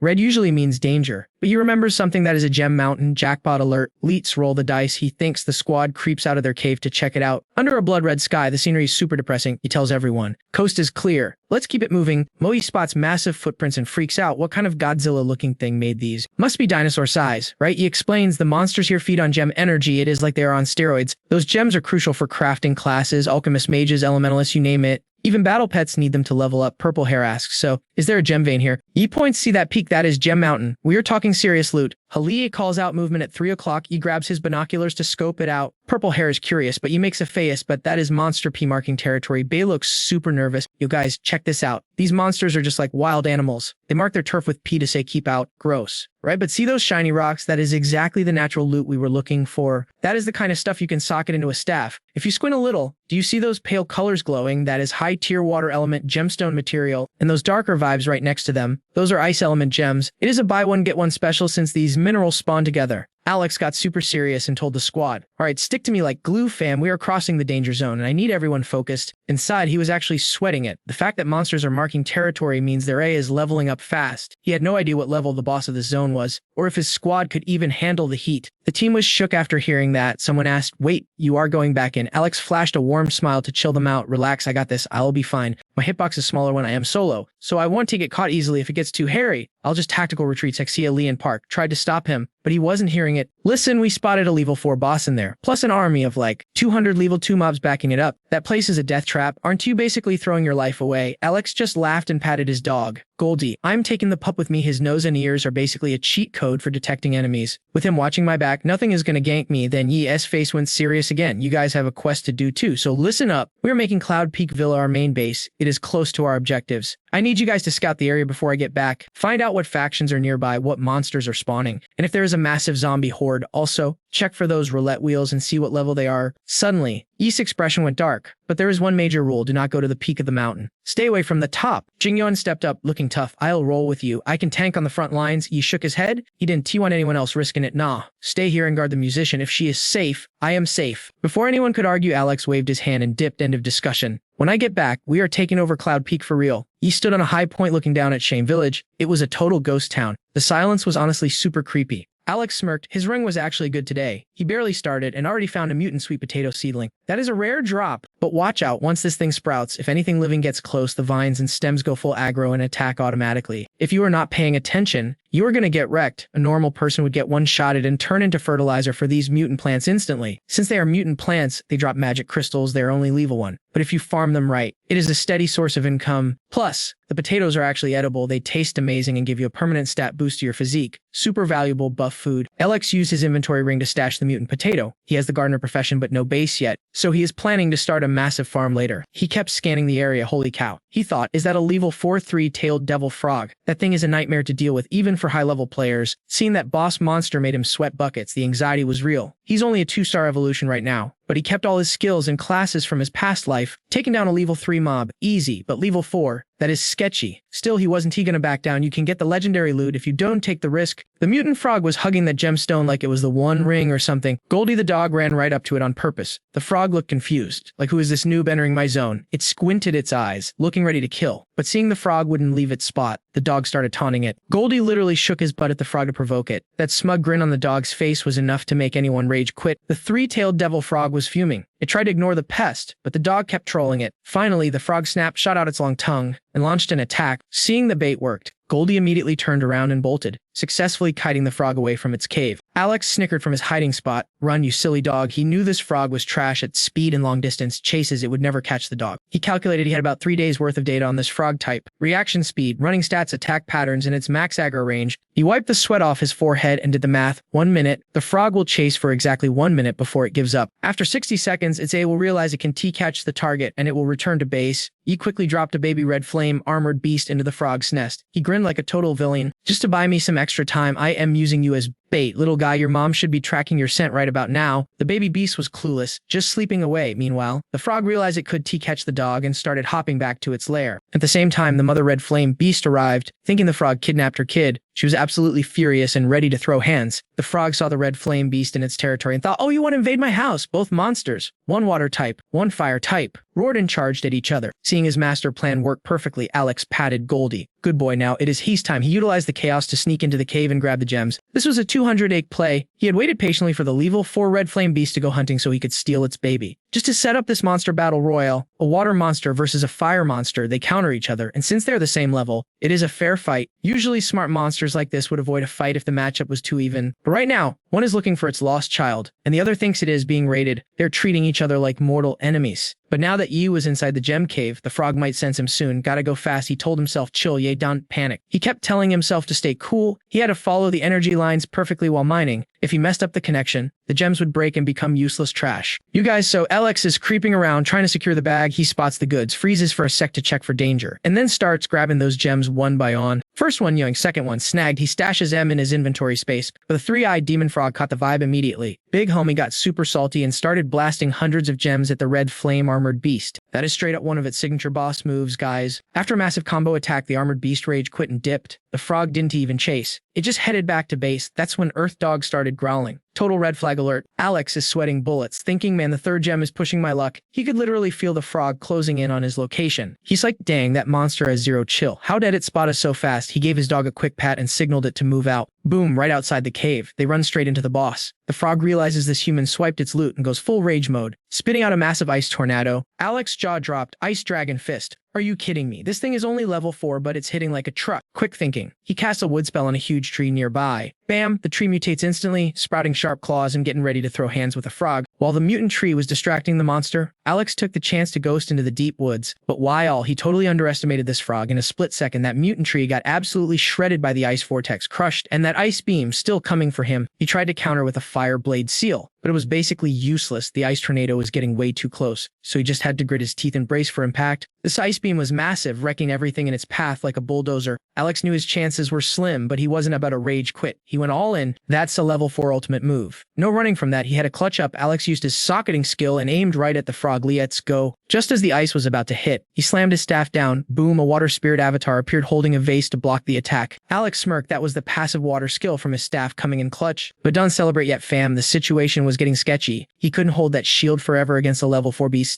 piece. He stared at the gem on his staff thinking, man, if this water gem was high tier or even mid tier. But there's no time for what ifs. He had to escape, no matter the cost. Alex poured every ounce of energy into that staff for one big push. He triggered the socket skill again and smashed the staff into the ground, sending out a massive shockwave. Water trails hit the floor, the spirit girl faded, and suddenly, an ice flower with sharp petals bloomed right on the staff. The petals scattered and fired off like ice missiles, piercing right through the frog's tornado. Alex saw an opening and got hype. We got a lane, let's move. But he didn't get far before an ice wall popped up out of nowhere. Crap, Alex started panicking. This was looking bad. Both skills canceled each other out, so annoying. He grinded so hard for 3 gems, and now he's burned 2, just trying not to die. The gem on his staff shattered, 0 defense left. Now the ice arrows were turning back on him. Alex froze. Say what? He stared down that 3-eyed demon frog. The frog kept spamming attacks. Alex drew his sword, furious. You really want me dead that bad? Talk about a grudge. He launched himself at the frog, flaming sword swinging to melt the ice. But there were too many arrows. He couldn't block them all, and took a bunch of hits. Turned into a human pincushion. Alex collapsed to his knees. He was done. Just when it looked like game over, the red flame armored beast came out of nowhere and tackled the frog. Yes, Monster V. Monster. Perfect distraction. Alex yelled, Big Yellow, let's roll, move it. Finally, the guy and his pet found a temporary safe spot to crash. Big Yellow started licking Alex's face. Seeing his master collapse, the dog was freaking out. Alex leaned in close to his buddy. We were safe for a sec, but I can T-move a muscle. He petted Big Yellow. Go find help, hurry. The dog took off immediately. Alex thought, hey, I escaped a level 4 beast. As long as I'm not dead, I'm winning. Alex started drifting off, then he heard whispering, damn, look at this poor dude. Why come to the red egg zone just to get wrecked? You think he's an evolver? Brr, obviously. Look at him, broken bones, barely breathing. A normal human would be been wasted by now. Alex could hear them gossiping right next to his ear. He opened his eyes to see a whole squad looking down at him with pity. He probably came to raid the red egg like us, ran into a boss, and got stumped. Maybe had a squad, but they were probably toast. A brunette girl looked at her leader. Should we save him? But this grumpy dude cut in. He's basically dead. Don't waste our potions on him. We haven't even farmed enough materials for the recipe yet. Who knows how long we were stuck in this dungeon? If we waste rare healing items on a random, what happens when we get hit? Tango, don't forget? Even if you crafted the meds, the squad gathered the ingredients. Tango shrank back, trying to argue, but then she froze. Hup. She pointed at Alex.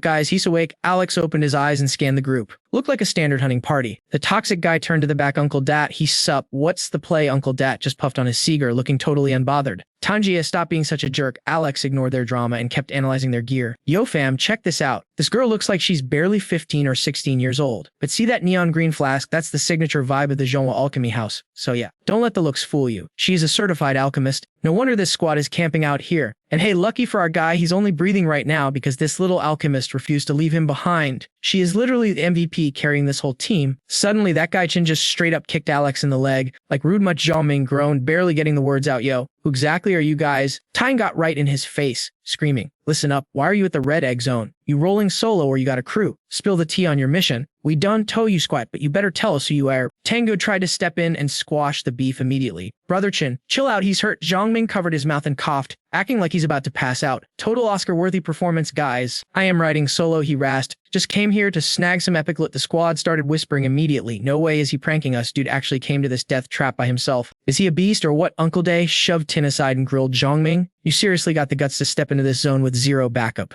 Zhongming kept it cool. No biggie. It's a danger zone, sure. But people still come here. Someone even mapped it out. I only showed up after I got my hands on that intel. Zhongming tried to push himself up, looking like he was on the struggle bus. Tango rushed over, super sweet. Here, let me got you. Easy now, your health bar is still super low. Thanks, kid, I appreciate it. Suddenly, one of the squad members hollered, Tango, get back over here, a sap. She scrambled back to her group. Zhongming watched her go and cracked a smile. In this savage apocalypse, a softie like her usually gets deleted first. But hey, he was grateful. He shook out his wrist, trying to gauge the damage. He had no clue how long he'd been blacked out in the dirt. Thank God for those 2-star evolution buffs. He could move around now. But to get back to 100% ESP, he was looking at a 7 or 8 day grain. Best move right now, tag along with this hunting squad. It is the only way to guarantee he doesn't get jumped while he's sweet. The squad was low-key debating whether to ditch him or keep him. He claims he has the map to the red egg zone. Should we just jack him for it? Nah, we've been wandering aimlessly for 2 days finding nothing but trouble. Maybe. Tyne turned to his boys, looking suspicious. You guys patted him down earlier, right? Did you find a physical map? Nope, absolutely nada. Chien rubbed his chin, trying to look smart. You idiots, don't you get it? Either he's bluffing to get a free taxi ride out of here, or the map is real. Either way, he needs us to move. He smirked, staring daggers at Zhongming. I say we just leave him here and search ourselves. Tango got salty hearing that. Seriously, how can you be so heartless? He can guide us. My brother and I will babysit him if we have to. Chien was getting visibly annoyed with the little girl's attitude. Tango, quit tripping. You don't know how the world works. She just huffed and turned her back on him. Talk to the hand, right? Uncle Da finally spoke up from the back. Nah, listen to the kid. We take him, he tossed his cigar and made it clear the discussion was over. Alright, it's a wrap. Someone find him a sturdy stick for a crutch. Little go check his vitals. As the crew scattered, Tin whispered a day. Still not convinced, Uncle. Why keep him? He's an evolver. Once he heals up, what if he turns on us? Turns on us, it's one guy against the whole squad. We re-evolvers too. You think we can handle one injured dude? He patted China's shoulder. Listen, that girl is our golden ticket. We need her happy so she keeps cooking up those potions, especially that paralysis potion. With that, we can farm level 2 mutants like it's nothing. He glanced at Tango, helping Zhongming. She is innocent, not stupid. You're always throwing shade at her. Keep that up, and she's gonna hate your guts. Plenty of other guys are thirsty for her skills. Besides, this new guy, even if he has no map, he makes a great meat shield to scout the path. Walking one, kill him. And if we hit a monster we can't handle, well, he trailed off, letting Chin read between the lines. You were always thinking 10 steps ahead, Uncle. Uncle Da walked over to Zhongming. Hey, buddy, you for real about having the map? Yep, Tien pointed a finger at him. Don't Cap, you don't have a map. Zhongming tapped his temple, stored it all right upstairs. Uncle Da flashed a list of materials. Hey, friend, ever seen these ingredients before? Zhongming took one look and instantly knew it was the recipe for a paralysis potion.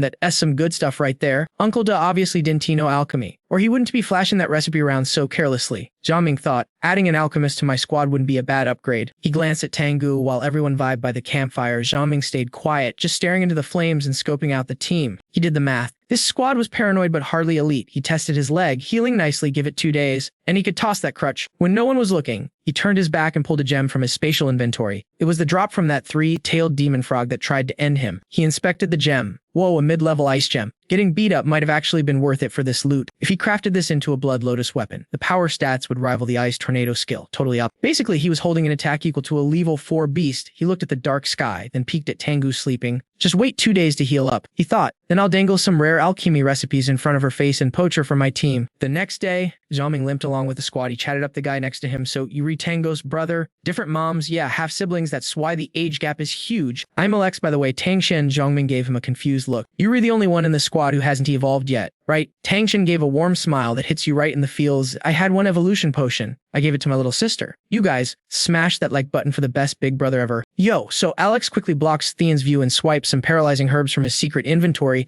Theon notices the weird movement in Asio. What's the move? Something wrong. Alex jumps up fast. He didn't find the specific loot they wanted, so he improvised. He turns to the squad behind him and yells, "Hey guys, I spotted some tiger tooth grass over here if you were looking for it." Hearing that, the whole crew comes running. This guy Dan is absolutely buzzing with excitement. Check this out. He rips the grass out of the ground to show Uncle Dat. "Look, Unc, it's the real deal." Holding the grass, Uncle Dat is hype. "Solid find, there has to be more nearby." Everybody spread out and loot the area. They scatter like NPCs on a mission. Meanwhile, Alex's luck is actually insane right now. He looks at the plants in front of him and smirks. Talk about a winning streak. He found 2 rare ingredients that fit his recipe perfectly. Diane and Dad are still busy stuffing their pockets with that basic tiger tooth grass. They managed to farm 10 stalks of the grass. That amount alone is enough to craft 10 bottles of paralysis potion. Awesome. With these potions, we can finally hunt those level 2 mutants and level up our evolution. It's showtime. Suddenly they all freeze. A massive scream rips through the air. "Yo, monsters at 6 o'clock. Alex and Thien hear it too and scramble up. Some dude is sprinting toward them with 2 mutated deer hot on his heels. The guy is screaming his lungs out. "Run, get out of here. Those are level 2 red-eyed deer." These things look savage. Blood-red eyes and a glowing gem on their foreheads. Charging straight at Alex. Dan starts panicking, turning to Uncle Dat. "Unts, we gotta dip, like right now." The whole squad bails, leaving everyone behind. Alex is injured, so Duong Qua tries to yell, "Wait," but she gets cut off. Thien yanks her arm. "Stop. Those are level 2 mutants. We'll get wrecked if we stay. Let's go." She looks back and sees Alex standing there all alone against 2 boss-level monsters. She starts crying. Terrified he's about to get deleted, Alex grips his spatial ring tight. If he was at full health, he could clap these beasts with 1 finger. But now he has to waste some premium items. Total bummer. He slots a gem into his staff. Alex raises the weapon, aiming right at the 2 mutated deer charging him down. He started with 3 beginner gems, and this is the last one. Using 25% power should do it. He watches the energy bloom like a flower in front of him and grins. "Taste this lotus bloom." The squad is hiding in the bushes, catching their breath. They look back toward where Alex was. Uncle Dad asks, "Did everyone secure the loot?" Diane laughs and flashes his bag. "Got it right here." Qua is still stressing over Alex, and honestly, Thien is starting to feel a little guilty about leaving him too. It has been 30 minutes. The monsters probably left. Thien wonders if they should go back. Maybe at least recover Alex's body or something. Uncle Dat stands up, dusting himself off. "All right, fine, let's circle back and check the scene." They head back to where they left Alex and the red-eyed deer. Diane is salty, complaining to Dad about risking their lives again for some random outsider. "Why are we even doing this, Unc? Don't you forget there's still plenty of tiger toothgrass back there." But when they arrive, Alex has already wiped out the deer. He is sitting there, chill as ice, grilling meat on a campfire. Dina's jaw drops. Alex isn't just alive. He is completely unbothered and cooking dinner. "Bro, you were still breathing." Qua lights up instantly. "Oh my god, thank god Alex is okay." The rest of the group stares at the dead deer corpses, totally confused. Did some natural predator just happen to kill these things? How did this kid get so lucky? Wait, the magic crystals are gone from the deer heads. Dat realizes and snaps at Alex. "Where are the 2 level 2 crystals?" Alex ignores him and keeps munching on his steak. After he finishes, he holds up the 2 fresh crystals he just harvested. "You mean these?"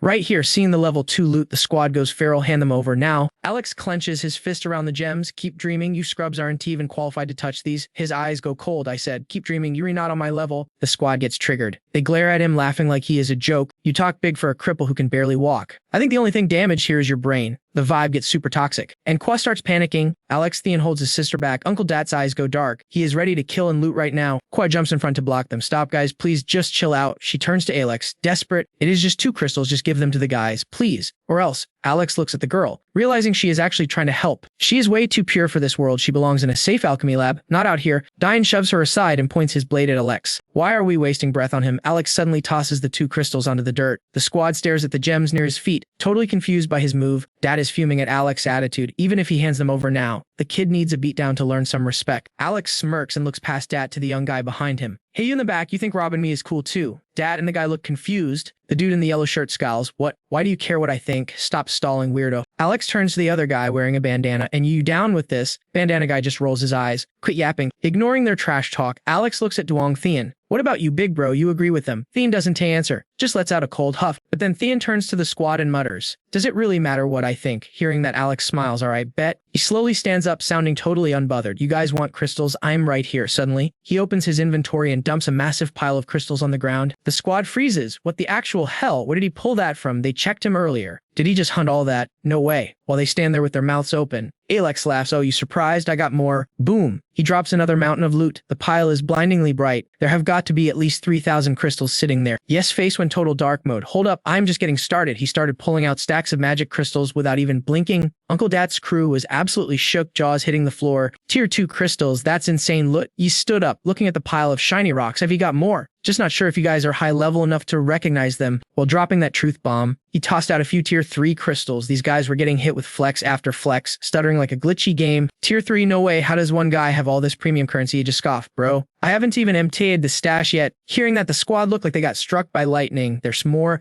Yeah, tons, but I'm done showing off cash. Now I'm pulling out the big guns. He pointed his staff right at the squad. Like I said, you guys are basically an NPCs not qualified. Yes, staff started glowing with wicked ice energy. The crew tried to get into combat stance, but they were lagging. Before they could move Uncle Dat, and team got turned into Swiss cheese by ice spikes, zero resistance. Just instant game. 1 second they were standing, the next Dat and Tin were on the ground, full of holes, wasted. The rest of the survivors were freaking out. What the heck? The blonde kid looked at the wounds, realized they matched the dead mutant deer from earlier, and finally connected the dots. Oh snap, I know who killed those boss monsters now. Tango stared at you terrified and Mr. You put the crystals back in his inventory space and looked at her. I'm gonna drop a crafting recipe for a special potion, you down to learn it? He tossed a bundle of herbs at her. She was confused, totally lost in the sauce. You looked at the 3 survivors from the other crew. They were terrified, dropping to their knees to beg. Please don't delete us, we promise we won't mess up again. He shoved his hands in his pockets, cool as ice. You want to live, you grind for me. Then he let the squad carry him off like a king. Tango pointed at the forest. Whoa, what are those things? Yi looked at the mutant herd grazing nearby. Cloud hooves, that's the mob name. Basically, they look like a cow and a horse had a glitchy baby, and their hooves are white, hence the name. Tangshin helped you down from the stretcher. Finding a herd of cloud hooves in this dead zone is crazy luck, plus we got an alchemist. This plan is actually gonna work. He asked Tango, how many potions did you craft with that formula? She grinned, showing off her bag. Got him all right here. But Joe, what is this red liquid anyway? The color is legit. Is it poison? And hey, where's that staff you had? And those sparkly gems you were carrying earlier? She was circling you like a puppy, looking for his gear. You just laughed, watching the girl pace back and forth. What are you, the Riddler? He waved to the crew behind him. Let's move. We need a better camping spot. You looked at the green grass ahead and smirked.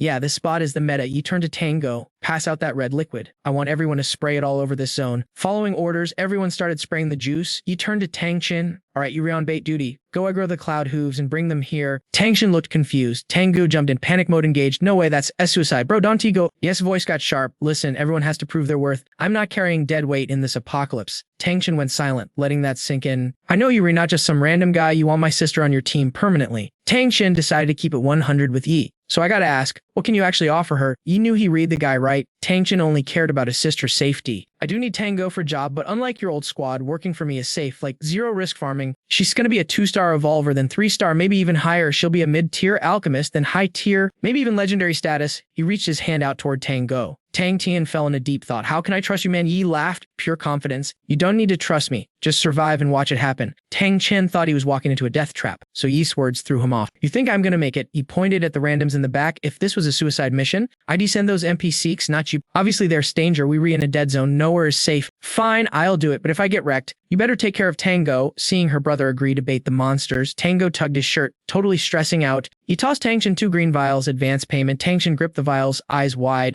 He downed the liquid without hesitating. 1-star evolution potion. Seeing Yi hand over expensive loot like it was candy, Tangshin finally understood. So that's the play. He was testing me after drinking it. Tangshin felt the change. A surge of electricity shot from his chest, making his body lock up in pain. Tangshin clutched his chest, grinding his teeth. Thankful he didn't refuse the mission earlier. If I had said no, even if I tagged along, me and my sis would just be fodder like those other 3 guys. Just then, the randoms came back to report Boss Yi. Spraying is done. Yi commanded you 3 protect Tango and fall back. Tangshin, once you re-prepped, head out. Tangshin finished his evolution, his body adjusting to the new stats. Roger that. I'm gone. Yi walked into the grass to check the setup. Next step, power leveling these red soaked plants. Yo, check this out. My guy just activated his gardening skill. Literally, he touches the grass and boom, neon green light everywhere. It is like a rave on the lawn. He is grinding hard with those wood element powers, but covering this huge area. Total stamina drain. Alex is dripping sweat. Alright, mission accomplished. Now time to ghost before anyone sees. The squad is chilling on a rock, waiting for Tangshin to bait the prey. Tango is straight up stressing though, looking back like a nervous wreck. Tangshin is literally running for his life across the field, totally gassed, with a whole squad of angry cloud hooves hot on his heels. Seeing her brother, Tango waves frantically. Yo, over here. Tangshin screams, bro, the monsters are right behind me. But Alex, dude is calm as a cucumber. Yeah, I got eyes on him, he says. Suddenly, the cloud hooves freeze like they hit a wall, sniffing the air like crazy, trying to find the source of some smell. They follow the scent straight to the grass patch Alex spiked earlier. They start chowing down on the grass like they've got the serious munchies, totally ignoring the humans. Tango is super confused. What kind of secret sauce did you put on that grass? Why are they obsessed? Alex chuckles. It's a simple chemical.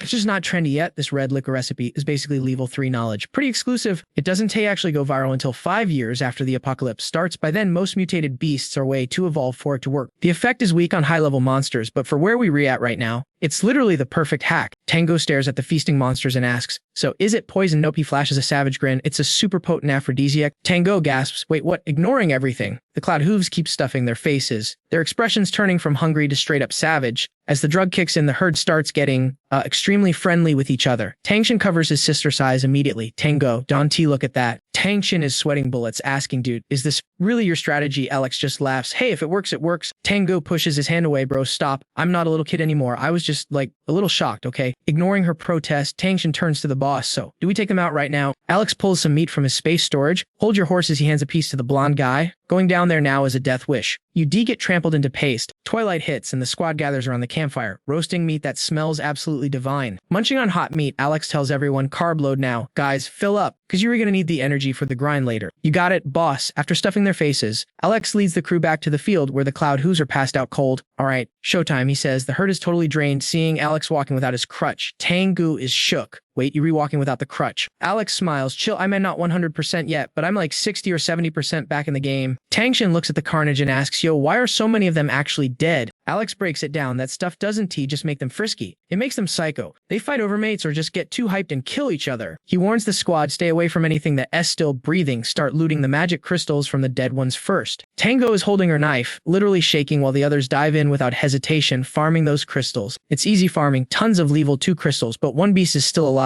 Seeing a human approach, it huffs angrily, level 2 monster, please. Look at this weakling. The guy sneers, thinking he can bully the exhausted monster. You gonna do something, big guy? The Cloud Hoof snaps, lunging forward in a split second. Before anyone can react, the blonde guy gets rammed and his insides are basically liquefied. While the squad stares at the blonde guy's body, Tango can't believe her eyes. She covers her mouth, sobbing in panic. Alex turns to the remaining two. Keep collecting crystals, and for the last time, do not touch the ones that are not dead. Tango is freaking out, but Tangshin pats her shoulder. Alex warned us. That guy didn't listen. He's worried his sister's softness will annoy the boss. Tangshin turns to Alex. Sorry about that, my sister. She's got a soft heart. It's whatever. Just speed it up. The drug wears off soon. By twilight, they finish looting and hand the stash to Alex. Alex hears our haul. The other two guys, faces dripping with sweat. Maybe from work, maybe fear, hand over their bags. Boss here as the rest. Alex points, grab a couple of fresh carcasses, drag them to the valley entrance, and slash the veins. I want lots of blood. The guys have zero clue why, but they're not about to argue now. Alright, heave, they grab a side each, even with their evolved strength. These monsters are heavy as heck. After a serious workout, they finally get the carcasses to the entrance just like Alex ordered. Boss, all set. Cool, thanks. Alex pulls his knife and bam, stabs the guy in the brown shirt. Everyone freezes. No one understands what just went down. Tango stammers, do wait, why? Alex doesn't speak. He just reaches into the guy's pocket and pulls out a handful of hidden magic crystals. Now Tangshin gets it. That guy actually had the nerve to skim off the top. Alex was making an example out of him. Nobody tricks the boss. Alex stashes the loot and waves them over. Alright, let's get into ambush position. Tang Tan and the crew can barely keep up with Alex's 4D chess moves, but they follow. As they crouch behind the trees waiting, a massive shadow sweeps over the canopy. Alex's eyes sharpen as he looks up. Soaring against the red sky is a humongous, multicolored mutant bird. Drawn in by the blood, a level 4 eagle he expected a scavenger. But a level 4 boss monster. That's next level. Look at that sky. Pitch black and empty. It is giving endless nightmare vibes. Seriously. Feels like this apocalypse is never gonna end. Moi and the crew are staring at a zombie corpse, probably thinking you, when suddenly, drama alert, some voice from behind goes, yo,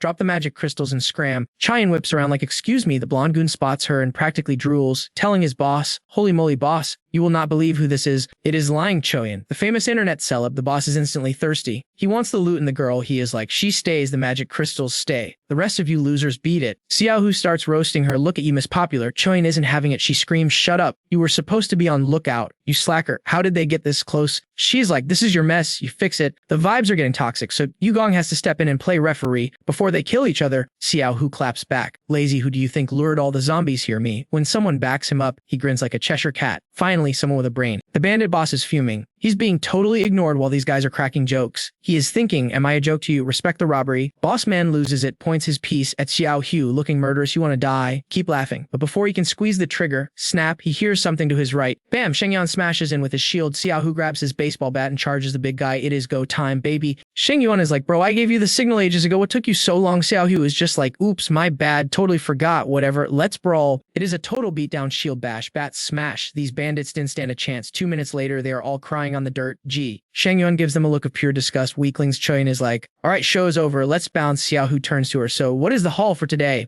Choyin flashes the loot bag with a grin. We are balling over 1,500 level 1s and a few dozen level 2s just from the last few days. Xiaohu shakes his head. I robbed these bandits, but they are broke as a joke. Barely got anything, he sighs anyway. Let's roll. Meeting time with Xia Li. Xiaohu lights a cigarette, looking stressed. He is super worried about their teammate Ms. Park. She has been in the danger zone for days with zero contact. Boss, when are you coming back suddenly? Everyone looks up. Blue flare in the sky. That is Xia Li's signal. Something is going down. Meanwhile, back with Alex, the sky is blood red. Spooky vibes everywhere. He is locked in combat with some gnarly mutated beast. His dragon blood lotus blooms. Pow! Sharp petals shred the monster. Alex sees his crew staring and yells, Don, T, just stand there, grab the magic crystals, move it. He studies the OLX beast corpse. These things are the jackpot for farming resources. Here is the science part. Dry out their glands, mix them with strong booze, and boom. You get a potion that boosts your poison resistance, essential for survival. He slices the beast open with his knife and rips out the gland sac. Messy, but worth it. He is hype. Before he respawned, one of these babies could trade for a 2-star evolution potion. He keeps butchering these monsters are tanky and fast, so they are rare drops. Using the corpses as bait was a 200 move, but suddenly, freeze, his spidey senses are tingling. Something is wrong. Is that? He spins around everybody back to the hillside. Hide now. Something big is incoming. And the squad is freaking out. Quick inventory check. In 3 days, they snagged 500 level 2 crystals and 7 level 3s. Not bad for a weekend grind. Still salty about letting that level 4 eagle escape though. And let's be real, the 3 newbies with him right now,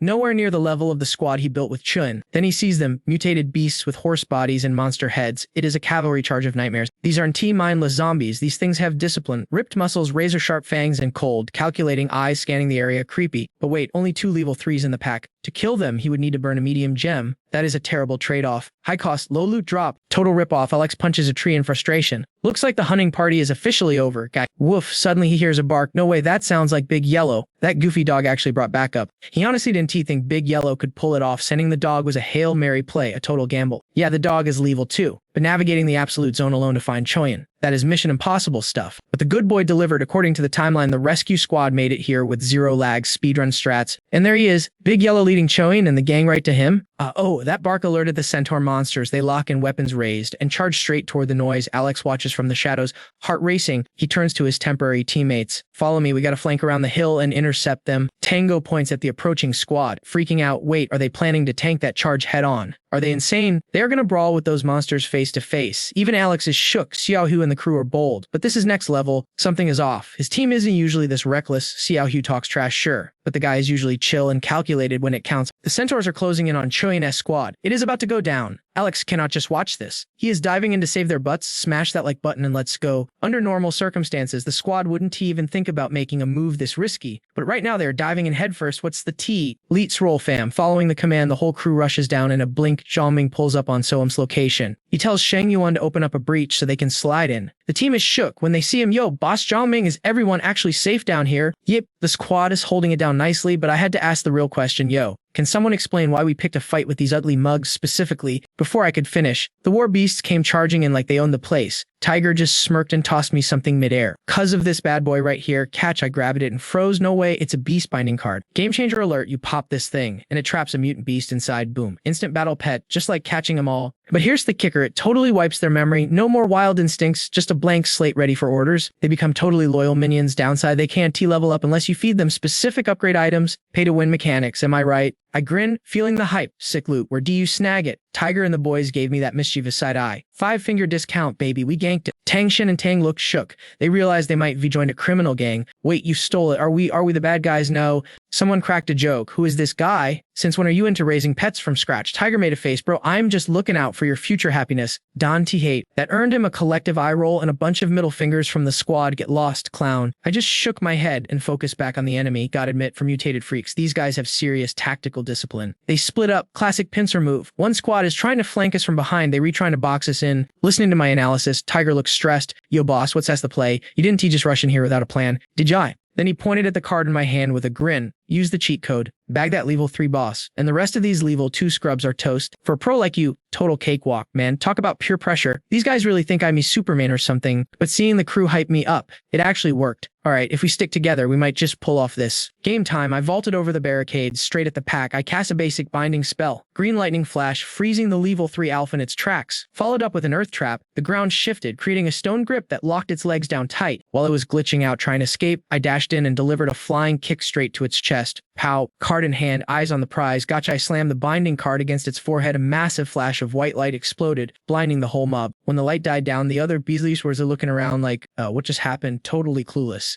I checked the card. The question mark was replaced by the Alphys avatar. Capture successful. The enemy pack was freaking out, wondering where their leader vanished to. Suddenly, they froze. I triggered my flame saber, sending a wave of scorching fire ripping through their ranks. The fire roasted the ones near Tiger. He grinned like a maniac. See me dominate. That's my boss. Absolute MVP, huh? Don't celebrate yet. We were still surrounded. I shouted. Tiger gripped his blade, eyes gleaming. Say less. Let's feast. Wave 2 incoming. I yelled orders. Tang siblings. Musicians stay inside the safe zone. Big guy Miku guard duty. We got him. Boss done. T-worry. I smirked. Perfect. The rest of you with me. Let's clear the trash. I pulled a mini-bot from my inventory, slotted in a 99 energy gem and activated sentry mode. Say hello to my little friend. The turret lit up, blasting the incoming wave. Tang Fang charged in like a tank, catching them completely off guard. Tiger S squad went into a frenzy, slicing and dicing. As the smoke cleared, the beast finally realized I was the one pulling the strings. One of them roared and rushed me. I just chilled, smiling, and flicked my new card at him. I choose you. The charging beast paused, confused. Pop. A green flash, and suddenly his former alpha was standing right in his face. You could see the terror in its eyes, facing a level 3. But it tried to act tough and growled anyway. It was literally sweating bullets, thinking, yo, boss, why are you rolling with the humans now? Traitor much. The whole pack froze in fear. Me and my new pet charged. Thanks to the memory wipe, the alpha didn't hesitate. He tore into his old crew like they were strangers. Total obedience, just me and my monster mashing buttons on these guys. We were unstoppable. Tiger farmed that XP dunny slack off. I yelled. He gave a dark grin. Way ahead of you, boss. Tiger was thinking, man, the boss is cracked. With that turret and the pet, he could probably solo this whole dungeon. The carnage just hyped him up more, with monster blood splattered on his face. Tiger looked like a straight-up villain. Back at the safe zone, Tango was wide-eyed. Whoa, I knew he was good, but this guy is next level. We struggle against level 1s and run from level 2s. Tangshin laughed. Relieved, but him, he eats them for breakfast. I glanced back at them. We got lucky finding good people. With this squad, we were going to make it to the endgame for sure. The dust settled under the red sky. All right, loot time, I called out. Grab the fangs and claws. High-value crafting mats right there. Watch your fingers when you harvest. The whole crew yelled back. Roger that. I turned to the gang with a grin. Hey, Tiger, you guys want some epic mounts? Tiger rubbed his chin. Mounts like motorcycles. Miku piped up. Are they cute, though? Zoming drops the lore. Those cloud claw eggs. Once they hatch, they were going to be our mounts. And while they were babies, straight up adorable. Hearing that, their eyes light up like anime characters. Thirsty for the loot. Uo, where are they at? He points toward the exit. Right by the way out. In the nest, we already clapped the big monsters and the fanged riders holding down this area.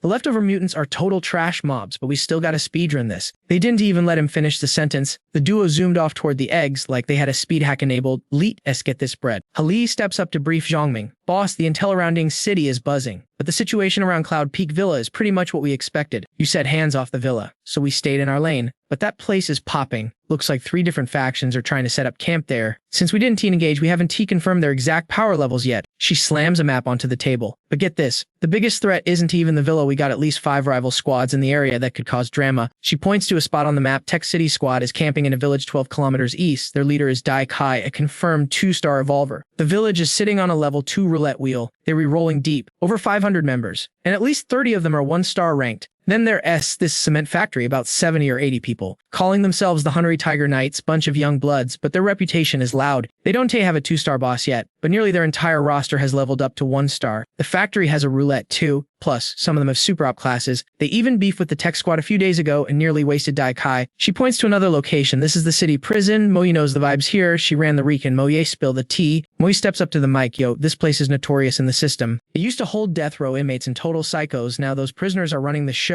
I sneaked in for a look. At least 1,000 heads, heavy vehicles, and they are strapped with weapons. The top dog is Dalton, street name Black Dragon. Me and Lee were there when he got busted back in the day. Guy is a beast. Went to Thailand to master Muay Thai and Korea for Taekwondo. After that, he ran contraband on the border and jacked a major smuggler's entire stash. He's been doing the dirty work for the city ever since. Hali voices her confusion honestly with his rap sheet. He should have been executed. No clue how he glitched out of that one. He's a 2-star evolver now. Zoming clarifies. Rumor says summoner, but nah. He's actually a ghost cat master. Zoming goes into deep thought. And a future 9-star legend. Meanwhile, under the gloomy sky, the team is busy hauling crates toward the military trucks. The crew loads up the monster eggs. Back at the safe house, everyone goes to their corners to grind their tasks while waiting for the BQ to hit. Zhongming and Halia keep strategizing. Moe taps the map again. Real talk. Dalton is the main boss we need to worry about because him and his goons are looking to expand. They want to camp more roulette wheels and hoard resources. By now, anyone with a brain knows the meta. Roulette wheels equal resources. You control the wheel, you get priority on evolution. Zhongming's eyes turn Icy, the battle royal for the wheels has officially started. This chaotic meta is going to last for a few years before things stabilize. Even then, the PvP will just shift to fighting over high-tier wheels. Suddenly, so M snaps her fingers. Oh snap, I almost forgot. The Law family, it's a minority clan, super tight-knit. Their team chemistry is off the charts. When the apocalypse dropped, they took over an island in the lake. Great natural defense, they move smooth on the water, and while we don't know their stats, they read definitely tanky. A few hundred members heard they have some secret spear technique. Absolute savages in a fight. Ali jumps back in. Last one is East Mountain Village. It's massive. Basically an organized town. They've got the biggest headcount, over 5,000 people. They regarding a level 1 roulette right at the village gate. The leader is the village chief. Everyone calls him Uncle Hey. He's a 2-star evolver. And yeah, we got the receipts on how he power leveled so fast. Word is he traded a class scroll with the Tiger Knights to get there. Zombing raises an eyebrow. Uncle Hai? Huh. Moi looks a little stressed. When I scouted them, one thing was super sus. Their weapons, they look homemade, but the quality's pro tier, like something out of a military factory. Hearing the report, Zhao nods with approval. Solid intel. Fam, you guys really did your homework. He drifts into his own thoughts. Those weapons aren't tea from a factory. That sets the work of Master Lai how that village becomes the legendary East Mountain War clan later on. In my past life, that dude modded my green tier sniper rifle. Absolute legend. The Law family. I remember them. In the previous run, I think they got wiped by a monster wave or something before I even got to Ying City. Zhoming rubs his chin, checking his memory banks. But the tech squad and those Tiger Knights, never heard of him, must be NPCs that didn't he make the cut. The real problem is Dalton. I am claiming Cloud Peak, but in the original timeline, that was his turf. Yo, welcome back to the channel. So, rebirth glitch activated. Right, I've barely started this second playthrough and I've already run into 3 future 9-star legends, but here's the tea. Except for the queen herself. Mu Xingfei, I kinda wrecked the leveling path for the other 2. Oops. Hali is dropping intel for Alex. Listen up, fam. Besides the big 5 factions, the map is crawling with small time squads. Most are total NPCs. But keep your eyes peeled for the Black Suit Squad and the Spirit Spear Guild. Those guys actually have some clout. The second she said Spirit Spear Guild, Alex's vibe switched instantly. His face went dark. Run that back. Moi was totally shook seeing Alex freak out over the name Spirit Trade Guild. Like, what is the tea? When they mentioned the other 5 big squads earlier, he was chill. So why is this specific guild making him trip out so hard? He didn't even want to talk about it. He stood up and said, I got it. You guys rest up. Tell little Tiger to stand guard. I gotta handle something. Everyone was left confused, wondering what his next move was. Meanwhile, in Ying City, creeping lights peeked through cracks in the doors, and the streets were dead silent and spooky as heck. Somewhere inside, the sound of glass shattering echoed. A bearded guy smashed a cup and screamed, I gave you days to handle this, and this is the trash result you bring me. The guy in the white suit just stood there taking the heat, totally unbothered. Boss Wang,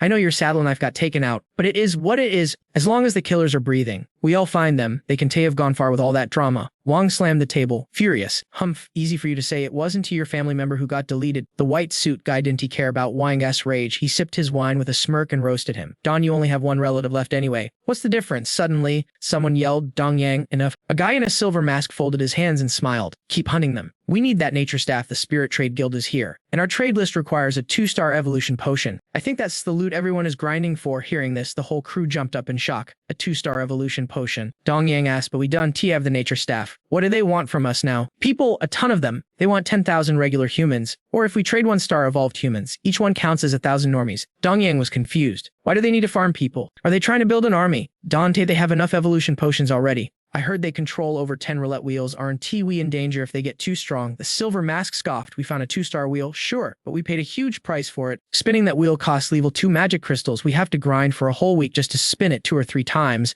We haven't pulled a single 2-star potion in half a month. And when the colored wheel blew up, we took a massive loss, losing Little Knife and the others weakened us even more. We need a power-up stat. I don't know why the Spirit Trade Guild can boost us or why they need so many people, but we have no choice. Dongyang started panicking, but boss, isn't the deadline too tight? It's dangerous out there, and our squad is small. Catching 20,000 people in under a week. That's kind of impossible. We used to be nice to settlements because we wanted their resources. The silver mask swirled his wine. Too bad those resources are gone now. We don't town those spots anymore. So I guess we don't have to play nice anymore, right? Take Wilan County, for example. Silver mask eyes went dark and dangerous. Back in his room, Alex was deep in thought. He didn't expect to hear about the Spirit Trade Guild this early in the game. In his past life, during the 10-year apocalypse, that guild was the biggest, richest, and absolutely the most heartless organization ever. He knew he shouldn't mess with them right now. But he had to be ready. If he clashed with them, he needed to be savage enough to wreck them. Luckily, he farmed a ton of materials in the secret realm. It was time to open the sacrificial gate. Alex dumped a pile of magic crystals from his space storage into the gate. The energy started to pool at the top. He was staring intensely, sweating bullets, tossing in all the useless junk he had. The bar was barely moving. To fill this thing up, he'd probably have to drop over 10,000 level 1 crystals. Whatever, gold is useless right now anyway. Crystals are king. He grabbed more stuff from his inventory and fed it to the gate. He watched with anticipation what kind of up loot was going to drop. He waited and waited. But nothing happened. Alex started questioning his entire existence. Did this gate just scam him for all his crystals? He picked up the gate and shook it. Bro, what gives? Why is it empty? And what's up with this progress bar? Do I seriously have to fill the gem again? Even if I bet my whole life savings, what if this thing makes me fill it a third time? Still, he stayed optimistic and pressed the crystallized gem on top of the gate again. No way it glitches like this, right? Maybe I'm doing it wrong. Like flipping a switch, a blinding golden light suddenly exploded into the room. The beam was so strong it pierced right through the ceiling. Alex was stunned.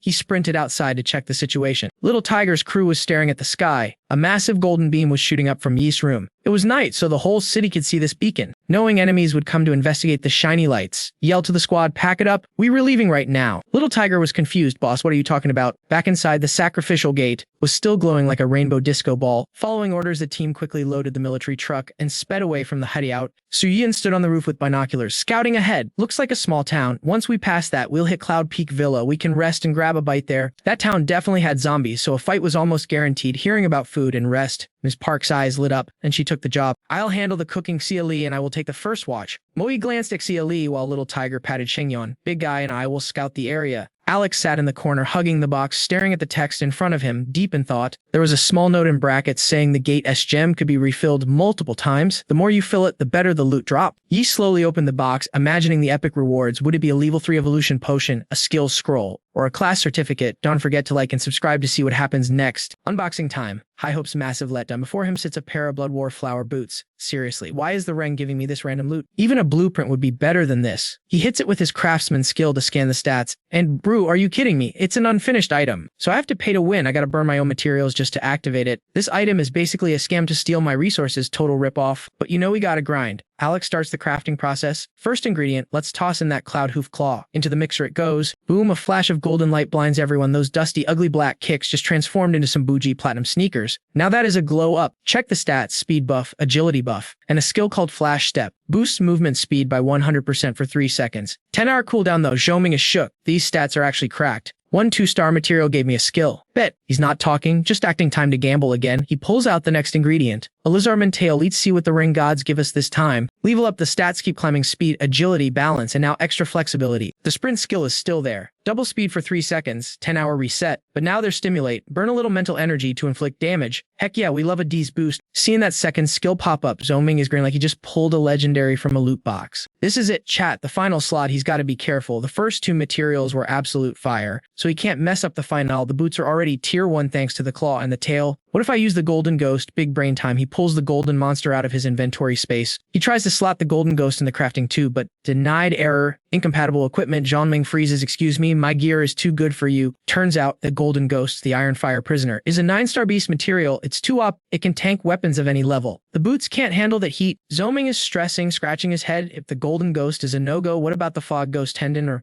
wait, what about that mysterious golden cloth? He stares at the golden cloth in his hand like it's a winning lottery ticket. Is this going to be the jackpot or a bust? He stuffs the cloth into the tube and prays to the gaming gods. Suddenly, a blinding gold light explodes, mixed with crackling lightning bolts. It's getting spicy. Zhoming watches the light show. Totally hyped, the boots are hitting max level. A massive pillar of golden light blasts straight into the sky, shaking the ground like an earthquake. The squad stops munching on their barbecue. They're staring at the special effects show. Hali rolls her eyes. She knows exactly who's making a scene again. She wipes her mouth, annoyed. Can this guy eat dinner without starting a rave? What is he even doing? Moya goes into tactical mode. Everyone eat fast, eyes open. We move out ASAP. The light fades out. Zhoming steps back, actually intimidated by his own creation. The boots are glowing right in front of him. These stats are officially broken. Nothing else on the server compares right now. Speed, balance, flexibility, plus that flash step. 100% speed boost for 3 seconds. Cooldown is 10 hours. It's got a kick skill that reflects damage for 100 mental energy, and passive skill 1 storage. These kicks have an inventory trunk of 2 cubic meters, but passive skill 2 is the real MVP. Energy Siphon absorbs energy from any life form or material it touches to heal the user and refill stamina. It's an infinite battery hack. Zhoming taps the shoe. He's screaming internally. I just looted a god tier item. This is way better than the sacrificial altar rung. It's ready to use immediately. He slips them on. Fit check. Immaculate. Forget the storage space. The valuable inventory is nice, but the second passive skill, Energy Siphon, basically guarantees he can fight forever. It turns the wearer into an unkillable zombie. And the best part, both passive skills can still level up. He does a little hop, feels weightless, like a feather, mission accomplished. Time to head back to the fam. Little Tiger sees him coming and grins like a goofball. Boss, why were you so loud over there? He spots the kicks and rubs his chin. Yo, new shoes, fresh. Why are you looking so happy? Are those limited edition or something? Hearing someone ask about his new drip, Jiaming smiles so hard his eyes disappear. Moyi is fed up with the chatter. Tiger, shut your trap and eat. She turns to the boss. All right, Jiaming, sit down, food's getting cold. Okay, squad, listen up. Finish fueling up, then we bounce. We need to hit the outskirts of Cloud Top Mountain by tonight. Dawn breaks, wheels up. They're cruising along when suddenly, screech, Jiaming's eyes narrow, roadblock. A random squad with guns is blocking their path. Who dares block the main character? The squad hops out of the car to see who has a death wish. Moyi whispers the intel to Jiaming, check the fit. All black, it's that black suit squad Hali warned us about. The blonde leader puts his hands up. Yo, chill, no bad vibes here. Moyi isn't buying it. If there's no bad vibes, tell your boys to lower the boomsticks. People get nervous when you point guns at them. And when I get nervous, accidents happen, you feel me? The blonde guy signals his crew immediately down. Boys, sorry about that, just staying safe. He puts on a fake, friendly smile. My bad. Come meet the crew, Luzi, bring out the premium smokes. The 1916 pack, the blonde guy starts his intro spiel. Name's Yuan Shang, this is just my family and friends squad, we wear black. So the locals call us the Black Suit Squad, original, right? Haha, honestly, we're just trying to look tough, saw you guys and thought we could talk business. No drama intended, I swear, don't get it twisted. Hali stepped up to the crowd, keeping it totally chill. Hey, misunderstandings happen, right? Sometimes getting things twisted is actually a vibe, but her eyes straight up savage. All right, girl, I respect the hustle, he replied. But let's see if your boss has the goods to back it up. Yuan Shang looked impressed, ready to wheel and deal. Shorty's got a sharp tongue, respect. He laughed, acting all humble. I ain't got much bling, just basics. Water, daily essentials. You guys look totally drained, though. Want to snag some snacks? Before the dude could even finish his sales pitch, Alex decided to flex those new kicks. He moved so fast, he literally left an afterimage. Whoosh. In a blink, he was already past Yuan Shang's crew. And the guy didn't even have a clue what just happened. He dashed to the military truck, snatched Yuan Shang's explosive pack, and tossed it right back into the guy's hands. Yuan Shang looked down at the C4 like, wait, is this mine? Ho. Yo, this is my bomb. When did he? Alex didn't make him wait for the answer. He held up the detonator, grinning like a shark. Boss Yuan, business is all about trust, right? Gotta give some to get some. Seeing the trigger in Yes hand, Yuan Shang started sweating bullets. We aren't psycho killers or anything, but we prefer chatting when we know nobody's gonna try anything funny. The old man didn't even realize the detonator had been swiped until now. Yuan Shang was officially shook. When did he jack the trigger right off my belt? Seeing the ES squad was built different, Yuan Shang backed down. My bad, chill out, homie, we were all just trying to survive this crazy world, right? He chucked the explosives to a minion, yelling at them to ditch it somewhere far. Then he walked up to Alex, smiling like a total suck-up. Whatever you need, just say the word. Alex cut the fluff. Lead S gets straight to business. I need 3 things. If you got him, we can talk numbers. 1 ammo, 2 food, 3 intel. E held up 3 fingers, staring them down. Ammo is scarce. I got a little, but not enough. Food is our main hustle. Easy peasy. As for intel, depends on what tea you're trying to spill. Alex's smile turned creepy again. Yuri missing the point. Forget the ammo for a sec. If your intel is legit, I'll pay up, but for food, I want supplies, not just snacks. We'll price the intel based on how juicy it is, but mainly, I want grain stockpiles, not ready to eat junk. There's a huge diff. Yuan Shang went deep into thought. This guy wants raw grain in a world where dudes slice each other up for a stale bagel. He has stocking up big time. What's his angle? Yuan Shang signaled his lackey, who handed over a mysterious package. Boss, Yuan Shang opened the bag, flashing a salesman smile. 90 rounds, 50 magic crystals takes him. Perfect fit for your squad's hardware. Alex just glanced at the bag and nodded. Deal. Yuan Shang's jaw dropped. No haggling, seriously. Did I just bag a whale? This dude is loaded. Seeing how fast she dropped the cash, Yuan Shang tried to upsell immediately. Since you reballin' want these pistols too, Alex asked. How many you got? Not a ton. About 10 from the roulette wheel, top tier quality. Ammo S tight though. Only 300 rounds. He tested a gun. Nice finish. Name your price. Yuan Shang blinked. He's buying already.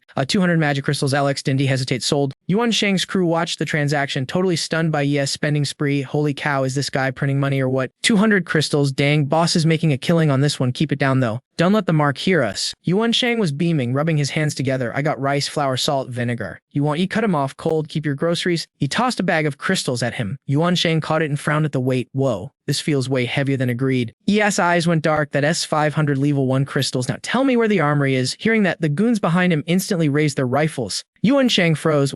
How did you know about that? He smelled a trap. Yuan Shang's crew saw the vibe switch and locked and loaded, ready to throw down if things went south. The squad behind Alex got annoyed. These guys were way too trigger happy. They aimed right back like, You think you were the only ones with straps. Sit down. Sensing the tension, Yuan Shang knew he wasn't someone to mess with. He quickly signaled his boys to stand down. Everybody chill. He turned back to Ye. Okay, seriously though, how did you figure it out? You broke it down. You got some gear, which is cool, but you restuck. You can get past the defense. Is better to trade the info for crystals, right? With 500 crystals, you might get another Evolved fighter on your team. That's worth way more than an armory you can even break into. Looking at this kid, handsome but terrifyingly sharp, Yuan Shang got nervous. How is he reading me like a book? Does he have X-ray vision or something? 10 pistols, 300 rounds, 200 crystals. No haggling. I thought I was fleecing a rich noob, but he's playing 4D chess. Trying to regain control, Yuan Shang pitched a new deal. Listen, bro, for 1,000 crystals, I'll put you onto something else. Small hidden food stockpile. Alex looked interested. Oh, how much show we talking? Enough to feed 1,000 people for 2 months. Deal, but I also want the tea on every faction in the area. Boom, deal done. Alex crew hopped in the truck and rolled out. Yuan Shang Ascoon stood there gaping at the truck. Yuan Shang cupped his hands and shouted, yo, you aren't scared I scammed you? Alex leaned out, looking confident as heck. Lying comes with a price tag. He paused. You got the guts to pay it. Yuan Shang laughed nervously. Nope, definitely not. Alex revved the engine and peeled out, shouting one last thing over the noise. If you want to keep doing business, bring more food to Cloud Peak Manor in 2 days. The minion behind him barely opened his mouth when Yuan Shang cut him off cold, shooting a glare that said, don't even think about it. Fam, everyone knows the lore. This guy used to be a legendary headhunter, and his vibe check is 100% accurate, scary accurate. He dropped his voice to that terrifying low register, warning the squad, listen up, if you see that other crew, do not try anything shady, or I will end you myself, no cap. His eyes were sharp as daggers, looking at them with total disgust. If you want to unalive yourselves, fine. But Dun T dragged the rest of the team down with you. Got it? Meanwhile, over at Cloud Peak Manor, the aesthetic was totally deceiving. Green trees, golden sunshine, giving off those chill, peaceful vibes. But honestly, that silence in the middle of the apocalypse was super sis, making the air feel heavy. Moe grabbed the binoculars to scope out the situation. Tactically speaking, this base is sitting on a cliff backed by a drop-off. Only one road in. Raiding this place would be a nightmare for any average player. Moe hopped off the truck, ready to huddle up with the squad and strata guys. Little Tiger jumped in, sounding super confident. Real talk, for zombies or mutant freaks. The only difference here is whether the terrain is easy or hard mode. If the manor hadn't built those massive walls to keep enemies from sneaking through the jungle, this place would have been griefed and destroyed ages ago. Just doing the quick math on the way here, there have got to be at least a few thousand zombies, plus a ton of mutant beasts lurking around. The musician sighed, looking totally defeated. It is what it is. Lush forests mean tons of mutant mobs. The Black-clad intel says there are actually 4 rival factions inside, which is a major plot twist. Whenever these factions leave the base, they have to blast noise to kite the zombies away, and then speed past like they were in a racing game. Someone gets wasted almost every time they try that, which is exactly why Outsiders haven't T-rated yet. Who wants to 1v1 10,000 monsters? Hearing the T, so I'm started freaking out. Wait, for real, that's terrifying. Why are we setting up our base here, guys? Alex rubbed his chin, thinking it over, then reassured the chat there's a reason. But it's based on intel from my past life, so it's not 100% confirmed yet. Whatever, I am gonna solo sneak into Cloud Peak Manor tonight to scout the meta. The sunlight hitting the manor just made the whole place look eerily calm. Cut to another squad. The boss looks salty, staring down a woman in blue and her crew, who are looking absolutely done with his nonsense. Finally, she slammed the table, screaming, is this a joke? Xiaodong, stop trolling us. But Xiaodong didn't even care about her rage. He just flicked his cigarette and replied, totally unbothered, Sister Dung, this haul isn't even bad. You know what the world is like right now? You see that wall of zombies outside? You think that SG, me and the boys risked it all for this loot. And you read complaining it's not enough. Hearing that, Sister Dung exploded like a firework. Bees, you scumbag, you promised us. Xiaodong just laughed in her face, completely toxic. He turned to his goons, grilling her, did you hear that? She called me a scumbag with no honor. Am I a scumbag, chat? The minions cracked up. Yo, Lu Nan, Xiaodong is definitely a scumbag. You rewrite. He has trash, but it seems like you kinda dig that vibe. Maybe I should embrace my villain arc. Here, take 2 packs of beef jerky. The girls were tearing up, so mad at how shameless these guys were acting. You guys are disgusting. Karma is gonna come for you. At the mention of karma, Xiaodong's eyes went dark and he slammed the table. Karma. He pointed right at them, shouting, using the only asset you have to trade for food. That is your karma right there. I could just stop trading, but can you guys even survive a loot run outside? Bunch of useless noobs acting all high and mighty in the apocalypse. Dante talked to me about karma or that we re all in this together nonsense. That's old news. Look at how way Xiaoyong treats women. Compared to me, if I wasn't keeping you guys, you really think you'd be standing here negotiating. You be game over. You'd be dead already. He pointed at the bags on the table. 0 negotiation left. Take it or leave it. That's all you get. Same rules for tonight. Don't forget the guys behind him looked creepy as hell and swap the roster. Don't send the same girls again. What do you think I am? We get bored of the same skins. Okay, listen to my boys or your food rations get nerfed by 50% next time. The blonde girl looked panicked. Sister Dung was furious but helpless, grabbing the loot. Leets bounce. The three of them walked out, radiating pure rage. A minion asked Xiaodong, boss, why are we feeding them? Xiaodong sighed, no choice, bro. Wang Xiaoyang's crew and Old Man Lu in the warehouse are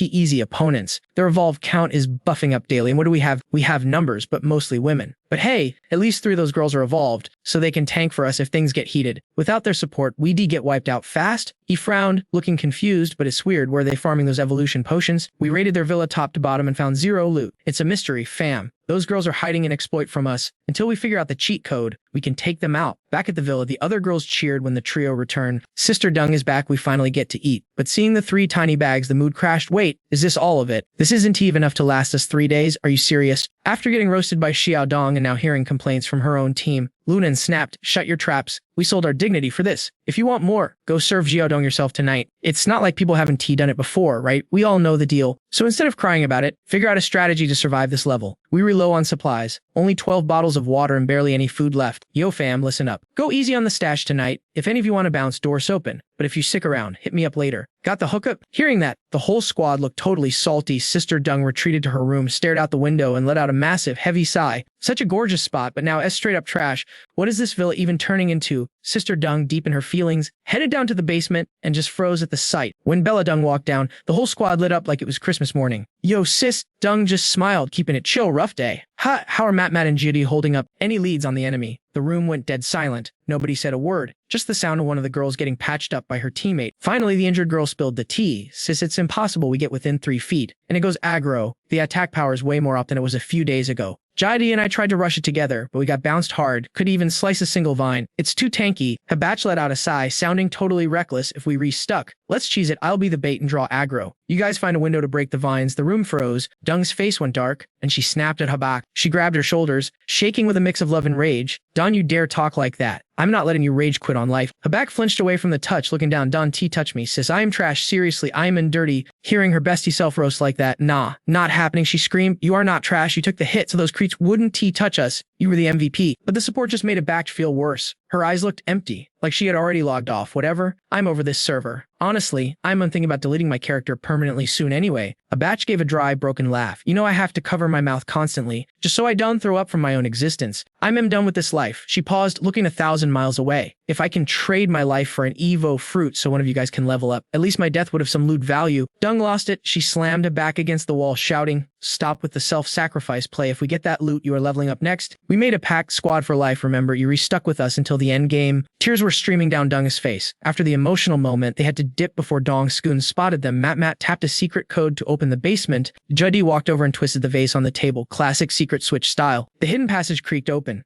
Dung looked down the dark hole. Totally locked in. Tonight we raid. I'm not letting that rotting flower boss beat us. Outside, the sky over the villa was pitch black, signaling bad vibes. Cut to Uncle Liu's room. He was reading when a minion ran in. Yo, Uncle Liu, the neighbors from Zhongling's camp are here. They want to swap loot for food. Liu didn't even look up from his book. Ice cold. What's the exchange rate? The guy listed the price. 1 measly star potion for 2 bags of rice, 50 cans of meat, 10 bags of salt, 10 drums of oil, 2 boxes of noodles, and 200 liters of water. Talk about inflation. They were asking for a fortune. Liu's face went dark. Even with a warehouse full of supplies, he could afford those prices forever. The trade value was tanking hard. His right-hand man, Tao, gripped his axe, looking furious. Boss, we restuck at 10 evolved fighters. Xiaodong has 12. The others have 13, 14. We re-falling behind the meta. Before Liu could speak, Tao pitched a plan. This trade team only has 2 elites. The rest are total noobs. If we wipe them, their numbers drop to 11, and we re-back in the game. Leo paused for a second. Once we attack, nobody's gonna trade potions with us again. But Tao didn't care. He was sick of getting ripped off. If we keep folding, they all just bully us more. We gotta go out and farm XP eventually. So why not start by taking out the competition right now? Liu thought it over. There were other groups around to trade with, sure. And honestly, being squeezed like this made his blood boil. He slammed the table. Bam. All right, let's do it. Gear up. Tao pumped his fist, totally hyped. Don't forget to subscribe to the channel for more raid strategies. Guys, let's go. Meanwhile, our main character Alex was creeping into the villa zone. He perched on a utility pole like a ninja, scanning the map and planning his route. Weird, he thought. There are level 2 mobs everywhere. But they aren't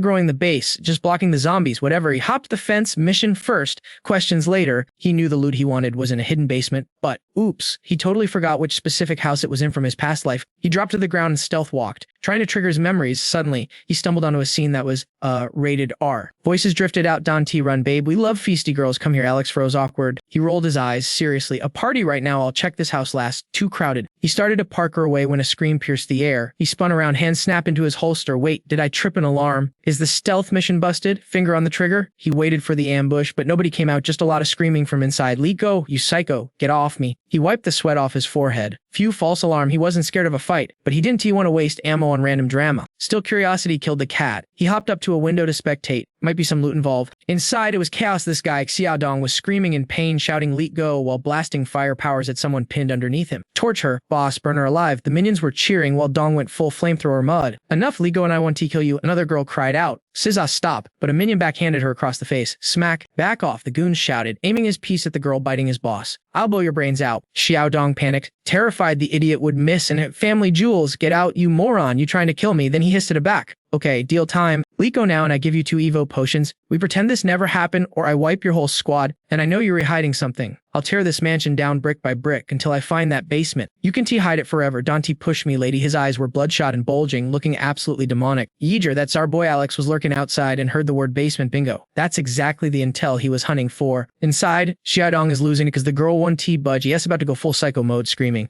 You 1ES listen, fine then perish, you loser. Right as he S about to strike. Bam, something pierces his hand. Dude screams like a baby. Who is it? Yeager kicks the door down like an absolute boss. The goons are shook, staring at Yeager. Before they can even react, pop, pop, headshots Yeager aims at the survivors. And they instantly drop to the floor, hands on heads. Bodies drop so fast, the rest are sweating buckets. The tough guy act gone, they re-terrified now. Big bro, Don T shoot, I surrender. Yeager ignores the plebs and trains his piece on Xiao Dong, who's caught literally with his pants down. Everyone's handled, you can bounce now, miss. Sister rushes to help the victim. Xiao Dong sees the barrel pointed at him and suddenly wants to be besties. Hey man, chill, we can talk, whatever you want, I got you. Yeager is to here for games. He gives him the death stare. Cut the crap, where's the basement you were yapping about? Xiao Dong is cornered, but suddenly a back screams. Wait, her eyes are bloodshot and half her face is burned off. She looks straight up terrifying. She roars, I'll spill the tea on the basement, but you gotta hand him over to me. She's literally begging Yeager. Give me this scumbag and I'll do whatever you say. Yeager doesn't hesitate. Deal. He tosses Chaidong over like a sack of potatoes. He's all yours. Hibatch grips her knife, pure hatred radiating off her. Xiaodong is shaking in his boots, looking at her. You crazy witch, what are you doing? Stay back. But she screams die and plunges the knife straight into his heart. Dude screams, eyes rolling back. Hibatch looks like a literal demon, all her goodness gone. Just then, Sister Dung and the crew bust in. Hibatch, we rehear. They see the mess and are totally confused. Yo, what just went down? Hibatch looks guilty. Sister Dung, my bad. I promised to tell him the basement secret in exchange for revenge. Yeager looks at her calmly. Seems like you loyal respect. Now, about that intel, where's the basement? Sister Dung knows the jig is up. She nervously replies, fine. I'll spill everything you want to know, but there's a catch. Yeager cuts her off ice cold. You really think you're in a position to make demands? Dung snaps back. Hoof, we aren't afraid of dying. You see this mess? That's our future. Honestly, checking out of this life would be a relief for us. I don't know you, but I got the goods you need. Take my deal or just end us all right now. It's better than living like trash. Yeager sighs. All right, bet. What's the condition? Moments later, the room isn't filled with creepy noises anymore. It's just the screams of those trashy men getting wrecked. Help, mercy, messed up, bro. Yeager is low-key surprised her only request was ending the men's lives. That's some deep hatred. Batch is confused, though. Why do you call me out here? I am worthless to you. Yeager shrugs. Didn't you say you do anything? Habak immediately assumes the worst, thinking he is just another scumbag. She scoffs. Unless you want a warm body in your bed, I done see what use I am. Plus, look at me. I'm definitely not your type anymore, and I'm pretty much dying anyway. Yeager chuckles. Yeah, not my type, and yeah, you're dying, but he looks confident with me. You survive. I need someone who obeys me 100%. Someone to handle the dirty work. Someone willing to get drenched in the blood of anyone who crosses me. I need a monster in the shadows to scare off my future enemies. A partner who sold their soul to me. You down to be that person? Habak freezes, then it clicks. She shakes his hand like she's making a deal with the devil. You know what I dig it? You need a loyal dog, say less. I am in. Grip tightened, deal sealed. Once the drama was over, Sister Dung stepped out. Yeager asks, everything handled. Sister Dung looks exhausted. Yeah, come on, I'll take you to the basement now. Outside, the villa looks chill, except for the pile of dead creeps. Back in the basement, they hit a switch on a vase, and a secret tunnel creeps open. This is our secret, she says. Yeager stares at the gnarly roots twisting everywhere, deep in thought. It's a hypocritical ghost tree. You can tell how strong this thing is just by looking, because it hides its energy signature. It grows these fruits on its vines that smell absolutely divine. Survivors who chow down on them actually get an evolution boost. You won't become a god or anything, but popping these berries definitely powers you up. At first, everyone went crazy for them. It seemed like a hack, a way to level up without human tech, escaping the system's control. But here's the catch, that evolution is a trial version. It only lasts about a month. Plus, you become a host, a seed sprouts inside you, and by the time you realize your powers are fading, it's game over.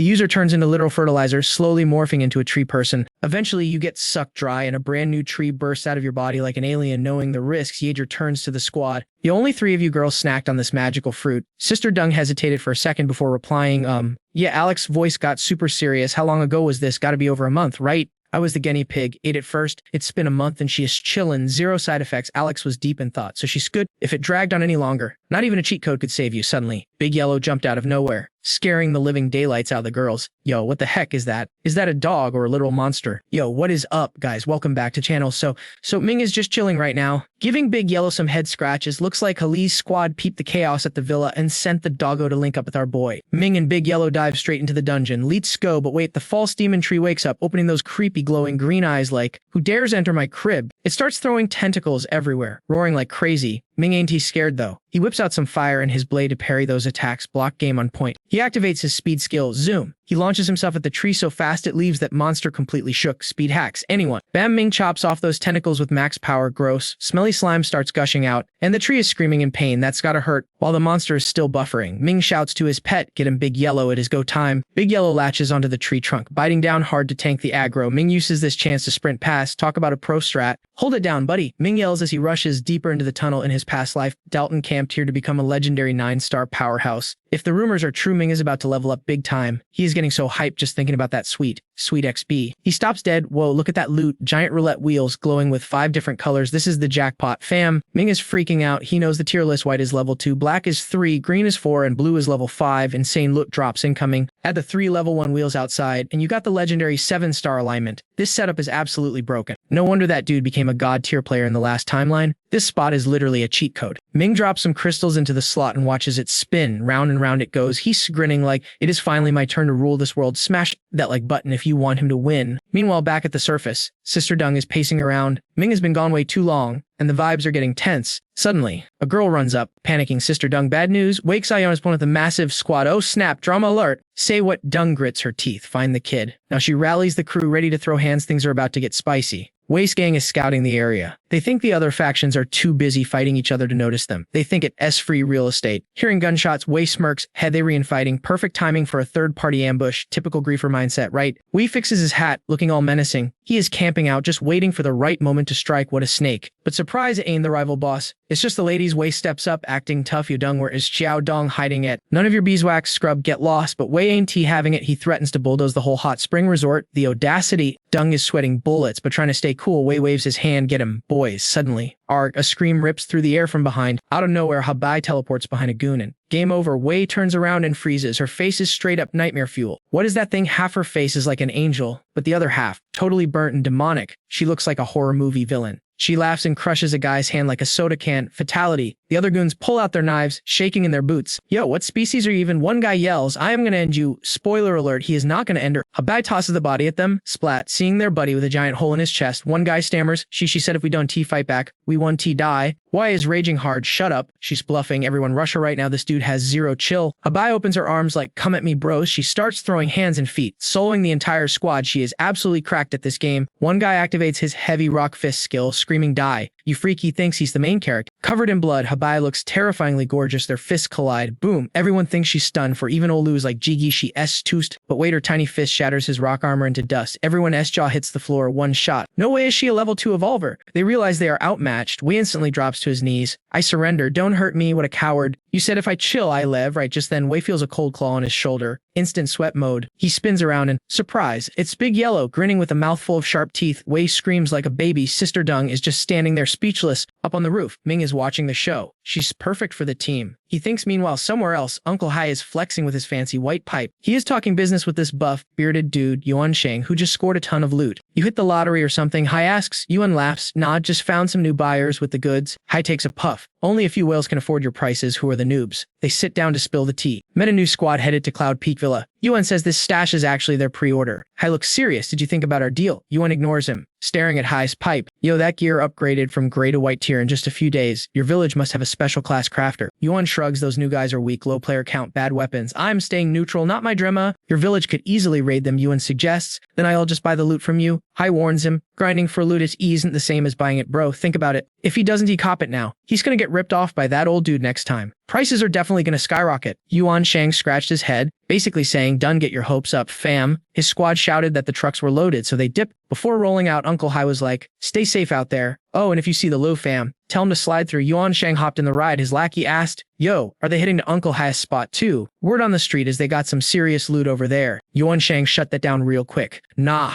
you can just waltz in there. That old fox Hai is up to no good. It's a death trap." The lackey was curious. Think the new guy knows, or is he gonna crash the party? Yuan Shang stayed zip-lipped on that one. Meanwhile, back at base, Alex is sitting on the throne with Big Yellow chilling at his feet. Little Hugh asks, "Wait, aren't we scouting the villa situation? But you just straight up bought the place instead?" Sister Dung dropped the stats. Team 90 days crew is 300 deep. Elena's got like 200. People are dropping like flies every day. I honestly lost count of the bodies. Our squad, we were sitting at 57 people, and 42 of them are ladies. Suddenly, H.E. Beach teleports behind them. She's basically Alex's ride or die now. Half her face still looks like a horror movie prop, and she's colder than ice. She gave the heads up. Team NTS crew is packing up to bounce. Ashlai spotted Bikache and knew she gulped down that 2-star evolution potion. LD Menji Sirma clocked it too and was low-key salty. Thinking it wasn't fair, she got the juice. Mixie DDP could tell she was jelly, but Alton Hamarm denied it. She was just like, "Whatever boss probably has a reason. I'm just curious, okay?" Hearing Team Nane T was taking 222 people. The boss felt that was way too crowded. Beach caught the vibe instantly and yeeted herself out the window. Alex gave Sister Dung a new mission. "I need a full database on all the girls in your crew, like meticulous details. I'm talking work history, school days, special talents, whatever skills they got. I want to know about it." Sister Dung got to work. Meanwhile, over at Uncle Lee's crib, Iagdo was stressing out. "Why are we still here? What are we waiting for? I thought the plan was to bail, go hunting, and set up a new HQ. Indy TUD, Ing already got smoked. We can fight these guys," but Uncle Leo wasn't having it. "Hold your horses. I've been in the game a long time. And here's the truth. If you aren't sure, you either bail hard or wait it out, but you never ever gamble with your luck." Hasane Udo was still confused. Suddenly, bam, loud noises outside, screaming, shouting about some crazy woman on a rampage. Uncle Lou just stared out the window like a boss, but Heijin Do was freaking out. "Help, is that a female evolver attacking us?" Giedo still didn't get it, guessing it was the rival gang. Uncle Leo sighed. "Come on, let's go meet the new king of Vino Liam." They pulled up to Alex's crew, looking awkward. Then Shituch walked in, dripping in blood, looking absolutely terrifying. Uncle Leo figured she'd take out the trash, but as she walked past, she gave him a look that screamed pure disappointment. Was she bummed he was still sticking around, or was she mad she didn't get to slice him up too? Faxtian saw the damage on Apagage and instantly went in panic mode. "She's got 2 gnarly bullet holes and 5 broken bones. The slug is still inside. If we don't dig it out, my healing magic won't work." Alex stepped up. "Don't worry, I got this." He told Sister Dung to handle the guests while he played doctor. Back in the room, Alex grabbed a knife. He wasn't just digging out bullets. He was carving off the dead skin on her face. Just listening to it was a nightmare. It was a bloodbath, and Fact-10 could feel the pain just watching. No wonder she has the boss favorite. She does the dirty work nobody else has the guts to do. Once the bullets were out, Alex told Fact-10 to work her magic. That light apostle class is seriously op. She de-evolved to 2-star level, burned through her upgrade scrolls, and used some rare monster loot. She hadn't hit the next tier yet, but she unlocked some sweet new skills. She cast Gentle Lotus, basically the Pro-Max version of her basic healing spell. It wasn't a full body heal, just focus on specific spots as long as she kept draining her spirit energy. The Lotus kept patching a beast up. "That's a wrap for today," Faxtian said. "One more session tomorrow, and her face will be good as new." And just like that, Akuch miraculously got her old face back. She even mumbled a thanks to the healer. Alex stepped out while Fact-10 bandaged her up. Uncle Leo's crew was still chilling in the lobby with Sister Dung. Uncle Liu stood up immediately. Alex was like, "Sit down, old man." Liu started stammering. "Look, I don't want to leave. My family is gone. I know I was a bit shady before, but I can change. I swear. Here, I brought a gift." He handed over a scroll. "My guy drew this. It's a detailed map of the villa and the mountain terrain. If you want to run this turf, you need this map to strategize." Alex looked it over. Not gonna lie, it was super useful. "All right, next up, war. I need your boys ready to rumble." And just like that, a massive crowd gathered in front of the base. Don't forget to hit that like button and subscribe for the next episode. Yo, what is up, fam? Your boy is standing on the balcony, ready to drop some truth bombs on the whole squad. I'm not going to give you a long, boring speech, but just know this. I'm treating everyone equally, day one vibes. But real talk, if you want to survive in this messed up world, basic effort isn't gonna cut it. You gotta unlock your full potential and do the stuff everyone else is too scared to touch. I need grinders on this team, not couch potatoes sitting around waiting for handouts of dirty water and raw bread. We don't do free rides here. Yo fam, it is go time. We gotta head out and throw hands with these mutant plants and zombie beasts. We are talking total cleanup duty around the villa. Let's get it. This is a total reset button for everyone. You ball out, you get the loot, simple as that. But yo, the newbies downstairs, they're catching major attitude. They are acting super confused about why they actually have to,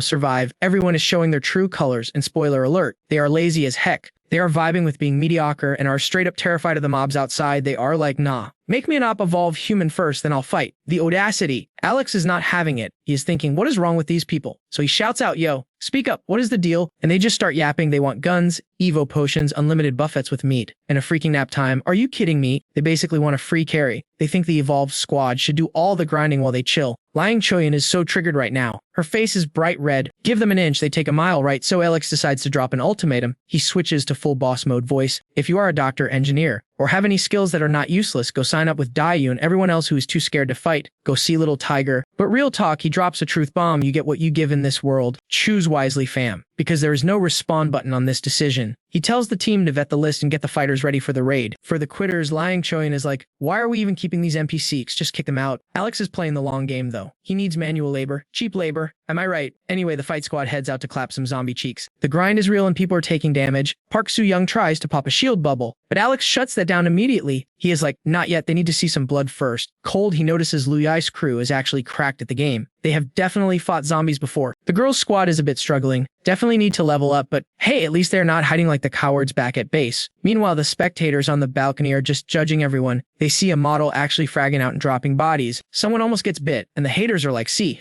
we made the 200 IQ play by staying home. They think fighting is high risk, zero reward. By late afternoon, the server is wiped, all zombies eliminated. The fighters feel toughened up. They realize Liang was spitting facts. The people hiding upstairs, just cowards making excuses. Haters cannot stand seeing others win. If Alex turns them into worker drones, well, good luck to them. Time to loot the crystals and head back for grub. Alex prepared a 5-star feast in the apocalypse. The spread is legendary. Everyone is hyped. They went through hell and back in just a few hours. That squad chemistry, it is finally starting to click. Give it time and this team is going to be unstoppable. Uncle Leah looks at the lazy group and just shakes his head. He knows that food is cracked. Eggs and meat from level 2 mutants. Eating that gives you a massive stat boost, almost like an evolution potion. Alex explains it is not exactly the same though. Look at the squad besides the 2-star pros. Most of them were just fighting to survive. This food bridges the gap a little. He tells them, you guys crushed it today. This feast, that is your bonus. You grind, you get paid. That is how this army works. Just as they dig in, the lazy group kicks the door down. They are salty because they are stuck eating cold buns while the fighters are feasting like kings. They start gaslighting him. Oh, if we knew there was stake, we would have fought. And give us guns and we will help. They scream about fairness. Total Karen's Lex does not even hesitate. He pulls his piece and bang. One taps the loudest guy. The room goes silent. Everyone is shook. Alex says, we do not do stupid people in this base. Suddenly Xiaobai pops up. There is a convoy outside led by a guy named Yuan Shang. He claims he has got major intel. Outside, Yuan Shang is low-key impressed. Alex's crew took over the Cloud Peak Villa and wiped the map in record time. So, second.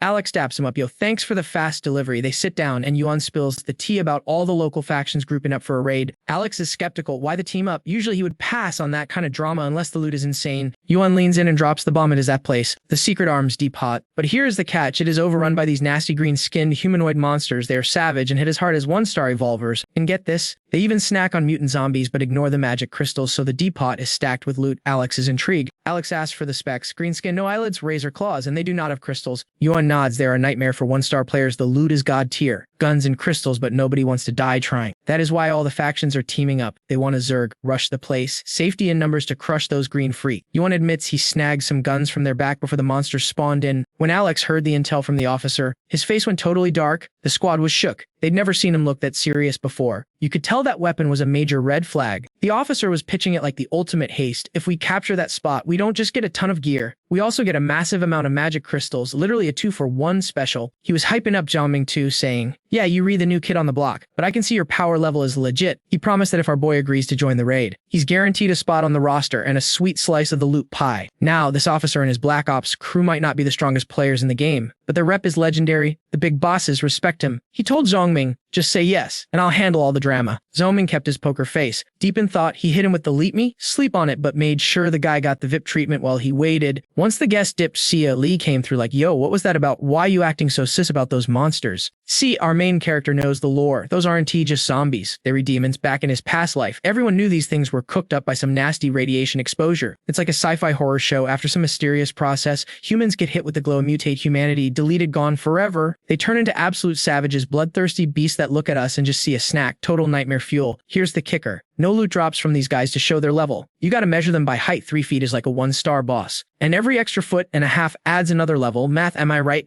If you see a monster that's 16 feet tall run, that's equivalent to a 9-star human. Absolute endgame boss. They don't do magic tricks, they're just pure physical tanks. If you're a basic player with no special build and you run into one of equal level, it's game over, no respawn. And the worst part, these demons multiply like crazy. We're talking rabbit levels of reproduction. It gets dark, fam. They capture humans and even female zombies. To breed, survivors in the future learn to wipe these things out on sight because that spawn rate is too up. Basically, for humanity, these things are public enemy number one. Major bad vibes. Zongming finally broke it down for the squad. He reminded them about that missile they saw ripping through the sky a month ago when the apocalypse first dropped. Then he hit them with the million-dollar question that had everyone quiet. Why didn't we just nuke the zombies? Little Tiger was like, maybe they did and we were just too far away to see the mushroom cloud. Dayun backed him up, thinking maybe the apocalypse hit too fast like a server crash with no warning. Maybe the launch sites were buried underground. Or the government was too scared to blow up the planet to save it. Zongming shut that down immediately. Nah, if we were dying, we depressed the button. The truth, those alien ships hacked our systems and detonated our own nukes first. Total sabotage. That radiation created these super mutants, and trust me, their stats are buffed beyond belief. Intel says there's over 100 of them at the arsenal. It's not that we can take them. Our squad is fire, but it's going to be a serious grind to wipe them all out. But look, we just claimed this base. We need to secure the bag here and build our foundation before we go chasing trouble. Real talk. Even though those monsters are the enemy, I ain't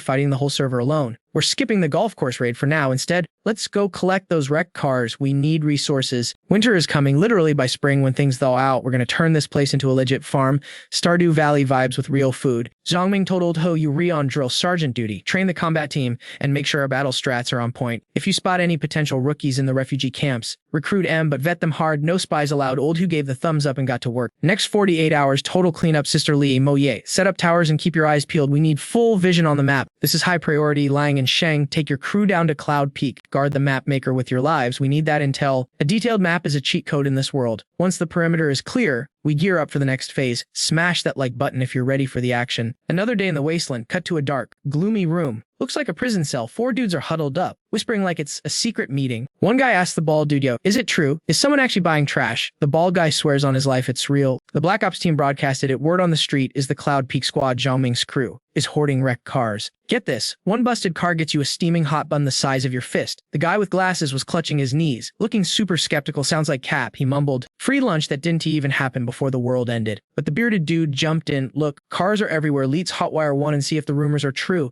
Worst case scenario, we just wasted a drive. After a beat of silence, the squad decided to YOLO it and go hunt for a ride. Meanwhile, the officer is out there playing influencer, spreading the news. He cornered this guy named Old Jang, pulling the we go way back card. Since Old Jang used to swap food with him, the bond was tight. The officer was like, bro, would I lie to you? No scams here. He passed Zhang a smoke and spilled the tea. Cloud Peak is desperate for bodies. If you got tech skills, you reset. If not, they'll still take you. I can promise a 5-star buffet, but you 1 starve. And let's be real, it beats the sad situation you're in right now. Only a few short days have passed. But compared to our last meetup, dude's crew is down by like 4 years worth of manpower. He's barely scraping by, trading crystals for grub every 3 days. If he runs out of peeps to fend off the zombies, what's the end game? The escape plan he pitched was actually pretty lit. Old man Zhang caught the vibe, so he agreed to roll with the guy to Cloud Peak Manor and test his luck. Yuan Sheng dipped out with a satisfied smirk, reminding them to name drop him at the door. His minion driving the whip was super curious though. What's the manor's actual deal? Yo fam, seriously, everyone is barely surviving out here. And these guys want a massive squad. Asking for huge numbers just seems super sus to me. Yuan Sheng is looking at this dude like, bro, with that mindset, you're just designated driver material, not boss material. Apparently, Alex over at Cloud Peak Villa has some serious ambition. These haters are just on a lower level, so it's totally normal they don't get his 4D chess move. Their squad is just trying to find some benefits. Best plan is to lay low and watch what the Cloud Peak crew is actually plotting. Meanwhile, cut to another location. We got this guy with glasses looking like a total MC doctor, sneaking around all nervous. This poor guy has been trapped way too long. Speaking professionally, if he does, he finds some grub. He's gonna hit 0 HP in less than 3 days. It's do or die time, guys. If he doesn't risk it for the biscuit today, he won't have the energy to move tomorrow. He spots a shop, sees food, and thinks he hit the jackpot. But bam! A rough hand grabs his collar and slams him to the floor. Total jump scare. It's a trap set by this absolute unit of a dude. The big guy pats him down looking for crystals, but the doctor's pockets are empty. No loot at all. Imagine setting a trap and catching a broke player. The big guy slaps the doctor's face, probably wondering how this nerd even survived the apocalypse this long. Since he can leave empty-handed, the big guy decides to spill some blood to bait a couple of zombies. Savage, right? But the second he turns his back to find a knife, the doctor stands up. Plot twist, the doc slashes the big guy's neck before he knows what hit him. Turns out the doc was holding a scalpel the whole time. He ended that bully instantly. It was self-defense fam. The guy pushed him too far, and the doctor had to clutch the win. Back at LXS base, the girls are pacing outside the door like they were waiting for exam results. When he opens up, they rush him, asking about Sister Wrong's status. Park Soo-young steps in like, chill squad, surgery was a total W. We got that demon sprout out of her. Looks like Dreader Zhang was the MVP behind the knife. He tells him, good game, doc, go recharge your batteries. Jirsar Zhang is going to be grinding for days though. There are 2 more surgeries lined up, because other girls have those parasitic sprouts too. The whole team is relying on him. He tells Park Soo-young to stay put just in case things go sideways. He heads over to the hot spring villa to check the vibes, but Xia Li blocks his path, acting all salty. She is talking about karma and literally says, in the name of the moon, I'll punish you. He is speechless, feeling like he's getting scolded by his mom. After saying that cringe line, Xia Li gets embarrassed and angry, trying to tackle him. He teases her for a bit before getting serious. Alright, enough playing around. What's the situation report? Xia Li doesn't get why he's recruiting so fast, but she admits the marketing is working. Congrats, over 300 people showed up in 3 days. After they cleared the zombies yesterday, the road is safe, so now over 100 people are pulling up to the villa every single day. But building a base this fast is asking for trouble. The biggest issue, food supplies drop a comment if you think they were gonna starve. The stash from Luai was decent, plus the loot from Yuansheng, but if the population stays like this, they won't starve for maybe 2 months. Alex listens, keeping his poker face, rubbing his chin like a philosopher. He asks if there are any other issues. Xia Li instantly loses her cool and screams, bro, isn't he that big enough? What happens when the food is gone? What are we gonna do, drink milk? And you're still trading food for those junk cars? She's stressing out big time. People are coming to trade every day, sure. 1 car doesn't cost much, but we bought dozens recently. It's fine now, but if more people come to trade, our food supply is gonna crash hard. And that's just the immediate drama. There is sanitation, safety, keeping the survivors from turning the place into a dumpster fire. The list goes on. Stability, health, all that boring stuff. Once they get to the meeting spot, Xia Li dumps all her worries on him and asks, so Mr. Leader, what's the plan? He starts breaking it down step by step. Don't we have a ton of spare work clothes in the warehouse? He says, hand them out, make everyone take a shower and put on fresh gear. Sanitation fixed. Also, mix some level 1 mutant beast meat into their meals. It'll buff their stats and improve their health a bit. Have the newbies clean up the conference area. It's slight work to get them used to the grind before we start building the defensive walls. And about the junk cars, do not stop buying them. That scrap metal is crafting material for our heavy blades later. We can never have too much. Everyone's loadout depends on that metal. He also tells her to tell the squad leaders to tighten up the training, teach them military stance, strict discipline. No slacking, give them 5 more days max. Once Sister Wrong and the crew are fully healed, we're raiding the machine factory. Major quest incoming. Just as he finishes talking to Xia Li, Liang Choing comes running it, sounding totally panicked and out of breath. She reports a massive group at the gate with tons of scrap cars and people. Demanding a trade, they re-rolling deep, armed to the teeth and looking super arrogant. Sounds like these guys are looking for trouble. Alex decides to check it out himself. Did they say where they were from? They didn't say, but one of Uncle Liu's guys recognized them. They were goons from Yincheng prison. Alex's eyes go cold. Things just got real. He figures they belong to Dalton's faction outside Cloud Peak. Sure enough, the crew has a convoy of heavy trucks, and everyone looks mean as hell. The leader has a gnarly scar slashing across his face and calls himself Old Tiger. He is complaining because Liang Chen took too long. If I don't hear something soon, we're crashing the gate. Ye's crew tells him to chill. The boss is coming. When they see Alex, the thugs look excited like they spot a loot box. He glances at the scar-faced leader. He doesn't remember this Old Tiger guy from his past life. Must be some random NPC. Not one of Dalton's main elites. Old Tiger asks, testing the waters, you the boss around here? He says he's got 40 scrap cars and 150 people to trade. What's the offer? Everyone can tell this guy thinks they were idiots. Who shows up with an army and calls it a trade. Yi stays calm and says, I'll give you 40 kilos of rice and 50 bottles of water. The leader's face turns purple with rage. He starts cursing and pointing right at Yi's face. You think I'm starving? You think I'm a beggar? I hauled all this junk all the way here, plus I'm bringing you extra manpower. And you offer me 50 kilos of rice and 50 waters. Are you trolling me? Alex isn't having any of that attitude. He slaps the guy's hand away and shouts, shut your mouth. Old Tiger feels Yi's intense aura and realizes this isn't some weakling, but he's got his boys,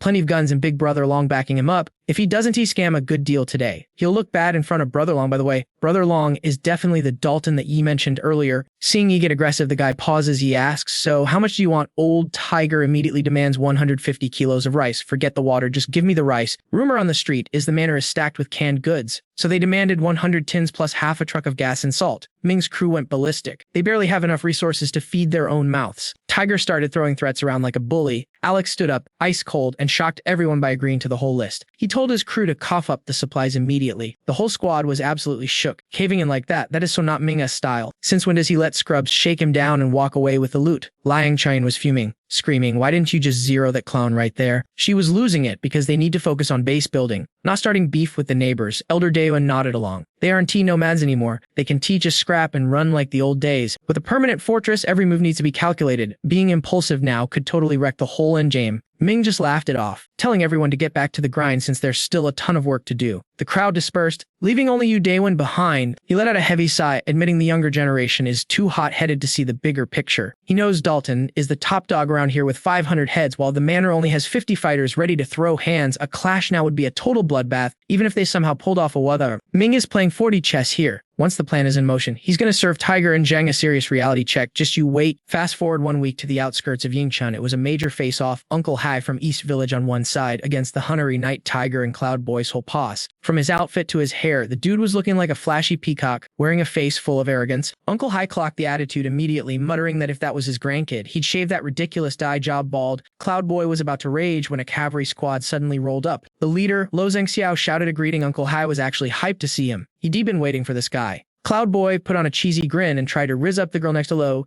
He invited her to his crib, but she shut him down cold, telling him his turf smells like straight trash. Lu told Cloud Boy to cut the crap and focus on business. Then he introduced a new player, Basie from the Spirit Merchant Association. Seeing a merchant rep made everyone pause. That wasn't he in the script. Lo reassured them he's just an observer. No fighting, no looting for him. Uncle Hai was sketchy about it, but finally nodded. With the pleasantries done, they launched their raid on the military base. Meanwhile, Ming's squad was camping on a rooftop, fully geared up. When the intel came that the other factions moved out, Ming gave the green light. It's go time. Their target, the massive food warehouse in Nengsuan district. If they pull this heist off, the base eats good for at least a month. Failure isn't an option. They need those carbs, fam. Near the granary, Ming's team was already in position, ambush set up perfectly. The transport crew stuck to the script, covering the rear up front. Ming led the charge, diving straight into the zombie horde to clear a path. The annoying part, no guns allowed. Gunshots would ring the dinner bell for every mutant in the zip code. And they did need that heat. Zombies swarmed in waves, slowing the team's momentum as stamina faded. Ming had to save a subordinate from being lunched, casually tossing him an evolution potion. The dude was literally in tears. Ming realized most of his squad were rookies facing a horde for the first time. So he shouted some hype. Don't lose your cool. Keep this energy up. This up here's ours for the taking. Anyone who fights like a beast and drops bodies gets an evolution potion when this is over. I done tea break promises. That promise hit like an energy drink. Suddenly the whole squad was fired up. They went berserk, hacking and slashing for that power up. But Ming had a sinking feeling. He didn't calculate this many monsters guarding the food. What went wrong on Mo Yi's end? Over on the other side, a dense wall of zombies was chasing the meat-loaded truck driven by Sister Dung and Mo Yi. They were nearing the armory. Mo Yi called for a split. Ming's orders were to use themselves as bait to draw the horde away from the food. Perfect timing. A firefight was raging near the armory. The gunfire was loud enough to pull the zombie swarm right toward it. Using enemies to deal with monsters, classic Ming tactic. Mo Yi stopped stressing. If the armory side falls, that's not their problem. Xiaobai, watching from the back, spotted something sus. She yelled for the crew to swerve, then vaulted off the moving truck like an action hero. Sister Dung screamed, but Mo Yi held her back. Chilk, Xiaobai is a 2-star evolver. She knows what she's doing. Xiaobai landed but got blocked by 2 guys with shiny mecha arms. Looked like twins. They threatened to delete her if she didn't move. Xiaobai didn't even blink. They thought she was crazy and started roasting her, looking like a monster. You shouldn't even exist. The future gene pool needs perfection. Not whatever you are. These creeps actually believe beauty is the peak of evolution. They demanded to know if she was the one dragging the zombie horde their way. Xiaobai didn't waste breath on chat. She threw a ruthless punch, a 2-star evolver, but the twins were faster, dodging effortlessly. They clocked her power level instantly. Moving with insane speed, the duo synchronized and boxed her in tight. Boom, a massive explosion rocks the sky. Hibachi gets totally wrecked by the blast, and the bad guys just stand there snickering. Yo,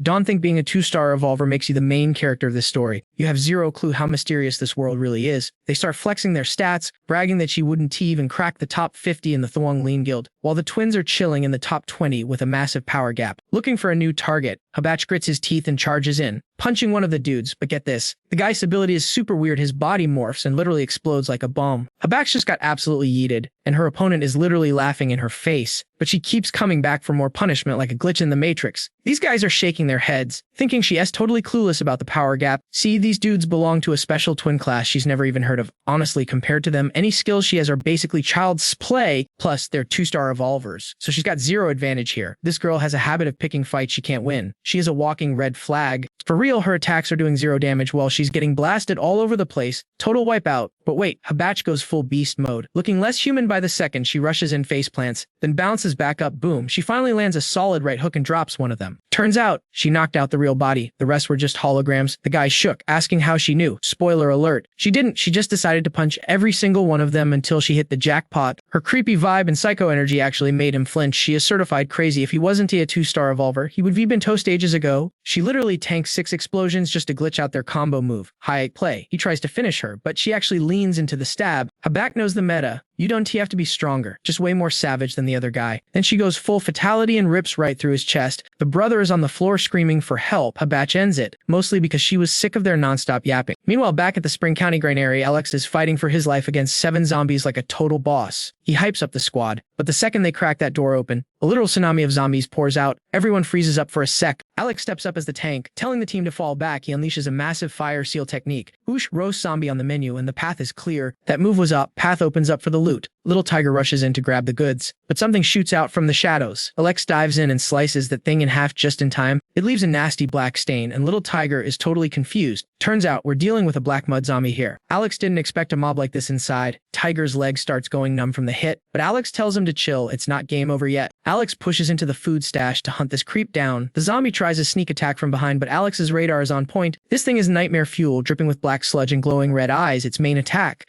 spitting sticky goo to trap its prey. That mud isn't just sticky, it's loaded with neurotoxins. You get hit, you get paralyzed, and then you get eaten gross. It's a headache to deal with, but luckily it's only level 3. If it evolved any higher, they'd be in serious trouble. Who puts a boss monster in the spawn room? Suddenly, the zombie starts spamming slime shots. Alex is dodging like crazy. Little Tiger, fresh from healing, is hyped and ready to jump back in. Alex tells him to stick to the strat. The squad tightens up to keep the monsters away from the loot. Alex handles the boss inside. The team handles the mobs outside. He can use his fire powers in there, or the whole food supply goes up in smoke. He's got to switch up his playstyle, just juking and weaving. But then, crash, the window shatters and 10 level 1 variant zombies drop in. Are you kidding me? They're the Mud Monster's minions. They rush him, forcing Alex to pop his first skill, the blood kick. This kick is insane. Every hit triggers an explosion. He's dropping them, but he gets swarmed and takes some nasty bites. He unleashes a tornado spin to get them off him, then immediately activates his lifesteal skill to heal up. The skill is broken, energy rushes back, closing his wounds. With this regen rate, he'll be back to full health in an hour as long as he keeps the skill active. Cleaning up the mobs is easy now. It's just him and the mud zombie left. But Alex is already covered in that toxic slime. He grits his teeth, waiting for the kill shot. Outside, the squad is chanting his name. They need help moving the boxes right now. He calls them in, posing with his foot on the dead mud zombie like a total legend. Uncle Lou's transport team starts hauling the goods, while the rest defend. They gotta speedrun this. Dante drop a single grain of rice. Macda's crew loops back after kiting the zombies and jumps in to help. Alex asks, where Essa back? Macda drops the news. She sensed something weird and stayed behind to hold the line. Cut to a back, she's running on fumes, getting chased by some weirdo in a mask and a funky outfit. This mysterious guy yells at her to stop. He notices her team isn't this way. In fact, she's running back toward her base. She actually baited him away from the granary. Busted, she stops running. He gives her props for her skills and for taking down his minions. He drops his title 5th Saint of the Spirit Sanctuary. Fancy, he offers her a job and promises not to kill her loyal teammates. He talks about a new world and even offers to fix her scars. A batch looks at him and hits him with the nastiest smirk. She throws up the middle finger and calls him an idiot. Savage. Back at the Spring County Granary, zombies are swarming from everywhere while the crew loads the truck. Suddenly, someone yells, stay calm, keep it moving, don't waste all our ammo here. Above the transport team, a shadow swoops down like a hawk. It's Alex. He lands a massive fire punch from the sky, clearing every obstacle in sight. The road is open. He leads the charge across the wooden bridge over the abyss. Everyone's screaming and hyping each other up. Go, go, go. They make it to the waiting container truck and start tossing the supplies, and just as they regrinding, the ground starts shaking violently. Earthquake. Nope, that is definitely a giant monster heading their way. Make sure to subscribe and hit that bell so you don't miss the next episode. Little Tiger sprints over to Boss Alex with the update. Boss, we got 2 level 3 monsters rushing straight for us. Alex's face instantly goes serious mod. He looks over. Wait, are those 2 headed demons? Why are they so chunky? He turns to Tiger. Did everyone make it across the bridge yet? Not yet, fam. Long So Am and her crew are stuck guarding the rear. Hearing that, the boss immediately summons this awesome golden mechanical engineer robot. He tells Tiger to warn the others to retreat ASAP. Get back here now. Tiger nods and rushes off to help Long So's squad make a break for it. Everybody fall back, seeing those 2-headed freaks chasing them. Everyone sprints for their lives. Once the whole squad crosses the bridge, Alex orders them to destroy it immediately. Tiger slashes the ropes and snap. The bridge collapses. The monsters can hit the brakes in time and tumble straight in the deep abyss. The other monsters are stuck on the cliff edge. You guys go. I'll cover you. Alex orders the little mech bot to open fire. The bot unleashes a flamethrower, roasting the demons trying to cross with the monsters handled. The boss yells, get in the vehicles, we are leaving right now. The convoy starts rolling, riding shotgun in the last car to protect the team. Alex grips his cold weapon, keeping his eyes peeled for any surprises. Suddenly, massive boulders come flying at them, trying to crush the cars they caught up. Seriously, Alex swings his blade, slicing the incoming rocks like giant potatoes. Haloy is freaking out in the back seat. Alex, what in the world is that? Stay sharp, he warns 2-headed demons. They look overweight, but they're super strong. If they catch us, we are totally done for. The demons behind them are literally juggling rocks like it's a game. That round body is rolling fast and almost catching up. Out of options, Alex loads a blue energy crystal into his heavy blast. He braces himself against the car frame and takes aim for a precision shot. The demon sees the bullet coming and blocks with its elbow. But bam, the shot blows its entire arm off. Both heads look completely shocked. Even Alex is sweating looking through the scope. My enhanced ammo got blocked at this distance. You kidding me? They're still throwing rocks, so Alex lines up another shot. You still want to throw rocks? Not on my watch. He pulls the trigger, boom, another arm gone. Now the demons are actually scared because this isn't T-normal firepower. To make sure they are fully terrified, Alex fires a few more rapid shots just to be safe. The bullets fly like glowing meteors. He stares down the demons with an icy look. You done chasing us yet? Oh, so now you're scared. Listen up. This is your final warning. Keep following us, and I will send you straight to the afterlife. It looks like they finally gave up. Alex keeps watching, just in case, but it seems they are too scared to follow. Good thing, because that special armor-piercing ammo is expensive. Meanwhile, on a rooftop somewhere, a girl with red hair and strange tattoos just took down a huge guy with one hand. She looks at herself, totally confused. Are these letters? Why can't I read them? I feel like I know this stuff, but my memory is completely blank right now. Suddenly, a woman in black walks up with a black cat. She reaches out and says, "There is nowhere left for you to run, sweetie." The cat hisses aggressively at the red-haired girl. The woman pets it and asks politely, "Hey, mind if I devour you real quick? It will be a release for you. You done have a host, so you can evolve anyway. You are gonna get deleted. So just agree to my request." What do you say? The red-haired girl just grunts. The woman is confused. Is that a yes or a no? But then she senses something is wrong. Before she can figure out if she is hallucinating, a red drill-shaped blast shoots straight at her face. Thanks to her insane reflexes, she and the black cat barely dodge it. The red-haired girl looks annoyed that they survived and switches up her attack style. Now the woman in black is ticked off. She rushes forward with her cat, dodging attacks and yelling at her opponent. "You sneaky little brat." The red-haired girl ignores the insult and stabs her red tendrils deep into the ground. Surprise attack. Red spikes shoot up from the floor right under them. They are moving too fast to dodge. At the last second, the woman grabs her cat and hugs it tight, using her own body as a shield against the red spikes. Her hair hardens into a defensive shell. But the red tendrils keep drilling into her defenses. It is an intense battle of durability until dust covers everything. The red-haired girl stops and stands there, waiting to see if she won. When the smoke clears, the cat is perfectly fine, but the woman is covered in nasty cuts and bruises from the attack. Seeing both the cat and woman are still alive, she clicks her tongue. Her survival instinct kicks in. She knows if she wants to live, she needs to run now, so she leaves the woman in black behind. The woman pulls red spikes out of her body, grinding her teeth in absolute rage while watching her escape. "You are not getting away from me." Meanwhile, in the forest, a silver-haired girl with a,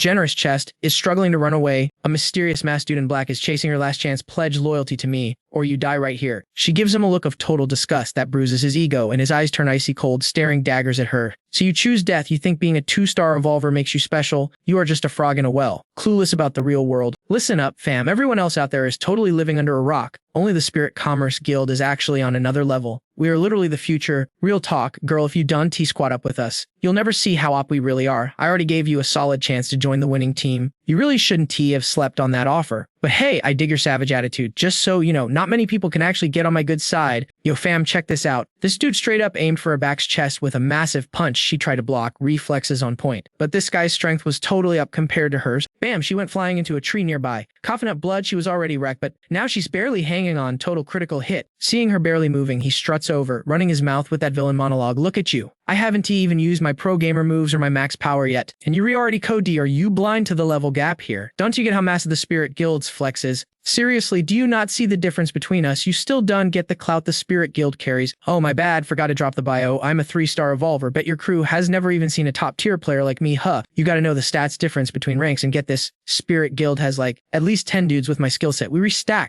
Our guild leader, god tier, unbeatable." But aback, she ignored his trash talk. She didn't flinch. Her eyes were just laser-focused, pure grit and hatred. He creeps closer, admiring that death stare, and slides his hand over her cheek. Super cringe tone. "You're actually a total baddie. You know that if we ignore that scar, a girl like you must have been through absolute hell since the world ended." Suddenly, Habach grabs his hand tight. He was totally shook. Then she drops the coldest line ever. "I'm gonna chop that hand off, BB Kit, and feed it to my dog Die Hong." That triggered him hard. He clenched his fist, eyes bugging out like a maniac. "You witch, you really don't know when to quit." Cut to a wrecked room. Most people there are hurt bad. Just a few guys chilling in the dark corner looking okay. This buff dude with shiny blonde hair starts raging. "What the hell? How are those monsters so buffed? They don't even have skills? My Hungry Tiger Knights got absolutely wrecked." Suddenly, thud, a girl gets tossed in front of them. That landing looked painful as heck. Seeing the guy who calls himself the Saint treat the girl like trash, the buff guy yells, "Yo, you didn't help me. Fine, but why drag this half-dead girl back here?" Uncle High keeps it chill and points at her. "Saint, who's the chick?" The dude replies, "While you guys were busy fighting, Some squad used your gunfire to lure the zombies from Ingyan Swan District to attack them. Seems like it worked out for them. Anyway, this girl is a VIP in their faction. I'm handing her over to you guys to deal with. Find out which team she reps, and obviously let me know the T. Heads up though. She's a 2-star revolver. Dun A get caught sleeping. He gives him a serious warning, clenches his fist, and stares them down. Then, with just one punch, he blows away the wall of the building next door. Everything in the blast zone totally pulverized. Boom. He turns back to the squad. Better show some respect to the Spirit Guild from now on. Not everyone is as chill as me. He walks off, leaving the dying girl and 3 confused dudes standing there. Once he made his grand exit looking all cool, everyone finally dared to take a breath. Then the building he punched just collapses, crumbles to pieces. The guys stood there with their jaws on the floor. That power level is scary. The bald guy walks over to the unconscious aback. I'll take her. I figure Van Theo and Uncle High one to mine, right? Meanwhile, back at Van Den Mountain Villa, the supply run crew was unloading the loot. Inside the war room, Magda was crunching the numbers for this trip. We took a massive L this time, lost 31-star revolvers, 2 got disabled, 40 regular soldiers gone, and 5 or 6 crippled. Transport team lost 21 people. Ammo is basically 0. The base technically won, but our defense power took a huge hit. We need fresh blood fast. Those who got crippled, once they heal up, give them some light duties. We gotta support them for life. Someone at the table nodded. Boss Diep is right. They got hurt for the base, so we gotta take care of them. Plus, it sends a message to the chat. If you go all in for the base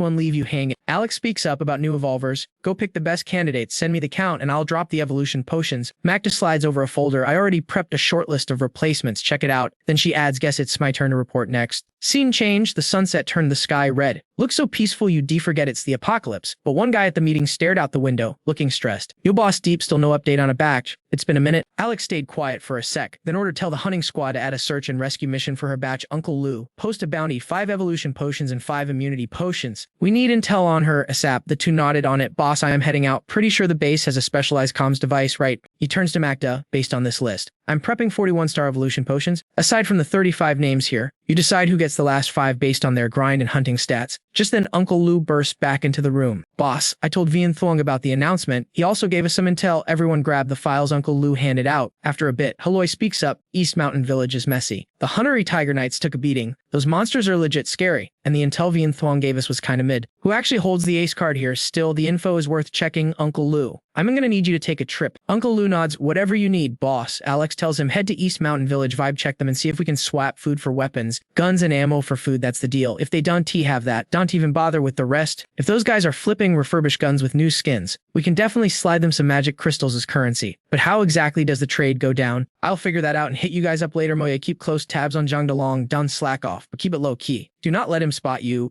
Ali waved the paper around. Yo, what's the T on that Spirit Commerce Guild? They're super sus. They showed up at the Arsenal battle yesterday. So should we do a little digging? That Spirit Commerce crew, they thirsty for power. They'll do literally anything to level up. Calling them heartless monsters isn't even an exaggeration. They are completely unhinged. So let's let them take the lead for now. Honestly, we should just stay in our lane and keep our distance from those creeps for a bit. Just like that, it's the next day. Zhong Ming and the squad linked up for another meeting. Once everyone pulled up, Hali dropped the news from between 6 and 7 last night. We got some serious intel. A heavily armed squad of over 200 people from Yingcheng prison is heading straight for Cloud Peak Mountain Villa right now. Their leader is that total psycho Panglin, also known as the Evil Tower, also at 8:13 p.m. last night. Our scout team spotted a massive horde of 20,000 zombies. They popped up near the city side and are marching down the main road. They'll be at Cloud Peak in 3 days. And heads up, there's a bunch of tier 3 zombies in the mix. Then at 12 noon today, Lying Eye radioed in from Dongshanko village. Bad news, they aren't feeling our offer to trade food for weapons. By 2 p.m., they officially gave us a hard pass. Even worse, they kidnapped Lying Eye and his 10-man squad. Now they were demanding 10,000 units of food as ransom. Zhong Ming frowned, clearly not vibing with this news. Okay, what else is going wrong? Moi stalled for a sec before speaking up. We also got a threat from Old Dai, the leader of the tech squad uptown. He's demanding food or else he's gonna take them out. And there's more. We tracked down a Bai. She got captured by the Lo family and is being dragged back to their central island base. She's in really bad shape. Guys, she could flatline at any moment. Little Hugh couldn't keep his cool and totally lost it. We are so screwed. Boss, are you seriously gonna let that slide? They were trying to walk all over us, so I'm jumped up, absolutely fuming, her voice shaking with rage. It's one thing for Dongshan Ko to say no to the deal, but kidnapping our people for extortion, that's wild. Hali saw those two were about to explode, so he stepped in to chill them out. Alright, chill out. Everybody take a breath. We all know the situation is messy, but getting mad won't fix anything. We need to come up with a game plan now. I think we should rank these threats by how dangerous they are and tackle them one by one. The biggest problem right now has got to be that crew from Yingcheng prison.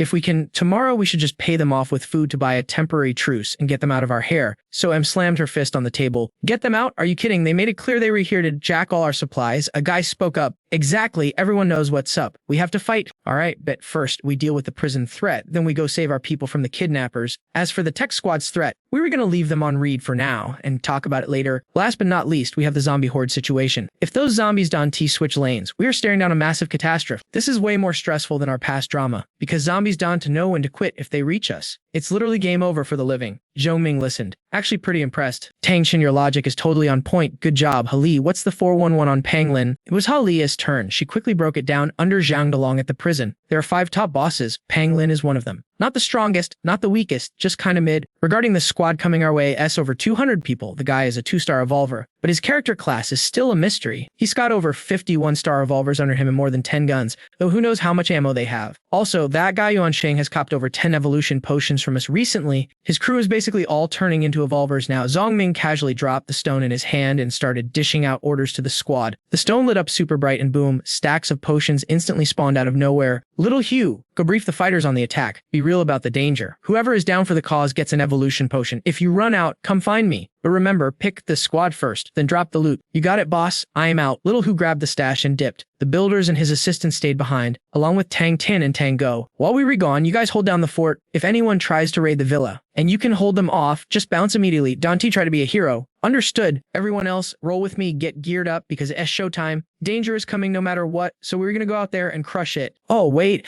is that Yuan Shang crew still hanging around the villa? Hali confirmed they were, and Zhong Ming cracked a sly little smile. Perfect, cut to Little Hugh yelling at the transport team, yo, hustle up, move those boxes faster, the clock is ticking. People, Yuan Shang was standing behind Zhong Ming, nodding along, bossy. Yuri definitely up to something in just a split second. You basically cleaned out your entire stash. Zhong Ming looked him in the eye, super confident. Chill out. Man, I only moved a bit of your ammo and explosives. I'm not gonna mess with your other stuff. Yuan Shang looked like he was about to protest, but Zhong Ming cut him off. Look, you and most of your crew are 2-star evolvers now. You guys are definitely strong enough to handle yourselves. Plus, once this is all over, I'll hook you up with a 2-star evolution potion. Hearing that generous offer, Yuan Sheng shut up real quick. Alright, squad, follow me. It's time to make some moves. He spun around and walked off. Once the trucks were loaded up, the whole convoy rolled out. The commander watched the trucks roll out, his eyes glued to them until they completely vanished. He muttered under his breath, Big boss Diep, you and your villa better stay standing. You hear? Somewhere in a random camp, Bang Lam let out a yawn big enough to swallow a car and stepped out of his tent. He strolled into the woods, whispering, sleep tight. You little brats, I gotta save my energy. When the time comes, I'm gonna wipe that no-name squad off the map. Yo, welcome back to the channel. So get this, some total loser starts running his mouth, claiming Cloud Peak Villa is hiding a certified baddie and a super cute older lady man. I hope he isn't capping. If he is, I'm gonna have to gather the squad and teach him a lesson. Drop a like if you hate liars. Anyway, picture this, I'm answering the call of nature. Literally midstream, haven't even zipped up my fly yet, when some rando creeps up behind me and goes, yo, are you Bang Lam? Talk about zero boundaries. Caught with my pants down in the middle of nowhere, I spin around and see this guy charging at me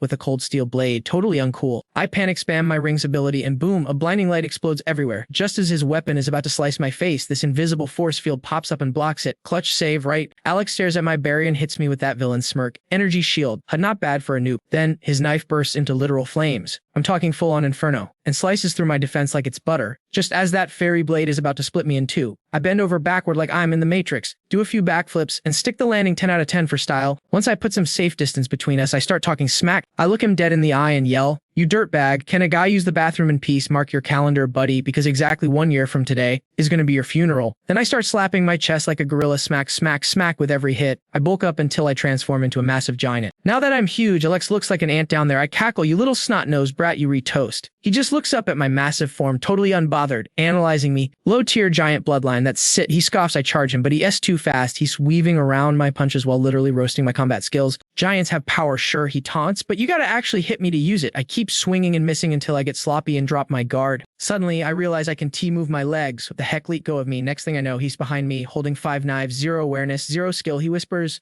such a waste of a good mutation. I'm freaking out, wondering when he teleported behind my back. Slash, I feel cold steel run down my back, blood sprays everywhere, and I'm emscaling like a pig at a barbecue. I collapse, totally paralyzed, my spine, dude snapped my spine. Back at camp, the boys hear the commotion, they unzip their tents and poke their heads out, trying to figure out what the drama is. What's popping? Where's the boss? Who S that guy? Someone screams, don't T let him bail. Meanwhile, Haloy rolls up to the East Mountain entrance with the whole crew. The old guy in charge looks shook by our numbers. He grips his pipe tight, thinking, did my intel guys lie to me? What is this? I knew about the boss, but 3 2-star revolvers. Since when does Cloud Peak have this kind of heat? And is that a tier 2 beast? The report said they only had some weak 1 stars. There are like 50 people here. If this is the away team, how many are guarding their base? Look at that gear, white and gray tier weapons they restrapped. This is way above my pay grade. The old man clears his throat and shouts at Aloy, listen up, Dongsun, call crew. We don't T-vibe with what you guys are doing. Scram now, or we rethrowing hands, consequences will be on you. Aloy doesn't T-flinch, shill pops. My boss says, if you release our guy and toss in 2 modified guns, we can still be homies. Hearing that we aren't backing down, the old guy frowns. That wasn't the deal he wanted. 2 modified guns, you re-tripping. We barely have 10. Giving back your guy is the best offer. Take it or leave it, quit playing games. Also, we want a 6-month truce. No crossing lines. Aloy stares him down and sighs. Okay, uncle, how about we tweak the deal to make everyone happy? We were all friends here, right? But yeah, your terms need a little remix. The old guy gets salty. Excuse me, what's that supposed to mean? Don't not push your luck, little girl. Aloy laughs off his grumpiness. Whoa, lower your blood pressure. Gramps, don't you want you stroking out on me? My boss says if you let our guy go, we won't attack. Plus, we could actually become top-tier trading partners. Balls in your court. Hearing the word trade makes the old guy switch modes. He nods, totally listening now. Go on. He turns around and signals his goons to bring the prisoner out and hand over the guns we asked for. A minute later, Uncle Lou is back with us. Welcome home, Uncle Lou. Good job hanging in there. The weapons arrive right after him. Aloy inspects the loot and her jaw drops. Yo, this isn't just a hack job. They actually upgraded the base parts and materials. This is legit craftsmanship. After securing the hostage and the hardware, she turns back to the old leader. All right, we recool for now. Before bouncing, she drops a bomb. Hey, tell Haidong my boss says what's up. The old guy looks confused. Haidong? Yeah. Turns out getting rejected by the big man upstairs was the best thing for him. Who knew the guy that looks so goofy would be such a genius mechanic? Just looking at these guns, I can tell his refining skills are cracked. Dude's going places. Send him my congrats. The old leader is speechless and fuming as they walk away. One of his lackeys runs up. Boss Hai, we just gonna let them slide. Should we jump them right now? Boss Hai is sweating bullets, looking terrified. Are you crazy? How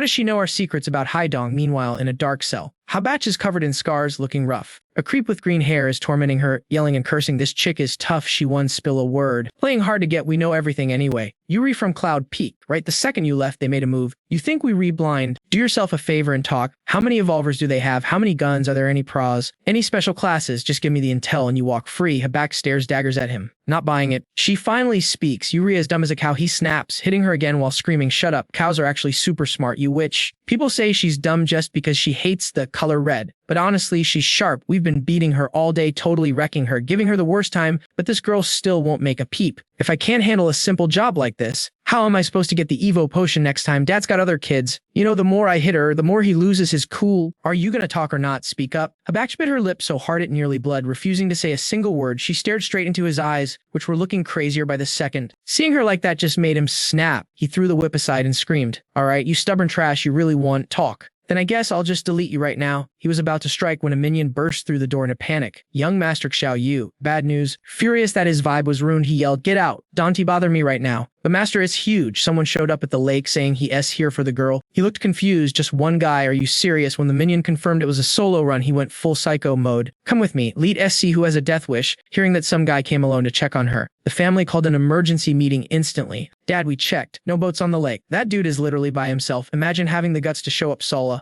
Swimming across a lake that big, he's either got guts or insane luck. Those mutated water monsters usually make a mess of anyone out there. Too bad this wind boy is simping for a girl like this, basically signing his own death warrant. You kids go handle this mess. The man glanced at his children, taking the hint. The guy in the orange shirt started flexing on Xiao Yu immediately. Bro, Dad gave us this job, so don't mess it up like you usually do. You grilled her all day and couldn't even get half a syllable out of her. You look so dumb right now. If I compared you to an animal, the animal would get offended. Xiao Yu ground his teeth, furious because his brother was right, and loud about it. He could only curse in his head. You jerk, if Dad wasn't sitting right there, I'd beat you to a pulp. Keep running your mouth. The big sister saw World War III coming and stepped in. All right, chill out, both of you. Where's the intruder? Bring him in. Let's see what he's got. Xiao Yu side-eyed his brother. Xiao, hey, I'm letting you off the hook this time. Alex showed up at the meeting room soaking wet. He walked in and said, I'm here for someone. One of the boss' sons clapped back. You say you're looking for someone, so we just gotta fetch them? Who do you think you are? Homie, do you know who you're talking to with that attitude? Wipe that look off your face and calm down. You're annoying me. You're tripping. Dude, that girl and you are exactly the same. I gave her 500 lashes today. If you keep acting tough, I'll give you 500 too. Clear enough for you, street rat. Alex stared coldly at Xiao Yu. So she is here, Xiao Yu growled. What the heck? Does nothing I say get through your thick skull? Alex didn't waste breath. He whipped out his piece and fired. Xiao Yu dropped to the floor, leaving everyone completely shook. He didn't stop there. Alex aimed perfectly at the boss' other son standing in the back and gave him a humanitarian bullet as a greeting gift. The sister freaked out, freezing up, but the guy sitting at the table pulled a hidden pistol from his pants. He stood up and fired back. Dang it. Take this arrogant brat out. Do not let him leave this place alive. As the old guy sprayed bullets trying to send Alex to the afterlife, he casually flicked his ring to activate a shield. Once they ran out of ammo, Alex started returning fire. The boss watched his family drop one by one in front of Alex and went absolutely ballistic when his own son hit the ground. As a father, how could he swallow that rage? He jumped up screaming, "You dog! Who gave you permission to touch the sons of Lo Xingxiao? Pay with your life." He used his ability to summon a giant hand to slap Alex. Alex stayed chill, using his rune bullets to summon a staff. The elemental staff activated instantly. As soon as the chant finished, a water spirit materialized wrapping around Alex. The water queen grew massive, rising up to block the giant hand. The people at the table saw her wet dress and ran for it, afraid of getting soaked. The crowd below panicked and scattered. What is this water magic? When the giant hand hit the water queen, the impact was so heavy the hand started to crack. The daughter saw her brothers getting clapped by Alex and charged at the water queen with god-tier speed. She stabbed while shouting, trying to poke the spirit. All her attacks aimed for the water queen's neck. The spirit frowned at the sharp blade coming for her throat. The boss cheered from the sidelines.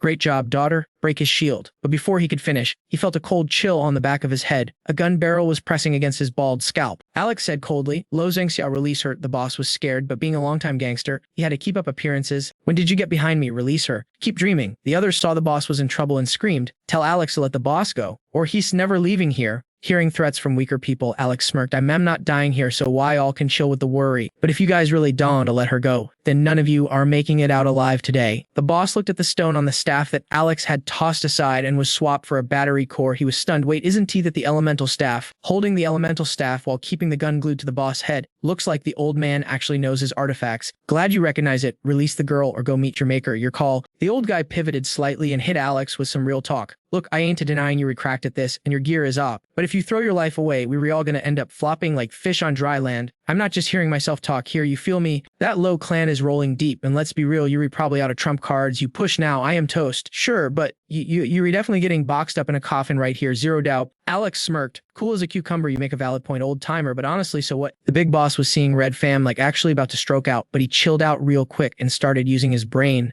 Honestly, the kid was spitting facts. He just came to get his homie back, not to turn this into a graveyard for everyone. So, should he let them go or what? One of the goons whispered to the boss daughter, "Yo, little Lane Pops is caught in 4K right now. Your 3 brothers already got deleted. It's your call, queen." The situation was looking super sus. Dad was hostage. The minions were acting like useless Nepseeks, and the enemy was on full demon time, ready to crash out with everyone. She did the math and made a choice bet. Let him go. Moments later, in the dead silent room, Tin then Nian rushed in carrying Habach, who looked totally wrecked. "Here's your girl. She's right here. Now let my dad go so you two can dip." Alex gripped the strap tighter and told Lin with zero emotion, "Nah, don't let your squad touch her. Follow me. I'm in keeping Pops until we cross the lake safely. Otherwise, no deal." Lin went full Karen mode immediately. "That's so toxic. You literally said if I brought her out, you'd de-release my dad. Let him go right now. Don't make me come over there." He clapped back instantly. "Bruh, stop capping. You sound crazy. If I drop him here, you think I'm walking out alive? Relax, I don't T-flake like some people, and I definitely don't trust ops. Hurry up, I got places to be. We can either all get wasted right here, or you agree to my terms. Your choice." Sis, Lin had zero options, so she told her minions to do whatever he said. "Everyone back off. Listen to him. You absolute trash human. You re the worst. I swear I'm gonna roast you for this later. You heartless jerk." She was salty and crying, feeling totally helpless while watching him drag her dad out of the room. Once the boat landed safely, Alex kept his word and grabbed a batch to leave. The boss, still processing everything, asked, "Wait, you're not gonna box me?" Hearing that, Alex gave him the most bombastic side eye, laughed, and walked away like a boss, totally ghosted him and his crew. He just dipped without any drama. The guy carrying her back scratched his head and asked, "Yo, what was that about? What did he mean? Is he actually letting us off the hook?" The boss was sweating bullets, totally shook. The kid didn't get it, but the boss did. He understood that smirk. It meant he didn't even rate them as a threat. Real, recognize real. It's that IMM energy. He knows the ops will want payback, but he literally does not care. Dude has max confidence. We try 100 different tricks,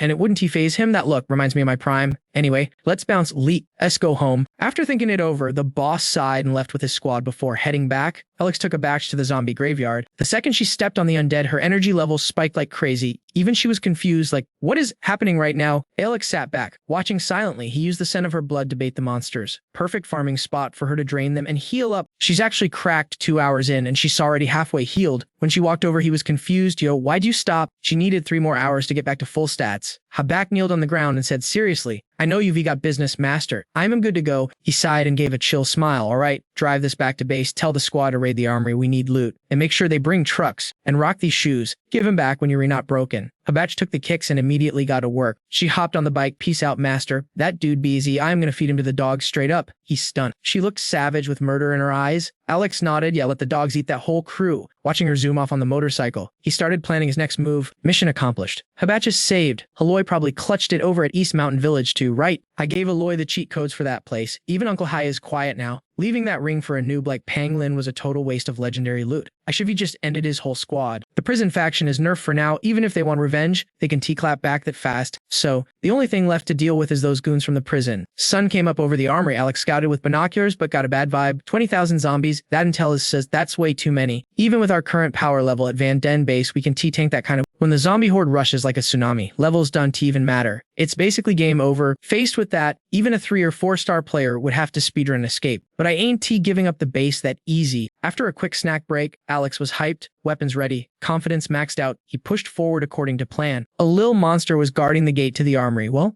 guarding is a strong word. It was slacking, seeing it sleeping like a baby. Alex thought it looked kinda cute before he decided to unalive it instantly. Headshot, but the knife hit something tough inside. Its defense stats were mid, to be honest. Suddenly, 5 goblin bros burst out the iron door, toothless, but still trying to take a bite out of him. Alex watched the aggro mob rush him. He activated a graphics mod, turning his blade into a flamethrower. He sent a fire wave at the slippery guys, but they just tanked it and kept coming. Fire didn't work, so he switched to the veggie chopper ult, sliced all 5 of them perfectly in half. A trapdoor opened right under him. He jumped back with insane reflexes, outwalked the gym bro version of those green goblins, looking absolutely jacked like they just left the weight room. The dude was absolutely ripped, total gym rat build, but tragically balding on top. Alex peeped the high-tier monsters and thought, jackpot, the bait worked, time to ghost these fools. He decided to deal with them, later, whipped around and sprinted straight into the woods. The Green Goblin Squad wasn't having it. They used those creepy long legs to chase him down, probably singing some weird horror movie soundtrack while they ran. Wait up, bro, Don leave us, yeah, right, after running a bit. He spun around like, surprise boomers, miss me? Then he pulled out the weather staff and dropped the blue blood lotus ult. Bam! The peaceful forest suddenly had a massive clearing carved out of it. When the blue light faded, those demons were straight up deleted. Monsters handled. Time to secure the bag. Alex headed back to the armory, flipped on his flashlight, and started exploring the tunnel. If the zombie horde was pressing him, he wouldn't even be in this dump. He wasted all those mid-tier natural gems and didn't even snag a single magic crystal. Total rip-off. Wiping out that mob was a financial loss. For real. The armory was kinda small, but hey, at least it was stocked with heat. We were talking over 1,000 rifles and enough ammo to hold down a fort for a long time. Only about 100 pistols, but they were brand new military grade, plus a few hundred Kevlar vests. Not bad. Only bummer, no heavy hitters like grenades. But then curiosity kicked in. He spotted a door that wasn't locked. Being the nosy guy he is, Alex pushed it open. His flashlight beam cut through the dark room, and what he saw made him freeze cold. Rows of pregnant women, stone still on beds by the looks of those bumps. Those babies were ready to drop any second. It clicked instantly. This was a monster hatchery. If he didn't scrub this place clean now, it was going to be a massive headache later. No hesitation, Alex drove his blade into the zombie hosts. Sorry ladies, can't save you now. Suddenly, footsteps outside. He snapped to high alert. Lock and load, but the person walking and just looked bored. A woman, covered in grime but chill as ice, stepped through. Great, more drama. Chill with the gun, kid. Pointing that thing at me gives me the creeps. Keep acting like that and you'll stay single forever. Trust me. Alex curled his lip. I'm good, thanks. As long as I am comfortable, that's what matters. He sensed her aura. Wait, this messy chick was an evolver too. The strange girl scoffed. Fair enough. If clutching that toy makes you feel safe, you do. She started walking toward him. Alex wasn't taking chances. He gripped his weapons and took a few steps back. She ignored him and walked up to the woman he just took out. She checked the corpse, closing its eyes. Normal body temp, hemolysis in the veins, rigor mortis is setting in fast, classic signs of death. Guess we can't learn much from these zombies. She turned those sharp eyes on Alex. So what's your deal? That was a clean kill, surgical. The apocalypse has only been popping off for 2 months. No way you learned human anatomy that well in such a short time. She was sharp, way too sharp. Alex glared at her, defending his ground, but he was sweating internally. What is her angle? She clearly wasn't strong enough to physically hurt him. So why did her stare make the hair on his neck stand up? Who is this lady and why was she here? How did she know so much? She cracked a creepy, beautiful smile. Dante overthink it. That gut feeling was just me looking at you. You reacted less than a second after I walked in and your kills. Pure instinct. Let me guess. Child assassin. Special ops. What's the lore? He denied it, thinking she reads too much manga. She just laughed. Relax, I'm teasing. Done. Stress. I'm a heavenly vision class. I have special eyes. Literally, I saw your little battle earlier in 4K resolution. Alex stared at her like she was a boss monster. Supervision. She caught his look. Oh, surprised you know my class skill. You re full of secrets. Okay, look, I know you're confused. I'll spill my backstory, then you answer my questions quid pro quo. Sound fair, Alex nodded. Leets.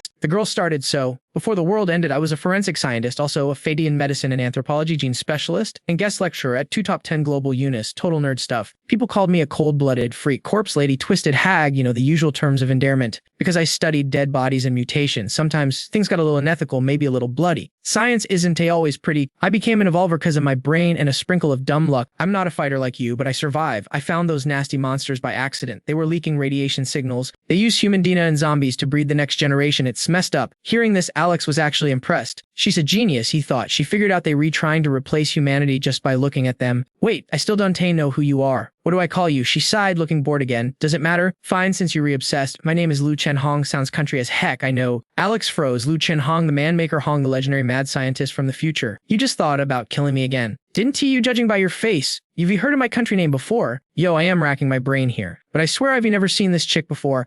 What's her deal? Alex is staring at her like she has a ghost. Even though Tao Nan Hong looks human, to the survivors, she's basically the Grim Reaper in the flesh. She's not just mixing DNA for fun, she's forcing humans and mutants to merge into these terrifying freak shows. It's straight up nightmare fuel and totally cruel. Word on the street is whenever she shows up, entire bases get flattened. And the people there, they don't just lose, they get completely wiped off the map. Listen, the haters are gonna hate, but don't believe the gossip. Her rep might be sketchier than a gas station sushi bar, but she's legitimately one of the top 3 geniuses on the server. When Alex left her on read and didn't reply, she just shrugged. Total whatever energy. If he wants to ghost her, that's his loss. Then she starts creeping up on this pregnant lady. Scalpel out like she's about to do an unboxing video, but wait, the lady is still alive? Alex saw her about to slice and dice, grabbed her wrist, and was like, yo, chill out. You're way too smart for your own good. Trying to speedrun your evolution or something. Even if it's a level 1 baby monster, she'd get absolutely clapped in a fight, but she just rolled her eyes and said, whatever, you're gonna put me in a box? Soon anyway. If I get deleted from the game now, I'll never know what these creepy mobs turn into later. Just let me check the loot before I log off, okay? Is this a new remix or just a glitch variant? Alex wasn't having it. He didn't say a word, just straight up yeeted her away from the lady. The poor woman was looking rough, her ape dropping to 0. Suddenly, her stomach moved. She coughed, looking totally drained. Tear tracks dried on her face. She looked at Alex with these hollow, dark eyes, voice barely a whisper. She begged, bro, please, delete that thing inside me, fast. Alex felt that right in the feels, but he didn't hesitate. Stabbed right into the belly, the girl tried to smile a thank you, but her connection cut out before she could finish. Rip. Hong was super salty about it. Dude, what are you doing? That made no sense. You just wasted my resources and ruined a premium research specimen. Your kill skills are cracked. Super clean. Why did you go soft all of a sudden? Alex wiped his blade, looking mysterious. Stick around. You'll get the meta eventually. In some hardcore scenarios, letting the boss monsters suffer a bit is just survivor rule number 1. Everyone knows that. He gave her a side eye. Is she only thinking about her science project? While he's talking, she's literally already examining another pregnant lady.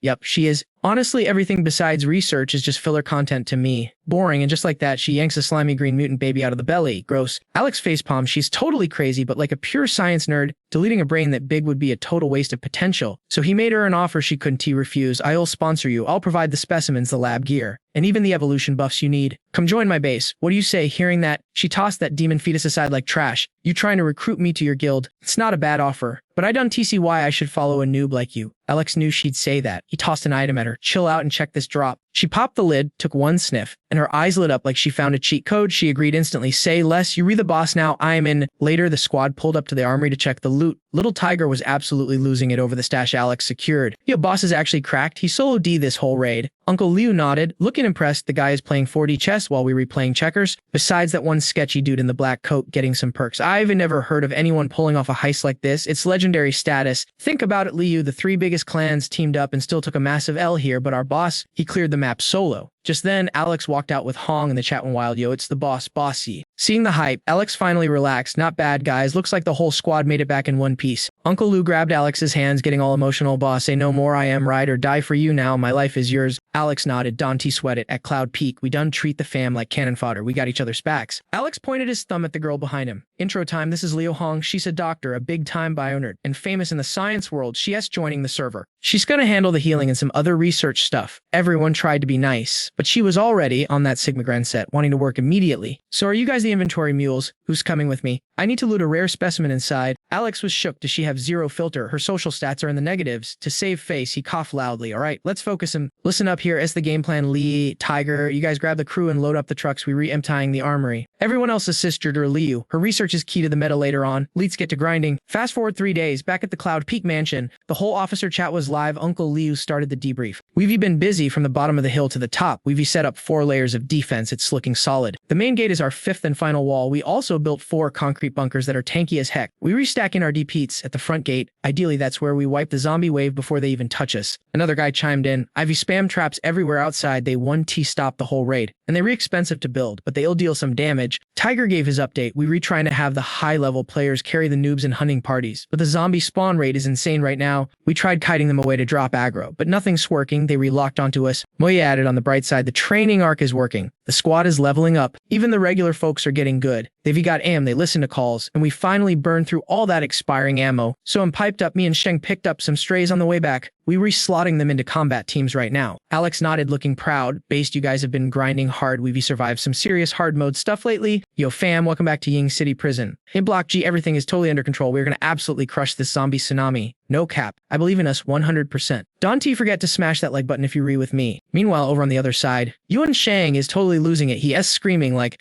say what, I only get the 2-star evolution potion after we survive the zombie apocalypse. Are you for real? Zhongming keeps it cool and claps back. Didn't T-Bossy already spill the tea on that? You get paid when the job is done. That's just basic logic, my guy. Well, you gotta hook me up with some ammo then. My inventory is literally sitting at 0 right now. Walking out there with an empty clip gives me major anxiety. He looks down at the table, totally stressing out. Zhongming smirks like he catches the vibe and nods. Bet, what are you trading though? Bossy doesn't carry that trash, but since I'm a real one and we go way back, you want to buy it off me with cash. While he is talking, he whips something out and slides it over to Zhongming. Zhongming grabs the paper from Yuan Shang, giving it a good look before frowning. Yo, what is this? An invite to a meet and greet. Yuan Shang leans in, trying to sell it hard. You know about Mount Wangding, right? Just a bunch of shady groups lurking around, nothing legit or long-term. If Bossy decides to clean house later, those guys are toast. And I gotta eat. The Ren Xing crew in Ying City is legendary though. Every single member is evolved. Rumor has it their numbers are over 200. They rerunning this whole trade expo. Plus you got the Jingmei Corp and Oliver's raid squad backing it. It's the biggest event ever, massive scale. Only the VIPs from the Mega Corps got invited. I had to grind so hard just to snag this invite card, swear to God. Looking at the report, Zhongming goes into big brain mode. This handmade paper is a total flex.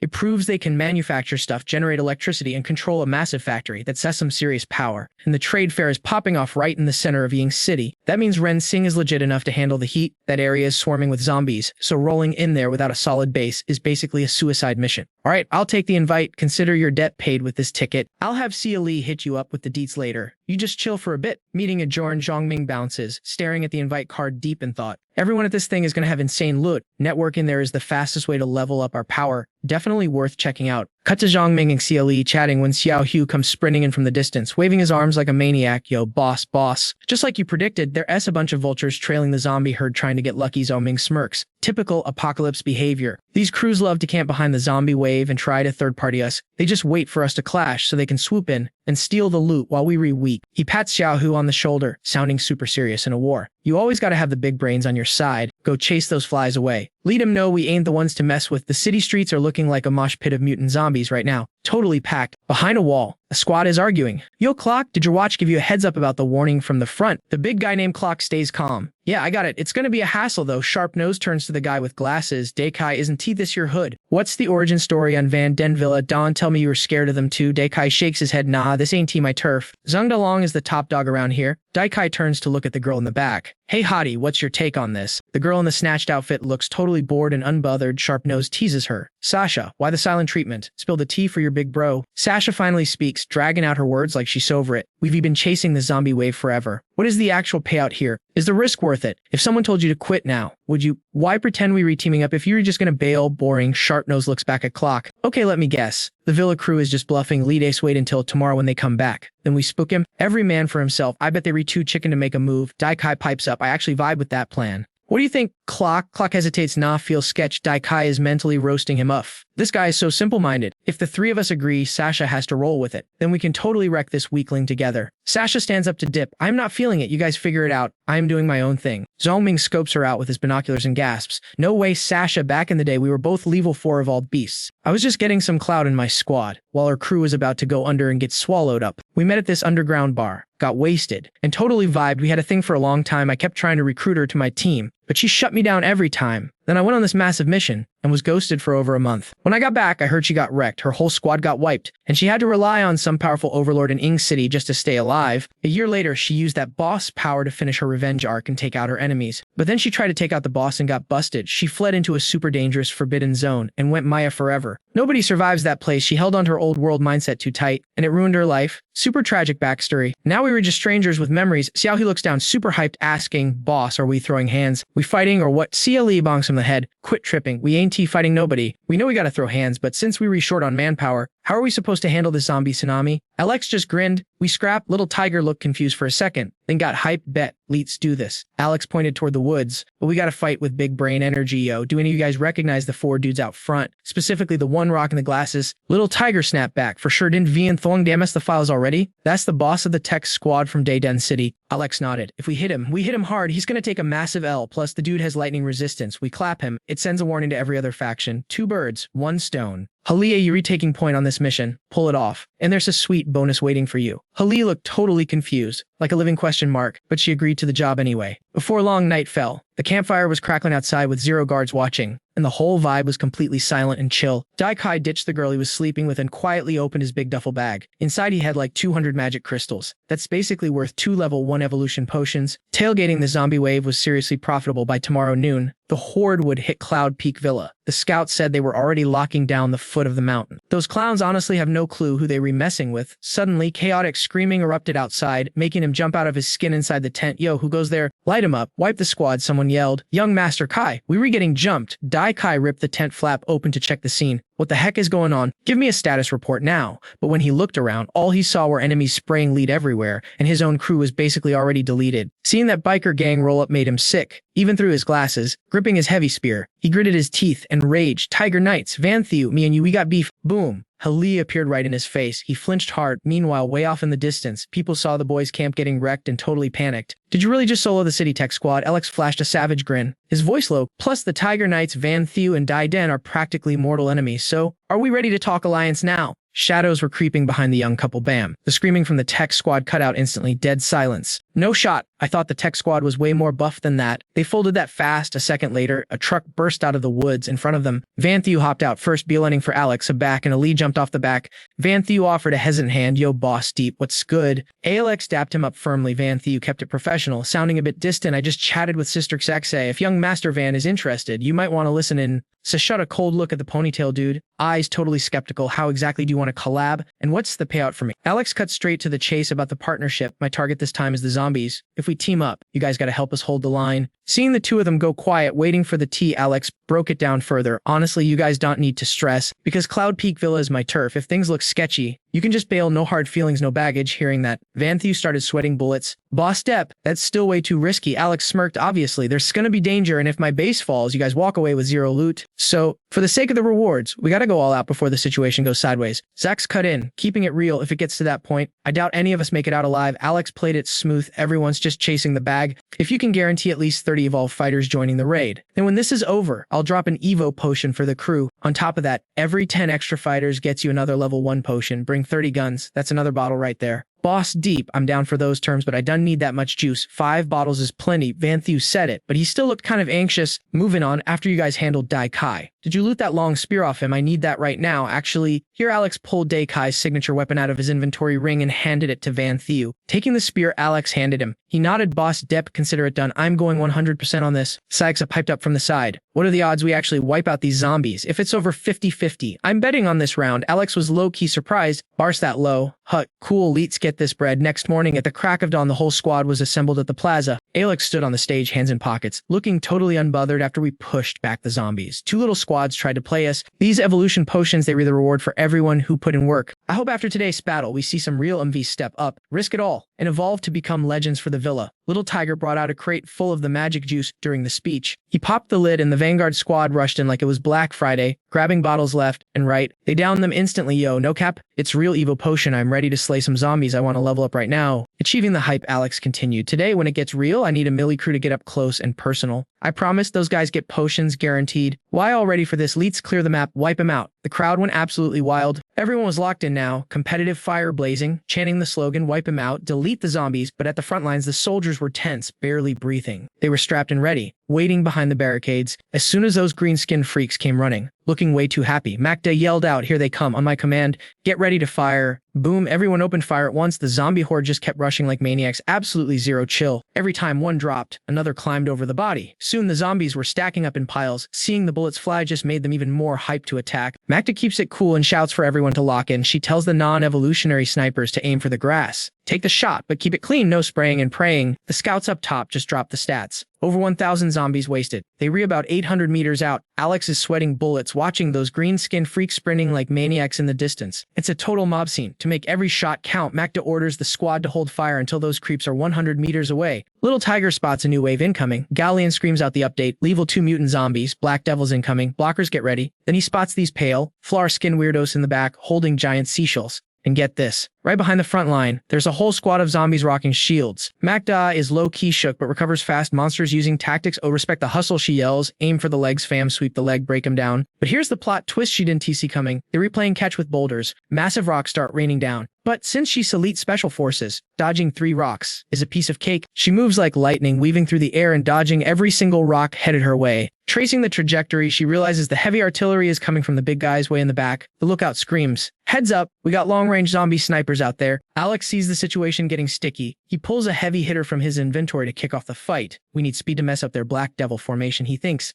Secondly, we gotta cover the iron zombies in the back. And those ape zombies have crazy range. He's wondering how these brainless eaters are coordinating attacks like a pro esports team. He locks onto one of the big bruisers in the back. The ice shot flies straight and true. Boom. Headshot. That monster drops instantly. Seeing his undead homie get wrecked, another zombie gets salty and hurls a spiky ball right at Alex's crew. The ball hits the dirt and expands, turning the ground into a literal bed of nails near the support team. The soldiers are terrified but also kind of curious, creeping up to check out the weird spike ball. How is this rock made entirely of spikes? One guy wonders, that some alien-looking tech right there. Suddenly, the spike ball starts rolling. It charges the group, scaring the soul out of the roaches. Even Alex's jaw dropped. Who knew we'd be fighting sentient tumbleweeds today? Then comes the whining from Van Thea's side. "Yo, Van Thea, we recooked. Leets bounce. We gave it 100%, but we redone. Leets, get out of here. The zombie tide is 50 meters out. If we gonna dip, we gotta dip now." Van Thea panics and yells at his squad, "Retreat my butt. You bunch of chickens. Look, I don't break my promises, okay? We said do or die, so we do or die. Anyone wants to leave, step up and I'll end you right here." He's trying to sound tough, but deep down, he's freaking out. Not a single guy from Van Den's son moves. He thinks, if I run now, I'll never live it down. My rep would be trash. Magda is on full cheerleader duty. "Let's go, guys. Lock it in. If you panic, we all turn into zombie cho." According to the plan, regular humans fall back to defense line 2. Evolvers hold the line. Little Tiger runs over to check in with Alex. Magda stands tall watching everyone. S6. Little Tiger rushes up for orders. "Boss Alex, the horde is 10 meters from the fence. Do we bail?" Alex replies, "Once they hit the final red zone, we fall back to line 2. I'll cover the rear and keep them off our tails." In seconds, the swarm is on them. Suddenly, the ground splits into a massive trench, and the front row of zombies face plants right into the pit. The tide crosses the fence. Everyone aligned to go, go, go. People scramble up the fortifications. Alex watches the messy horde clawing their way up to chase them. Just as a zombie hand reaches over the edge, Alex unleashes his ultimate move, Fire Blast. The flames roar to life, ready to incinerate everything in sight. Back at defense line 2, it's hustle time.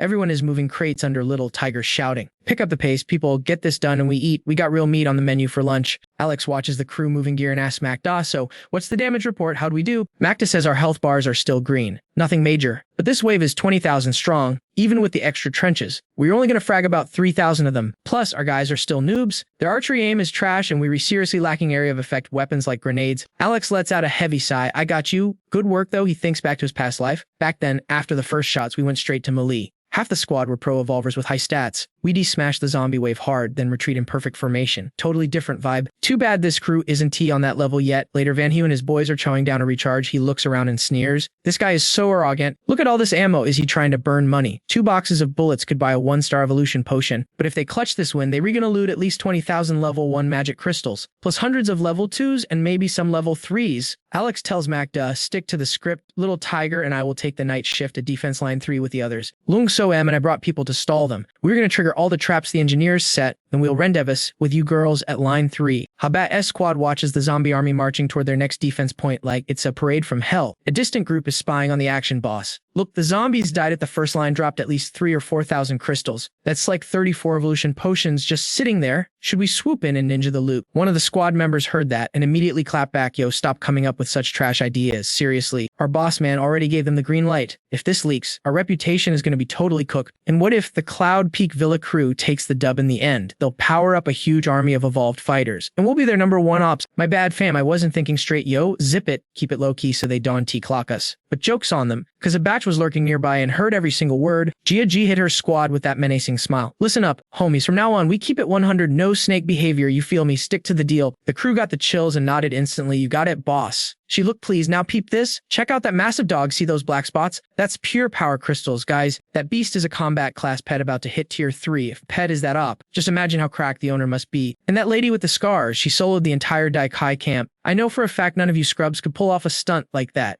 Seeing her crew shaking in their boots, she pushed harder. I know why I'll care more about throwing hands than street cred. But trust me, getting a rep like that pays off big time, so just follow my lead and done T-trip. Habak was watching from the cut, sizing them up. Smart move, guys. Since you were using your brains, I won't have to end you today. Mess around, and you define out real quick. At 1 p.m., the second defense line at Cloud Peak crumbled. Zombies swarmed in like a tsunami. Guards were bailing out, but the slow ones, they went down swinging till the bitter end. Back at the 4th line, where the wounded were patching up, Little Tiger turned to his neighbor. Yo, who fed you that info? 20,000 Zeds, that's more than the whole population of Auckland. Suddenly, Chen Hong stepped out of the shadows to join the chat. Actually, Auckland caps out at 19,000 people. So compared to the zombie wave, yeah, the city is a little smaller. Little Tiger felt awkward, like seriously splitting hairs over a few numbers, but she kept going though the population dropped. Probably only 10,000 left there now. For real, Doc, if that's true, this was in the bag. She just gave him a cold stare. That's just the stats, but I need to scope it out myself to be sure. While they were vibing, Halie shouted from down the way, yo, Sister Liu, Alex is asking for you. Got it. I'm incoming, she said, bouncing with Halie. Magda and Alex were deep in strategy mode. The second line held up better than the first, but down at the 3rd line. The zombies were going absolutely feral. The Vanguard alone packed over 300 level 2s, plus 3 nasty level 3 bosses. When the 3rd line collapsed, the evolved fighters had to play rear guard. We lost 30 good souls. Total casualty count is 137, she said, clenching her fist while Alex's eyes went ice cold. This is our first time facing a horde rush. Keeping losses that low is actually a miracle. Just then, Halie and Chen Hong pulled up. Alex, I brought the doc. Alex didn't waste time on pleasantries. Based on your timeline, we were up against the clock, right? Chen Hong nodded. It's showtime. Without hesitation, she activated her ability right in front of the squad. The others were low-key shook. Alex had to snap them out of it. She's a sky observer, he explained. It's her class skill. She can see everything. No walls, no obstacles. The only downside is the cooldown time is totally brutal. She used it to spy on that beast at the armory ages ago, and she's only just recharged it now. Her eyes scanned the zombie parade with laser focus. She kept the intel brief. White, 367. Magda started sweating. White means level 2, right? We already fragged so many. How are there still 300 left? Then Hong dropped the bomb. Black, 42. Halie gasped. Black is level 3. We predicted 20, but they're S42. Chen Hong ignored the panic and added, 1. Alex's mind raced. A green tier zombie, and it was hiding in the mob like a stealth camper. If Chen Hong hadn't T-spotted it, that level 4 boss would be jumped us mid-fight. Hong smiled at the group. I peeped that zombie guide you guys have. Super curious how you guys can tell them apart like that, but let S save the Q and a for later. Here's the T. According to your intel, that level 4 is a false monkey. Its 2 tentacles are super flexible and tough as nails. In combat, it spins like a Beyblade the moment it sees an opening.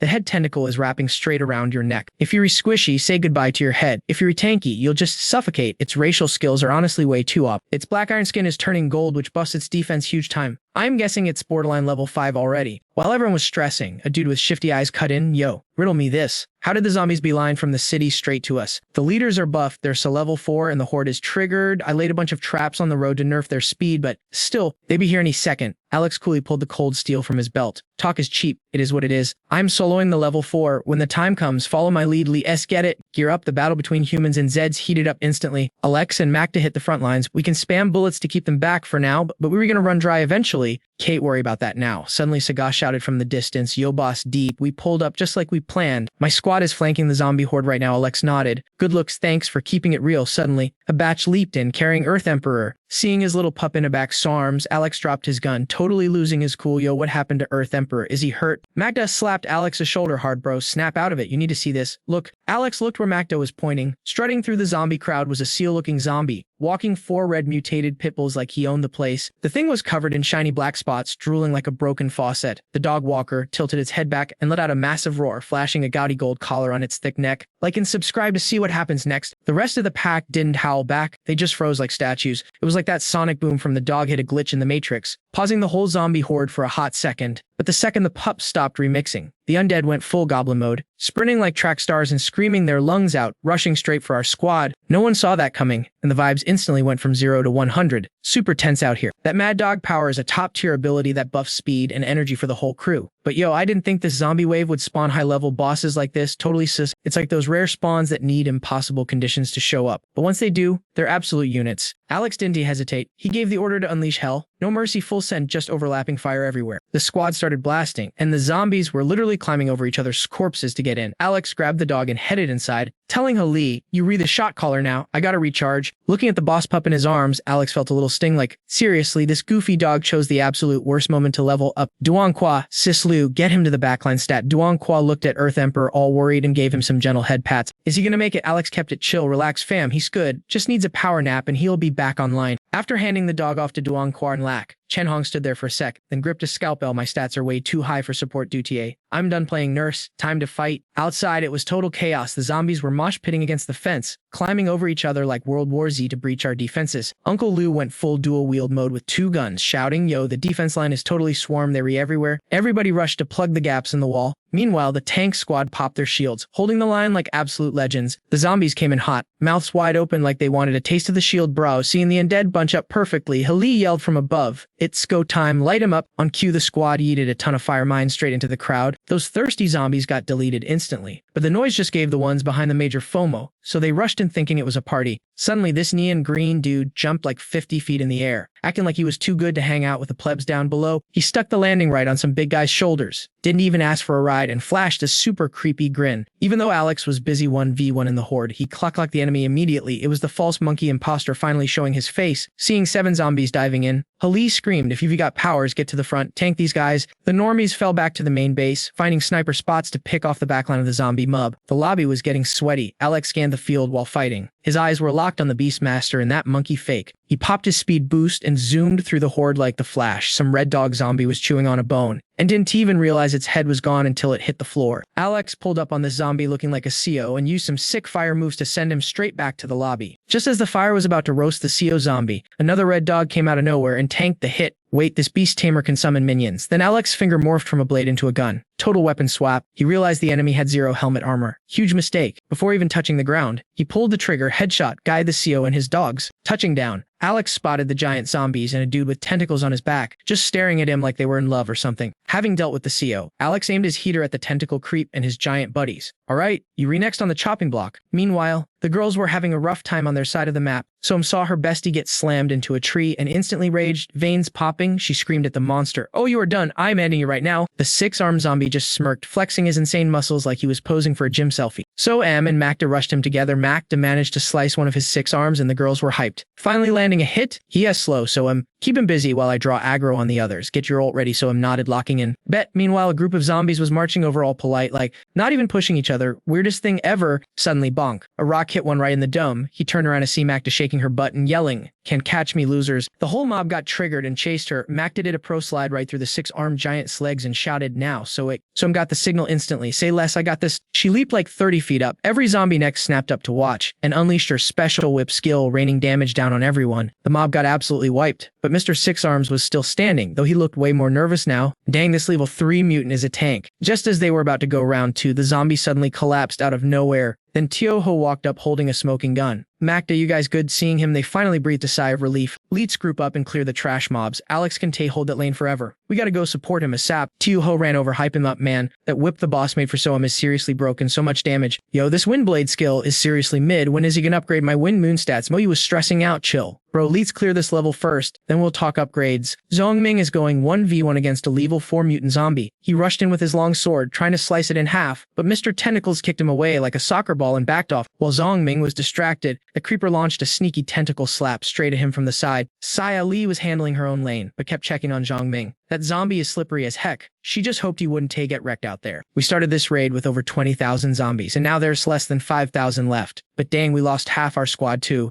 The whole battle depends on beating that slippery level 4 boss. But because the zombie is huge and Zhong Ming slipped up, he got poked right in the waist. He tried to slice that tentacle off with his blade. But plot twist, the tentacle dude swerved and grabbed his wrist. Big mistake. Thinking he had Zhong Ming in the bag, the zombie flashed a creepy winner's grin. But joke's on you, buddy. Life comes at you fast. Zhong Ming smirked at the poor thing. It's game over for you. Slime ball. He sidestepped, revealing his little robot buddy fully charged up behind him. Boom, turret mode activated, baby. The bot didn't hesitate and pulled the trigger. Tentacle face didn't see it coming and it ate the whole blast to the face. That cannon is op. Usually one shot like that wipes out an entire mob of zombies. The flash was blinding. When the smoke cleared, everyone's jaw dropped. You wouldn't believe what happened next. That slippery zombie went full golden state. It turned into a solid gold statue, totally tanking the hit with its shiny new skin. Looking at that shiny gold defense and the tentacle wrapped around him, Zhong Ming gritted his teeth. Level 4 defense skills are actually insane. Meanwhile, Yuri Xiao's crew was totally freaking out. The closer the zombies got, the more they wanted to rage quit. Yuri Xiao, the boss, sent the heavy hitters. Looks like we recooked Grandma. I'm coming to see you. Leets bounce, fam. Run while you can. Yuri Xiao will cover your exit. But hearing that made Yuri Xiao super mad, clenching his fists. So many homies died for this. You think we can just dip like cowards? His eyes were literally glowing red with rage. Veins popping on his face, he screamed, if I'm dying today, I'm taking these monsters down to heck with me. That's the only way I'll rest in peace. Everyone was stressing, but then Jia stepped up, agreeing with Yuri Xiao. We got your back. Leets, do this. Who cares about loot or evolution potions right now? Absolutely nobody. This is humans versus zombies. Nothing else matters. This is a battle for our survival. And guess what? It's only going to get harder from here. If I run today, what happens tomorrow? Or the next day? She looked like a total boss queen, saying that with zero fear. Wyle can leave if you want. No hard feelings. But I'm staying to fight these trash bags until the end. I want to see if we can wipe them out. Back to Zhong Ming. He's facing a level 4 boss as a 2-star Evo with a malfunctioning robot. Odds, who cares? If levels were everything, this apocalypse would be boring. He laughed at himself and pulled out a mysterious summoning card. The card vanished into thin air and boom, a dual-wielding beast monster spawned and charged straight at Tentacle Face. That beast didn't waste time, smashing its blades right onto the golden zombie's head. It looked epic at first, but bonk, the zombie's head was too hard. The beast was like, oh, I messed up. The zombie-esque tentacle stabbed the beast from behind, instantly rooting it. Talk about crowd control. The zombie mob in the back saw the shiny gold light and decided they wanted some drama. They all U-turned to gank the shiny guy. CLE's squad panicked. They were coming back to heal the boss. Stop them, don't let them crash the party. The little tiger team grabbed their gear. Let's go, we gotta help the boss before the mob interrupts the duel. Zhong Ming was in trouble. He couldn't shake the golden tentacle, and his grip was slipping fast. If he lets go, that tentacle will strangle him or kill his summon. It's a lose-lose situation right now. Suddenly, Xia dropped in like a goddess. She grabbed Zhong Ming's drop weapon and held the zombie-esque tentacle with her bare hand. I don't know if she's crazy or just built different, but she squeezed that tentacle so hard it could move. The zombie actually gave up and pulled back. Xia rode the momentum, tossing the weapon back to Zhong Ming. Catch! Let's lock him down together. Zhong Ming caught the blade, stayed cool, and cinched up with Xia for the final combo. He grabbed onto the retracting tentacle to pull himself in close. He flew in, charged up his fire blade, and bam, he split that golden face right down the middle. 1/ massive damage. The fire damage stopped it from healing. That boss is officially deleted. The zombie mob saw their leader get sliced and went silent. Then, without a word, they all ran for their lives. The humans started hyping up the win. Look at them run, we took down the level 4 boss. Jiguo played everyone. Alex was totally drained, dragging his 20-year-old body over a tentacle zombie. He wiped his nose like a boss, flashing a tired smirk. Gee guys, we won this match. The battle ended in a victory. But let's be real, the cost was insane. Way too many homies didn't make it. Chen Hong dragged Alex over to the body pile, trying to round up the high-level zombie loot. I need these for science, especially those level 3 and 4 fakes. Nobody touches my lab rats until I'm done studying them. Alex just stared silently at the fallen squad members. Hearing her demand, he nodded and asked, "Do we finish counting the casualties?" Chen Hong waved her hand like she didn't care. Talk to the hand. I'll send the stats to Ali later. After the battle, Alex called a quick team huddle. Khalid dropped the bad news first. We took a massive L this time, lost over 1/3 of our forces. Our base population is under 200 now. We've only got about 40 evolved players left, plus the ones who got permabanned from walking. Uncle Lu chimed in, so many people are gone. Mojia D and a bunch of others all wiped out. Alex replied, is that so? Roger that. We won the round but paid a heavy price. Tang Thai and Yuri up. Tell me about the loot drop. We secured the bag, 22,500 level 1 crystals, 385 level 2s, 31 level 3s, and 1 level 4.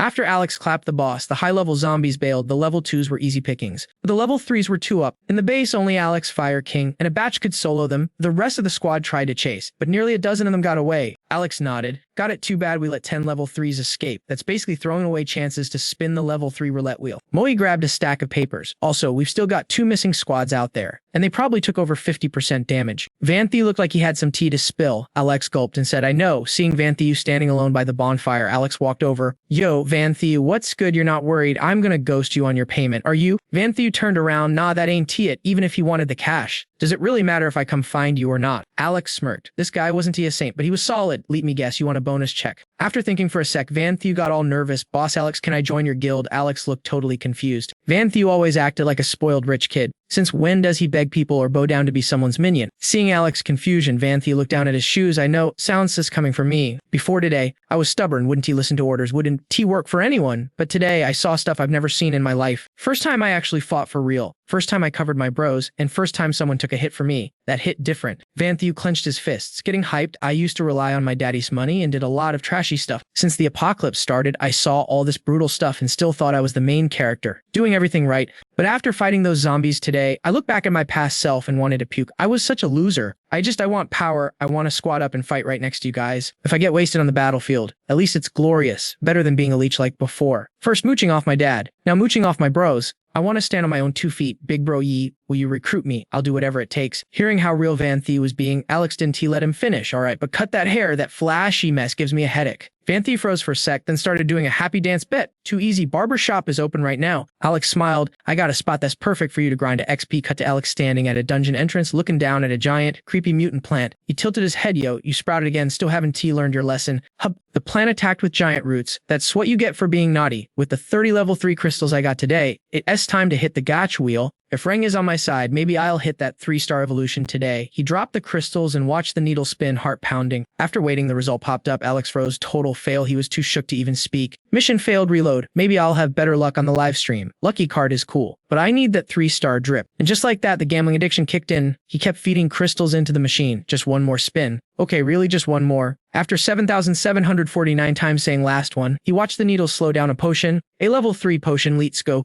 Inside the lab, Chin Hong was holding a scalpel over a monster. Just as she was about to cut, Alex burst in. Yo, hold up. Don't touch it. She turned around, totally pouting. You said I could research it. You read the boss. Don't be a flake. Alex laughed nervously. Nah. Chill, I just need to borrow this gel from the Hali said it's cool. She squinted at him. Wait, did you finally hit 3 stars? Alex rolled up on tentacle face, staring him down. Yo, my bad. You can keep the small fry. Levels 1, 2, and 3 are all yours, but this level 4 beast, I got plans for it. No trade, straight up. He could hear the hesitation in Ching Hong's voice, but Alex stood his ground. Catch you on the flip side. Fam, there's going to be other chances, but right now, it is a no-go. She realized she was hitting a wall. All right, fine, you win. Just hook me up with that recipe for the level 2 Evo potion. She flashed a cryptic smile. Teaching that tentacle zombie how to grin. You sister Liu, I can drop the blueprints for all 3 Evo potion stages right now. But the result I'm looking for isn't that basic, but brewing 1-star, 2-star, or even 3-star potion solo, even the high-tier stuff. I got this. The real question is, who are you really, kid? I've already analyzed the 1-star formula. There are still some limits holding me back, but one thing is for sure. You didn't figure this out in just 2 short months, especially since you resitted on recipes for tier 2 and tier 3 juice. Done tell me you actually the mastermind behind this whole apocalypse. I'm here to back you up, not help you wipe out humanity. Hearing that, Zoming's eyes basically caught fire. The vibe got heavy real quick. Sis, if you know who started this mess, you better spill, cause if I find him, I am absolutely wrecking him. Put that on my family name. Cut to Zoming staring at a tentacle zombie neatly prepped on a white rug. He eyed the loot for a sec, then got to work. Pulled out a level 4 skill card. Perfect for a level 4 zombie corpse. Works on fresh level 4 bodies and anything below that. This dropped from that crazy boss fight earlier. Best part, it's a lucky draw. Could unlock a high tier skill. Just give me time to stack up those tier 3 magic stones and I'll be rolling with the elite squad. This gear is rare, guys. You can just wish for this stuff. It's a single use card, so no pressure. This fake monkey zombie had a chokehold move, but also full body armor. That means a 50% shot at getting that armor skill. He taps the card on the tentacle freak and boom, golden light everywhere. A second later, the card transforms. Zhongming looks at the shiny new loot in his hand and lets out a massive victory scream. Yes, full body armor acquired. But now the real question, who gets it, man? Suffering from success is real this morning. Didn't see that coming. The defense on this is god tier, but the catch is it tanks your speed and agility. Have you got blood battle step and wind moon style? I'm an all about speed. This tank build is definitely not my vibe. Our strongest guy would be the best fit, but his class is locked to gear only defense. This skill wouldn't do anything for him. Shengwen is a no-go because of his class. Mo Yili and Little Tiger, now they were attackers. They never agreed to a passive defense skill like this. Plus, the bodyguards are just there to protect the VIPs, and the rest of the crew isn't qualified yet. Guess I'll stash it in the inventory for now. Next morning at dawn, the whole squad gathers at the square. Is speech time for our boy Zhongming. Zhongming hops on the high stage and addresses the fam. First things first, big shout out to everyone. Huge thanks to Sasha's squad and the Tiger team. You guys paid a heavy price to defend our base. On behalf of Cloud Peak, I salute you. And yeah, we recovering your losses. Little John starts screaming. Tier 3 Evo is built different. Boss is looking fresh. Moya laughs. Since when are you such a hype man? Kid Joming and Lee drop the loot boxes in front of Sasha's crew. There are 31-star Evo potions here to cover your losses, plus 10 gray tier weapons. Go hit up the armory to claim M. Then he slides another crate to Yuri Shao's group. Same deal. Yuri Shao grabs the box and gives a nod of thanks. He turns to the crowd below. For the rest of you, solid work. Even if you haven't T-evolved yet, everyone gets a 1-star potion today. Leets level up, and everyone gets a bonus red envelope. The crowd instantly loses their minds. Bossy is the GOAT. I'm gonna level up so fast. The cheering is so loud it's practically shaking the ground. Suddenly, Zhaoming feels a chill down his spine, turns around and boom. Chuyin is there holding a box covered in red cloth. He reads the text on the cloth and sighs. "You trolling me again, aren't you?" She just winks and sticks her tongue out. "Cute. For the crew who's been riding with me since day one. This is for you." Cloth comes off, and little tiger's eyes light up like high beams. Oh, 2-star potions. The crowd gasps. 4 veils of that liquid gold. Cloud Peak is about to have 8 tier 2 fighters. We take care of our own. 2 days later, Zhaoming looks at the squad and grins. Changing into uniforms with the unified logo really boosts the team spirit. Zhaoming speaks up. "Thanks for grinding these out in just 2 days. Hard work, Sister Wrong." She looks at her black and gold outfit and laughs. "Just modified the old stock. No biggie." Little tiger flexes in his new gear. "Boss, check the fit. Looking good." "Handsome."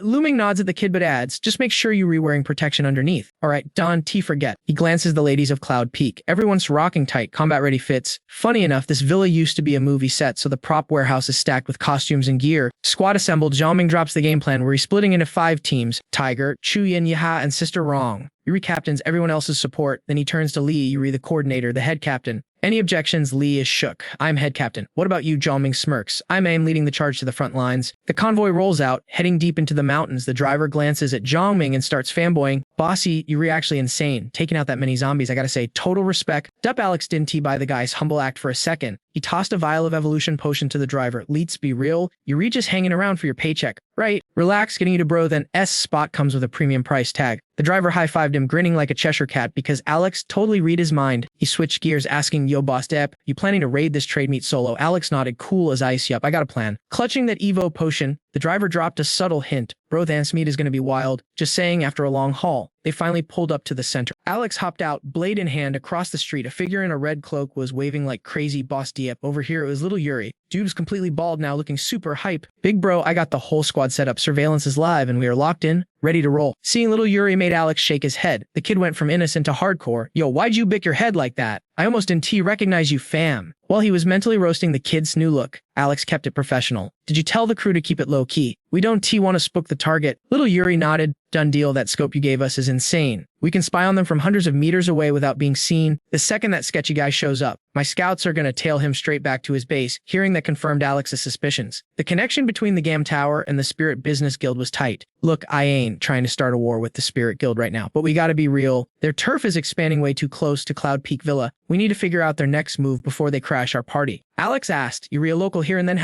right in your class?" Swamp Wizard little Yuri looked a bit awkward at the call out, rubbing his shiny bald head.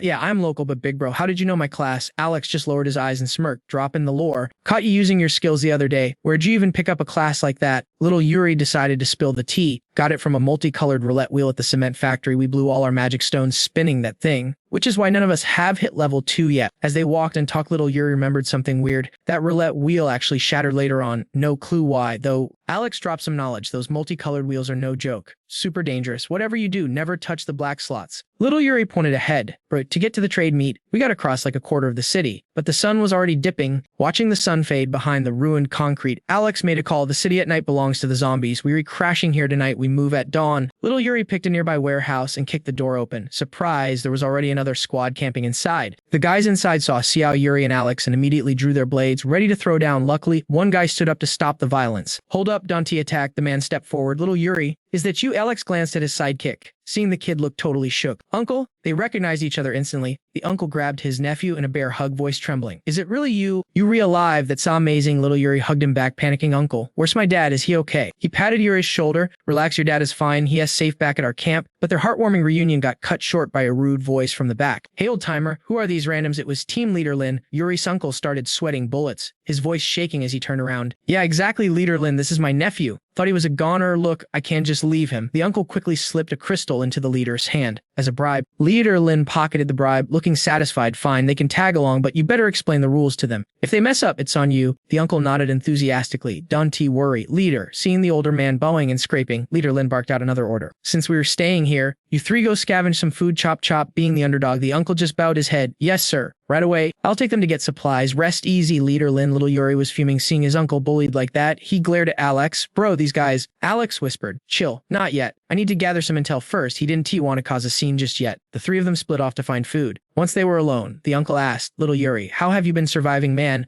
You have no idea. After everything went down, I didn't know if you or dad it. The uncle looked at the kid with pity. You were out there all alone. We honestly thought that you were. He stopped himself before saying something grim. Your dad's hair has gone half gray from worrying. Little Yuri grinned, flexing a bit. Uncle, look at me. I am alive and kicking. RNTI. They were catching up when Alex suddenly signaled them. Hold up. Freeze. The uncle looked confused. What's wrong? Luckily, little Yuri was on Alex's wavelength. Uncle, should Donnie make a sound? They peeked through the window. Some guy was sprinting for his life, chased by a horde, but he wasn't fast enough. The monsters caught him, and the screams were gut-wrenching. Watching a human get torn apart raw was brutal. The uncle was shaking. That guy was an evolved human, and he still got deleted. How many zombies are out there? Alex assessed the situation. The night belongs to those monsters. Going out is suicide. Let's just eat the rations we brought. Following orders, the uncle took a bag of their own food and handed it to Leader Lin. The guy snatched it, smirking. Not bad, old man. You guys actually pulled your weight. Boss Lamb starts dishing out the loot to his crew. It's total feast mode for them. Xiao Ju is grinding his teeth in rage, and Xiao Yuri is ticked off because his uncle is getting totally snubbed. He brought the food but gets zero respect. He growls, boss, this is messed up. Let me at him. But Alex just pats his shoulder like, chill. It is what it is. Keep your cool, you two. Roll with me. Alex steers the old man and Xiao Yuri away to a different spot. Yo, catch this. Alex tosses the grub to the crew so everyone can chow down. Xiao Yuri grabs it, but you can tell he's still salty about the situation. Alex is like, chill fam. I don't even need to flex on them. That squad only has 2 evolved guys. Alex knows Yuri is about to crash out, so he breaks it down for him. Look, we roll with them to their turf. Find your pops. Then you can move him to Cloud Peak Villa, or let him chill here. We ain't looking for beef right now. Okay. Yuri freezes up. Well, the boss is actually looking out for him. That hits different. Thanks, boss. Alex slides a snack over to Little Jew and casually asks the old timer, yo? Old man, what's the tea on this city? What's the power ranking looking like? The old guy grabs the food, nods, and says, bet, I got you. He holds up 4 fingers and starts spilling the info. Talking about pure strength in Ning City, you got 4 main cliques, the Man Bear Squad Rainbow Team, Olive Raiders, and the Fine US Company. Then he drops 2 fingers to emphasize the top dog. Man Bear is the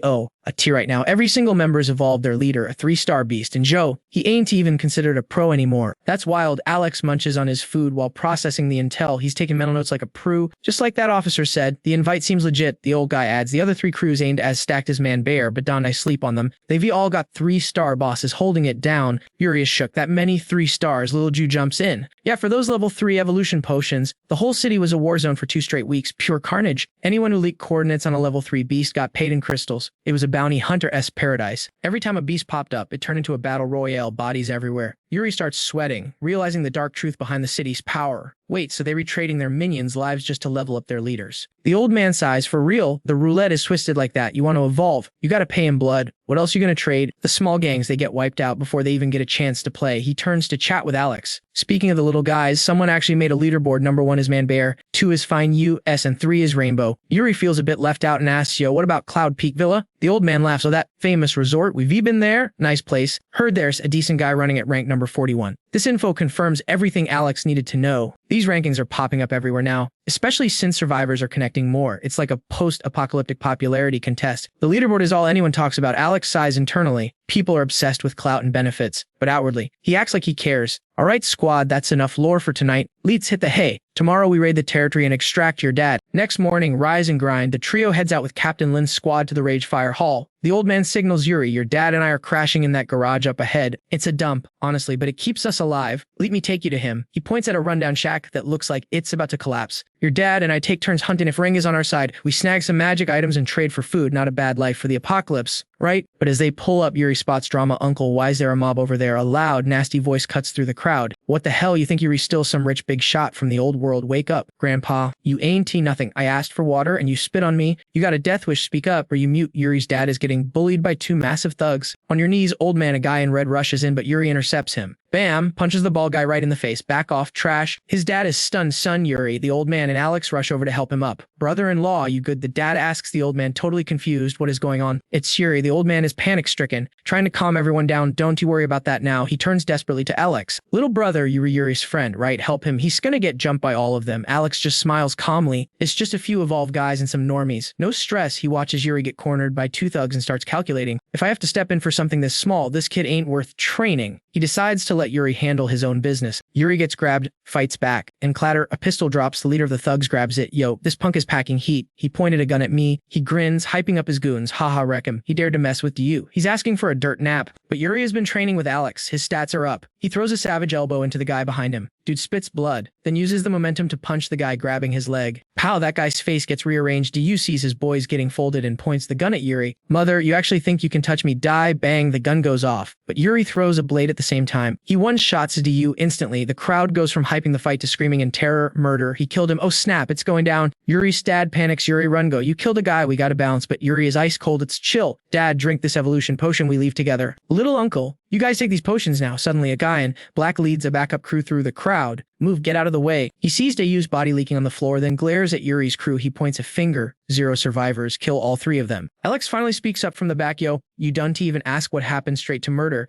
That's kind of toxic for handling your own people. The second young master smirks and points at Alex. Get that guy too. Wasted him. Yuri Estad steps in front of the blades. Wait, young master, let me explain. A blur moves past Yuri. Alex teleports and grips the second young master by the throat, lifting him up like a toy. Alex frowns and says slowly, you want to kill me too? The guy is choking, kick in the air helplessly. Suddenly, a booming voice shouts, hey kid, put him down. Alex looks over and spots brother waving him down. Yo, little friend, my son messed up big time. That's on me. I'm ready to make it right. He steps up, saying, Cansao, bring our guest. Leets hit my office, scored some imported booze a few days back. We can sip and chat business. Since the guy is actually being real about it, Alex decides to let the second son off the hook. Scanning him, he realizes this dude is a 2-star evolver. He nods, and Bao instantly drop kicks his own son in front of everyone. Learn some respect, you blind idiot. Get out of my face. Drama over, he turns to Alex. Brother drops his voice way down. Hey fam, be real with me. Are you a 3-star evolver? Cause if you are, you could wreck this whole joint. Glad I didn't let my dumb kid drag this out. Seriously, my bad on his behalf. He gestures at Alex's crew. Put the evolution meds for these 2 on my tab. Consider an apology for the disrespect today. If that's not enough, we can work something else out. Xiao Yuri's dad and the old-timer dropping their jaws, totally shook. Wait, what? Is this for real? Xiao Yuri is beaming like he won the lottery, bragging, he, dad, uncle, that's my boss, just like that. Alex's squad gets the VIP treatment in the main suite. Sipping that top-shelf wine, he asks about brother's injuries. Bao smooth dips, man. It was that Konai samurai squad. He's getting heated remembering those psychos. Those scumbags got their hands on a 3-star potion and thought they owned the place. Tried to jack our invite to the trading meet. The crew keeps the drinks flowing, grumbling if Big Bro was still around. Those punks wouldn't dare flex on us like that. Mark my words. Payback is coming. Alex gets the picture and smiles. Name is Lumang. By the way, brother shakes his head. It's not about titles, my eldest son. He wasn't some fancy prince. People just talk. He spills the tea. Couple days ago, my scouts found this massive building. Level 1 and 2 monsters were crawling in and out of there constantly. They scoped out the 5th floor hallway. Weird alien plants everywhere, each one wrapped in these gray sacks that were pulsing like actual beating hearts. Creepy stuff. My guy took a risk and got close. Turns out these sacks spawn monsters that hatch and fly out. The biggest, nastiest tree was spitting out level 2 beasts. A guard chimes in, those strange trees, level 3, plus swarms of lower level mobs. We tried to raid it to make some cash. We figured since Big Bro is a level 3 evolver, we had it in the bag, but get this. Alex figures out their plan and straight up refuses the free potions. Brother starts apologizing, saying forget the meds. Everyone at the table is like, huh, but Alex drops a counter offer that makes total sense. Just loan me your squad for a bit. So Alex and Xiao Yuri link up with Brother's crew and head straight for the monster lair. Bao's team is camping outside, waiting for the go-ahead. They never expected this guy named Yi to lead them right into the belly of the beast. Xiao Yuri is watching the clock. It's showtime. Ba sent the signal. A blue flare rips through the sky. Xiao Yuri yells, that's the green light. Move out. Brother takes charge, screaming orders to light it up. Massive bonfires roar to life, turning the whole block into an inferno. The heat and light bait the monsters. They smash through the windows, diving for the bait, timing it perfectly. Bao yells, run to the bank across the street. Go, go, go! Hold that main gate. Nothing gets in up above. Alex looks down at the chaos. The distraction is working perfectly. The fire squad drew all the aggro. My turn. Alex grips his blade tight and heads deeper into the crumbling ruins. These things, the ones that ate Bao's son, are called abyssal devil nests. Freaky plant monsters. Back in the day, people called them a living plague, level 4 threat. Where these things pop up, a mother tree grows first. It pumps out this gas that messes with your head. Step into its zone and boom. Instant hallucinations. You walk right into its mouth and it digests you for fertilizer. Once it's fed, the abyssal devil nest starts breeding. It uses these gross sacs on its head to spawn minions called blood swallows that live to serve the hive. Blood swallows are small, but they re-speed demons with crazy attack power. They screech a stun and slow you down. Good news, they re-squishy. A 2-star evolver can squash 3 or 4 with one hit. Reaching the basement, the air gets heavy and cold. Alex pushes the door open with one hand, his mind racing. Once the nest has enough blood to feed the mother and the swallows, it starts pumping out actual offspring. Those babies are just like the mom minus the breeding part. He heaves the heavy door open. Thanks to the fire distraction, he can see over 20 abyssal devil nests inside. Been a few days, probably even more of them now. Alex freezes, doing the math in his head. I'm a 3-star evolver. I can hold my breath for 5 minutes. That means I have exactly 300 seconds to wipe them out. Straight ahead is the main lair. The stench of blood is overpowering. Glowing eyes lock onto Alex. They know an enemy when they see one. The ceiling is covered in blood swallow sacks. Screaming like banshees, they dive bomb him from all sides. He slashes back, thinking the fire drew a lot out, but there's still a ton of these pests left. Monster blood sprays with every swing of his blade, making the dank air smell even worse. Bao's crew was clueless. They walked in, breathed the gas, and got wrecked. Even a 3-star evolver is toast if they inhale that stuff. Alex unleashes one final savage combo, clearing out the last of the swallows. Just when he thinks he's stunned, the smoking hot silhouette Shali appears, and Ye's stomach drops. Yo, hold up, what is she doing here? And look to the right. Boom! Another player enters the chat, says Yuri crashing this party too, and wait, Moe just spawned in right in front of us. Crazy. Alex cracked a smile. He realized this whole setup was totally fake. Just a glitch in the Matrix. Awesome. One quick slash of his blade and poof, those illusions got deleted. Zhao pointed out this nasty gas demon causing the hallucinations. Even a 3-star evil player like him could get tripping off this stuff. With concentration this high, the main boss has got to be camping nearby. Alex trusted his gut instinct and lunged forward. Boom. He planted a critical hit right into the abyssal demon's brain. He gave the corpse a side eye and started trash talking. Nice try with the illusions. Bro, that might work on Xia Li, but Moe nah, she a stone cold zero reaction. Outside, Xia Yuri spotted him walking out and started hyping it up. Yo boss, that's a big fat well for the squad. Zhongming still had that green aura fading. Looking totally epic, he checked the teams. The pop, everyone's stats look good, solid work. Brother saw the body and went full rage mode. This is the creep that took out my bro. He started spamming attacks on the corpse, take that. And that, you piece of trash. After he finally ran out of stamina, Bao turned to Zhongming to drop some truth. Yo bossy, thanks for the carry, seriously. Keep all loot, we don't T1 any, but Zhongming shook his head. Nah fam, team effort, we split the magic stone. Bao was shook by the generosity. Wait for real. Zhongming cut to the chase. If you're not feeling the trade meat, just slide me that invite code, alright? That was the plan all along. Fast forward to the rooftop. Old man White's crew is all assembled and ready to roll. White's assistant pointed to the right. Yo boss incoming. It's Danny, rocking that jetpack setup. Danny landed and dapped them up. Yo White, haven't seen you since we raided that mutant snake boss. Been a minute. White grinned. Looks like you farmed some legendary gear.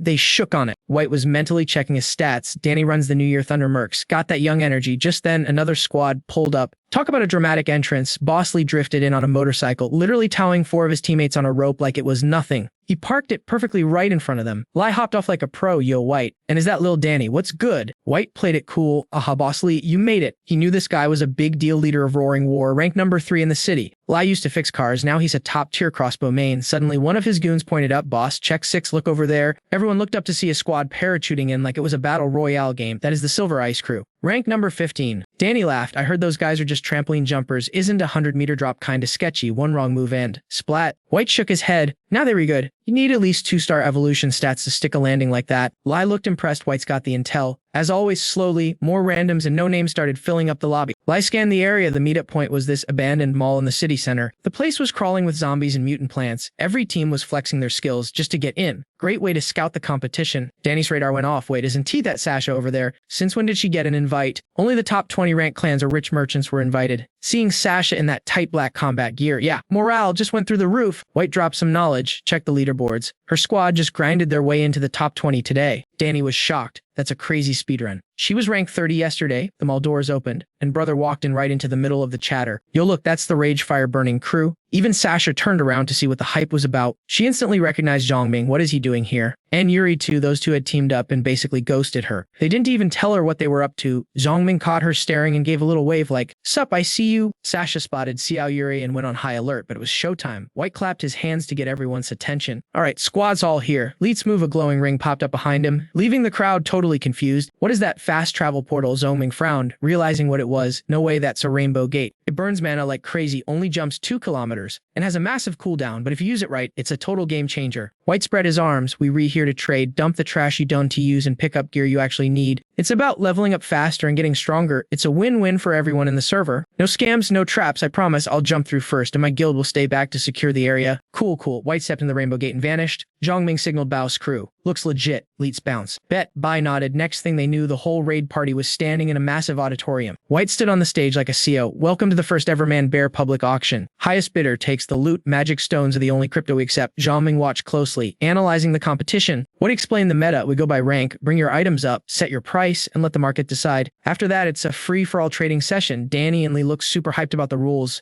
If you don't have stones, you can propose a trade. Just work it out between yourselves. White emphasized, if you get into a bidding war, that's on you. We done T-mod the chat. White turned to the assistant. All right, let's showcase item number 1. The cover got pulled back slowly. Maximum suspense, guys. Old man White hit us with the intro. All right, fam, here's the very first drop of the night. Check this rock our squad looted during a raid. We honestly have zero clue what it is. No cap. But we can feel it radiating some serious heat energy. Might be out for specific classes. Starting bid, 200 level 1 magic stones or 2 1-star Evo potions. Who wants it? Seeing the item drop, Sasa shot a cold look at Zhongming. She saw his eyes light up a second ago. She whispered, you definitely know what that loot is, don't you? Zhongming totally left her on read. He turned straight to his bro next to him and whispered, yo, listen, we need to cop that rock. Secure the bag, bid on it now. On Zhongming's signal, the dude in the gray fit raised his hand. Old man White caught it immediately. My man in the gray is locked in. Anyone else trying to challenge that? Going once? The room was dead silent cricket, so the boss goes bet. This mysterious heat rock now belongs to the Fire Rage squad. Zhongming smirked to himself. That's a fire element natural stone, guys. Swapping 2 1-star potions for that. Total robbery. He knew the meta way better than these noobs and could snag rare loot they did to understand. Back to the auction action. Old man White pointed his assistant. All right, next item up. The cover got ripped off. Seeing the glittery object, Zhongming legit panicked. It was a secret key. He couldn't believe he'd already found the second one so fast. Speedrun strats. He didn't expect the second key to drop this early in the game. Old man White explained, this is a secret key. Sorry fam, I know what it's for, but I can T-crack the secret myself. Why, I'll definitely know the Blue Phoenix squad, right? They were even ranked higher on the leaderboards than my own crew, the Manhunters, but they just ghosted, poof, gone. We recruited some of their survivors, and this item belonged to them. The crowd went wild. Turns out it was legendary loot from Blue Phoenix. Blue Phoenix used to run the city like bosses. Hearing they vanished overnight made everyone in the chat, the room, start getting super suspicious. Old man White kept spilling the tea. Real talk, this key might be why they got wiped out. Maybe they unlocked the secret, and the survival rate was basically 0. That dropped a bombshell. The crowd was like, yo, White, that thing is a cursed object. Why are you trying to sell it to us? Is that just setting us up to fail? The murmurs in the auction house were getting louder and saltier by the second. Old man White didn't even flinch. He just laughed it off. Chill, guys, you can look at it like that. High risk equals high reward, baby. Yeah, it's sketchy. Even I wouldn't touch it. But imagine if you clutch up and survive. What kind of epic loot is hiding in that secret? Higher tier Evo potions, up class scrolls, god tier combat skills. Who knows, even Danny and the veterans were starting to get hyped by the sales pitch. The roulette world is all about running and gambling anyway. If you're alive, you rebetting your life daily. So why not bet on this? Then White dropped the price tag. I'm not letting this go for cheap. You want to sit at this table. Entry fee is 2 2-star evolution potions. The crowd immediately started roasting him. 2 2-star potions. Is this guy for real? Old White is tripping. 2 2-star potions could level up a whole squad instantly. Nobody hoards that stuff without chugging it first. Even Zhongming had to think for a sec. The reaction was huge, but honestly, that asking price was kind of pushing it. He raised his hand. Can I pay with 1-star potions instead? Old man White looked at Zhongming like, bro, really? Clearly a bit annoyed. Look, I really need the tier 2 stuff. But I know the market is dry, fine. I'll take 1-star potions, but you gotta drop at least 30 of them. Zhongming was vibing with that price, no problem. Deal. The whole audience gasped, totally shook. Say what? Who is this kid? He's making moves for Mbao but looks like a total rando. Did they just get scammed on that price? Old man White, being the smart businessman he is, distracted everyone fast. Ha, alright, sold. Moving on. Item number 3 is a piece of white tier gear. Zhongming kept watching the auction, but internally he was celebrating. Looks like I already secured the bag with some serious loot tonight. Honestly, not much good loot drops at this stage. After the main event, White announced, alright, that's a wrap on my items. Free trade session is now live. Sell whatever you want.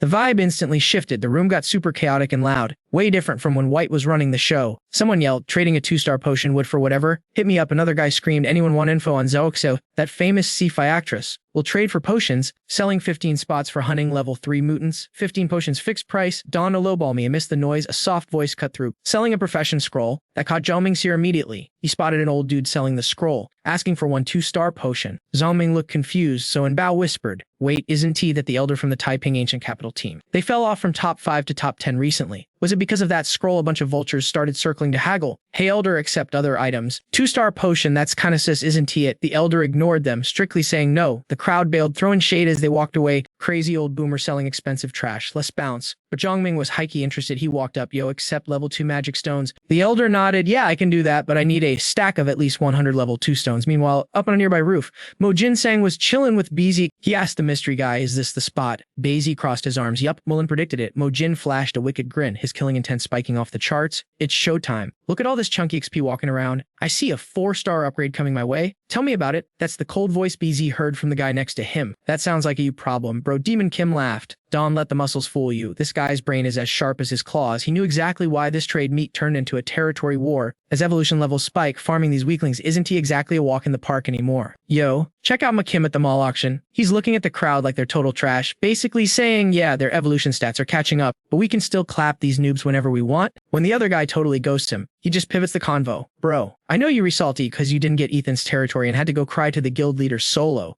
Even though Hunter Chow ain't as huge as the city Ethan runs, their network of link bases is way more up, so why are you obsessing over this mid-location? Boyta just smirks, acting all mysterious. There's a squad here, I'm vibe checking, I'm dipping out. Not playing around anymore. Pretty sure the guys he's talking about are our main targets. McKim gets major FOMO and asks, wait, who can I crash the party to? But Boyta just bursts out laughing. Ha, just done to get wrecked before I get back. McKim watches him leave and flexes hard die. Please, these NPCs aren't on my level. Meanwhile, Diep Alex is on a shopping spree in the free trade zone. He's snagging loot at steal prices and dapping up the sellers like a pro trader with a stack of gems and scrolls in hand. He realizes he's got this sweet metal body skill card. Since he doesn't have a teammate who runs a tank build, he figures why not flip it. He decides to see if he can trade up for something actually useful since he's already maxed out his buying power for the day. He flashes a gold card. It's the primary metal body skill. Pop this and you turn gold. Defense goes through the roof and your attack gets buffed. Only downside, it nerfs your agility a tiny bit. Dap Alex makes sure they hear the best part. Plus, the skill scales up. If you learn this, you can literally solo a level 3 zombie without breaking a sweat. It's a game changer. That gets everyone's attention. The hype is real. People start whispering, yo, metal body, that sounds meta for a tank build. Buffs attack and defense. Wait, doesn't some rare zombie mob have a passive ability just like this? Diep Alex jumps on that immediately. Facts. Someone's definitely fought that zombie before. It's nearly impossible to kill because it's so tanky, right? From the back, someone drops some lore. That's the level 4 evil monkey monster. It steals abilities from corpses. Sounds terrifying, right? Old man back steps up to start the bidding war. What's the tag? Diep Alex plays it cool. Make me an offer? If I vibe with it, it's yours. Some guy offers a level 2 evolution potion. Diep Alex shakes his head. Not hard unless it's level 3. Keep your potions. The dude folded immediately. A level 3 potion is way too pricey for just one skill card, no cap. That's asking a lot. A rep from the team my company pulls out a shiny blade.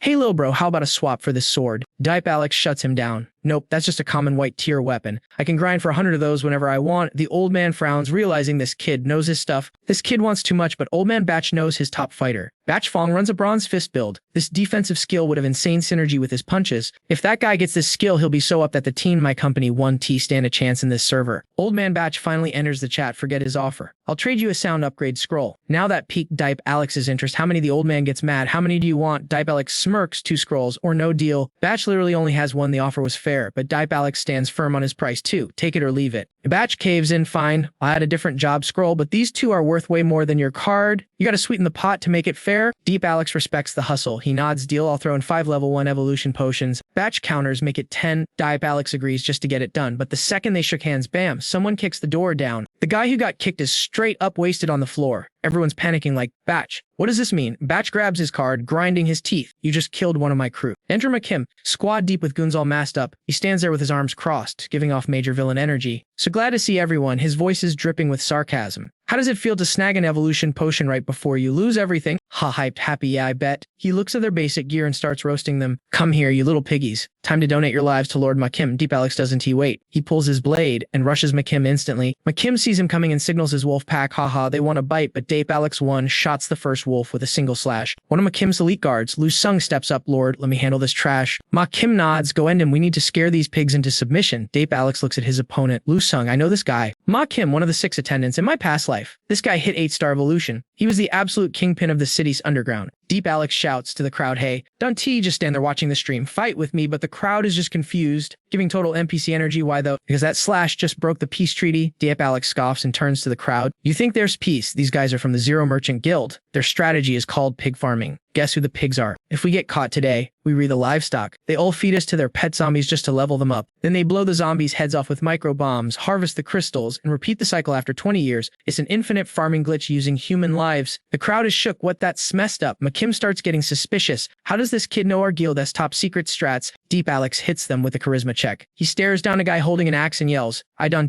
care what choice you make today." Then Lee Yong pulls up, another dimension hopper. Alex locked on instantly. If I can delete one more enemy, I am taking the shot. Total flashback moment. Back in the day, Alex wasn't even qualified to shine this guy's shoes. Talk about a glow up. This guy is a top-tier villain, one of the 9 great seats of the Spirit Guild, representing pure terror and blood. Demon Kim, BZ, Absolute Dragon, the whole Nightmare squad. Sure, they climbed a mountain of corpses to get the high score, but technically, they're the peak players of humanity right now. But so what? The Spirit Guild is up, the seats are cracked. But it doesn't change the facts. These guys are absolute garbage human beings. Catching his reflection in the blade, Alex made a promise. No way is he ever kneeling to these scumbags again in this life. Time to strike fear into their hearts. One slash and Liu Yong has to block with his axe handle. It snaps in two. He paused surprised, then grinned like a psycho. Nice sword, kid. Liu Yong whipped out 2 daggers from his belt. Let's see how you handle a weapon, master, he taunted. He lunged for the chest with a cold stare. Alex parried smoothly, quietly downloading his opponent's moves. Li Yong S-class is weapon master. Literally anything he holds turns into a lethal weapon. He is a future 8-star legend. So yeah, definitely not an easy win. While those two were trading blows, Demon Kim looked at the crowd like they were a buffet. Alright, show these pigs the true power of the Spirit Guild. On Demon Kim's signal, the ceiling literally exploded. Enemies started raining down on the Ying City crew from the roof. Holy cow, look at all those evolved fighters. Everyone screamed, "Don't hold back. If you don't want to end up as livestock, fight for your lives." Seeing the chaos, Old Bai tightened his fists and walked straight toward Demon Kim. The villain laughed. "Ooh, interesting. Instead of running, you are coming right at me.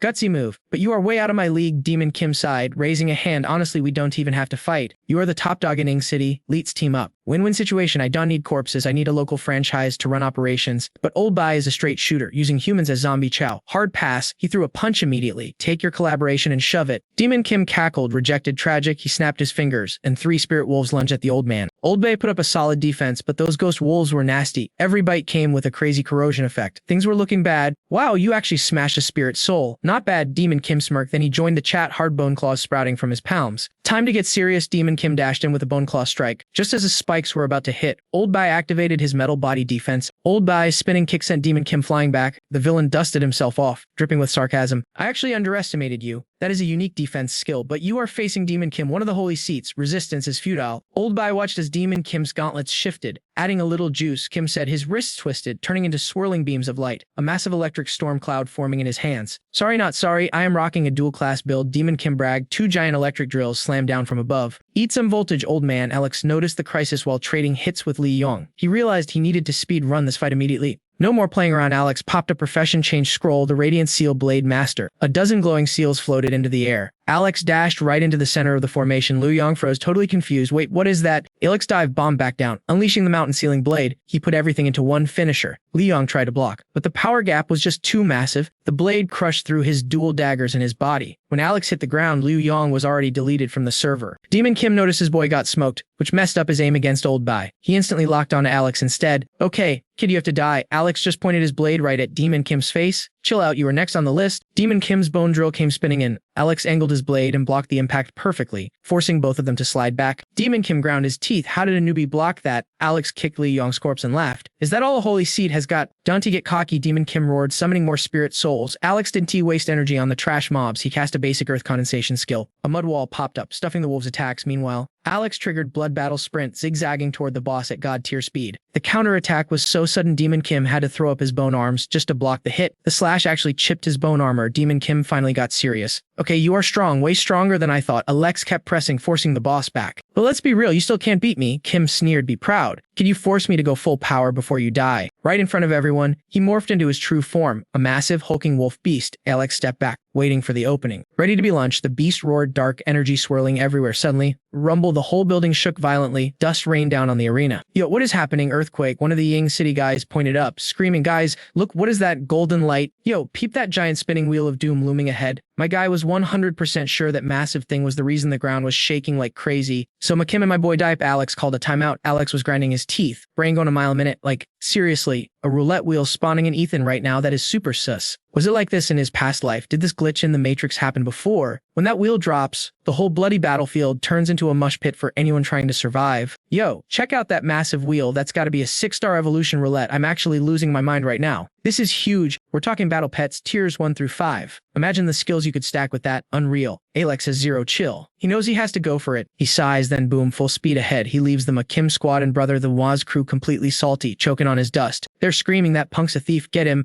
McKim is raging, calling our boy a coward from the back lines. You run now, but I'll find you and end you. Standard villain monologue, right? Alex just smirks at the hate. Yuma Kim, you should be thanking me. If you didn't have your meat shields here, I would have 1v1'd you already. 90% chance I'd clap you, but right now, I got a date with Lady Luck at the casino, so here's how the wheel works. It spins, gives you a loot table, weapons, potions, whatever, not just a fixed item drop. Once you lock a category, you see the price tag, pay up, and the trade is live, easy peasy. This time, he picks the medicine category, but heads up, every spin drips this creepy red liquid from the bottom of the wheel. That goop is like candy for mutants. If they eat it, instant level up, but our boy keeps moving forward, eyes on the prize. Problem is, you can't exactly stealth a giant glowing wheel. Spinning this thing turns the area into a total meat grinder. Who knows how many zombies and creeping horrors are en route right now to crash the party. Pro strats, the best window to loot is 30 minutes after spawn before the map gets flooded with mobs. He's making moves to seize that half-hour window. Some shady guy with a dagger tries to play innocent. Hey bro, what's that wheel? Alex sidesteps and drops him, instantly get lost. No time for an MP's buddy. He reaches the spot. Coast is clear. He's the first one there, slams a magic stone into the slot to pay the toll. He's hype, grinning ear to ear. The wheel starts spinning, but the haters are catching up fast. Someone's spinning it. Gank him. But it's too late. The wheel stops on the secret blueprint section. Let's go. He snags the scaled light armor blueprint. First epic loot secured. The exchange is complete. But that red liquid is pouring out now. It's basically a dinner bell for every squad in the city. Snipers on the roofs, rival scouts, and a horde of hungry zombies are all watching the show. Alex isn't done. He's greedy. He goes for spin number 2. The wheel wears to life under his hand. He senses some heavy hitters incoming. At least 2 level 5 evils closing in fast. He's sweating bullets now. Mutants level up way faster than humans. The wheel slows down. It lands on a card slot, the only mystery slot on the wheel that doesn't show the stats. Talk about ring. The screen flashes. He has to decide fast because the enemy squad is screaming for his head. Who is this kid? 2 spins. Where's he getting the currency? Does he have spatial inventory? Kill him. They're 10 meters out. He casts primary earth condensation. Boom. Stone warrior rises up to block the path. What the heck is that thing? While they deal with the golem, the wheel stops for the 3rd time. Bloodline vial obtained. He grins. He's got the loot. Now he needs to dip before the real monsters show up. Mission accomplished. He parkers onto a nearby roof, leaving the wheel behind. And just in time, because the mutant swarm arrives, diving into that bloody liquid like it's an open bar. It's an all-out war down there. Meanwhile, Alex's crew is regrouping nearby. Brother Blow is analyzing the situation. Every survivor and monster in the city is rushing that wheel. It's a total mess. A teammate points out, boss, squad incoming. Looks like a girl is leading them. It's Gia. She greets Brother Blow. Sorry to intrude, fam. Just waiting for a friend here. You know the big boss Diplo asks. I know him, but we aren't exactly family, she says coldly. So why are you here? Because following him pays well. Sweet rewards, you know what I mean. Little Van is nodding aggressively. Facts. Nothing but truth. Suddenly footsteps land behind them. Everyone tenses up. Who's there? It's Alex, waving casually. My bad. Did I spook you guys? Little Van lights up immediately. Boss, you're back. Are we gonna do something epic next? He shakes his head. Let's chill first. Plan later. Brother Blow, crashing at your spot again. Sorry. Bio waves it off. Boss Dip, stop being polite. Make yourself at home. Stay as long as you need. As they head out, Alex starts plotting. He's got big plans, but man, he wishes his main squad was here to back him up. Alex still had zero trust in Bao and Sasa, total strangers. Right, so he looks at Tu Van, his ride or die, and gives him the secret signal. Yo, this next move is risky. We rebetting it all. You down to ride with me? Van nodded immediately. Bet whatever you need, boss. If I bail now, I ain't worthy of the name Van. Van's dad heard his kid volunteering for the suicide mission and tried to block him. You crazy kid. What kind of nonsense are you spouting? And TUQ steps in like, chill bro-in-law. Van's a grown man. Let him make his own moves. Alex was cool with it, handed over 2 items and said, great, take these and gear up. Van looked at the scroll and the gem in his hands, totally shook. Boss, he was trying not to cry, guys. The feels were real. He thought I know the boss needs backup, so he has gearing me up first. But wait, why drop the loot before the job is even done? This was a 2-star evolution potion and a job change scroll. The boss wasn't using him as a meat shield. He actually wanted him to level up. Alex knew exactly what the kid was thinking. He walked over, slapped him on the shoulder, and hyped him up. Learn the skill, get swole, and then you can actually watch my back. Do it? Van was like, yes, sir, but Alex didn't stop there. He slid over to Sasa and asked, what's your price? She smirked, tooting her head. New UD come crawling, need a favor. Easy, just slide me a 3-star evolution potion. Alex frowned hard. That price tag was absolutely steep. You tripping, even if I had one. Which I don't. My own crew gets first dibs on legendary loot. Sasa just held out her hand. Okay, smart guy, what if I join your squad? Do I get priority access then? Alex shut that down instantly. Nope, not happening. If you take damage, I'll pay double the medical bill. Deal sealed. They shook on it, but Sasa threw in a warning. Dante hate on me for being greedy. I am just an ugly woman nobody likes. I gotta chase the bag. Seriously, it's all about the profit for me. Feelings done, pay the rent. Alex paused, totally confused. Huh. You think you're ugly? She pointed at her face. You blind? Or would it be better if this scar was somewhere else? Alex accidentally let it slip. You mean like the one under your belly button? That one is cute. Sasa shoved him away. Eyes wide. Yo, how do you know about that? Alex froze. Crap, he thought. Almost leaked spoilers from my past life. He started stuttering. Hey, listen. Sasa was furious, pointing right in his face. Dip Alex, you're a total creeper, peeping Tom. Alex was left completely speechless. Meanwhile, Brothers' crew picked up their new quest items and were grinning ear to ear. Boss Dape is the GOAT. He gave everyone a gray tier weapon. Turns out Alex's S-class is an artificer, no wonder he sopped. Some guys were sighing, man, I wish he was our guild leader. Cut to Alex sitting in a strategy meeting with Bao and Sasa. They pushed two big white bags toward him. Here's the haul of level 1 magic stones from today's grind. Sase gave props to Bao. We had good synergy the last 2 days. The loot drop today was definitely higher than yesterday. Bao nodded. It's all thanks to Boss Dape upgrading our gear. Alex pocketed the stones and casually asked, so, what's the T on that roulette wheel area? Bao shook his head, looking stressed. Don't even ask. The area around that wheel is literally a mountain of dead bodies. It's a mess. We know a bit about the perimeter, but the center zone, only God knows what's spawning in there. Alex lowered his gaze, thinking, looks like I gotta solo scout the center. Brother S squad isn't high level enough for that raid. Outside the high-rise district, everyone rushed up to Old Man Lee, asking, yo, what's the status out there? Lee propped up his bike and shook his head. Nightmare fuel. You guys have no idea. He grabbed a soda and started spilling the beans. Zombies. Monsters, mutant beasts. It is swarming like ants out there. If we think we were gonna just walk up and spin that wheel, no shot, impossible. The crew is confused. Wait, aren't the monsters fighting each other for XP? Lee's answer shocked them. Nope. They were killing each other at first, but then they just stopped. Danny got impatient. Dude, spit it out. Stop pausing for dramatic effect. Lee nodded. All right, chill. The reason is that some raid bosses showed up. To the east. There's this massive kaiju I've never seen. Looks like a western dragon, but smaller. Still, wingspan is like 20 meters, stands 20 meters tall, super aggressive. It eats anything that gets too close. And get this, it's got a glowing blue magic stone right on its forehead. The crew started sweating bullets. Blue, yo, what level is that even? The highest boss in our city is only green, which is level 4. Lee lowered his voice. I didn't dare get close. Just used my scope from way back. Aside from the ugly black dragon, the south is overrun by mutant rats. The guys scoffed. Rats weak. Lee snapped back. They were level 4 mutant rats. You idiots. These things are the size of a 7-year-old kid. Look totally human and can walk upright and sit on their butts. It's creepy. Worst part, the leader looks like a general. It commands hundreds of level 3s and thousands of lower levels. Too many to count. The boys who wanted to rush in were now silent. Lee emphasized that Black Dragon might be level 5. But honestly, even the dragon isn't messing with the rat army. Those rats have enslaved the other mutant beasts. Ethan asked quickly, Lee, the way you read talking, is there something else? Just as everyone feared, Lee nodded. Yeah, what I'm about to tell you next is the real glitch in the system. Yo, peep this out west. Besides the spin wheel, that gnarly black dragon, and the mutant rat, the zombies have taken over something else. Can you guess what your boy just spotted? Drop your guesses in the comments. I scoped out their leader and plot twist. It ain't one dude, it's a whole squad. That intel shook the whole crew. Like, a whole squad, for real. So the high-level freaks are actually teaming up now? That Essis. Lee threw up 2 fingers and was like, why would I lie to you guys? No cap. That mob was absolutely stacked. I'm talking at least 4 level 4 zombies in the mix. But what really threw me for a loop, I spotted 2 ladies leading the pack right at the front. These 2 were absolute stunners, but the info was so wild that Danny had to call it out. Old lie. Are you trolling right now? Since when do humans hang with the undead? You need to get your eyes checked, bro. Real talk, if humans and zombies linked up, the humans would just be lunch. Old lie wished he was capping, but he had to make the squad believe him. I was super skeptical at first too, so I risked it all to get a closer look. One of them, long black hair, definitely a zombie, and she's literally clutching a black cat. I swear on everything, I have never seen a biter that gorgeous before. Bella was standing up on the balcony, just cracking up at Old Lie's story. Haha, she might not be on the level of the star beauty boss, but she's still a total smoke show. The other girl was rocking red hair. That's exactly why I pegged her as a human. I scoped it out perfectly. There was 0 magic stone on her forehead. None. That girl is 100% human. Right as he finished speaking, a thigh bone comes flying in, smashing the wire next to Old Lie. Bam. The wall caves in and Dalton starts screaming. Totally over the yapping. He rolled up with his crew, shouting at the top of his lungs. I want to go flip that roulette table right now. Do we have a way in or what? Still raging, DeLong points up at the roof where Bella is chilling. And what are you staring at down here for? You skank. Yo, get down here so we can talk business or get lost. But Bella ain't even phased. She touches down smooth as silk, ready to drop some knowledge on this fool. These mutant freaks are definitely beefing over some secret loot we don't know about yet. And who are you supposed to be? The guy puffs his chest out. I'm Dalton. Recognize. Bella just gives him the iciest stare imaginable. When this whole mess wraps up, you read dead meat, she says.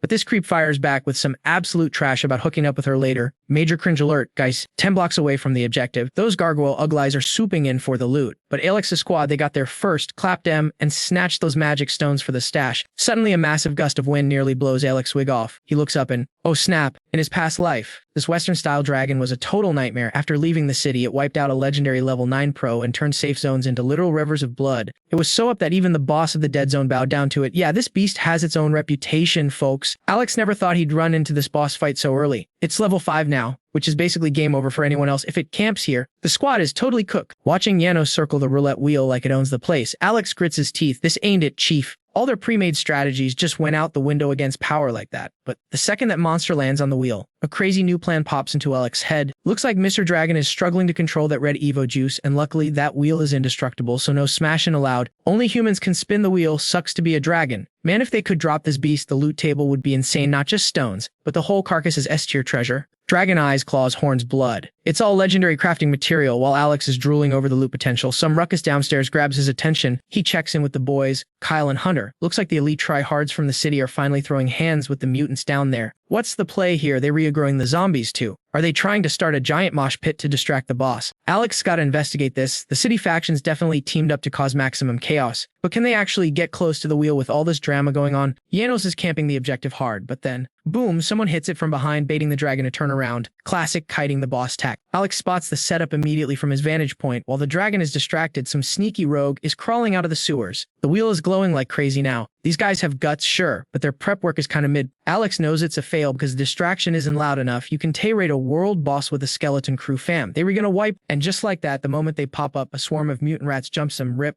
Zombies join the feast, tearing them apart, but amazingly the wheel spins. They rolled a 3-star Evo potion right before getting completely wiped out. Plot twist of the century. A pale hand snatches the potion from the pile of bodies. Alex squints. It's Scarlet. Wait, didn't Tisha get deleted? Even with his dual soul perks, he couldn't T-save her before. Why is she walking around when his mental Wi-Fi signal to her is dead silent? It is super glitchy. They lock eyes across the street, both looking intense. It's a total standoff moment between the two. She dips and Alex gets a splitting headache. Boom, flashback of Scarlet getting saved by the zombie queen. Alex shakes it off and retreats to safety. This changes absolutely everything we thought we knew about zombie mechanics, guys. If monsters are getting smart enough to have Ikes, humanity's in big trouble. Alex decides to craft a new zombie puppet to run some diagnostics on what happened to Scarlet. The roulette wheel stops spinning, and the street goes back to looking like a horror movie set. According to the plan, the new puppet wakes up, it crawls out of the blood vat, and lets out a super grumpy growl. Not friendly at all. It's the exact same crafting process as before. Alex starts picking up a signal from this new guy instantly. The connection is strong until Scarlet teleports behind him. I hate it, she hisses. Alex dodges a swipe. Does she not remember her boss? She jumps the new zombie and starts draining its energy. After chugging it dry, she turns to Alex, sounding totally robotic. I don't like him, but he gives me XP, she says. She holds up the 3-star potion. You saved me once. This is for you. Alex's brain freezes. He waves his hands like, whoa, I can take that loot. If the city elites found out a rogue zombie was running around with a 3-star potion, they de-start a whole war just to steal it. Imagine the look on their faces. Scarlet stares at him, totally confused. You don't want the drop. She points at the dead puppet. I hate him. Then points at Alex. I like you. She pushes the potion into his hands again. For you, not him. At this point, refusing free loot would be dumb, so Alex grabs it. Alright, bet. Thanks. Seriously, he checks the potion, then looks at her. Do you remember anything from before? He's gotta know if she's still in there. Is it her human memories or her zombie instincts talking? She answers straight up, I want the red juice from the big spinner. Alex realizes she means the energy leaking from the roulette wheel. It buffs her stats. He asks about the black hair zombie queen he saw her with. We team up for the red stuff. She explains, I hate her. I want to eat her. I want to eat you. I like you. Talk about a complicated relationship status, right? So Scarlet and the zombie queen are only teaming up to farm that evolution blood. They were letting the humans spin the wheel just to steal the runoff. Here's the tea though. Usually after folks spin the wheel, the zombies wipe them out. The undead don't care if we know it's a trap, because the loot from that roulette is just too irresistible. They aren't just snacking on regular meat. Every time they ambush us, they're farming that high-level evolved blood. Thinking about that, Alex had a wild thought. Is there any way you can compel a few of the zombies not to attack? Scarlet shook her head. No shot we can to do that. Hearing that, Alex figured out the situation from the last spin. Looks like even mental powerhouses like Scarlet and the old lady can T-boss the horde around when a zombie king is on the field. He gripped that evolution potion tight, figuring he had enough leverage to cut a deal. When the moment is right, can you glitch them out? Just make them freeze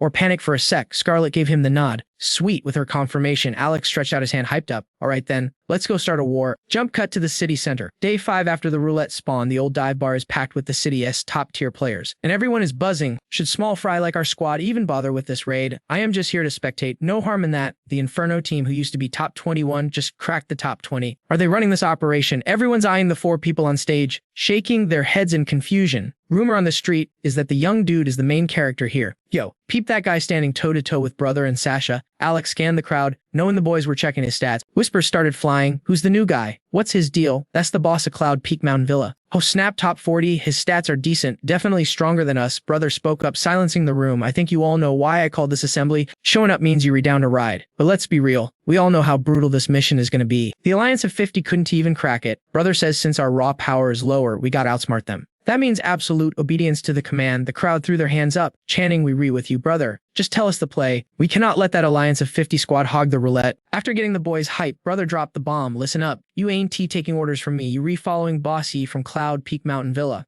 You might not know the name, but you know the legend. The guy who spun the wheel 3 times on day 1. Jaws dropped as everyone stared at the kid in the middle. Yeah, that's him. Bossy stepped up. Since you guys actually showed up, I'm gonna skip the filler and get straight to the point. First off, here's the deal. Anyone who raids with us gets access to my gear shop at insane discount rates. 1-star evolution potions, 70 level 1 magic stones. The crowd went absolutely nuts, dropping F-bombs in excitement. Holy crap, are you for real? This Bossy guy was legit, but wait, there's some more gray tier gear for 1 level 2 stone, white tier blades, 2 level 2 stones. One dude couldn't believe his ears and turned to Sasha. Yo, is he capping? Is this for real? Does he even have that much inventory? Is it really that cheap? Sasha just said, top secret, he's hiding way more than that. He cut back in. Obviously, supplies are limited, so I'm capping purchases based on squad size. We're recounting in units of 10, rounding up. Every 10 heads gets you access to 1 Evo potion, 1 immunity potion, and 1 gray item. Bring 20 and you unlock a white tier blade. Before he could even finish, the room erupted. Take my money, we re-in. Bossy smirked, hook, line, and sinker. It was a triple win. Locked in their loyalty, made a tidy profit, and buffed their stats so they would die instantly. Now that business is settled, let's talk strategy. I can promise this works. I can promise you survive. You scared? Too bad, we gamble with our lives every single day anyway. He clenched his fist, voice serious, but I put this on my life. Anyone who rides with me today, anyone who has my back. From this moment on, you re-family, you re-a friend of Cloud Peak Mountain Villa. He dropped the ultimate offer. That means locked in prices for gear forever. And if you get into a mess you can handle, you come to Cloud Peak for backup. As long as it doesn't wreck my own operation, I'll bail you out. To prove he wasn't all talk, Alex signaled the logistics crew to roll in. Alright, let's get this bread, start the trades. The homies lined up perfectly to swap magic stones for gear, with a secretary keeping track of every dime. Professional vibes only. Sasha was watching Ming oversee the whole operation from a distance and just couldn't keep quiet. She had to speak up. She was like, yo, Mr. Stalker, even if you didn't risk it all on that wheel, give it a sec, and you'd just still be the #1 player in Ing City. Ming just smirked at that #1 comment. He sized up that ranking, looked away, and told her, aim higher fam. That's too low. Meeting adjourned. Mic drop. Ming headed back to the war room, staring at a map full of scribbles. He realized these small-time squads might lack heavy hitters, but their intel game is straight fire. An assistant slid up, like, yo, boss Ming. Intel says that the crew over there is acting super sketchy. Looks like they were about to make a move. Should we wait for them to start beefing and then swoop in for the loot? Someone agreed, saying if we play cleanup crew, we could easily hit the top 50 in the city. Big flex. But Ming was like, nah fam. He decided we re-striking first. The squad was shook. Wait, what? We were gonna be the ones starting the drama. That's way too risky. Yo boss, make it make sense. What's the strats here? Ming broke it down. Those monsters want the blood that spills every time we spin the wheel. They can trigger it themselves, so they need us humans to do the dirty work, right? Yo, listen up. Those freaky mutant beasts ain't gonna just let us spin the wheel for free. It's straight up suicide, but we gotta risk it for the biscuit. You got a point, dude, but that doesn't mean they were gonna block our path completely. Sasa was like, bet I got you. Alex nodded, knowing she was on the same wavelength. Real talk. The danger ain't to the spin itself. It's when that evolution blood drops. That is the exact moment we gotta dip. But one of the guys was stressing, asking, yo, how are we supposed to make a getaway with all that heat? I mean, look at us. We ain't exactly built to take on an entire army of mutant freaks. Sasa was totally nodding along. For real, even if we rallied every single evolved fighter in the city, we'd still get absolutely wrecked by those monsters. Seeing everyone panic, Zoming cracked his knuckles. Chill out. I ain't trying to die today, but gotta spin that wheel even if it's C ground 0. Do I look like I have a death wish to you guys? That calmed the squad down instantly. Alright, whatever Bossy says, we roll with it. Big risk bring big stacks. Baby, meanwhile, under the skyscrapers, Lee's crew was grouping up, lurking in the shadows. Lee dropped the mic, saying, alright, that's the game plan. Anybody got beef with it, or are we good? Danny and the Augs let out a heavy sigh. We spent hours yapping just to circle back to the exact same plan we started with. Brute. If only we had some heavy hitters to balance the scales. The vibe was super grim until one of Lee's goons burst through the door. Yo boss, big trouble. Lee gave him the side eye. Take a breath, man. What is going down? Spit it out. The guy stammered. Some squad is actually heading for the wheel. The whole room jumped up like they sat on tacks. Say what? Through the scopes, they saw the wheel surrounded by a mountain of monsters. Alex's crew was just casually walking up. Danny was confused. Who is this dude? Are they out of their minds? Lee nodded, betting they DB lunch in 5 seconds. But the other guys grinned. Hey, isn't this actually double for us? This could be our golden ticket. Meanwhile, Zoming was staring down the wheel, with that beast Janos growling right above his head. To the left, the Scarlet Squad. To the right, mutated rats. And our boy is just strolling through like he owns the place. Zoming signaled, we made it. What's the damage? Looking at the Rat King eating meat, the team replied, we're gutchy. Just a few scuffles, no biggie. Zoming gave the thumbs up. Don't stress it, guys. Just stick to the script. Once they hit the zone, shields went up. They casually tossed magic stones into the wheel while Janos screamed its head off above them. The squeaking from the rats on the left got louder as their boss showed up. The second that wheel started spinning, the Rat King dropped his snack immediately. The zombies went feral seeing fresh meat. The wheel spun down and boom. Zoming bagged the loot. Drip, drop. A single drop of blood started leaking out. Zoming pointed his blade at the vial, smirking. It's showtime. The first drop fell. Zoming swiped his blade. slapping the blood drop through the air right toward his lead teammate. Following the play, the guy caught the drop and whipped a blood-soaked knife straight at the mutant rats. The Rat King looked so confused, like bro. Up top, Yano saw that first drop of evolution blood on the blade and absolutely lost it, drooling and roaring. Zalming was hyped. His prediction was spot on. Before the humans interfered, the beasts had a secret truce going on. They bullied the zombies into a deal. The mutant Rat King was supposed to get dibs on the first drop of evolution blood.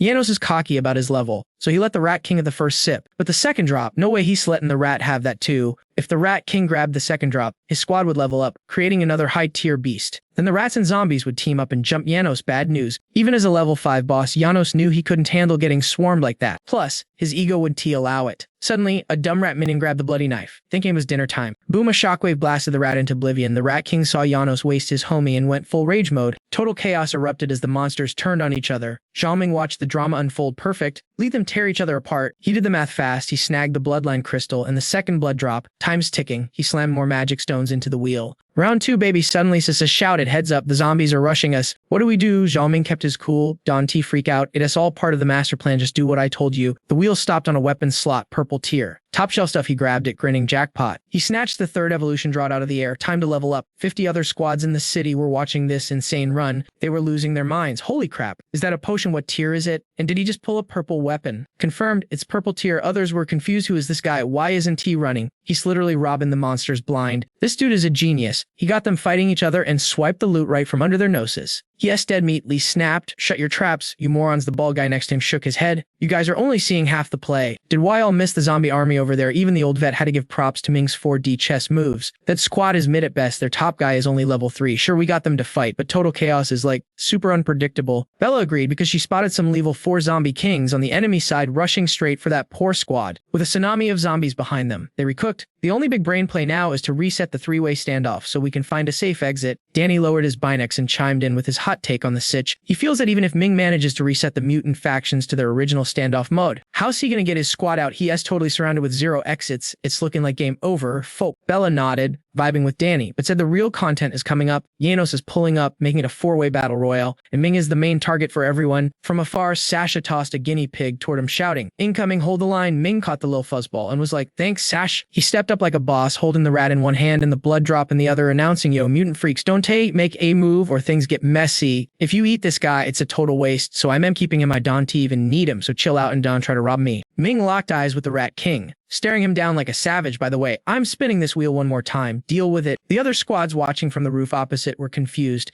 Yo, why do the monsters pause? Is that dude talking to them? Is he begging for his life or what? Stop playing. Even if the monsters understood him, would they actually let him slide? A dude on lookout duty with binoculars shouted out, "I can read lips, bro." Yes, saying he wants to spin the wheel again. The whole crew was shook hearing that. Zhang Dalong was loving the drama. Ming is that savage. Okay, I see you. This is getting spicy. The old guy next to him just laughed. Watch. He's gonna be toast in 5 seconds. Bella just smiled and said, "Nah, he ain't dying today." She knew his setup was absolute perfection. If he's acting this bold, he has definitely got a backup plan. Janos and the Rat King were grinding their teeth, watching Ming spin that wheel again. This time he snagged the loot. He got a class scroll and, get this? He multiplied the evolution blood. Absolute jackpot. Looking at the dragon eyeing him down, Ming smirked. "Yo, Janos, you think just cause you high level you run these streets?" Janos roared in rage, staring at the 3 drops of blood in Ming's hand. Ming didn't flinch. "Yeah, you're scary, big guy, but I ain't scared of you. Actually, it's the opposite. Hey, dragon, every piece of you is worth big money. Wonder if you were gonna take an L from me today." Bao was watching this madness from his hiding spot, totally stunned. "Bro, are you for real? Why are you trolling the dragon?" Everyone heard Ming declaring war like a maniac. Janos, aside from this first drop, I ain't giving you the rest. Janos' eyes were blazing with fire. Furious that Ming was sharing the loot, he pointed at the zombies. "Look at those sneaky scrubs over there. Even if they group up, they can touch you. I mean, with all the resources in Ying City, those guys are still stuck at level 4. Embarrassing. They were worse than that fake boss I geeked. At least it knew how to level up." After roasting Janos, Ming turned to the Rat King. "And you dirty little gutter rat. Done think just because you stand on 2 legs and sit on your butt that you were suddenly human. Stop trying to be us, fam. At the end of the day, you were just a pest living in a sewer." The Rat King looked triggered, frowning and glaring daggers at Ming.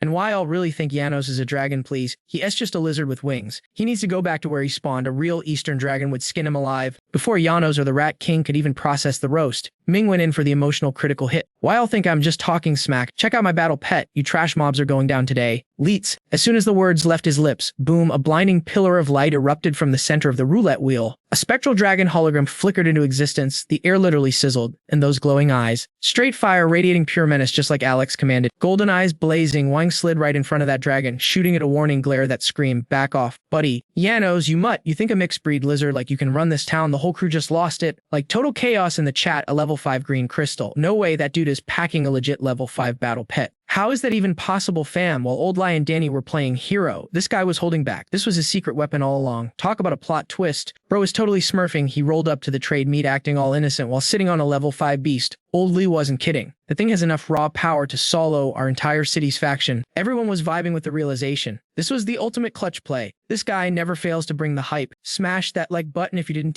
see that coming. But Bella, she wasn't buying it. Her spidey senses were tingling, like something was majorly sis about the whole situation. But she couldn't put her finger on it. Seeing Janos freeze up, Alex let out a deep sigh, bruh. I told you guys you were not on my level, especially you big bad dragon. I'm gonna farm you for loot. Need your horns, skin, blood, meat, tendons, and that sweet dragon crystal. Maybe I'll find a top tier necromancer later and bring you back as a skeleton dragon. You know, give you a little remix. Hearing that remix part made the dragon start sweating buckets instantly. Alex went full psycho mode, pressing the attack. Trust me, I done miss. Catching that creepy grin, Janos noped out of there so fast, bro literally rage quit the server, crying as he flew away. Alex stood there with a huge facepalm moment. Did he seriously just run? What a total bot. Absolute trash tier mob. This was definitely not in the script, guys. He turned around and saw the rest of the monster waves retreating too. They were all scrambling to get out of dodge. Does this mean I can't even crank the gacha wheel again? He felt a weird vibe, but Alex decided to just hit the spin button one last time. He grabbed his loot, stashed it, and pinged the whole squad with the update. Leets bounce. So was totally confused. The big bad dragon dipped, and the rival squads are keeping their safe distance. This is the perfect chance to hit the gacha spins. Why bail now? Zalming cut her off. Zip it with the questions. We relieving like right now. Being an Og in the crew,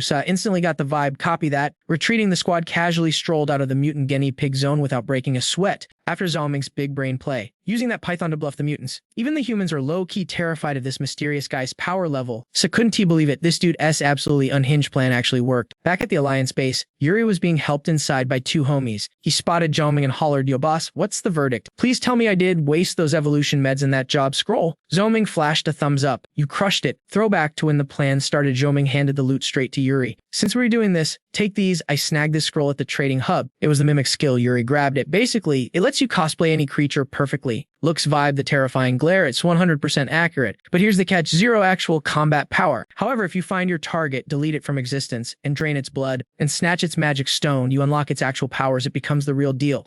But you can only mimic stuff up to 2 levels higher than you. That's exactly why I gave him that red hair evolution potion. It was the only way to fake a level 5 beast. Just didn't expect Janos to actually chicken out so fast. Mission accomplished. Zalming waved his hand, hyping everyone up. Great hustle, fam. Get some rest. We rethrow in a massive victory party later. His word is law in Ying City now. The squad instantly went wild, nodding their heads. You got it, bossy. Back in his room, Zalming dumped all the loot on his bed. He spun that roulette wheel 8 times, but the evolution blood stopped dropping halfway through. That wheel probably has 20 spins total, leaving 12 tries left. Too bad I ran out of magic stones. Or if he kept gambling all night. But honestly, the haul was totally worth it. A 4-star evolution potion. That's the ticket out of the newbie zone and into the mid-game tiers. The grind to get here is brutal, but once you make it, it's a whole new ball game. Popping the cap, Zalming chugged the serum. His aura went berserk, signaling the level 4 upgrade was complete. Once the energy chilled out, he crushed the empty vial in his hand. With the enhanced potion, his stats are practically rivaling a level 5 player now. Next up, 2 bloodline crystals. These are super rare drops. Even 10 years in the apocalypse, people kill for these. The drop rates on the roulette are abysmal. In his past life, he hit level 6 and never even sniffed a basic bloodline. He stared at the crystal labeled Dragon's Grace. Major bummer. This bloodline is totally gender locked, not for dudes. You only get 1 bloodline slot per character. Pick one, and the rest are locked forever, so it's down to this one. Beginner Hell Messenger, will it fit my build? Only one way to find out. He gripped the crystal hard, fusing it right into his flesh. The world instantly glitched. Zalming froze, staring at a massive black and red gate, leaking demons like a broken pipe. Snapping back to reality, he sat there thinking, okay, I get it. The Bloodlines perk is basically a summoner contract. Active skill unlocked. Hell connection. My attacks now deal dark damage and open a portal to hell, summoning mobs to fight for me for a short time. Once I level it up to intermediate, I unlock a transformation form for a massive stat boost. That's a win, but the real MVP loot, the crystal magic gun, it dropped on the 5th spin. a purple tier item, ranking even higher than gold tier gear. Legion has it that even level 9 top rankers would kill for this. It's only one step below the prism-colored legendary weapons. Picking it up, I realized the catch: no bullets, it runs on magic stones. Hence the name Crystal Energy, and right now, Zhongming is seriously broke on stuns. The mechanic upgrades need stones. The sacrifice gate needs stones. Evolution meds for the squad stones. Spinning the wheel stones. And now this gun literally eats stones to shoot. He clutched his head, feeling the pain. Oh, where am I gonna farm that many stones? Smash that like button if you feel my pain yet.